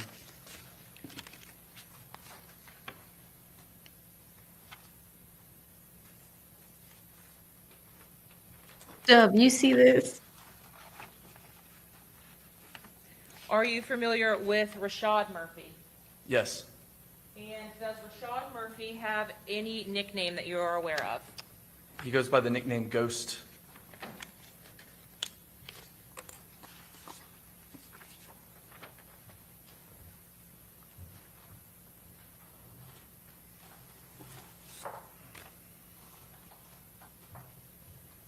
During the course of your investigation, do you have contact with Detective Ramos and agree to assist by writing several search warrants? I did assist by drafting quite a few search warrants. Did your involvement in this case actually begin on the day of the homicide with the assistance that you provided to Tampa? Yes.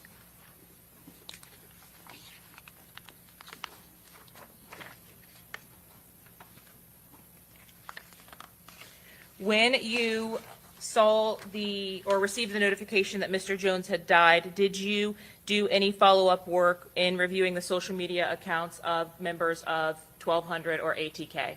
Yes. And after it was relayed to you that Mr. Jones had died, were there members of both groups taking responsibility for this homicide? They were doing what we commonly see when a prominent gang member is murdered. They were trolling on social media by posting laughing emojis and other related celebratory posts. So when you are actually notified, is that by Detective DeJesus from the Tampa Police Department? Yes. In starting with your involvement, did you have any information about a possible suspect vehicle? They did share with us at some point early on that there was potentially a black Chevrolet Impala involved. And in that initial call, were you able to relay any information about potential leads from incidents that you had investigated or seen on social media in the weeks leading up to the homicide? Yes. What information was it that you were able to obtain in your day-to-day duties related to the homicide or leading up to it? During the conversation I was having in the first day that they were reaching out to us, I did share with that detective that I had screen recorded a conversation that Julio Foolio was having approximately 2 weeks prior with another person named Isaiah Chance on Spaces, which is formerly known as Twitter. It's an open chat room where people can enter and speak to each other. Is it a video of the person speaking when you're in Spaces, or do you just hear voices? It's just their voice. So they log into Spaces, which is previously Twitter. They'll log in with their account and join these open chat rooms and just communicate. So you're only hearing their voice as they talk to each other. Did you actually document that Spaces communication between Isaiah Chance and Charles Jones? I screen recorded it and preserved it, yes. And would that have been on June 6th of 2024? Yes, yes it would have. Without telling me the contents of it, were you ultimately made aware of a communication between Sean Gathright and Rashad Murphy on the same date regarding the Spaces conversation? I was made aware of that, yes. In the hours after Charles Jones's death, did you see posts made to social media by Isaiah Chance? Yes. Are you familiar with the handle associated to Isaiah Chance's Instagram account? Yes, it's Gutazay with a bunch of G's. And do you know the social media handle for Rashad Murphy? Yes, it was Ghost187. Had you, in your review of Isaiah Chance's Instagram account previously or since this homicide, documented any interaction on social media between Isaiah Chance and Rashad Murphy? Can you ask that again? Yes. Was there a social media post to Isaiah Chance's Instagram account tagging Rashad Murphy? Yes, there was. And would it have been tagging his handle? Yes, his username.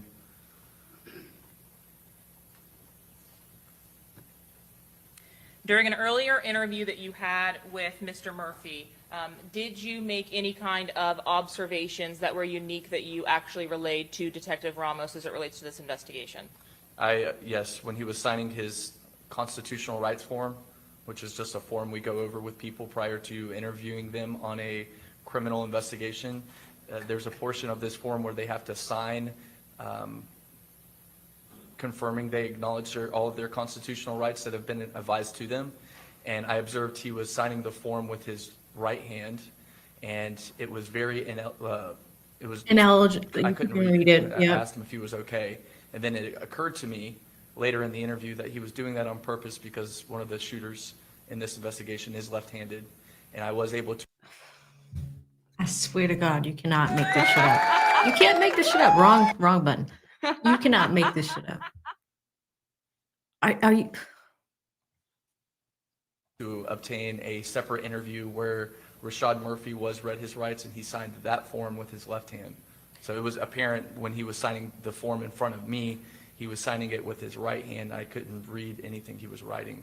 So in your earlier, or in the earlier interview of Rashad Murphy, would that have been before the death of Charles Jones in an unrelated investigation? Yes. What? Overruled, go ahead. Were you able to observe the hand that Mr. Murphy signed his documents with? He signed. Overruled, go ahead. He signed it with his left hand on that occasion. Then, during the course of your investigation or assistance to the Tampa Police Department investigation for the homicide of Charles Jones, was Rashad Murphy interviewed? Yes. And did he utilize a different hand in signing those forms? He was attempting to sign it with his right hand.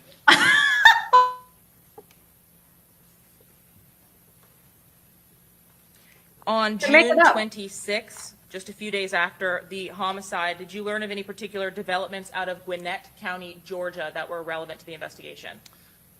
Detective Ramos did share with us that Rashad Murphy had been taken into custody in a county in Georgia. Was Rashad Murphy taken into custody by himself? No. Was he accompanied by another individual? He was with a lady named Charmaine Steiger. Do you know Charmaine Steiger to be the mother of Mr. Murphy's children? She is. Yes, the baby mama from day 3. As a part of that arrest, was Ms. Steiger and Mr. Murphy's cell phone seized? It was. And as you're assisting Tampa Police Department, if items of evidentiary value are seized in conjunction with the Tampa investigation, do you take those items into evidence and then ultimately provide them to the detectives in Tampa? Yes. On the same date of June 26th, did you learn of a development as it related to the Chevy Impala that Detective Jesus had mentioned was a potential suspect vehicle? Yes, there was further communication that that black Chevrolet Impala had been dropped off in a separate county in Florida and by Sean Gathright, and he switched it for a gold Toyota 4Runner. See, they could use this in the future trials. So the black Chevy Impala, may I confirm that that was located in Polk County? That sounds right. Was Sean Gathright ultimately stopped in a vehicle stop in Duval County in that 4Runner? Overruled, go ahead. He was. And was that also on June 26th? Yes, ma'am. Pursuant to a search of that vehicle, were you notified of the findings or the items that were located within the gold 4Runner that Sean Gathright was stopped in? I was notified. Within that vehicle, was there a cellular device that was taken into evidence? Yes. Was there also a new phone in a box? Yes, there was. Was there ballistics evidence that was impounded? Yes. And did that include spent shell casings from the interior of that vehicle? Yes, there were spent shell casings in a box inside of the vehicle he was driving. Did you relay the findings to Detective Ramos? Yes, ma'am. And are you aware of whether each and every one of those exhibits or items were impounded at that time? They were. By June 27th, the Thursday after the homicide, did you develop sufficient probable cause with other members of JSO to execute a search warrant on the residence of Sean Gathright and Isaiah Chance? Yes.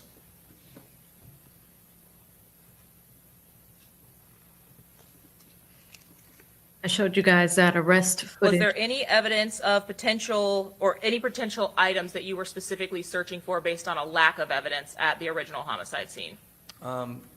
So Tampa did share with us through the video surveillance at the incident scene, as well as their information regarding the crime scene, that there appeared to be a lack of shell casings from where the shooters were shooting.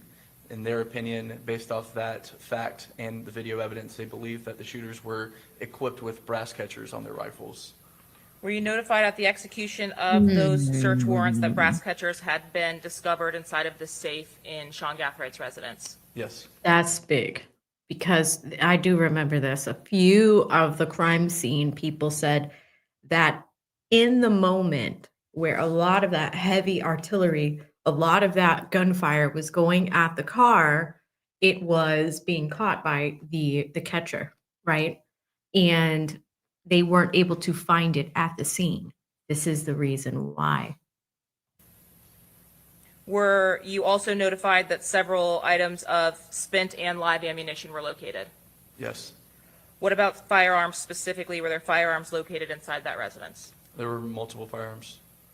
As it relates to the 2 rifles that were obtained or seized, did you transfer custody of those rifles to the Tampa Police Department? A detective within the Crime Gun Intelligence Center did, but that was done. Upon the execution of these search warrants, was it organized that the warrants would be executed simultaneous with each other That was the goal. to have them executed at the same time? Yes. Is that a tactic that is typically enacted? Overall, go ahead. Yeah, it is. That was a plan decided by our commanding officer. They did it our for lieutenant. Diddy.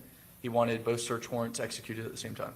They did it Are for you Diddy. familiar with the circumstances of the warrant execution at the Isaiah Chance residence? Yes. Was the goal of having both warrants executed simultaneously actually accomplished? It was. Was there any delay at the Chance residence before the warrant could be executed? Overall, Damn, defense is taking an L today. overall, go ahead. There was a significant delay for the occupants of Isaiah Chance's house to come out. Who were the occupants of Isaiah Chance's residence? Overall, go ahead. That's the rain Isaiah body Chance cam. and Alicia Andrews. Upon the execution of the search warrant, once they actually exited the residence, upon the execution of the search warrant, is this the day in which the device from Miss Andrews, from which we've seen the extraction reports, came? Yes. Okay, that's good to know. The day of the rain arrest, the thunderstorm arrest, that's the day they took her phone. That's In when addition to the search extraction warrants for happened. the physical electronic devices that you helped or obtained, did you also obtain a search warrant for iCloud? There were additional iCloud warrants completed. Would that have been for Mr. Chance, Davion Murphy, and Miss Andrews? Yes. After obtaining those warrants for iCloud, do you send those out, or is that an immediate return? How do you get that information? I don't think it is. The search warrant is drafted, signed by a judge, and then ultimately sent to Apple. That takes requesting time. the digital data associated with that account. And then at some point following that, it's typically 2 to 3 weeks, Apple will provide a digital return, which we can download the files and review the accounts that way. The actual Axiom iCloud returns, would that be something that was reviewed, extractions, reviewed, reports created by the Tampa Police Department? Yes. While you were waiting for the return of those search warrants, did you have an opportunity to utilize something called cell phone mapping? Yes. And can you explain to the jury what that is?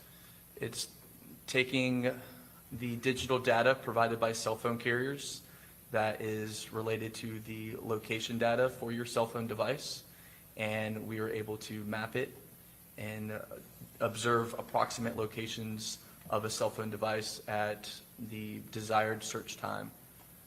Were you involved in reviewing the data for the cell site from Rashad Murphy's device? I did. What, if any, information did you learn from that data? We observed that Rashad Murphy traveled to a Walmart Not Wally on World. the Jacksonville's South Side area and was there for a short period of time and then left. So we knew the date and time that he went there. It was the day before, it was June 21st of 2024. And so we traveled to Walmart, made contact with one of their associates and requested to view their video surveillance. You also have an opportunity to save the video from the Walmart visit. I did. Oh, we got that? Are we about to see it? The Wally World visit? Mr. Marcus states 99 and 100. Okay. The item contained on the disc of the Walmart recording, are you the person who made the recording from the Walmart? Yes. We're going to And Walmart. is the We're going to item in Walmart. 100 a Going to fair and Walmart. accurate representation of a screen grab from that recording? We're Yes. going to Wally World. To admit states 99 and 100, Your Honor. Any objection? Be admitted? You were able to get a recording from the video surveillance from Walmart, right? Yes. And from that were still shots created of Rashad Murphy inside in states 100. Yes. Did you provide this information from the June 21st, roughly 11 p.m. visit to Walmart to Detective Juan Ramos? I provided him the video, yes. Had you had an opportunity at this point when you received this cell site data to review the videos from the Julio Foolio murder? I had observed the video of the murder prior to obtaining this, yes. And was there a reason that you provided these particular images to the detective? Yes. What was that? The clothes that Rashad Murphy is wearing in his trip to Walmart appears to be the same clothes that he's wearing when he kills Foolio. Oh my Were you God. also able to see the device that Rashad Murphy was using in his Walmart trip? Open and shut case, Johnson. The device that's ultimately seized in Georgia. For the surveillance footage that you saw from Walmart, was Mr. Murphy by himself? He was walking around the store by himself. Did you also obtain the receipt from the transaction that Mr. Murphy had at this time? And the receipt? Yes. And the receipt? What did he buy? All of Chad. this information ultimately being provided to Detective Ramos. Yes, ma'am. The burner phone? The other things?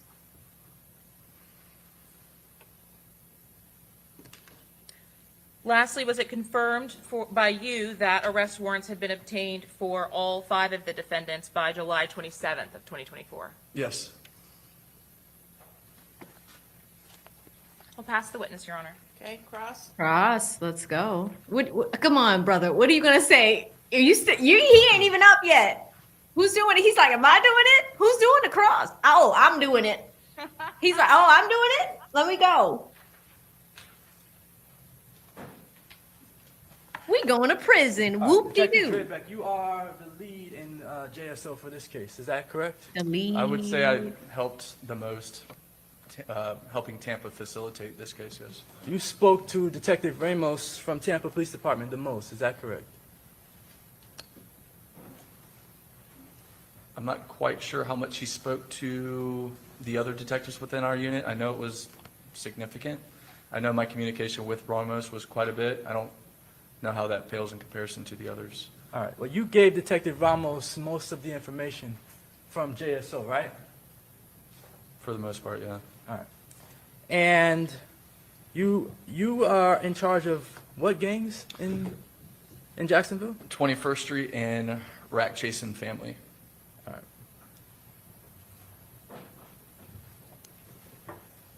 Are any of those 2 gangs associated with in any way ATK or 1200 or 6 Block? No. They're like completely separate. Yes, sir. All right. And did 6 Block have any other rival gangs outside of ATK and 1200?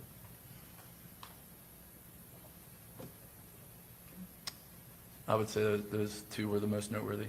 Most noteworthy, but were there other rival gangs to 6 Block? Girl, pretty Esquire, if you just, you better be back here this week. This case is crazy in your area.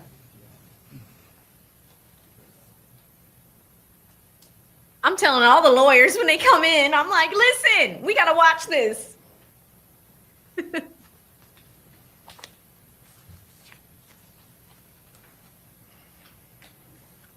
Not that I can think of. All right. I want to move to a different topic. You said that there were celebratory posts from people in ATK, maybe even 1200 after Foolio died. Is that correct? There was a tremendous amount of posts following his death. A lot of people made posts celebrating the fact that Charles Jones was dead. Yes. A lot of people wanted him dead, apparently. Yes. All those people were not guilty of killing him, though. Is that correct? No. Alicia Andrews did not make any celebratory posts about Charles Jones's death. Is that correct? Correct. Not that I'm aware of. All right. Not that anyone is aware of, correct? Yes, sir. There's an exhibit that we were just looking at. It's 76, states 76. B. 5 through 7. I'm going to show We knew you he was these going to say that. one by one, starting with 5. This is a document. It says, you see at the top it says Cellbrite? Oh, hold on.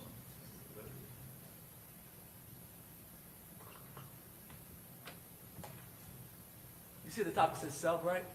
I see that, yes. All right, and Cellbrite is a cell phone reader software. Is that correct? Yeah, Cellbrite's an application investigators use to review cell phone extractions. We better not have a 227 This situation. Cellbrite report here is an extraction of, or at least a portion of an extraction of Alicia's phone. Is that correct? Yes.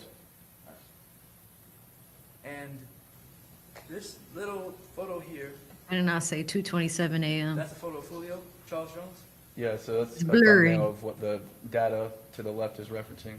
All right. And this thumbnail, that thumbnail was created on June 26th. I can't say yes or no to that.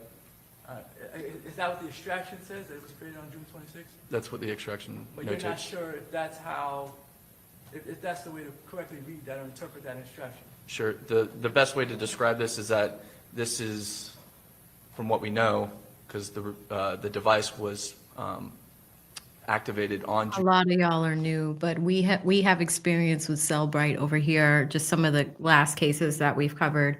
I was born and raised in Boston. The last case we covered on this channel was a Karen Reed case. We did Donna Adelson for a little bit of the Cardi B. We're doing this one now, the Diddy stuff.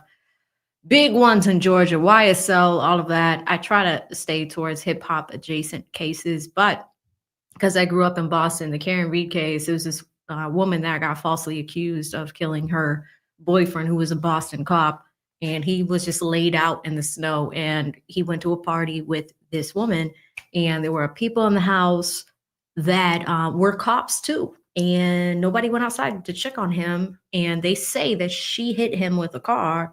But really what likely happened is that he got into a drunken fight with other cops inside of the house and they just threw him outside, right? That's what likely happened.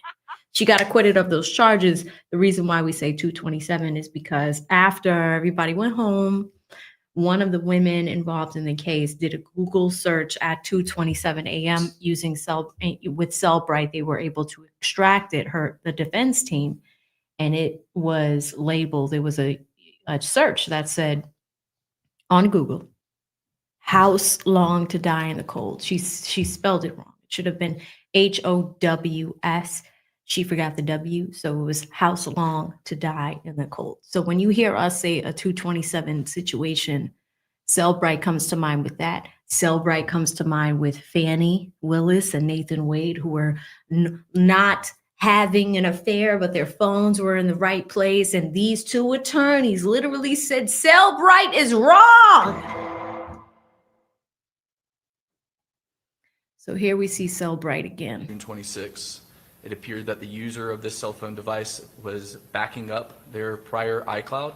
So if you were to buy a new phone, you would transfer your data through your iCloud download. So it's transferring your contacts, a lot of your old media files. So I can't say for certain when this post or this image was captured originally, but due to the transfer of data on June 26, that's why it's timestamped that way. So I can't say when it was captured.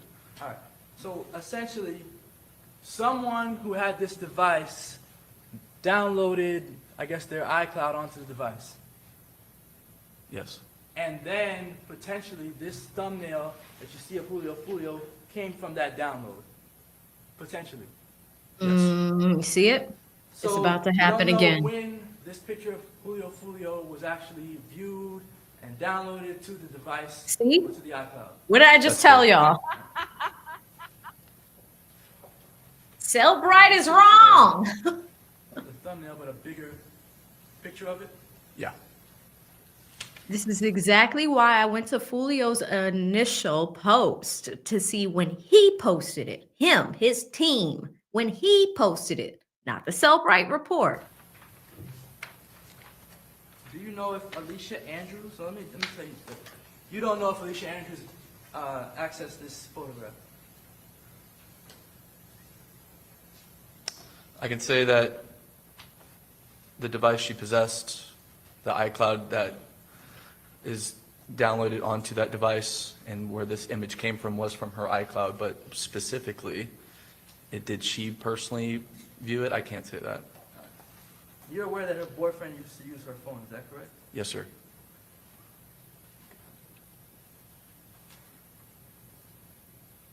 Another extraction of the thumbnail, this is 76B6. Yep. No, Jeremy. Same sort of thing. No. June 26th is the creation date. You see that? Yes, sir. All right. And this is the picture of, you said, red dot, right? The gentleman to the right in that image I'll is show you. Torgon, ATK Red Dot. Jeremy, don't do that. A And boyfriend used to the fact use that the this phone? photograph is in Alicia's phone, what relevance does that have to this case? Oh, Well, Fat Zay to the left, he was in music videos with one of the defendants. He was in a music video with one of the Eight- defendants? Yeah, Isaiah Chance. Oh, was he in a music video with Alicia Andrews? No, you're just asking the significance. And then also ATK Red Dot, he just plays a role in a lot of the historical Jacksonville gang war. All right. Do you have any communication between Red Dot and Alicia Andrews? Not that I'm aware of. Do you know if she even knows him? I don't know that. Do you know if she knows the bigger individual in the photograph, Alicia Andrews? I don't know that. all right. So it sounds like from you guys, because y'all are like ChatGPT, the narrative is that the boyfriend was pictured using her phone before. It's her phone, right? We'll see how they shape this, but keep that in mind. And thank you, chat, for clarifying that.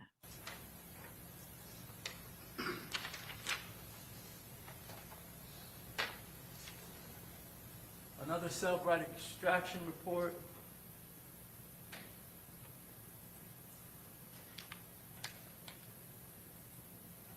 See, the thing is, Cellbright's gonna show, it's gonna connect it to her, not him. Yes. That's the problem. Of an individual named Spaz. To the left, yes. Spaz is on the left. Who's on the right, you know? I believe that's Corbin. Corbin, I believe so, yeah. another individual who died. This is, Yeah. that's the one that Charles Jones was rapping about being kidnapped and found in a field of his bones. Yeah, it's the circumstances around his death, yeah. And do you know if Alicia Andrews knew either of those two individuals? I don't know that, no. But that's what was pulled from her phone, those 3 thumbnails, correct? Yeah.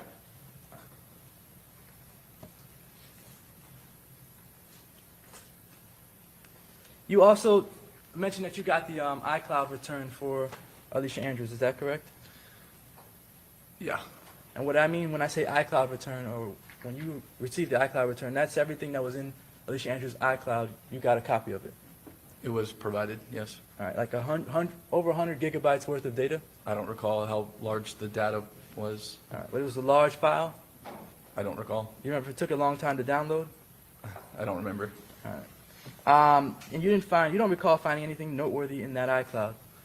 No, those data files were provided to the Tampa Police Department for review. All right, so you didn't look at them at all? No.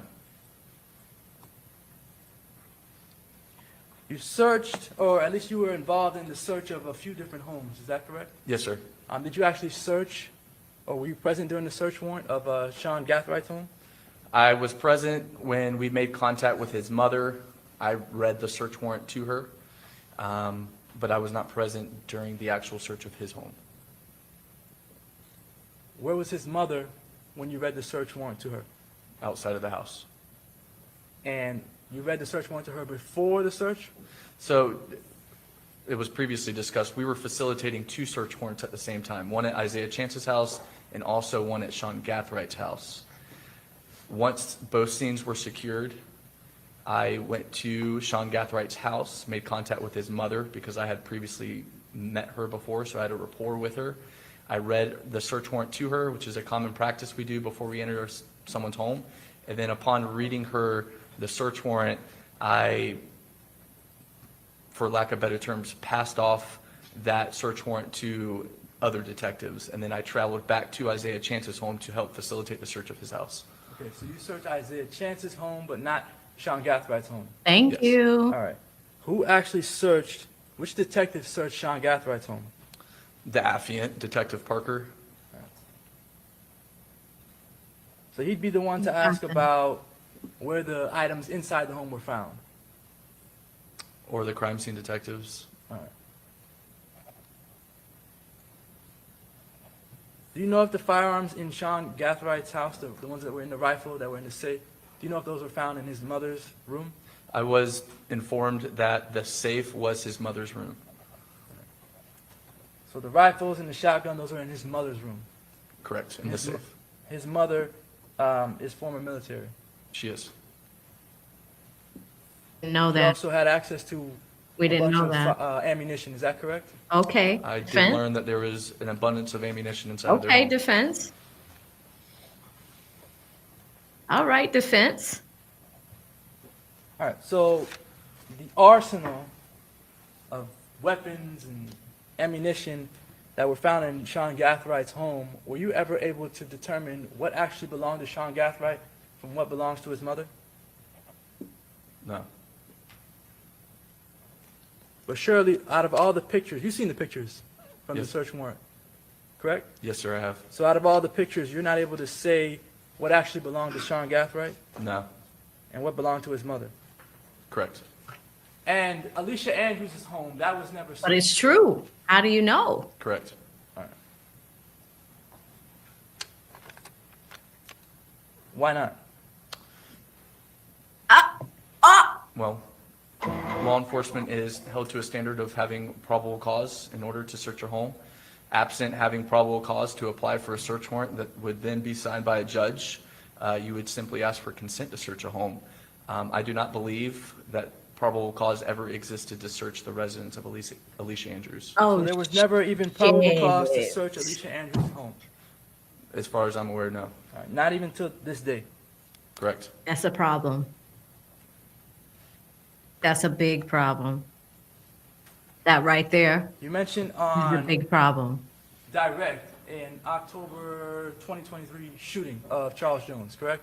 Yes. An attempt at his life, Correct. and that crime has gone unsolved. There's no, yes, there's been no arrest on that case. All right. And there's also no probable cause to arrest anyone for that case at this point, Correct. 2 years later. Yep. Oh, Alicia opening envelopes now. Certainly, Alicia Andrews is not a suspect in that shooting, correct? Not that I'm aware of. So, Do you have any indication that she even knows about that shooting? I don't. Do you know of a woman named Aaliyah Albritton? Yes. One second. oh my, Alicia opening the envelope. You searched the boy's house, but did you search her house? No.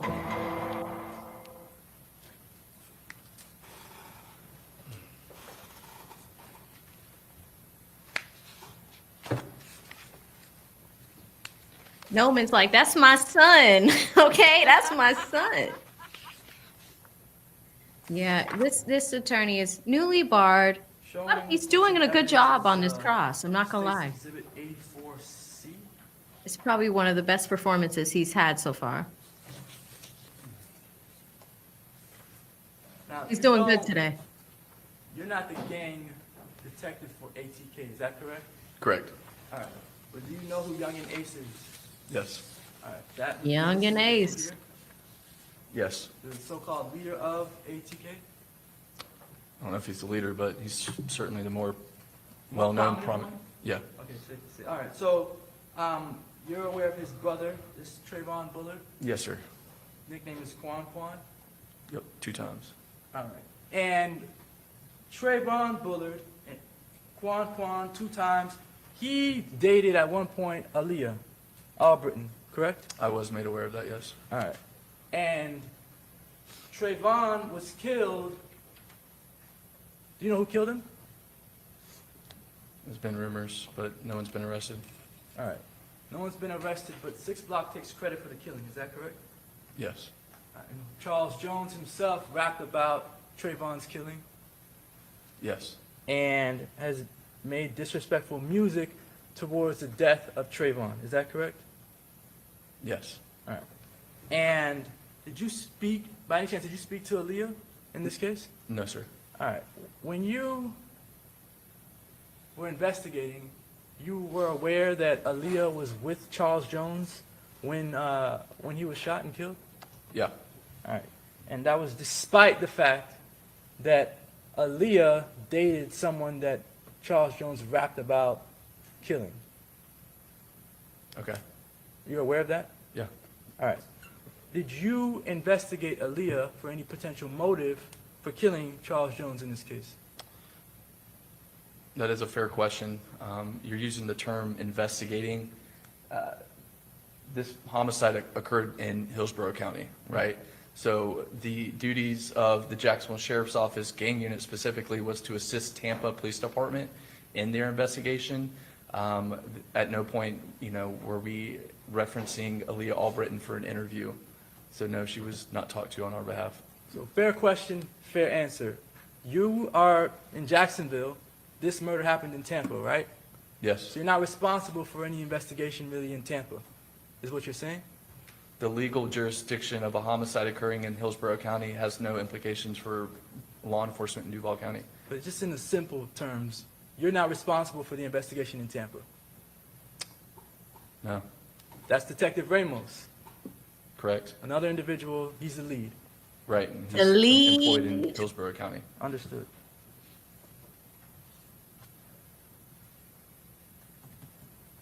All right, so Alicia has an iCloud and Miss a phone. Andrews. Two different things. Miss Andrews. Sorry, Miss Andrews has an iCloud and a phone. Two different devices that would provide two different extractions. Is that correct? Yes. All right.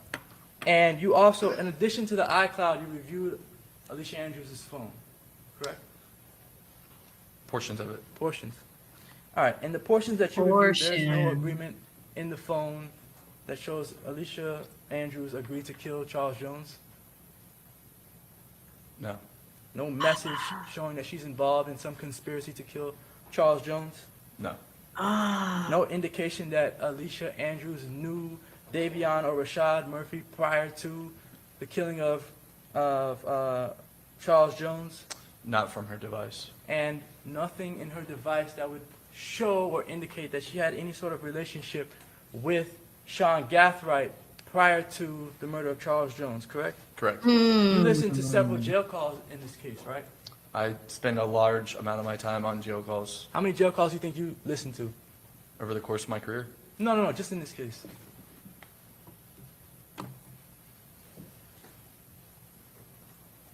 I would estimate 50 to 100. All right. And you began listening to those jail calls in the early stages of the investigation, correct? Yes, sir. To try to figure out maybe if there's someone in jail talking about who killed Charles Jones. Yes. You did get some information pertinent to this case through listening to the jail calls, correct? Yes. All right. That information led you to Isaiah Chance. Go ahead. I see you. I see It's you. just another piece of evidence. Keep going. Keep I don't cooking. know if that led me to him, but Well, there was some evidence from the jail calls that you uncovered that made you believe that Isaiah Chance might be a suspect, correct? yes. All right. But never anything in the jail calls that led you to believe that Alicia Andrews was a suspect, right? What about No mention Alicia? of Alicia Andrews in any of the calls? What about Alicia?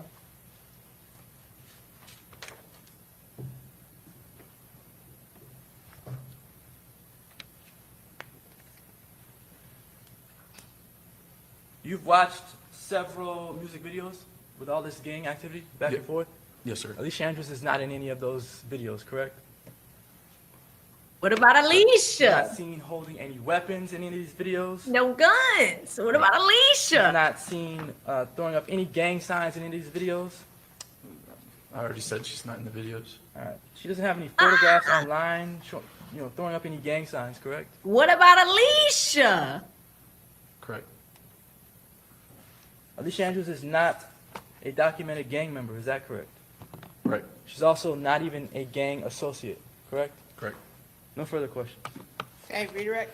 Very briefly, Your Honor. Okay, girls There are coming back some up. jail calls that you reviewed in Duval County. Were those jail calls that occurred immediately after the death of Charles Jones? Yes. And were those jail calls between gang members or their family members identifying Gutazay or Isaiah Chance as the person who committed the murder? Yes. Were any of those jail calls with Isaiah Chance or Gutazay talking about committing the murder? Like how he committed it? No, specifically to Isaiah Chance. Made to Isaiah Chance, or were they made between other gang members? Other parties?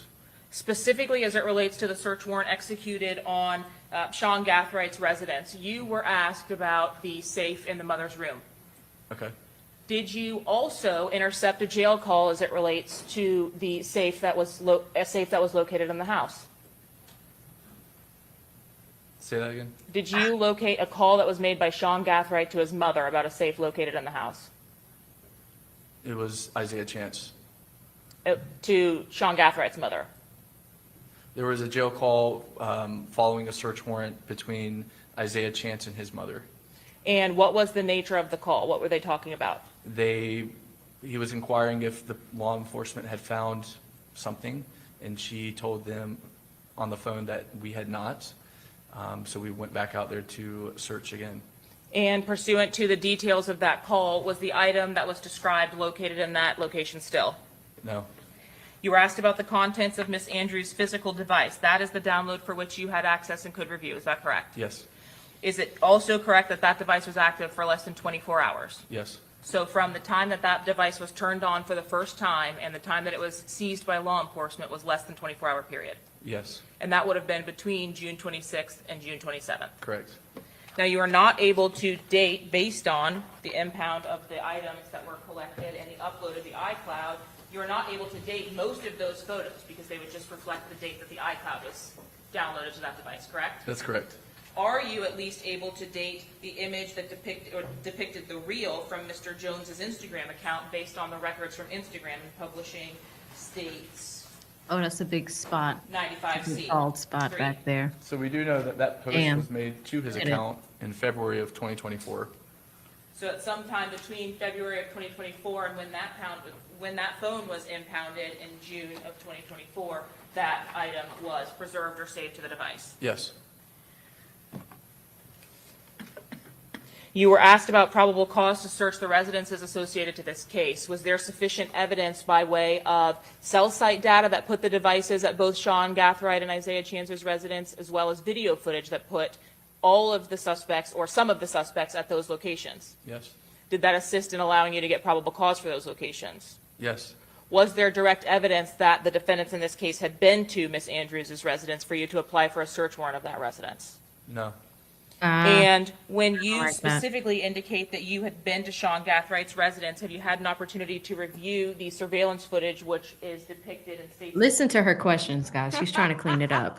She's trying to clean up the fact that, although Alicia is still culpable in some way, she was in the car while these gentlemen, these young brothers were hunting Julio. They were hunting him for hours. There's no question about that. She could have gotten out of the car at any point in any time. She is trying to say that it was a domestic situation where she couldn't get out of the car. Whatever. That's what she's saying, right? However, I am going to give her young attorney some credit. He's newly barred, but he did a little bit of damage just now on that cross-examination. And that's what the prosecutor's trying to clean up. Because the big question is, okay, if this defendant is guilty, why is it that you did search warrants simultaneously in the rain during a thunderstorm at Sean's house and Isaiah's house? You went to those houses. Yes, she was with Isaiah. Fine. But if she's equally guilty, or if she's also guilty, how come you didn't search her house? You see the prosecutor trying to clean it up? It's not about whether, it is about whether she did it or not. But remember, chat, so much about this is about what the jury hears. The same way I'm taking notes, they are taking notes. You don't think that they're not going to write down the fact that they didn't do a search warrant on her house, and she's the one in the chair right now. She's the first defendant that's being tried. What do you have on her? So I was criticizing the young man. I don't have any other further questions. Do you know Alicia? Did this have anything to do with my client, Alicia? Did she do it? Over and over and over again. This is witness number what? 35? This is witness 36. It's a good strategy, guys. We'll see how the strategy plans out. but now you can see what the defense was planning.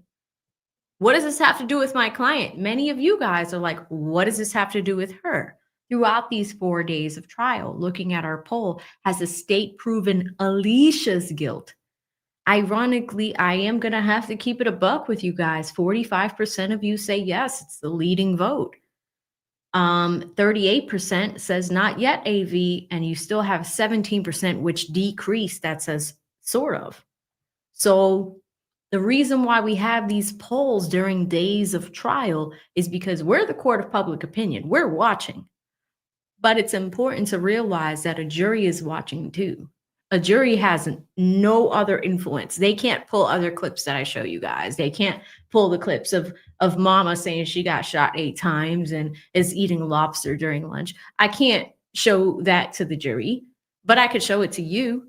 You know, some of you guys have a long history of following this case. Some of you guys are Floridians where you learned about it years ago. Some of us are new to it, right?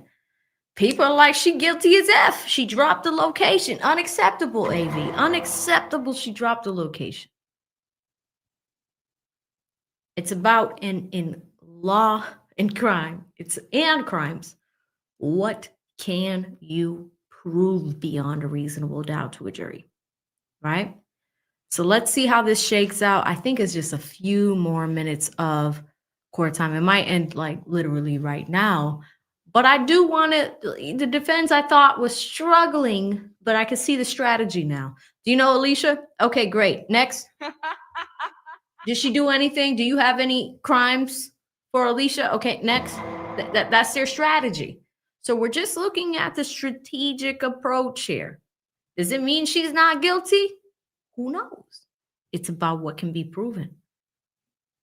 Let's keep going because the prosecutor here is scrambling and scraping to clean that up. Exhibit number 98 from the security footage at Sean Gathwright's residence. I've seen those videos, yes. Are you familiar with the security cameras that are affixed to the outside of his residence? Yes, ma'am. And are you familiar with that Victoria Lakes address at his home? Yes. Is that residence located within Duval County? Yes. One moment, Your Honor.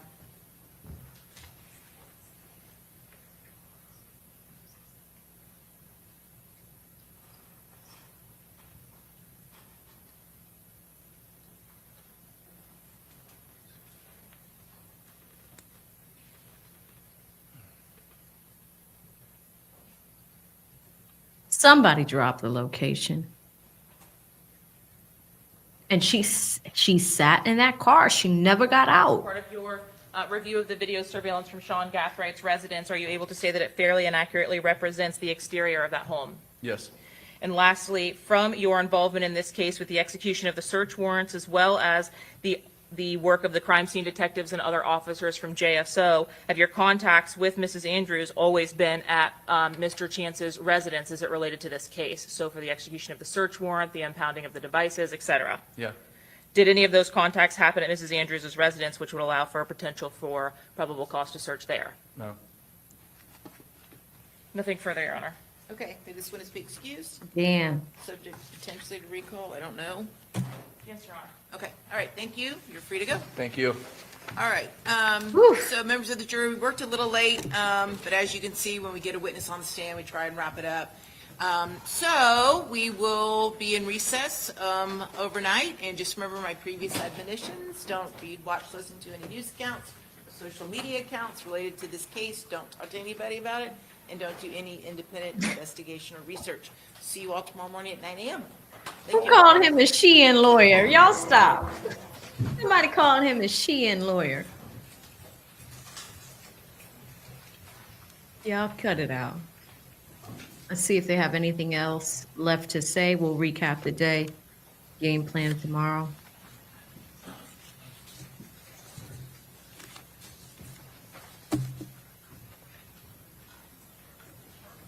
All jurors are out, Judge. Okay, very good. Okay, everyone have a seat. All right, what's the lineup tomorrow? Judge, it is going to be Amara Drew, Louis Beth Fortes Rodriguez, Detective Juan Ramos, and Detective Benjamin Morris. Okay. 3 All right. tomorrow.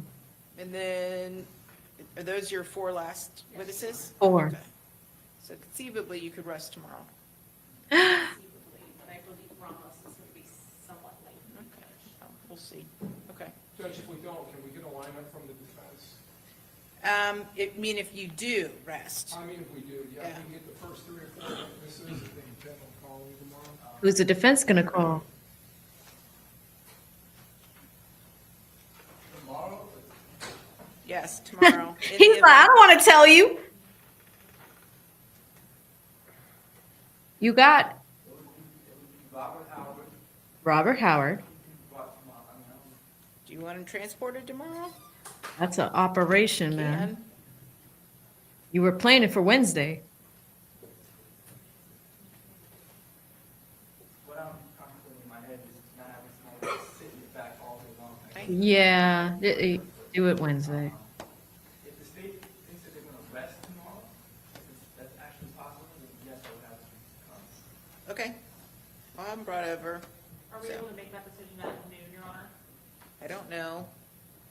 Sorry, who said? How much advance notice does the sheriff's office need to transport some? This is an Probably best for him to be inmate. Transported in the morning, Yeah. and then by noon, if we know we're not gonna get to him, then we can Send him back. Okay, 'Cause let's in do the that afternoon, then. It's gonna be busier with traffic. Yeah. or- All right, let's get him transported over here in the morning. If it looks like we're not gonna get him on, then we'll send him back, but, I'll make sure he's here in the morning when I get here.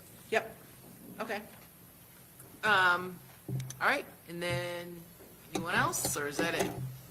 Everyone is pretty much slated for Wednesday. I'll take Anthony Alava, Joel Jordan, Kayla,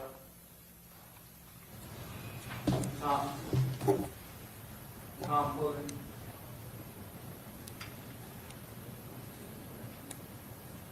That's at least Okay. 5 names.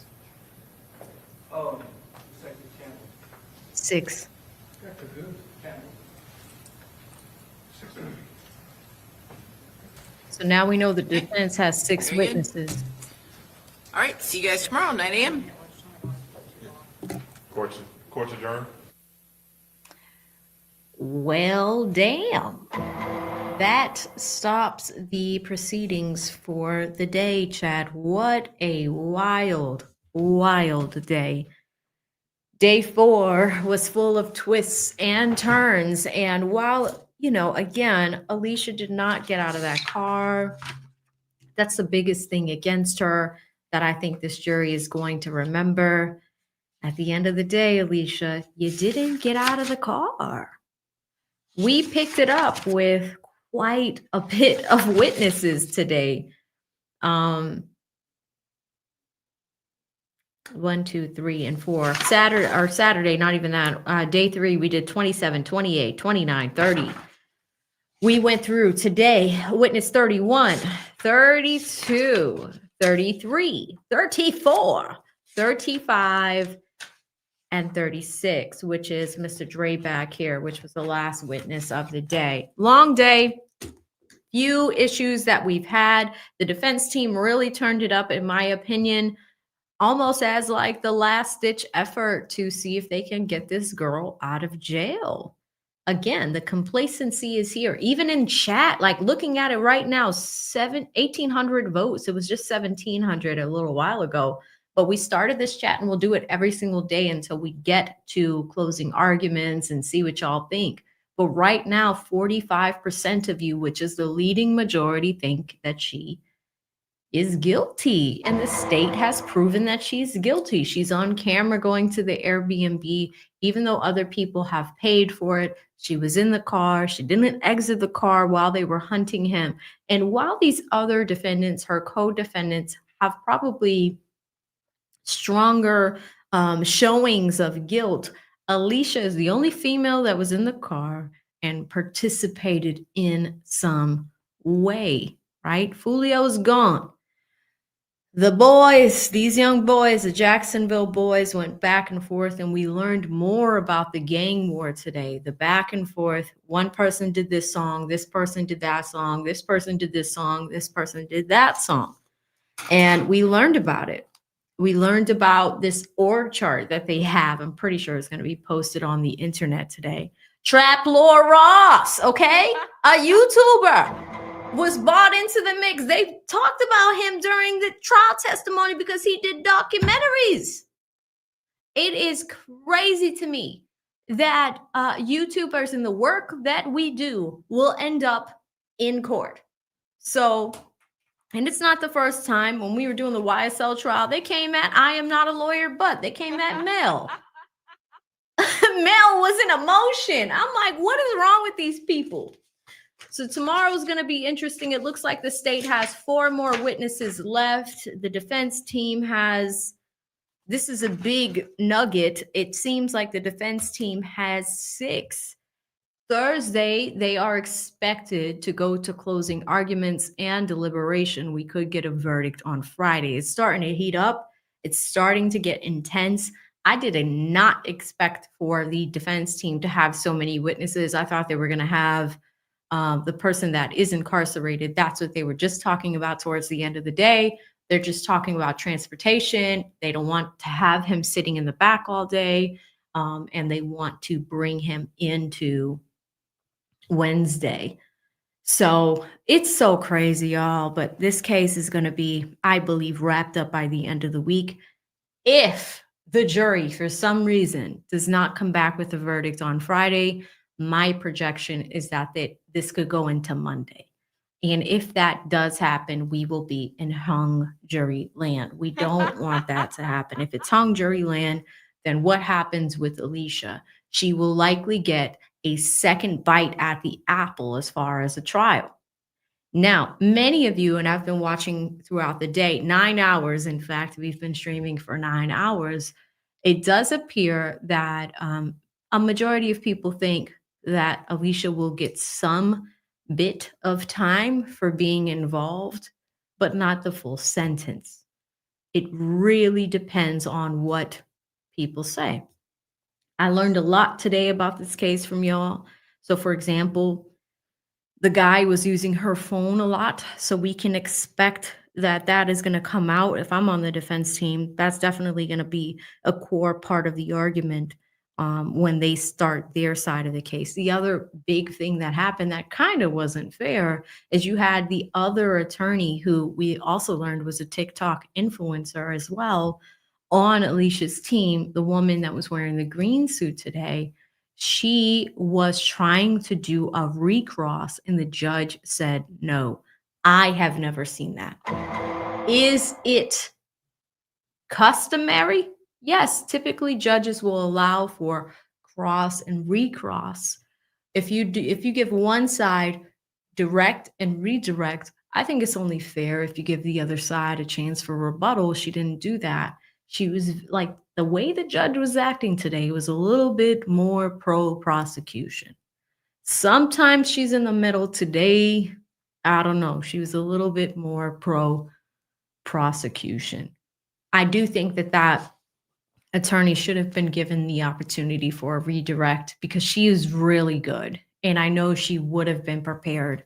But without her having an opportunity to debate or bring some additional points to the table after that prosecutor came up, hyped up, like, oh yeah, we have stuff on her phone. We have stuff on this. We have stuff on that. It's like, okay, cool. Well, let me just, and I'm going to remain calm. I'm not going to object because I'm likely going to get an opportunity to recross. So I'm going to let it rock. And she was objecting very often. Sometimes the judge sided with her. Sometimes the judge didn't. But I do think procedurally on what we've seen in the trial today, it wasn't the best move on the judge.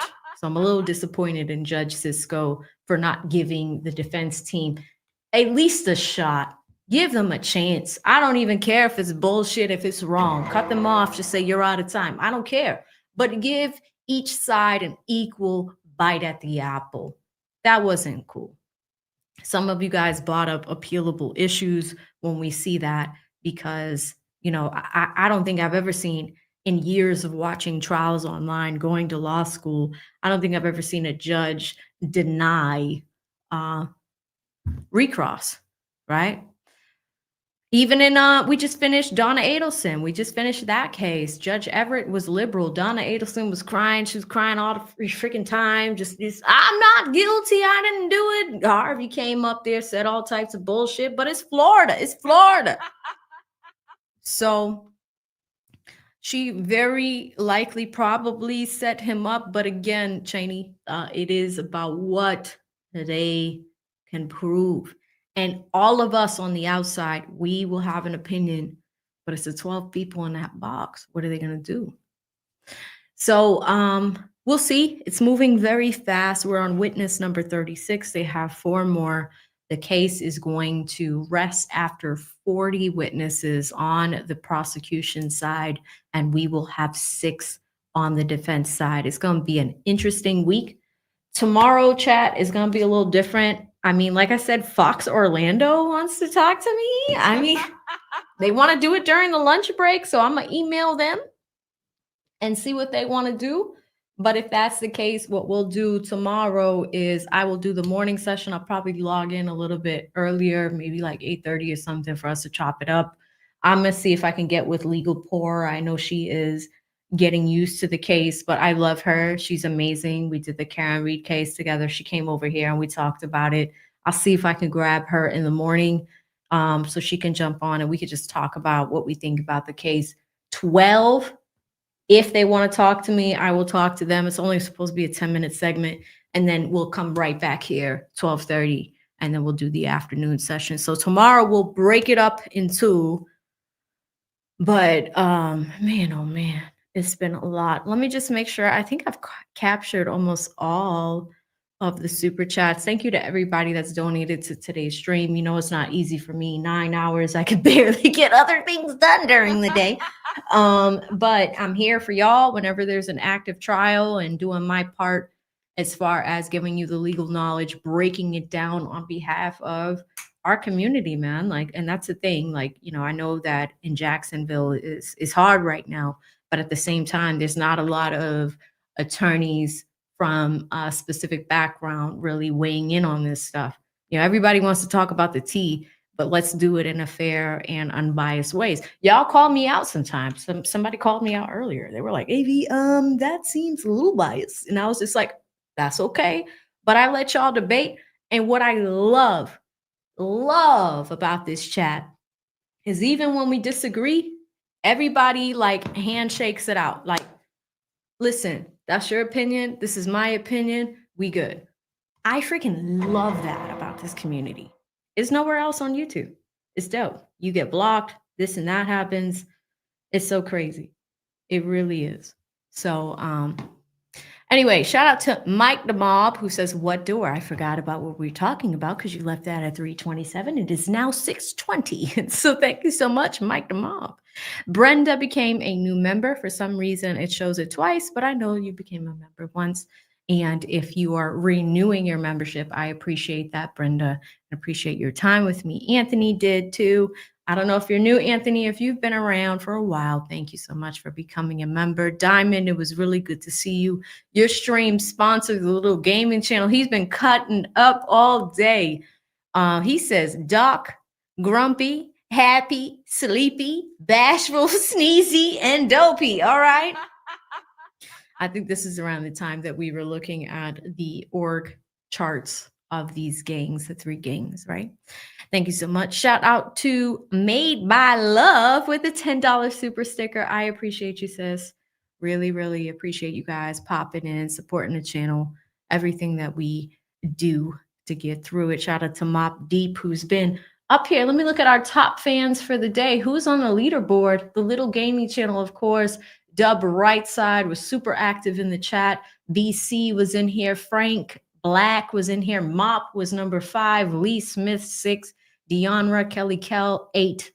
Keyshawn, my friend, number 9. And Miss Made by Love has been number 10. So I will read that off at the end of the day so you guys know, we appreciate y'all's contributions and going from there. All right. I need to get to my editing team and actually do some work for the day. But I'll see you all in the morning. As soon as this is done, for everybody watching on replay, y'all know how I do. I will chop this up into chapters. So if you want to skip through sections, go back to a section, you'll be able to see that chopped up by witness throughout the day. Even the funny moments, the way that you find the funny moment of the day, you'll see a fire emoji in front of it. And if you want to rewatch that, that's how we do it for our folks. But I'm gonna get up out of here. It's been a long day. I hope you guys have a wonderful evening.